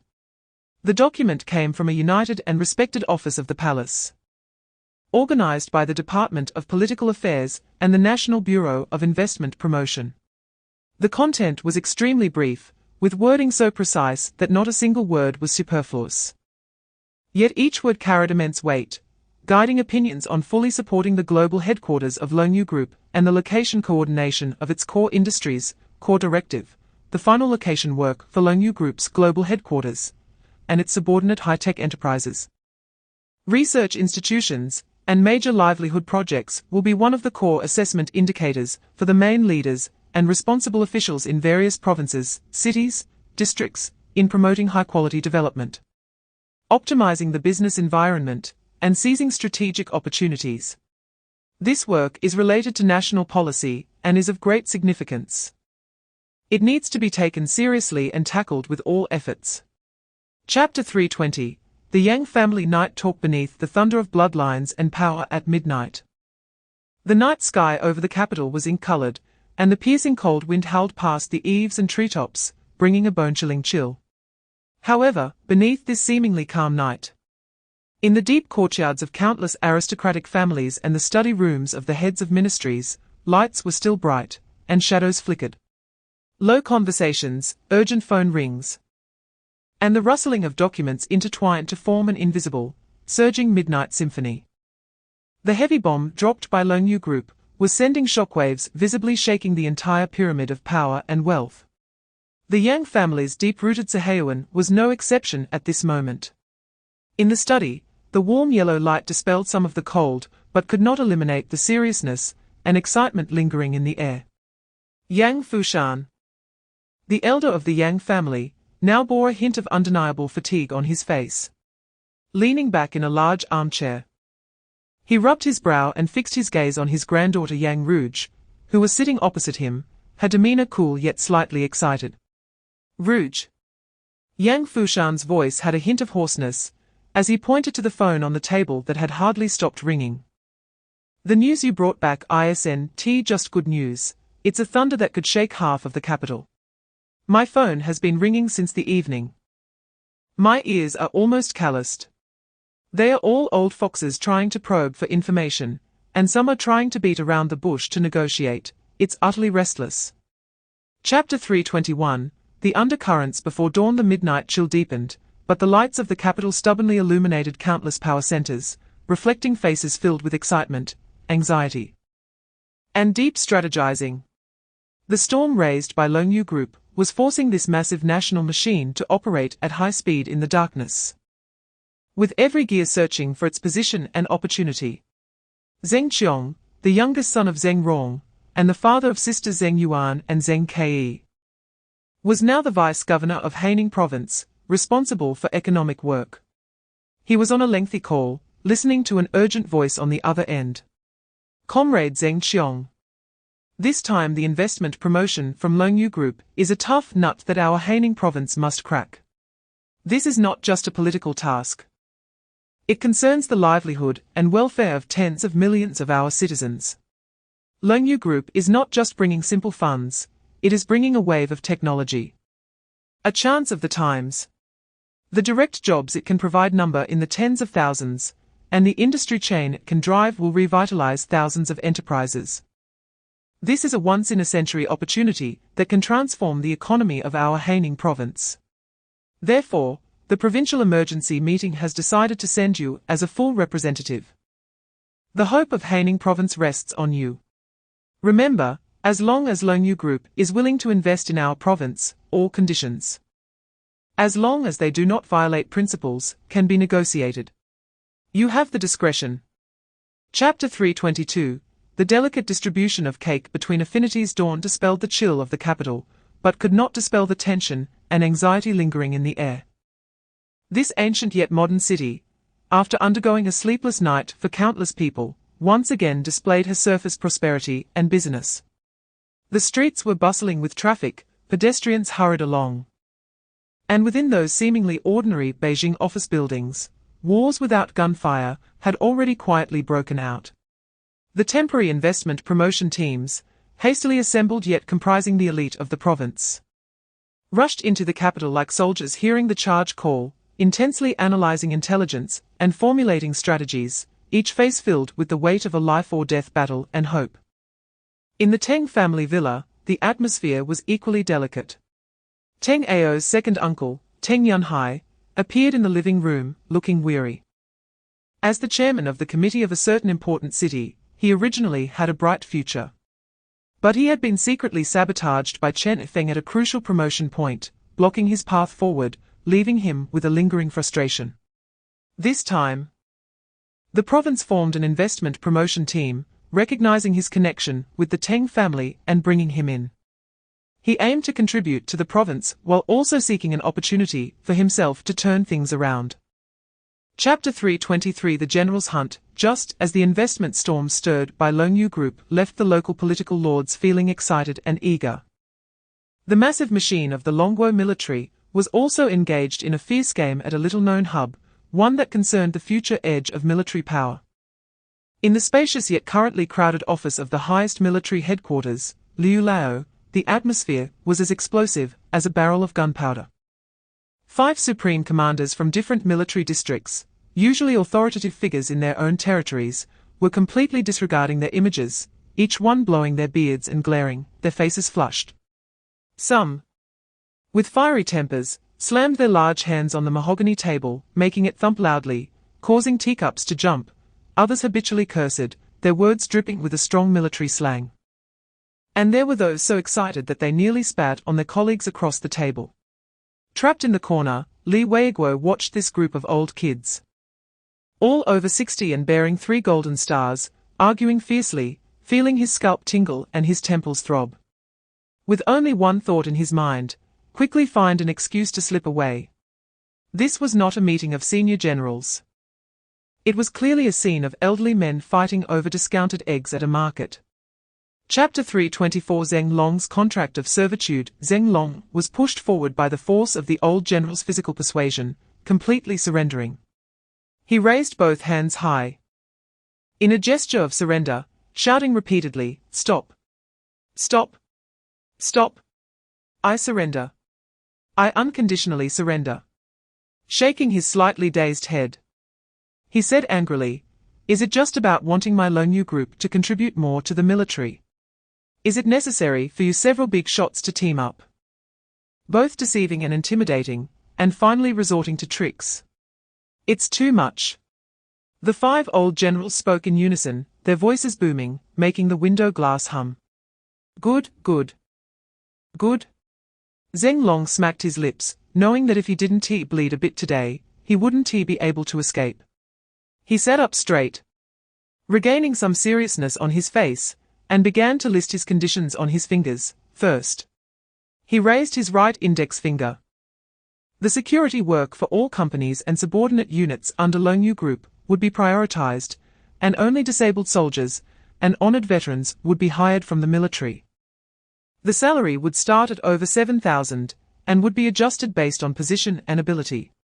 At the same time, the group would pay the highest standards for medical insurance and pension for them. Chapter 325. The reverse-thinking hunter, and the hidden clue. Zeng Long almost flew out of Liu Lao's office, where he had suffered heavy losses. The scene of the old generals teaming up to rob him, even with his composure, made him feel a lingering fear, wishing to leave this trouble spot immediately. Just after stepping out of the general staff building, he heard Li Weiguo's slightly breathless shout from behind, "Xiaolong! Wait! Wait for me!" Zeng Long pretended not to hear and quickened his pace, now viewing Li Weiguo with a hint of suspicion as an accomplice. Seeing this, Li Weiguo had no choice but to jog up to him, blocking his path with a sideways stance, slightly out of breath, and laughing helplessly. You brat. Are you still holding a grudge? You're even ignoring Uncle Lee. Why are you running so fast? Is there a tiger chasing you? Zeng Long stopped, rolling his eyes dramatically, and complained with a hint of despair, if I don't hurry up, will I just stay there waiting to be cared for by those old seniors? When they start playing tricks, I'm afraid if I stay any longer, they'll strip me down to my underwear to confiscate it. Hey! You brat! Li Weiguo was amused by his exaggerated words, pointing at Zeng Long, laughing heartily, saying, You have your day. Look at you usually plotting this and that, strategizing, and unexpectedly, you've been dealt with by several old generals together, leaving you speechless, right? Ha ha ha. Chapter 326 The Thunder from the He family. Zeng Long found a glimmer of hope about Taizu's background from Li Weiguo, filling his chest with a surge of heat. He couldn't wait to return to the villa immediately to share this long-awaited good news with his honest yet internally hurt brother. At the same time, he had spent a lot of mental energy battling wits with the old generals, and his stomach was already growling with hunger. At this moment, what he craved most was a meal imbued with the taste of home and warmth, one that only He Jing could cook, to soothe his current fatigue and emotional turmoil. However, he did not know that the mother who could provide him this comfort was not in the villa, but in another place connected by blood to her. In the He family's old residence, in the living room. The atmosphere was tense yet subtly urgent. He Rund was seated in the main seat of the Grandmaster's chair. His two sons, He Xing and He Feng, sat straight on the right side of their father, their expressions serious. On the left side, He Jing looked at her father with a hint of confusion, and an almost imperceptible urgency to return home. Dad, you and my older brother called me over so urgently. Is there something important? He Jing's voice was gentle, yet with a hint of impatience, saying, You could have told me over the phone. I still need to go back to prepare dinner. Chapter 327 Under the thunder of the He family. She raised her eyes, scanning her father and two brothers. Her voice trembling slightly yet exceptionally clear. Dad, Yang Lao was right. This time, my brother's investment promotion work should indeed come directly to me. Because we are family. She paused, observing the growing confusion and urgency in her family's eyes, and continued, I guess you're all wondering why I, He Jing, a housewife who spends all day at the stove, can help my brother with this monumental task. What capability do I have? He Jing's eyes suddenly reddened, but her expression shone with a mix of heartache and endless pride. Because her voice was choked yet filled with unwavering strength, I have a good son. She nearly exhausted all her strength to finally voice the secret she had long suppressed and yearned for day and night. He's back. What? Like thunder on a clear day, it roared through the living room of the He family's old residence. He Rund suddenly sprang up from the Grandmaster's chair, his aged body shaking violently from extreme shock. One hand pressed down on his wildly beating heart, almost leaping out of his chest, while the other hand braced against the table, barely stabilizing himself. His once somewhat murky eyes were now wide open like brass bells, filled with pure shock and disbelief. As if walking in endless darkness, and suddenly seeing the only glimmer of dawn, a nearly mad desire. His gaze was like the strongest chain, tightly locking onto his daughter He Jing's face, as if trying to see through her. Chapter 328 Strong liquor and family affection. He Jing almost ran back to the villa, her heart racing with urgency and a certain hidden excitement. When she pushed open the villa's front door, the sight of the living room instantly froze her in place, a wave of dizziness washing over her, quickly submerged by a more surging excitement and joy. Her daughter, Xiaoyu, along with her two nieces, Zheng Yuan and Zheng Kei, were gathered around Zeng Long, chattering happily. Although Zeng Long still wore his usual calm expression, there was less sharpness in his brows and more warmth, quietly listening to his sisters. This harmonious scene of siblings was a warmth she never dared to dream of in her sleep. Mom? Upon seeing He Jing, Xiaoyu immediately pouted and complained. Where have you been? Why did you come back so late? We're starving. She changed the subject playfully, winking at Ling Long. I originally suggested we just grab a bite outside, but someone firmly disagreed, insisting we wait for you to come back. Saying your cooking is better than those five-star hotel chefs. She deliberately elongated the word someone, making it clear who she was referring to. Chapter 329, The Silent Promise. After the emotional storm of brotherhood, mixed with blood, tears, and strong liquor, the atmosphere in the restaurant finally returned to a normal family warmth. Everyone began to eat, and the conversation became more relaxed. Ling Long, while picking up dishes, casually steered the conversation toward the matter that had stirred his heart earlier. He fixed his gaze on He Jing and tried to sound calm and natural. Oh, you just mentioned that Xiao Yu's grandparents. How are they doing? He Jing, who was eating with her head down, felt like she was struck by a bolt of happiness when she heard her son take the initiative to ask about her parents. His grandparents. Her hands trembled with the chopsticks. She suddenly raised her head, her eyes filling with tears, her voice tinged with an uncontrollable sob. They are doing well. They are all good. Seeing this, Xiao Yu quickly interjected, Brother Long, you don't know. My grandparents haven't been doing well these years. They often secretly shed tears. Grandpa especially likes to drink, but he can't hold his liquor, often getting drunk. When he gets drunk, he cries while drinking, repeatedly mumbling the name of his great-grandson. The little girl's voice grew somber, filled with empathy. Grandma feels heartbroken and worries about Grandpa ruining his health, so she later strictly limited his drinking. Chapter 330, The Symphony of Beer, Barbecue, and Mahjong. After dinner, the villa was enveloped in a lazy and happy warmth. He Jing quickly tidied up the dishes with a satisfied smile, firmly refusing to let any younger generation help. Tonight, it seemed that the heavy burden in her heart had been lifted significantly. Watching her daughter and two nieces gather around her son like stars surrounding the moon, and hearing the laughter from the living room, she felt an endless energy coursing through her. This warmth was the rain she had longed for 18 years. Ling Long relaxed on the sofa, feeling a bit soft from the after-effects of 2 bottles of high-proof liquor, but his spirit was in a rare, completely relaxed state. The family atmosphere, the innocent laughter of his 3 younger sisters, and the hopeful news about Tai Zhu washed over his long-strained nerves like warm tide. Tonight, he had genuinely let go of all defenses and shackles, listening with interest as Xiao Yu, Zheng Yuan, and Zheng Kei chatted about the interesting and warm trivial matters of the Zheng family. Tai Zhu and Yi Feng were also deeply affected by this light-hearted atmosphere and joined the conversation. Especially Tai Zhu, whose honest face was flushed with excitement as he suggested, Boss, Feng Ji, I feel like we haven't had enough fun yet. Why don't we have a bit more? Chapter 331, Power in the morning light. After a night of noise and warmth, the villa finally returned to tranquility. Everyone found their rooms to rest amid laughter and fatigue. And Xiao Yu, Zheng Yuan, and Zheng Kei also stayed over. When Ling Long finally lay down on his own bed, in the darkness, his face, which had long been as frozen as a lake, quietly melted, revealing a rare, soft smile of home. This smile dispelled the sharpness between his brows, making him look more like an ordinary young man rather than a behind-the-scenes giant controlling a massive entity. The morning sunlight, like golden fine sand, mischievously jumped across Ling Long's eyelids through the gaps in the heavy curtains.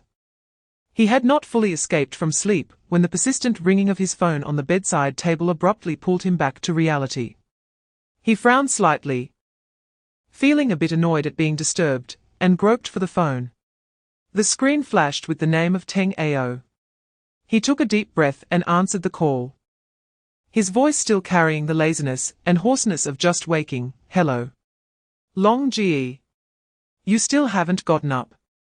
On the other end of the line, Teng Ao's voice sounded somewhat anxious, with a hint of cautious probing. Chapter 332, The Imperial Edict arrives. Zheng Lingyu received her brother's edict, as if carrying an imperial sword. And after breakfast, she took her 2 little sisters, Zheng Yuan and Zheng Kei, who followed her like little tails, and the 3 sisters chirped happily. stepping lightly toward their grandfather's deeply rooted Sahayuan. Upon entering the ancient and elegant living room, they saw their grandfather Zeng Rong and father Zeng Qiong sitting in grandmaster chairs, discussing something with serious expressions, clearly exhausted from deliberating over investment attraction matters. Zeng Yuan and Zeng Ke, two little clever ones, exchanged glances and immediately turned into little performers. They straightened their small spines, lifted their chins slightly, and walked toward their father Zeng Qiong with what they thought was a solemn demeanor, clearing their throats and imitating the exaggerated tone of a eunuch announcing an edict from ancient dramas, singing in unison, by the will of heaven. Brother Long decrees that our father, Governor Zeng Qiong, heed the edict, based on the operational needs of the specific enterprises under the Longyu Group.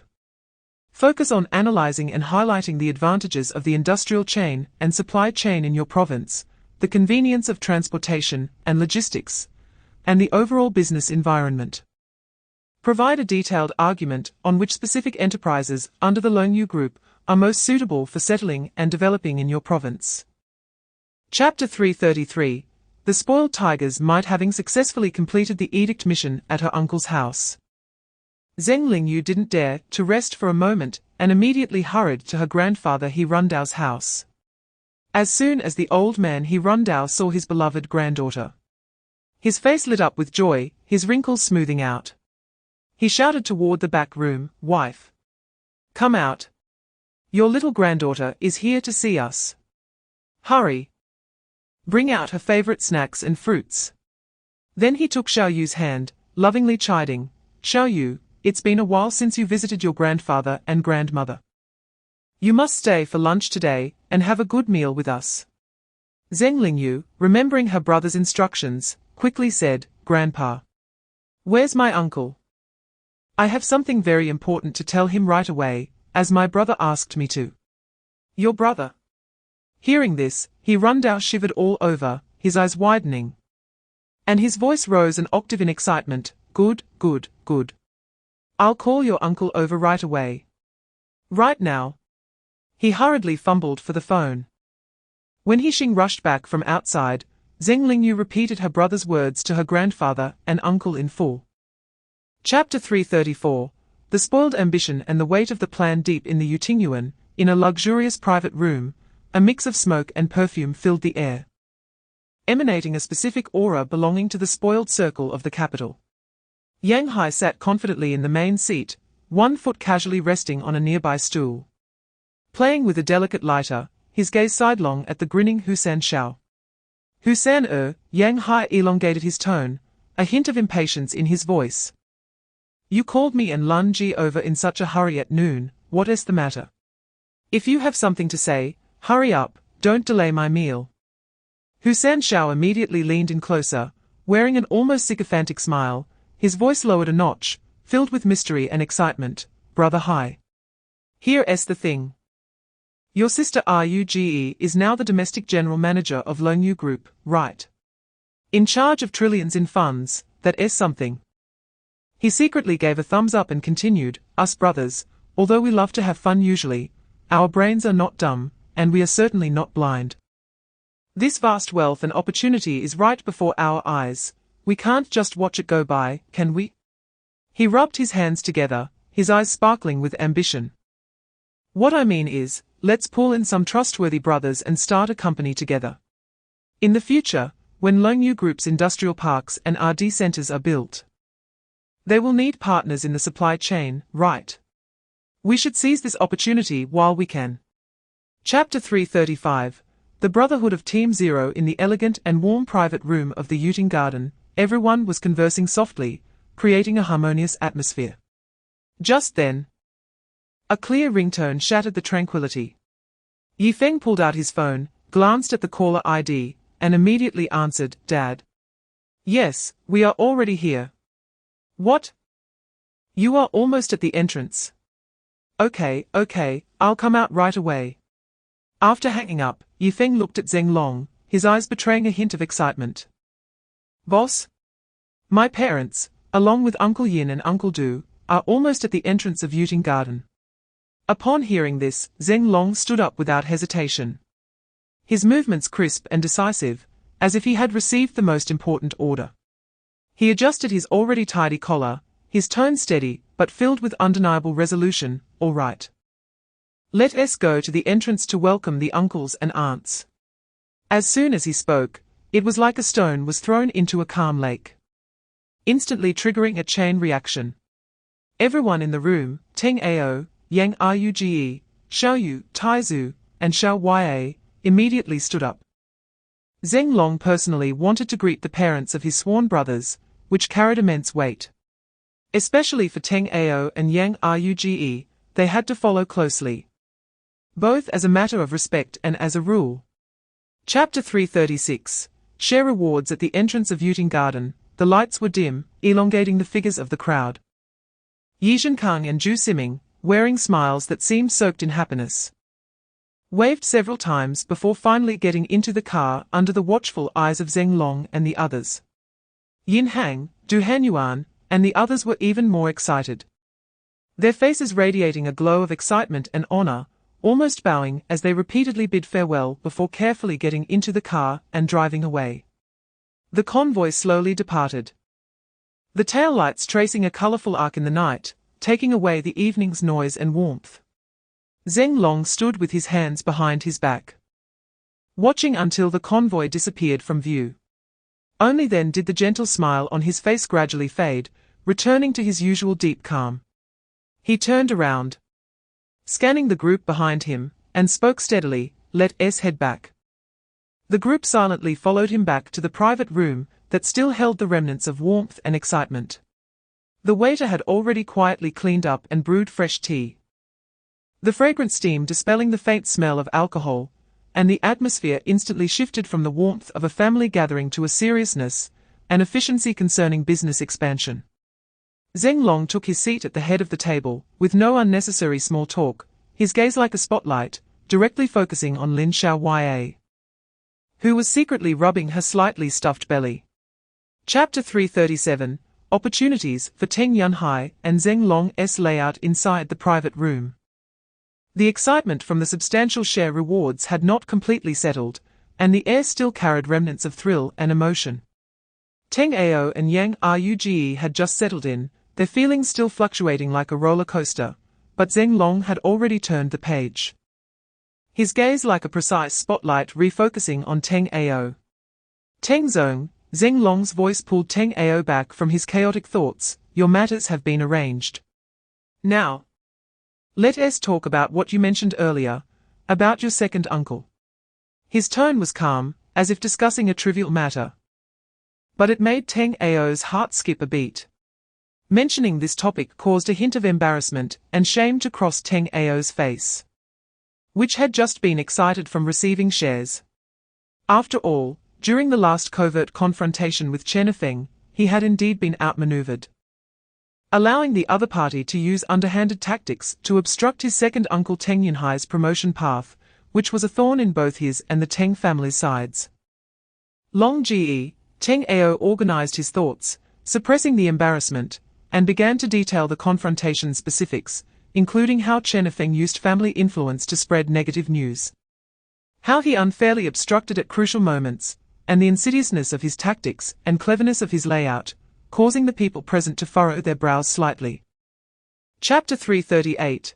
Yang Hai's team and drinking courage. While Ling Long was strategizing in the top-level private room, sketching the vast business map of Longyu Group with trillions of funds and intricate strategies, another slightly smaller yet equally luxurious private room in Yuting Garden was hosting a banquet for young rascals. Inside the private room, smoke swirled, and the aroma of food mixed with the smell of alcohol, creating an atmosphere so lively it felt like it could lift the roof off. At the head of the table sat the young, but commanding Yang Hai.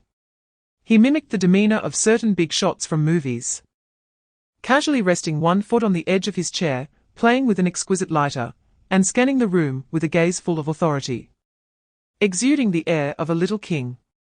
Surrounding the dining table were no less than 15 young rascals known in the Beijing circle. Sitting next to Yang Hai was his number one follower, Yang Li, who had risen to prominence alongside him. At this moment, Yang Li was brimming with confidence. Even Hu Sanshao, whom he once looked up to, now greeted him respectfully as Li Ji. He too imitated the gesture, propping his leg on the chair, holding a toothpick, and pretentiously picking his teeth, while casting a glance at the blushing Husan across from him. Chapter 339, Rascals Toasting Yang Hai. Filled with a tragic sense of invincibility, forced himself to appear arrogantly supreme, as he led a group of equally excited yet anxious rascals toward the top-level private room where Ling Long was located. Teng Fei followed at the back, watching this group of half-grown boys feign maturity, smirking with amusement, as if he were enjoying a comedy about to unfold. As they approached the heavy door that symbolized an invisible boundary, the courage that Yang Hai had just inflated with alcohol and vanity deflated like a balloon pricked by a needle. He suddenly halted, feeling the intricately carved wooden door before him was even more intimidating and fearsome than his grandfather's heavily guarded front door. Behind it seemed not to be a dining room, but a power center that determined the fates of countless people. Teng Fei instantly saw through Yang Hai's facade of bravado. With a mischievous smile, he stepped forward, wrapping his arm around Yang Hai's somewhat slender shoulder, giving him no chance to back down. With a firm push, he opened the heavy door with a creak. Chapter 340, Yang Hai's group company. Ling Long then looked at Yang Hai and the large group of eager young rascals behind him, and said loudly, "Xiao Hai, you brought so many brothers here to toast me. I appreciate this gesture, thank you." He then shifted his tone, however, "The banquet here has already concluded, and now we can only use tea instead of wine. I hope all of you brothers won't take offense." As soon as he finished speaking, the obedient and understanding Xiao Yu had already picked up a cup of freshly brewed hot tea and handed it to Ling Long. Ling Long took the teacup, his gaze sweeping over these young faces, all of whom came from distinguished backgrounds yet were behaving as decorously as elementary school students. His demeanor was very approachable, but each of his words carried weight. "Thank you to all the brothers for your care and trust in Xiao Hai and Lun Ji. This cup of tea, I toast to you all." After saying this, he raised his cup and took a gentle sip. Such a simple gesture, a polite remark, excited this group of rich young men beyond measure. Especially Husan Xiao, who had personally experienced Ling Long's imposing presence. At this moment, seeing Ling Long so amicably toasting them with tea instead of wine, he felt a weight lifted from his bones, his face filled with a surprised smile of flattery. After the toast, Ling Long said to Yang Hai, "Xiao Hai, let your brothers sit down instead of standing. I see you've almost finished your drinks, so I'll have someone prepare some tea to sober you up." Chapter 341, Ling Long's loyalty and doubts. As the noise subsided and the glamour faded, when Yang Hai left with his excited group of young men, as Teng Ao and Yang Rouge bid farewell with excitement and a sense of responsibility, the large private room finally returned to tranquility. The air still lingered with a faint aroma of tea and alcohol, as if narrating the undercurrents and warm moments that had just transpired. In the room, only the 4 core members of Team Zero remained: Ling Long, Yifeng, Tai Zhu, and Xiao Ya. There was also one person Ling Long had insisted with his eyes to keep here, his sister, Zheng Lingyu. The waiter had already cleaned up the remnants, and the night outside was thick as ink, contrasting with the warm indoor lights. Ling Long didn't speak immediately. He walked to the liquor cabinet, poured himself a small glass of pure whiskey, but didn't he drink it, just held it in his hand, feeling the coolness of the ice ball. He turned around, his gaze landing on Xiao Yu, who had been watching him intently, her eyes deep and filled with an irresistible gentleness. "Xiao Yu," Ling Long began, his voice particularly clear in the quiet private room, "just now, I gave Teng Zong and Rouge shares." He paused, watching his sister's eyes widen in surprise, and continued, "Brother Long will also give you shares." Chapter 342, the location of Longyu Group headquarters. The Beijing International Hotel, a landmark that has witnessed countless significant historical moments, once again became the focus of attention nationwide and even globally. Outside the No. 1 National Guest Hall, a red carpet was laid, security was tight, And the atmosphere was solemn yet enthusiastic. A giant electronic screen displayed the words of the Longyu Group Global Headquarters Location Negotiation Meeting in both Chinese and English, shining brilliantly in the morning light. Officials, business tycoons, elite members of the media, and countless ordinary citizens watching through live broadcasts all focused their attention here. Everyone was waiting for an answer regarding whether Longyu Group, a commercial giant that had shown its immense scale right from its launch, would permanently locate its global headquarters. This super skyscraper, planned to have 118 floors above ground and 6 floors underground, was destined to become a new city landmark. And today it would be officially announced where it would settle. Inside the National Guest Hall, the lights were bright, and the atmosphere was solemn.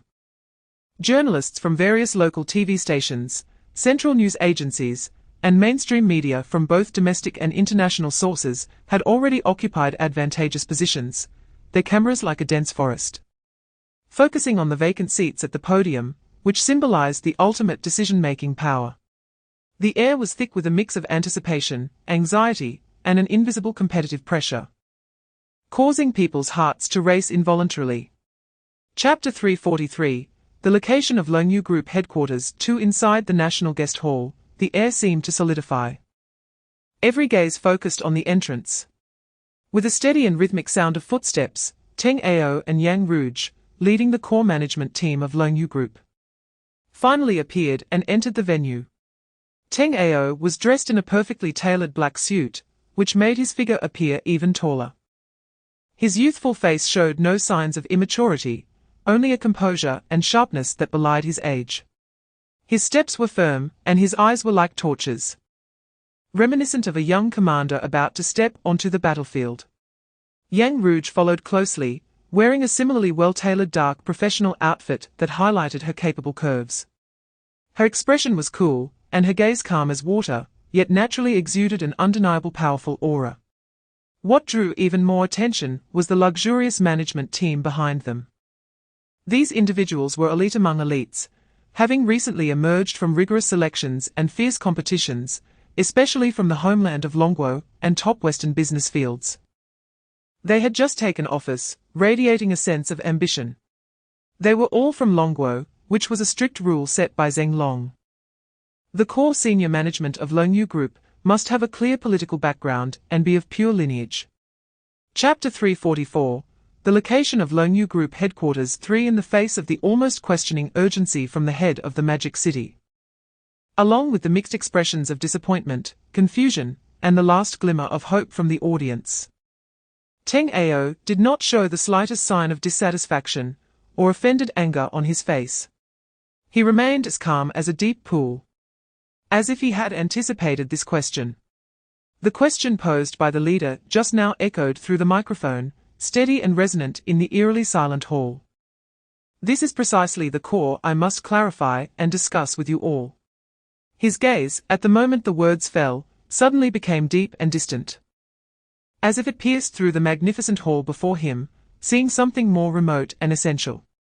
He did not remain standing behind the podium that symbolized power and decision-making, but instead slowly walked down step by step, like a philosopher about to preach, moving towards the center of the crowd. As he walked, he spoke. His voice not loud but clear, striking at everyone's hearts. Longyu Group is not a traditional, singular business entity. It is a comprehensive multinational group company centered on high-tech fields such as energy, electronics, pharmaceuticals, and drones, integrating research and development with production. Chapter 345, the location of Longyu Group Headquarters 4. Silence. A deathly silence. Many officials in the audience involuntarily lowered their heads, hiding their suddenly reddened eyes. The young reporters and members of the investment promotion team could no longer hold back, secretly wiping away the moisture from the corners of their eyes. This scene was too real, too cruel, hitting the softest and most guilty corners of countless wandering souls. Many thought of their distant parents, recalling those lonely nights spent waiting, their hearts aching like being cut by knives. Teng Ao took a deep breath, pulling everyone back from that heavy empathy. His gaze became resolute again. Like tempered steel, perhaps everyone present is questioning in their hearts, How could the location planning of Longyu Group's headquarters be related to these matters?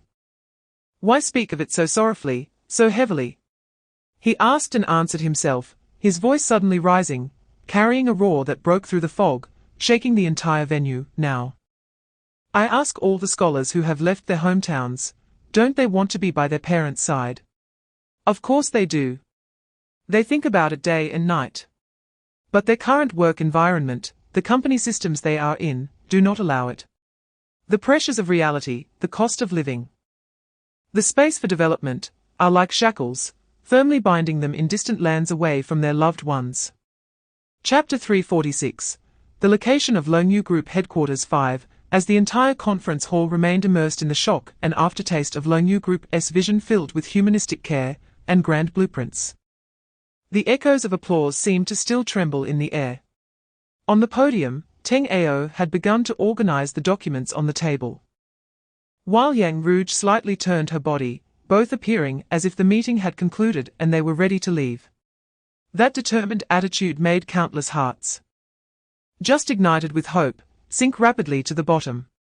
Could it be that such a stunning concept ultimately found no real soil to support it? Wait! An eager yet exceptionally clear voice, like a sharp blade cutting through silence, suddenly echoed in the spacious conference hall.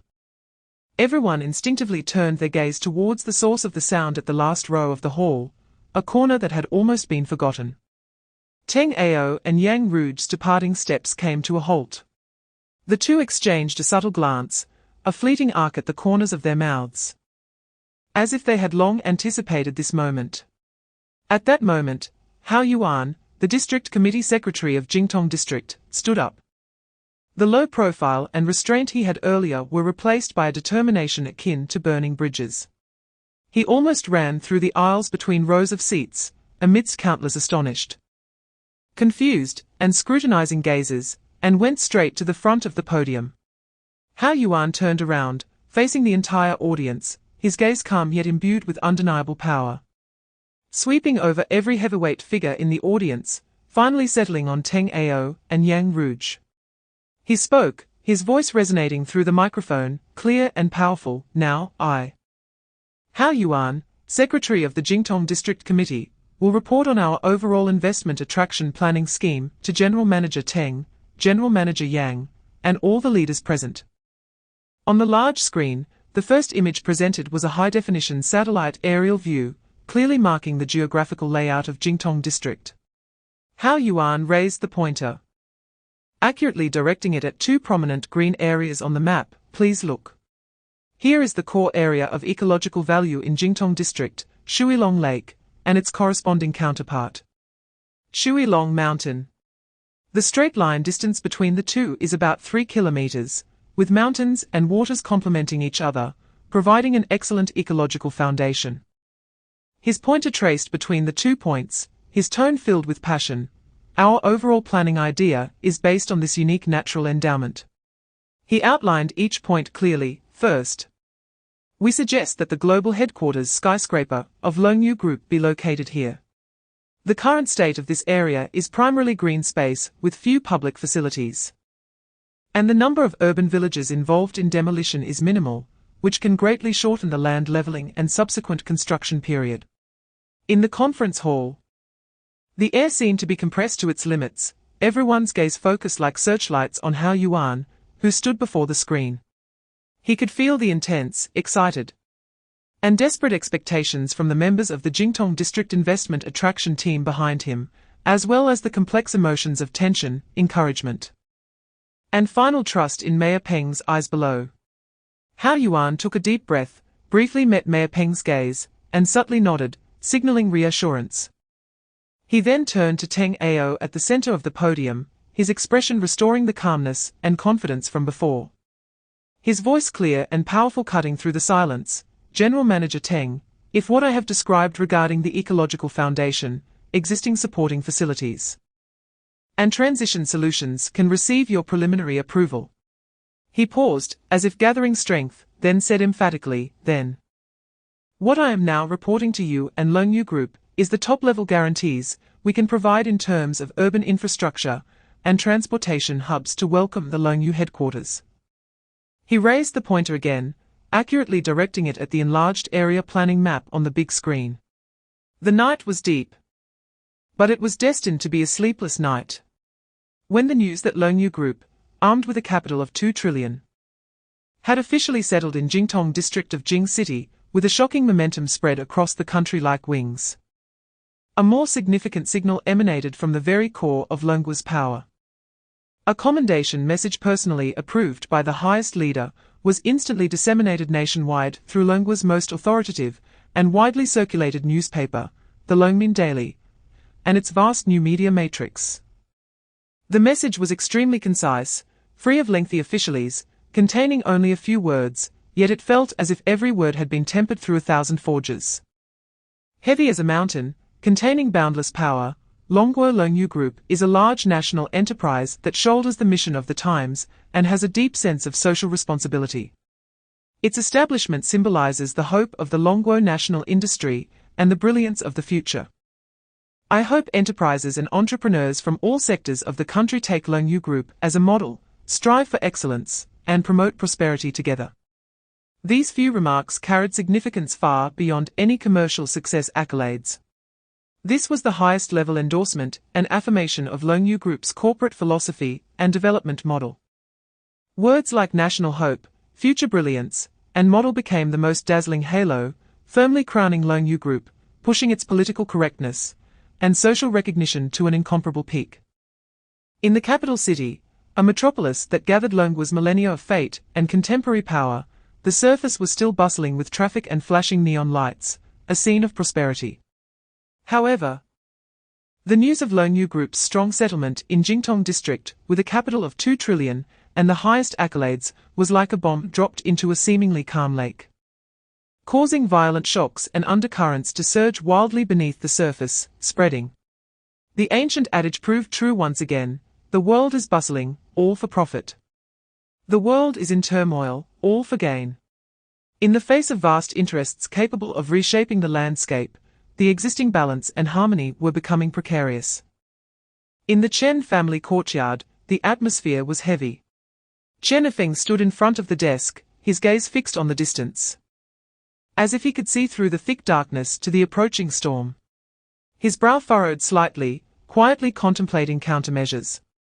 With a furrowed brow, the young face that usually bore a hint of restraint and calculation was now filled with a heavy cloud of doubt and a barely perceptible anxiety.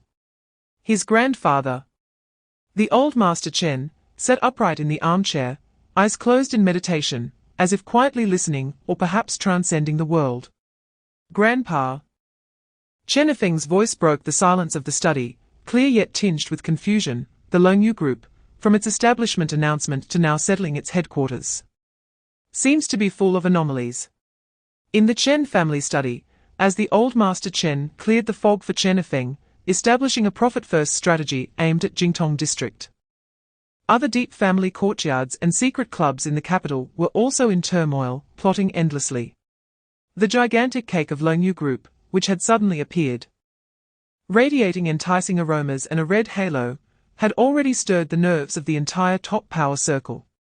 In a similarly guarded but unassuming villa, 2 spirited elderly men were sitting across from each other, drinking tea. They were Wu Xingzhong, the stabilizing force of the Wu family, and He Minchuan, the leader of the He family. Behind them stood the younger third-generation members of their families, Wu Chen and He Ziming, both holding their breath, their postures respectful, listening to a conversation that could influence their future destinies. Wu Xingzhong gently blew away the floating foam in his teacup, his gaze deep, clearly seeing a larger picture. He set down the cup, his eyes sweeping over He Minchuan, his tone steady but imbued with undeniable resolve. "The game in Jingtong district has just begun. Let Wu Chen and Ziming go and gain some experience, add a layer of gold. Their positions don't need to be too high, but they must be crucial, allowing them to access the core." At 1:50 p.m., the investment promotion conference began. The expansive parking lot of the Jingcheng International Hotel has transformed into a silent battlefield. One by one, minibuses arriving from various provincial capitals and black Audi A6L government cars converge like steel beasts from all directions, silently and orderly, occupying meticulously planned parking spots.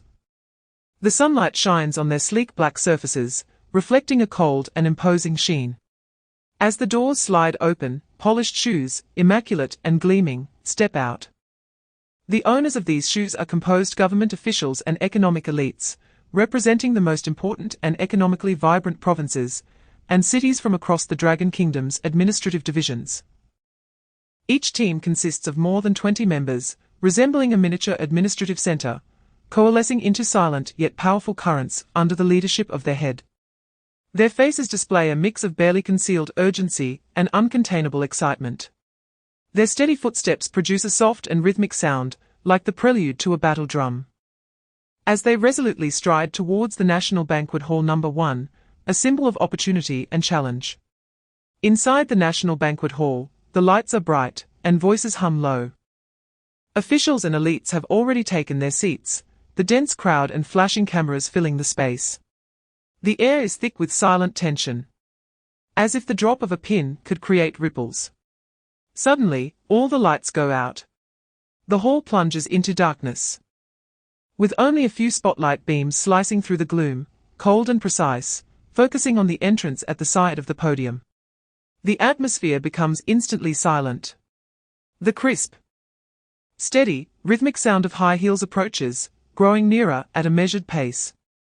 Each step seems to resonate with the heartbeat of the audience, striking at their souls. A tall and striking figure steps into the blinding spotlight, Yang Rouge. Dressed in a deep-sea blue tailored suit, sharply tailored to accentuate her proud curves. Her long black hair is neatly tied back in a low ponytail, her smooth forehead and long neck shining like a swan under the bright light. She does not glance at anyone in the audience, her gaze steady and focused ahead, as she strides directly towards the isolated microphone at the center of the podium.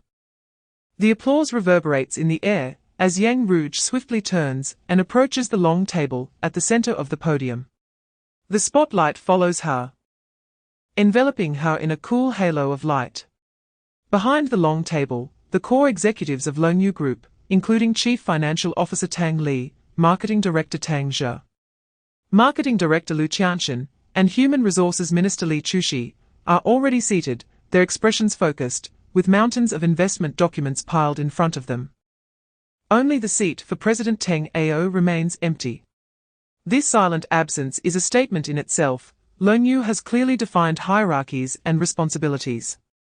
Yang Rouge, as the general manager, has full authority to handle this investment conference. Teng Ao's absence is not a sign of disdain, but rather a testament to his absolute trust in Yang Rouge's capabilities. Reflecting the efficient operation of the massive Longyu ship, the atmosphere in the venue grows more serious due to this detail. The competition has reached a boiling point. The review begins. The Longyu executives quickly flip through documents, occasionally exchanging opinions in hushed tones, sometimes jotting down notes. The rustling of paper is amplified at this moment, tugging at every taut nerve in the audience. 1 document, 2 documents, 3 documents, preliminarily approved planning documents, are extracted and gently placed on Yang Rouge's table at the head of the table. As the applause has not completely died down, Yang Rouge has already picked up another document. Her gaze sweeps across the list, clearly announcing the names of 3 provinces, one of which includes the province where Teng Yunhai is located. The regional representative named immediately stands up, and Teng Yunhai is among them. He wears a composed smile, but his eyes sparkle with barely contained excitement. For him, this moment is a double joy, having received a hint of promotion yesterday, and now adding the substantial political achievement of Longyu's investment, the road ahead is already clear. His applause is for both his province and himself. However, a heavier atmosphere pervades the venue. The representatives from provinces and cities not mentioned wear tense expressions, their gazes locked onto Yang Rouge. At this moment, a subtle change occurs in Yang Rouge's expression. The professional calm on her face gradually fades, replaced by a genuine appreciation and solemnity. Her gaze flits fleetingly towards the direction of Zheng Qiong and Hixing. Everyone, Her voice draws the attention of all to the utmost. Longyu Group has just confirmed most of the cooperative regions. She pauses slightly, deliberately slowing down each word. Next, Longyu will confirm the final 2 cooperative regions. And they will be deeply bound in cooperation with the governing officials of those regions.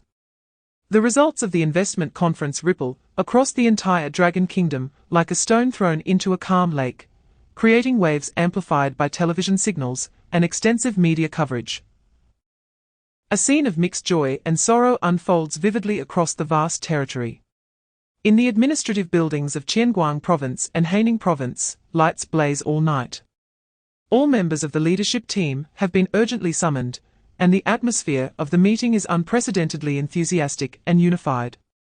Yang Rouge's binding, unlimited investment commitment acts like a potent stimulant, invigorating every attendee's heart. All topics related to Longyu Group, whether land allocation, supporting policies, or talent introduction, pass almost unanimously without contest. Every face radiates excitement and certainty because they know this substantial political achievement is firmly linked to the 2 core figures, Zheng Qiong and He Xing. As long as they are present, this credit is as solid as a rock, unshakable and unstealable. Meanwhile, among the populace, especially in Haining Province, a warm current is stirring among ordinary citizens. When news spreads that Longyu Universal Hospital will be established in the province, a genuine sense of honor, happiness, and security arises. In the private top-floor room of the Yuting Garden, formerly Ling Long's exclusive space, the air is filled with the lingering aroma of fine cuisine. But it is also quietly mixed with an almost invisible yet exceptionally sharp spark of a covert battle. The recently concluded dinner was as intense as a war without gunpowder. The opposing sides are Yang Rouge and Anna. The energy financial battle has perfectly concluded, with Anna stepping back after her success. The National Investment Conference has also achieved unprecedented success, with Yang Rouge living up to expectations. Both are outstanding women, with top-notch abilities, backgrounds, and appearances. Once they became aware of each other's positions beside Ling Long, a subtle tension, rooted in feminine instinct and identity recognition, inevitably began to spread. The deep blue eyes of Anna spark with unwavering determination, as if guarding her own territory. On the other hand, Yang Rouge's coldly stunning face exudes a legitimate aura of authority, infused with the pride and strength inherent to the eldest daughter of the Yang family. As if any potential external threat is well within her scope to eliminate. At this moment, it is a leisurely time for post-meal tea discussions. However, the atmosphere is anything but relaxed. Chapter 358, Financial Investment Returns. Inside the private room, the air seems to have solidified into transparent amber. Yang Rouge and Anna's hands are still clasped together, seemingly a gesture of politeness, but in reality, it is a silent struggle. 2 gazes meet in the air. One cold as an ice blade, the other deep as a tsunami, sparking electric flashes that only they can perceive. Ling Long feels a tingling sensation on his scalp. He knows that if these 2 women continue to get to know each other, the roof might very well be blown off by their invisible aura. He forcibly suppresses the awkwardness in his heart, straightens his posture, clears his throat, and forces out a smile that looks worse than crying. With a barely noticeable tremor in his voice, he looks at the still unaware Teng Ao. All right, all right. He tries to make his tone sound relaxed, but cannot hide the embarrassment. Since the 2 department heads of Longyu Group have already gotten to know each other more deeply, he deliberately emphasizes the word deeply. Teng, as the president. Can you please have them sit down? He quickly throws out the business matter as an excuse. I have important matters to discuss with you. Teng Ao, being called out by Ling Long, finally wakes up from the state of confusion caused by the obviously strange atmosphere that he just couldn't comprehend. He looks at the 2 ladies who are still holding hands affectionately and feels sweat forming on his forehead, instinctively rubbing his hands. Chapter 359, Ling Long's Global Layout. After Teng Ao and Yang Rouge leave, the stagnant air in the private room seems to flow again. The forced calmness on Ling Long's face slowly fades away. And he rubs his temples, nodding at the eager Lin Xia. All right, boss. I'll start right away. Xiaoya's face lights up with excitement as her fingers turn into a blur on the tablet. He, the brothers outside are going to go crazy with joy. She's processing the dividends for the other members of Team Zero, returning their initial investments in full and providing a massive fourfold return. Each transfer amount, with its long string of zeros, is enough to make an ordinary person dizzy. Just as the transfer completion notification sound finishes, an encrypted video request rushes in. On the screen appears an exaggerated and distorted Western face, Lawrence, who is in the beautiful country. Oh my God. My Princess Xiaoya. You are truly my God. Lawrence's voice changes pitch due to extreme shock, his eyes bulging like 200-watt light bulbs, staring at the screen as if he wants to confirm by jumping through. Quick. Tell me. Is that more than $1 billion that just appeared in my account real? Are you playing a joke on me? Or am I hallucinating? Chapter 360, Anna's Dowry. After handling the dividends for Team Zero members, the private room falls silent again. However, Ling Long's brows do not relax, instead. They furrow deeper with a more profound concern. He gently presses his temples, feeling an unprecedented headache. There is still one crucial and significant favor he has yet to repay Ronnie. This financial giant, far away overseas, has made a decisive contribution in this thrilling energy finance war. Without Ronnie's astronomical investments made at two crucial points, it would have been impossible to pry open such a vast market and achieve such astonishing returns. This kindness, akin to a timely help, cannot be measured in monetary terms. However, during their last communication, Ronnie was resolute, clearly stating he would not take a single cent. This only makes Ling Long feel heavier. He is not accustomed to, nor does he want to owe such a massive debt of gratitude, especially to someone as uniquely positioned as Ronnie. After a moment of contemplation, Ling Long takes a deep breath, as if making a resolution. He personally picks up the encrypted communicator and dials the number that reaches across the ocean. After a brief waiting tone, the communication connects, and Ronnie's signature, hearty and joyful laughter comes through. Chapter 361, Discoveries in the Dark. Around 10 o'clock at night. The lights in the top-level private room of the reading pavilion are still bright, and Ling Long's confidential discussion with core members continues. Meanwhile, not far from the reading pavilion, in a high-end apartment building, a silent infiltration and surveillance operation is underway. Room 1701 on the 17th floor. This is a corner seemingly forgotten by the world. The lights are off, the heavy curtains are completely drawn, but the window glass is tightly shut, isolating the inside from the outside.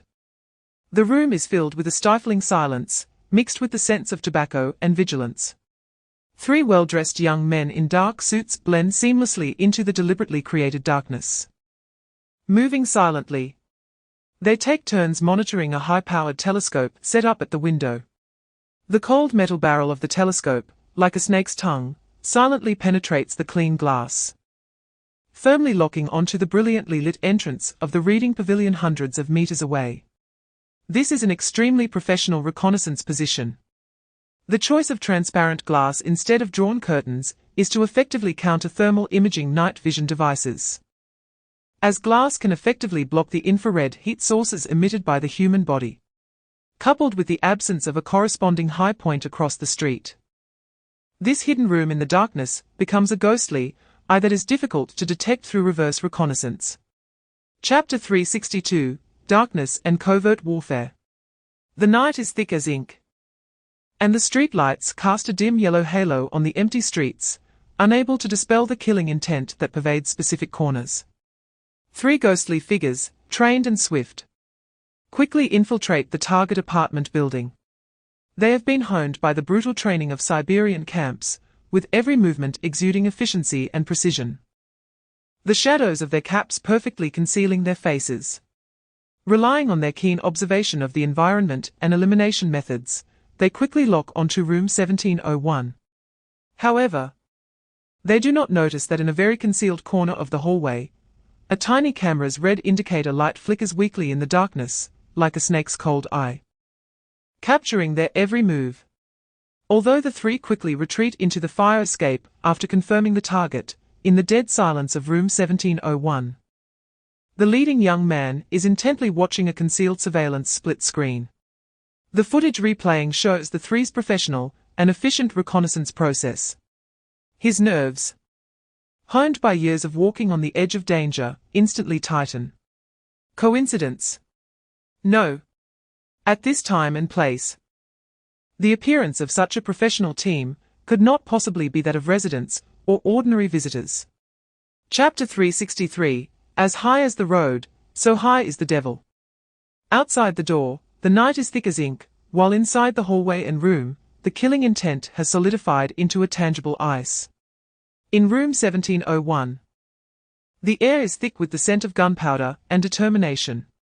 The young man acting as the observer has eyes like a hawk before the hunt. Locked onto the surveillance screen, his brain quickly calculating every pixel of information transmitted, the changes in the elevator's operational indicator lights, the blind spots in the hallway structure, and the most uncontrollable variable, the fire escape. The screen shows that one of the elevator's floor numbers is flashing 17. This means the other party has just come up to the 17th floor from the elevator, and the elevator has not yet been activated by anyone else.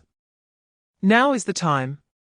From the moment the elevator doors open to their rushing in, there is about a 5-second window. These 5 seconds are a corridor of life and death. The outside is completely unobstructed. If the other party is lying in wait behind the fire door, these 5 seconds could turn into a slaughterhouse. Knock, knock, knock. His own heartbeat echoed in the absolute silence, amplified infinitely, like the footsteps of death approaching, or the war drum signaling a charge.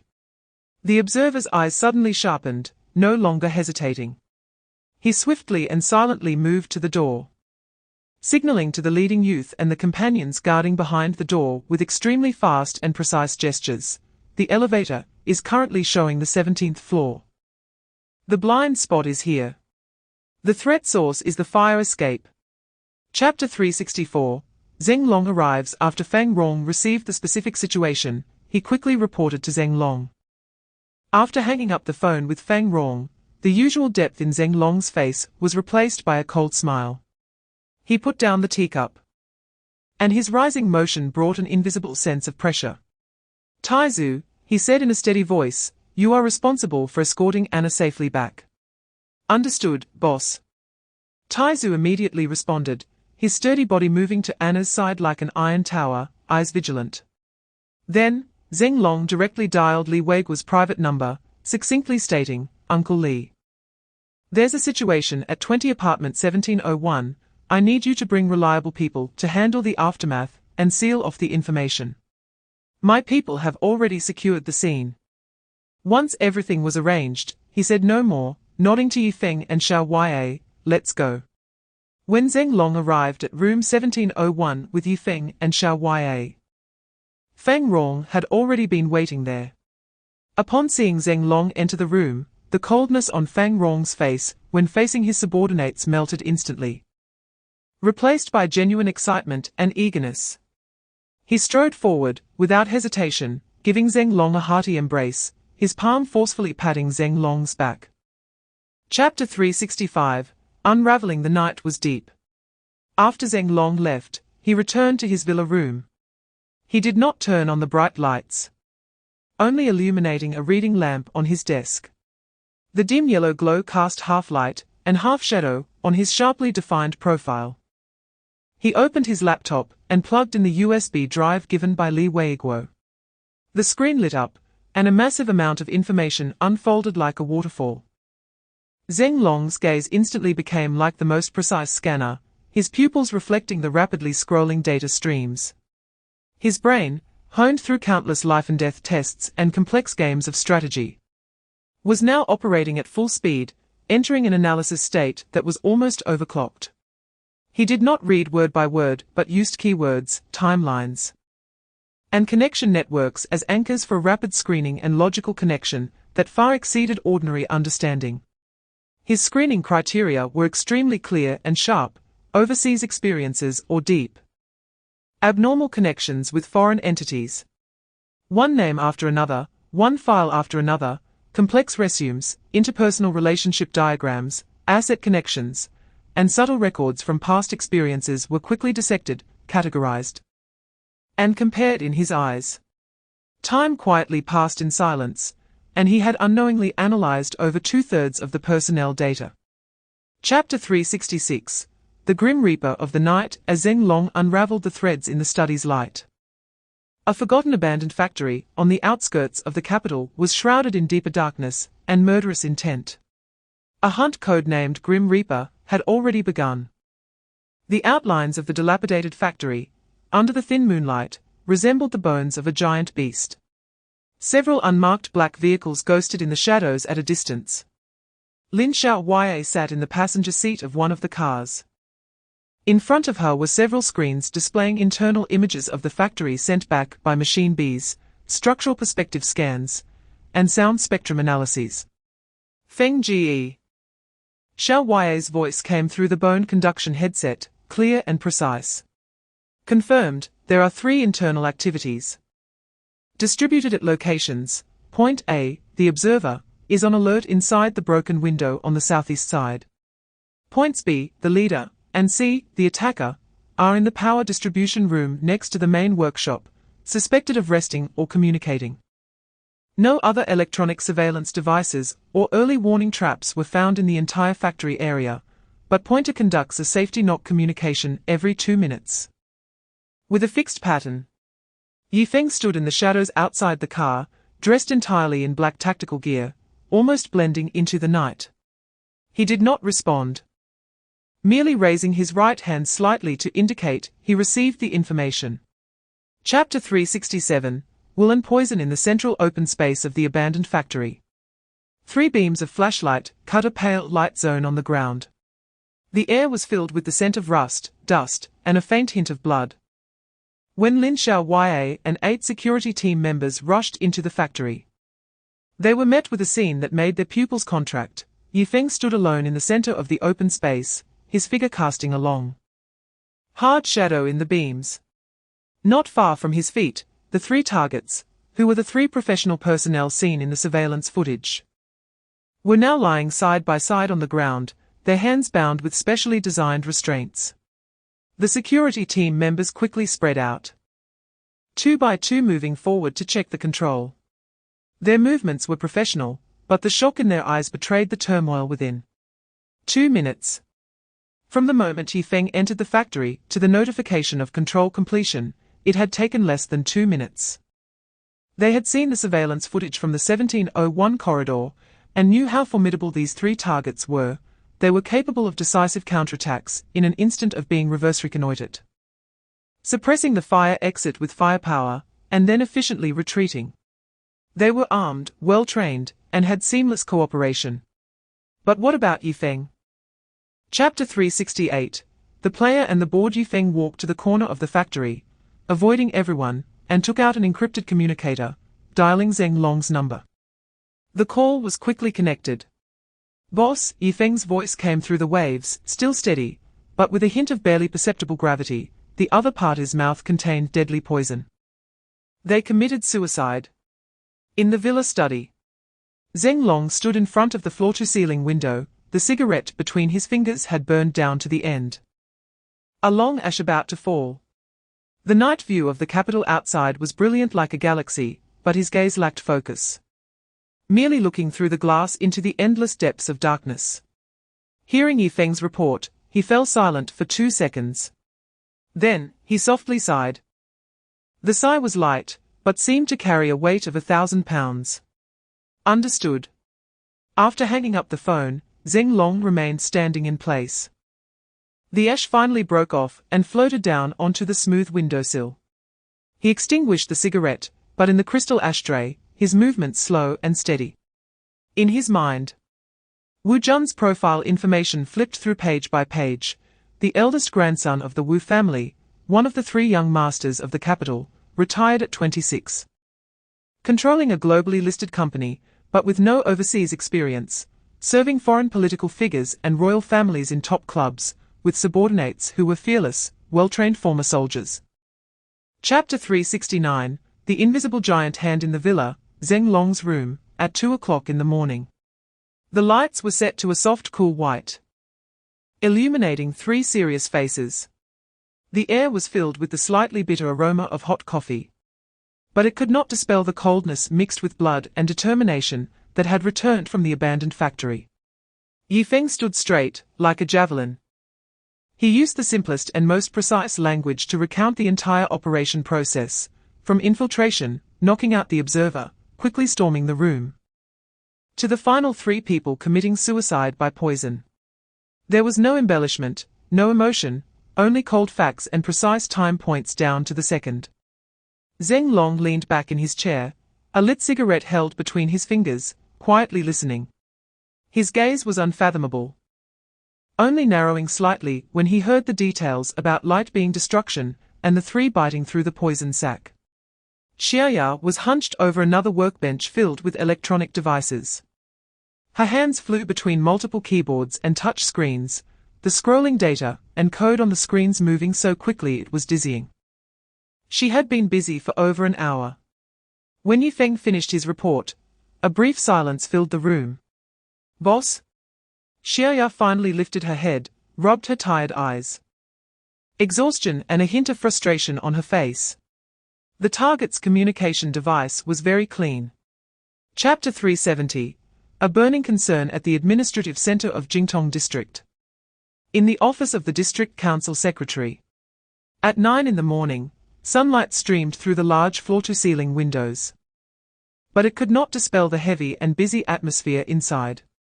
Documents piled into 2 small mountains on the large desk, while the landline and mobile phones rang in succession without pause. Hao Yuan sat behind his office chair, his back still straight. But the deep-seated fatigue in his eyes and the new stubble on his chin betrayed his days of overwork. He had just seen off a research and inspection team, led by a deputy secretary from the city. This was the 3rd group he had dealt with that morning. Previously, there was a special supervisory group from the Development and Reform Commission, as well as a group of scholar advisors from a policy research office. Everyone wore warm and friendly smiles, their words filled with high praise and eager expectations for Jingtong District's work. But the burning light in their eyes, the probing questions veiled in their remarks, and the seemingly casual suggestions or recommendations were all clear to Hao Yuan. Longyu Group. 20 trillion investment. These 8 characters were like a giant magnet exuding a deadly allure, firmly attracting the attention of both the capital city and higher levels to this land of Jingtong District, which was not originally the most dazzling. Chapter 371, Dinner at the Guest House at 6:30 in the evening, in the innermost small private room of the Jingtong District Guest House. The room was simply decorated, even somewhat outdated, but spotless. A small round table was covered with a clean white tablecloth, on which were a few exquisite local home-cooked dishes. There were no exotic delicacies, but it exuded a sense of practical sincerity. Hao Yuan and Wu Jun sat facing each other. Choosing this place was a well-considered decision by Hao Yuan. The guest house was a place with a strong public service color within his authority. The meaning of this meal was clear: first, to draw a line. Tonight was a formal working meeting between Hao Yuan, the secretary of the Jingtong District Council, an entrepreneur or former official Wu Jun, representing normal exchanges between government and business within a framework of rules. No private friendships, no talk of benefit exchanges. Second, to give face, but with limits. I've accepted your invitation, but the location must be in my realm of control. This meal is hosted by me, Hao Yuan, as a host to prevent any possible future talk. Third, to set a firewall. Discussing matters in the guest house means that any unconventional suggestions or requests will automatically be regarded as topics for the Jingtong District leadership team.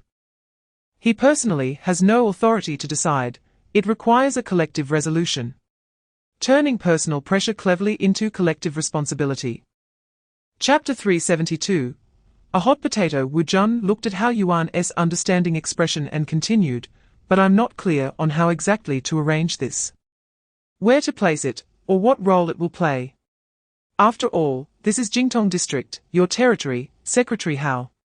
As he spoke, he slightly turned to the side and picked up a disposable plastic knife originally placed next to the cake for cutting.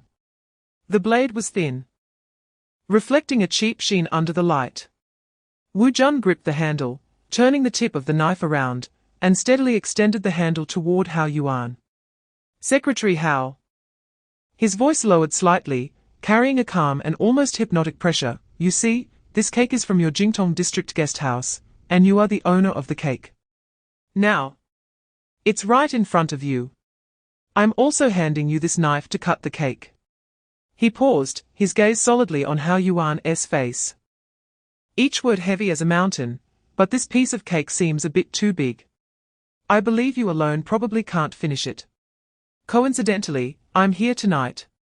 So Wu Jun leaned back, revealing a serene smile that suggested he had everything under control. It all depends on how much you, Secretary Hao, are willing to share. Chapter 373. Jumping out of the chessboard in the restroom at the end of the guesthouse corridor, the light was a cold white. Hao Yuan leaned against the cold ceramic wall, his phone pressed to his ear, each waiting tone striking at his tense nerves. Finally, Uncle Hao, is there something? Ling Long's voice came through, steady and clear, like a stabilizing force. Hao Yuan felt as if he had been granted amnesty, swallowing hard against his dry throat. He used the most concise yet comprehensive language to quickly and clearly recount how Wu Jun arrived, how he metaphorically applied pressure at the dinner table with soup and meat, cake and knife, and the other part his unabashed intentions. His voice was kept low, laced with a barely concealed anxiety and urgency for guidance.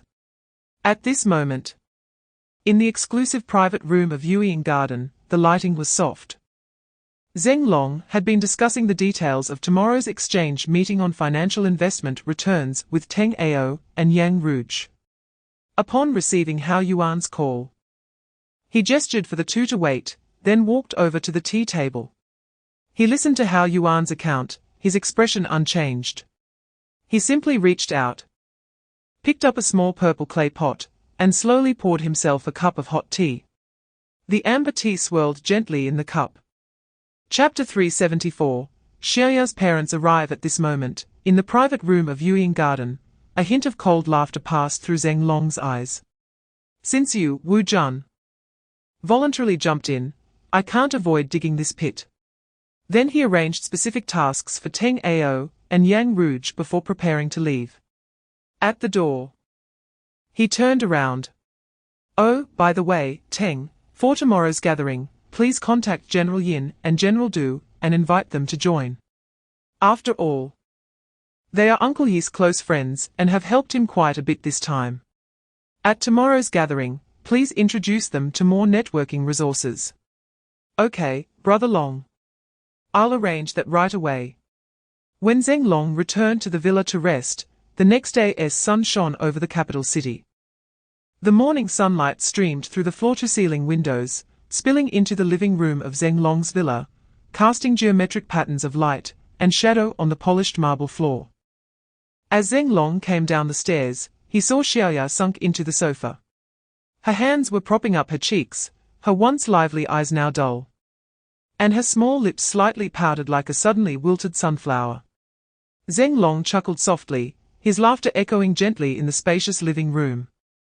He strolled leisurely to the front of the sofa, sat down, leaned back against the soft cushions, his right hand casually resting on the armrest, his fingers rhythmically tapping on the leather surface. Chapter 375. A feast and a dirge at 6 in the evening, in the Tinga Hall of Yueying Garden. The crystal chandelier spilled golden light onto the marble floor, and figures in suits and leather shoes moved about like threads in a tapestry. Compared to the last gathering, the wealthy merchants and aristocratic youths from Kuanglong country present tonight showed less flamboyance and more reverence. When conversing with each other, they deliberately lowered their voices, and their smiles carried a cautious probing. Mr. Wang, I heard your mining operations in Yunnan are doing well. "Oh, just a small business," came the modest reply. "The Lee family in Nanjing's Technology Park is doing far better." Humility and amiability set the tone for the evening. Everyone remembered the fate of Fatty Han that night. Simply because he had been blind to the situation and offended the Yizhenkang couple, whom Ling Long regarded as close relatives. Overnight, he was imprisoned. And his entire family business collapsed in an instant. Here, no one dared to ascertain whether the smiling stranger before them was backed by another Ling Long. What made everyone's hearts race even more was the confirmation message in the phone in their pockets from Teng Ao, to all. "The preliminary investment has a return rate of 200, settlement tonight." Simple numbers, yet they made countless palms sweat. Initially, they had invested only to connect with Ling Long and Teng Ao, not expecting. Chapter 376. The Unfairness of Fate. The girl had a pair of large, dark eyes that should have been lively and clear, but at this moment, they were filled with terror and despair. Her nose was delicate, and her lips were pale and cracked, indicating she could have been a beauty. However, long-term malnutrition had left her cheeks sunken, and her hair was dry and yellow like autumn grass. She clutched her father's rough hand tightly. It was cold and still trembling slightly. "Dad." Her voice was as thin as a mosquito's buzz, tinged with a sob. "Please don't sleep, look at me." Next to her stood a woman, the middle-aged man's wife, known as Pomegranate Mom in the village. She was in her early 40s, her back already hunched as if bent by the weight of life. Her complexion was sallow, her eye sockets deep-set, and the corners of her eyes filled with crow's feet. Her hands were rough like tree bark, with thick, deformed knuckles and dirt embedded under her nails that could not be washed away. She wiped her tears with her left hand, but they only flowed more. Her right hand gripped her husband's other hand tightly, turning her knuckles white. "Child, your father," her voice was hoarse, like sandpaper on wood, "just listen to me. Go to the hospital, let's go to the county hospital, okay? Even if it's just to have a look, to get some medicine." She bent down, her face almost touching her husband's. "You can't leave. If you leave, how will I and little Pomegranate live? Little Pomegranate is only 14. She still has to go to school, she has a future." Chapter 377. The Destiny of Late Arrival. In the two-story white building of the County Police Bureau, in a reception room by the window, sat two men. Both were dressed in dark civilian clothes, sitting upright, with broad shoulders, clearly trained individuals. Their skin was a healthy wheat color, their fingers had thick joints, and small scars adorned the backs of their hands. The older one was about 27 or 28. With a buzz cut, a square face, and sharp, steady eyes. His name was Chen Zeng. The younger one, around 23 or 24, had a faint scar on his brow that made him appear somewhat stern. His name was Lu Xiao. Across from them, Deputy Director Zhong of the Police Bureau rubbed his hands, somewhat awkwardly. He had just looked at their credentials, which belonged to a department he had only seen in internal communications, with frightening authority. "Comrades Chen and Lu," Zhong licked his lips, "the people you are looking for. We do indeed have 3 individuals named Shi Taizu in our system. Their ages match the conditions you mentioned, look here." Chen Zeng took out a brown paper folder from his black briefcase, and gently pushed it towards Zhong. "We need their detailed information." Chen's voice was steady, but carried an undeniable weight. "My file clearly states that there should be an old locust tree at the village entrance, and over 10 years ago. Did any of these 3 families report a case to your county bureau?" Chapter 378. Hope in Despair. Over 100 kilometers away in Shijiago village, in the mud-walled house of the Shi family, under the dim yellow light, Pomegranate Mom sat dazed on the kang, holding her husband's already cold hand. Her tears had dried up. Little Pomegranate knelt in the corner, using a piece of rag dipped in water to gently wipe the blood from her father's face. Her movements were soft and slow, as if afraid to wake him. The room was deathly silent, with only the howling mountain wind outside and the faint barking of wild dogs in the distance. Pomegranate Mom suddenly lifted her head. her gaze hollow as she looked at her daughter. Little pomegranate, pack your things. Little pomegranate paused. We will leave at dawn. Pomegranate Mom's voice was hoarse like a broken gong. Your father is right. Those people will come, you must leave. She stood up, her hunched back seeming even more bent. She went to the corner, rummaging through a pile of rags to find a small cloth bag containing wrinkled bills, several hundred yuan, which was their entire family fortune. Little Pomegranate looked at her mother, at her father's quiet body, at the dilapidated home where she was born and raised. Slowly, she stood up and walked to the window. Outside, the night was as dark as ink, with sparse stars. The distant mountains loomed like a giant beast lying in wait. Chapter 379, A decision 1,000 miles away in the capital city, the lights in Li Weiguo's office still shone brightly late at night. His hand holding the phone trembled violently upon hearing the last sentence of Chen Zheng's report. The teacup slipped from his left hand. Crash! Porcelain shattered. And tea spread dark stains on the floor. His face turned pale in an instant, his lips parted slightly, and his breath halted for 2 seconds. For the first time, fear appeared in his eyes, which had weathered countless storms. It was not fear of an enemy, but fear of an impending situation he could not control. Are you sure? Li Weiguo's voice was dry as sandpaper. Shi Qiuzhu's biological father. Shi Qinglai is dead. He was beaten to death. On the other end of the line. Chen Zheng's voice was suppressing anger, confirmed. The body is on the Kang. His wife and daughter are at the scene. Li Weiguo closed his eyes. Countless images flashed through his mind, the deepest yearning and expectations of Taizu for home, Zheng Long's hope and urgency in searching for Qiuzhu's origins. Zheng Long. The man who was always calm and always in control. However, how would he view this situation? Chapter 380, The Fracture of the Banquet in the Yuting Garden. Tengjie Hall, the crisp sound of clinking glasses mingled with subdued laughter and compliments. 3 circles naturally formed around Zheng Long, surrounded by a group of aristocratic youths. Each person wore just the right smile, slightly leaning forward when raising their glasses, a subconscious gesture of respect. Beside Teng Ao and Yang Rouge were the country's top tycoons. Their conversations were more direct, with numbers and projects bouncing between them, each decision potentially impacting the industry landscape. Surrounding Yi Zhenkang and Lin Shucheng were entrepreneurs eager to attach themselves. They carefully handed out business cards, speaking humbly, yet their eyes frequently drifted toward Zheng Long. Yin Hang and Du Hanyuan stood beside Teng Ao, unable to contain their excitement. From tonight onward, they officially entered this elite circle. All eyes, intentionally or unintentionally, focused on the man in simple black clothing standing in the center of the venue. Zheng Long. He held a wine glass, a faint smile on his face, nodding to those who came to toast him.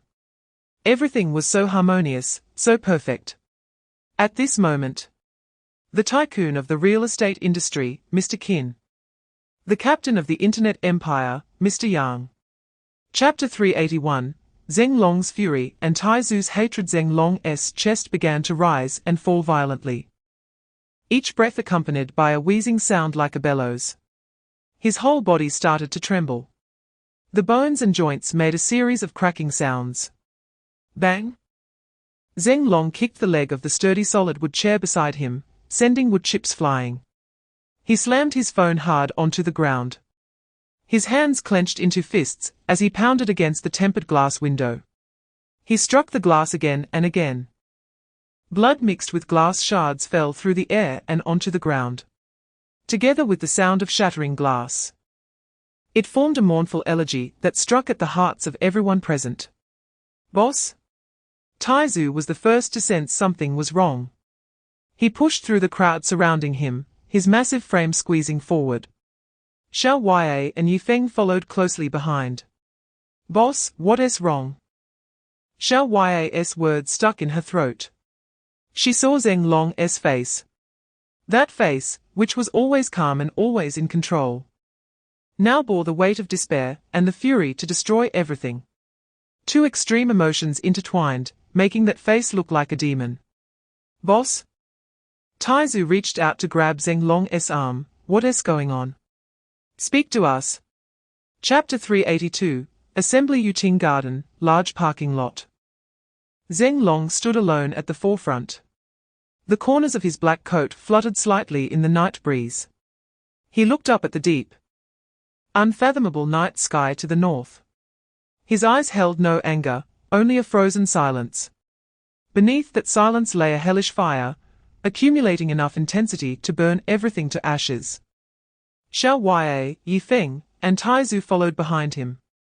Then came Teng Ao, Yang Ruge, and all personnel from Teng Ge Hall. They quietly followed Ling Long. Looking up at the night sky, a military helicopter tore through the night sky, slowly descending into the large parking lot of Yuting Garden. The roar of the rotor blades awakened half the block. Then, one car after another sped in. The sounds of screeching brakes echoed one after another.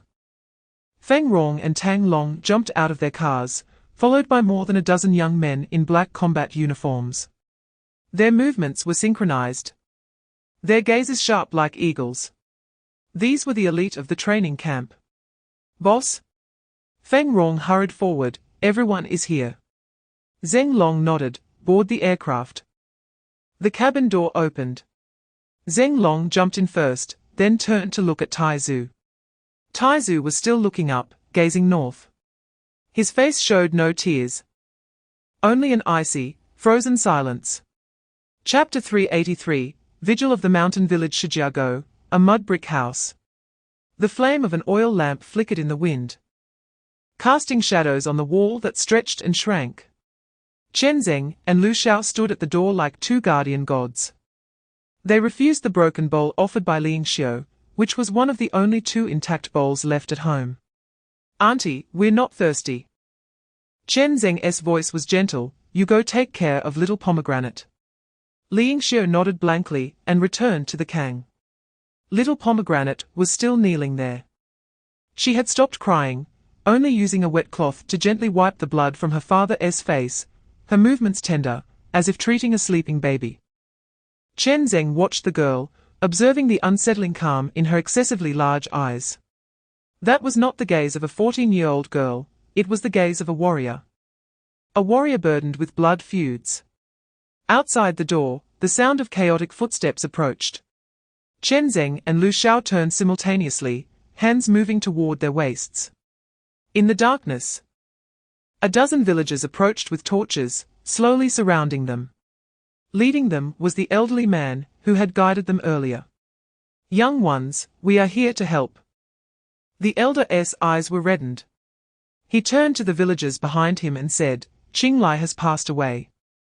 Let us help little Pomegranate's mother, and protect their poor mother and daughter together. Chapter 384, Taizu returns home at 4 a.m, Shijiago village. The dead silence of the night sky was violently shattered by a deafening roar that approached from afar. The sound was like a beast roaring, crushing the peaceful slumber of the mountain village. Chen Zeng and Lu Xiao had already, under Li Weiguo's orders, ignited several bonfires in a relatively open area at the village entrance. The towering flames danced wildly in the darkness, becoming the most primitive and clear landing signal. The roar awakened the entire village. Wooden doors creaked open, lights flickered on. The elderly donned their clothes, the young were startled awake. And children rubbed their sleepy eyes as they were carried out. Villagers surged in from all directions, gathering around the firelight, filled with confusion and fear. All looking up at the source of the roaring that devoured the stars and moon. In the night sky, a massive black silhouette, like a steel predator, broke through the clouds, slowly descending under the blinding beams of searchlights. The violent airflow created by the rotors lowered the flames, making it hard for people to open their eyes, their clothes flapping wildly. Bang! The landing gear thudded heavily to the ground. The cabin door swung open. The first to leap out was Taizu. The firelight instantly hit his face, illuminating a visage twisted with extreme rage and urgency. His eyes were bloodshot. The muscles in his jaw taut as rock, his breathing heavy, as if a volcano about to erupt was trapped in his chest. Chapter 385, The Gunfire of Injustice Dawn. Shijiago Village.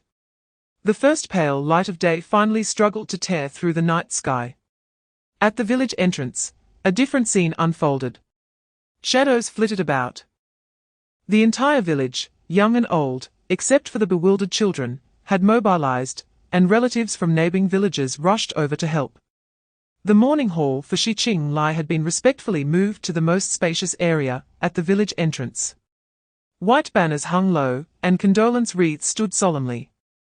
In front of the spirit tablet, Taizu and little Pomegranate knelt side by side, both clad in rough hemp garments. Taizu's figure resembled a silent, massive black stone. Each time he tossed paper money into the fire pit, his arms were as rigid as iron. The flickering flames illuminated the dried blood on his face, the tears that hadn't yet dried, and the deep, frozen silence in his eyes, resembling solidified magma. Little Pomegranate huddled close to her brother, her lips pressed tightly together. Her thin back straight as if it might break, yet containing incredible resilience. She burned the paper slowly and lightly, her eyes hollow as she gazed at the flickering flames, where it seemed to reflect her father's final visage. Suddenly, a rumble echoed. The ground faintly trembled. From afar to near, the deep and powerful roar of engines sounded like muffled thunder from deep within the earth, mixed with the howling of swirling dust, violently shattering the oppressive silence of the mourning mountain village. Chapter 386, Whirlpools and gunfire. Morning light sliced through the heavy curtain seams, cutting into the quiet office. Old General Liu stood in front of a large mahogany desk, his hands pressed on the edge of the table, his back slightly hunched. In front of him lay several freshly delivered telegrams and intelligence summaries. One was an urgent document from the Ministry of Foreign Affairs.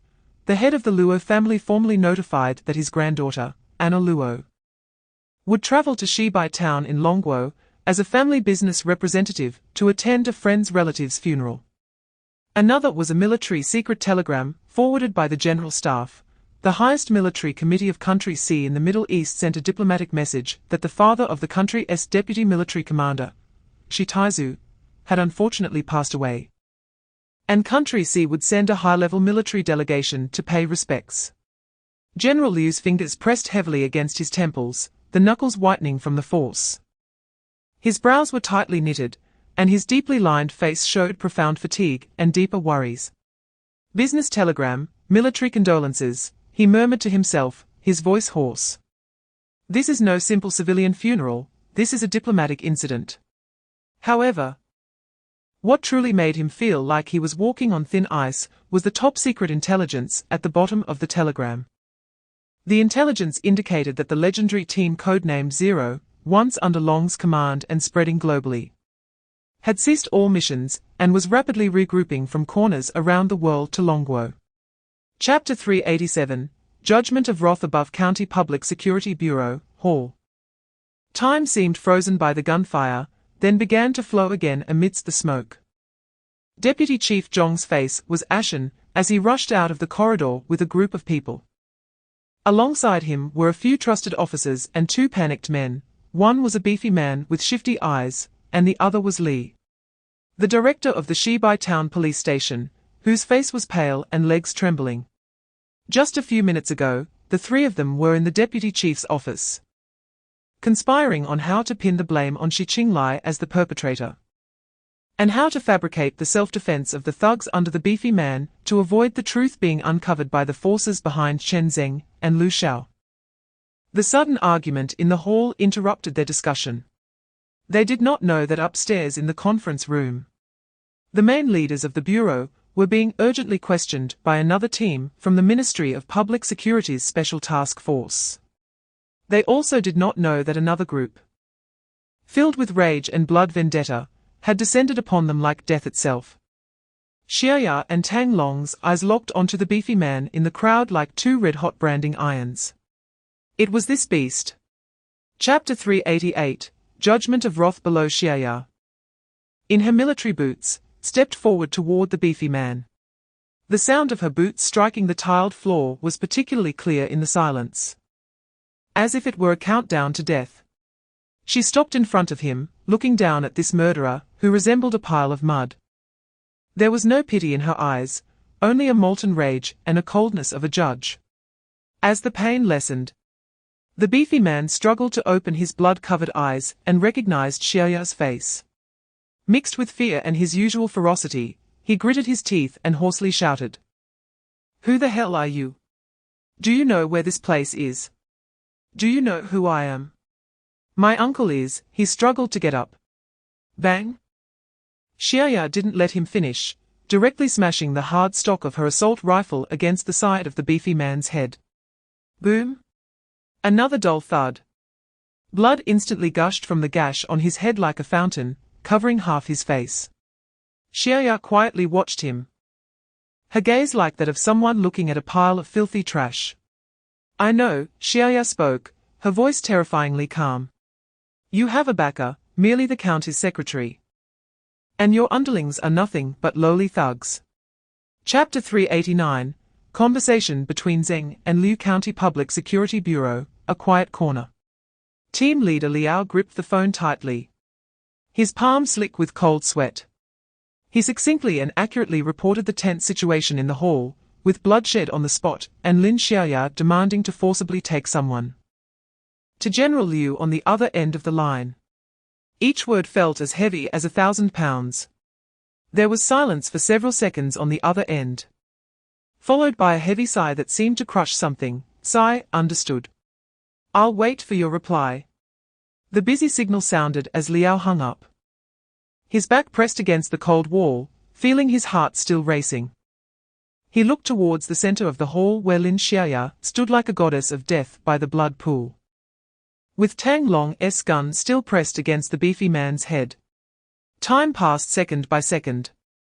In the capital city, General Liu's office. Old Liu slowly put down the receiver, not making any immediate moves. He walked to the large floor-to-ceiling window, outside of which was the bustling city with glaring sunlight that couldn't penetrate the gloom in his heart. He clasped his hands behind his back, his fingers unconsciously twisting. He really did not want to make this call. Chapter 390, Chiazhu's killing intent and Zeng Long's conditions explain. Zeng Long immediately retorted, his voice suddenly rising, filled with sarcasm and indignation. "What explanation? When will there be an explanation? Should I wait for my uncle Shi to be buried with these unjust eyes, without clarity? I, Zeng Long, absolutely will not agree. My brothers will not agree either." His tone became extremely dangerous and serious. "Old Liu. Taizu is not crazy right now, because there is still a last thread of a soldier's bottom line in his heart, and a shred of national sentiment binding him. If this last thread of restraint is broken..." Zeng Long's voice lowered, but it became even more spine-chilling. "He will no longer be the steel beast Shi Taizu, but a vengeful beast. He will turn into a demon born only for revenge.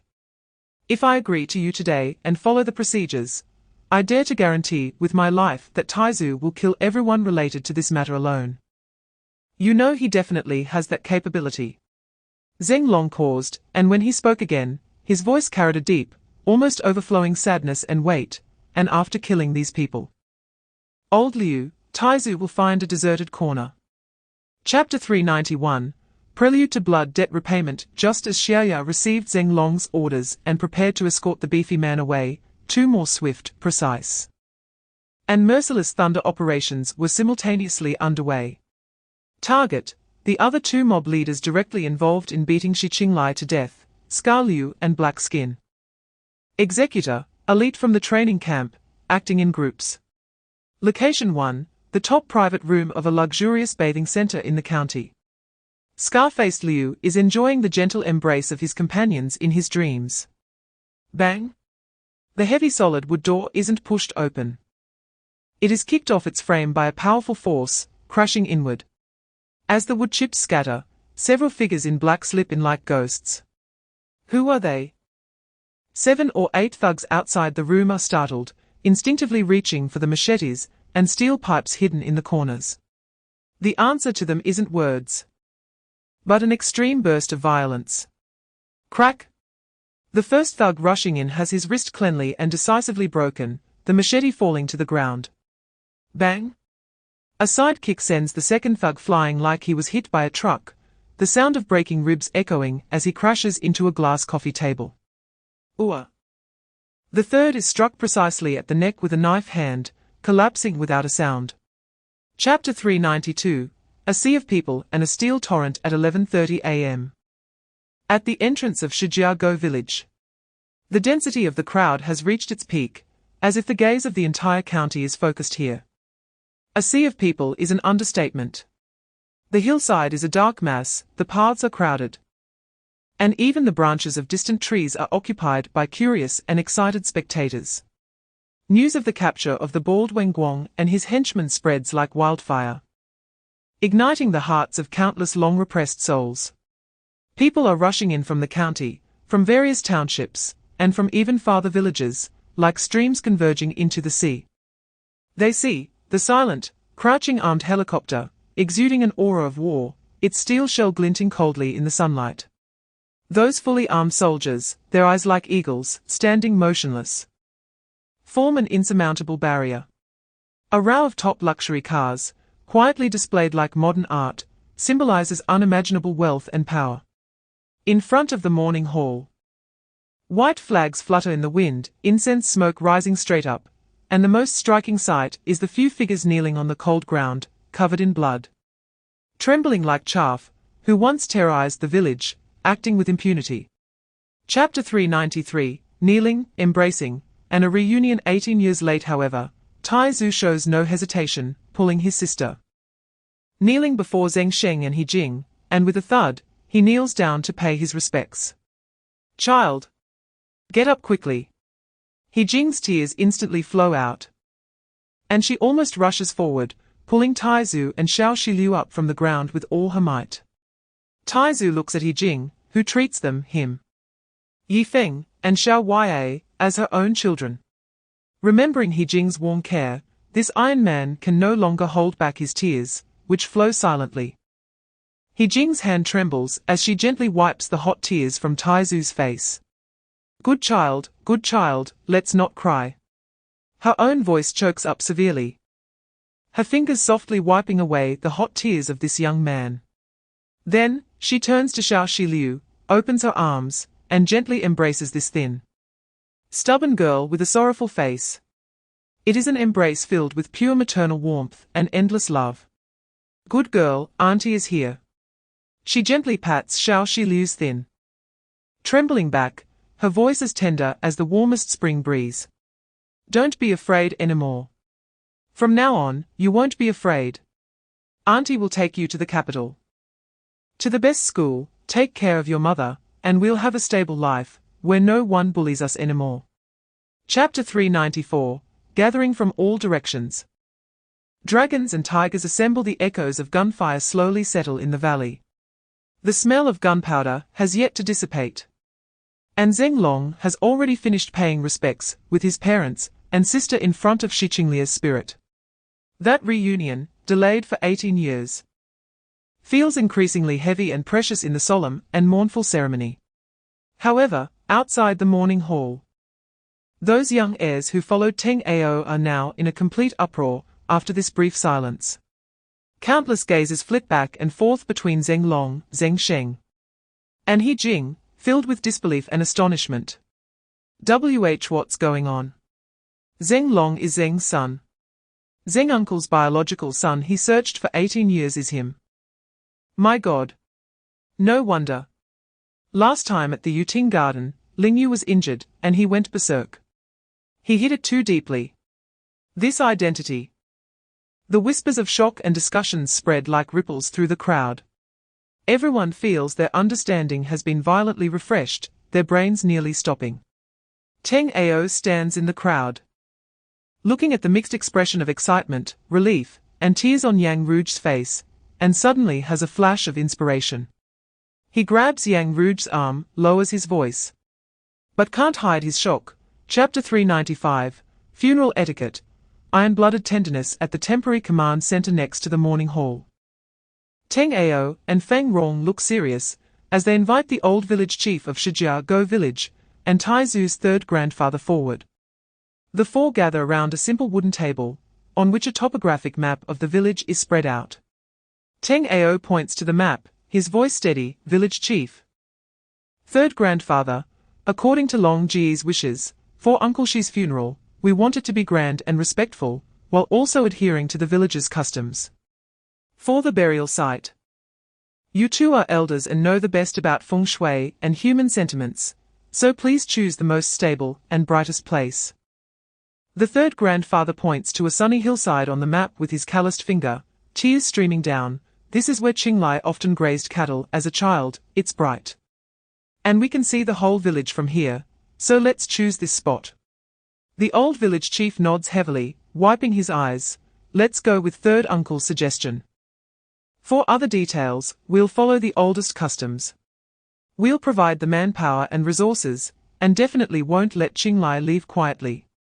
With the details settled, another shocking measure is soon set in motion. Teng Ao calls over the battalion commander and whispers a few instructions. The battalion commander's eyes sharpen, and he immediately turns around, issuing a brief order through the communicator. Soon, two squads of soldiers jog toward the convoy of luxury cars. They open the trunks of several SUVs, pulling out one sealed silver metal box after another. Chapter 396, Igniting Wrath, Lighting Candles for Blessings. Ling Long slowly walks to the temporary microphone. His silhouette, against the backdrop of the white flags in the morning hall, appears particularly tall and formidable. The loudspeaker amplifies his voice instantly, like rolling thunder, resonating throughout Shijiago village, even reaching the distant hills. Hello to all the elders and fellow villagers present. A simple opening, yet the noisy scene falls instantly silent. First, I thank you all for coming to send off Uncle Shi. This kindness, we will remember in our hearts. His gaze sweeps over the dense crowd like a searchlight on an ice field, finally landing on the three kneeling figures in front of the morning hall, trembling with fear. Do you see the three people kneeling there? His voice suddenly turns cold, carrying a metallic piercing quality. They are the murderers who harmed my Uncle Shi. They are also the bullies who have run rampant in the county and countryside for years, oppressing the good and harming the neighbors. Every word strikes like a heavy hammer on people's hearts. Among you, perhaps some have been bullied by them, beaten, robbed of hard-earned money, or even suffered the loss of family. But you dare to be angry but not speak out. Why? Chapter 397, The Wrath of Heaven and the Grievances of the People, ultimately achieving justice at 8 in the morning, in Shijiago village. The sky was just beginning to brighten, and the thin mist had not yet dissipated. However, the scene at the village entrance and its surroundings had surpassed all the crowds and clamor of the previous day. People surged in from all directions, like rivers flowing into the sea, filling every inch of land where they could stand. On the hillside, along the ridges of the fields, and even on the distant mountain tops, people stood densely packed. They were silent, their gazes mixed with compassion, anger, anticipation, and a solemnity akin to pilgrimage. They had come for two reasons. First, to witness with their own eyes a public trial that was destined to be recorded in local history. Second, to personally bid farewell to the man, Shi Qinglai, who had awakened the world in the most tragic manner, participating in the sorrowful yet grand century funeral that was initiated by him. The overwhelming crowd at the scene increased the pressure on security. Liu Lao's expression was stern as he unhesitatingly picked up the communicator and issued a direct order. Soon, the ground echoed with the sound of orderly footsteps as another fully staffed battalion of soldiers arrived at the scene, quickly establishing a tighter and heavier security perimeter at the periphery and various high points. The soldiers from the 2nd and 3rd battalions, nearly 1,000 of them, formed 3 iron walls that firmly protected the core area. Chapter 398, The Steel Torrent of Spirit Sending the Hero's Soul Go. Feng Rong's eyes were bloodshot, the veins on his neck bulging, as he used every ounce of breath in his chest to let out a heart-wrenching roar. This cry was like the horn of war, shattering the silence after the rain and opening the curtain for the final farewell. 18 tall and strong young men from the village, carefully selected, had already changed into the unified black suits provided by Teng Ao, with glaring white cloth tied around their left arms. Their expressions were solemn, their gazes resolute, as if they were accepting the most sacred mission. Steadily and in unison, they rested their shoulders against the heavy coffin's support beams. Hey! A low, deep grunt of effort. Shi Qinglia's coffin was steadily lifted. Almost simultaneously, rumbling sounds echoed. 5 armed helicopters took off first, their rotors stirring the air as they hovered at low altitude, adjusting their direction. 100 large drones, suspended in the air, seemed to receive a silent command and began to move slowly and uniformly toward the hillside where the cemetery was located. The 100-foot-long white mourning banners hung, weeping in the morning breeze, paving a white path to heaven for the funeral procession in the sky. On the ground, an even grander procession began to move forward.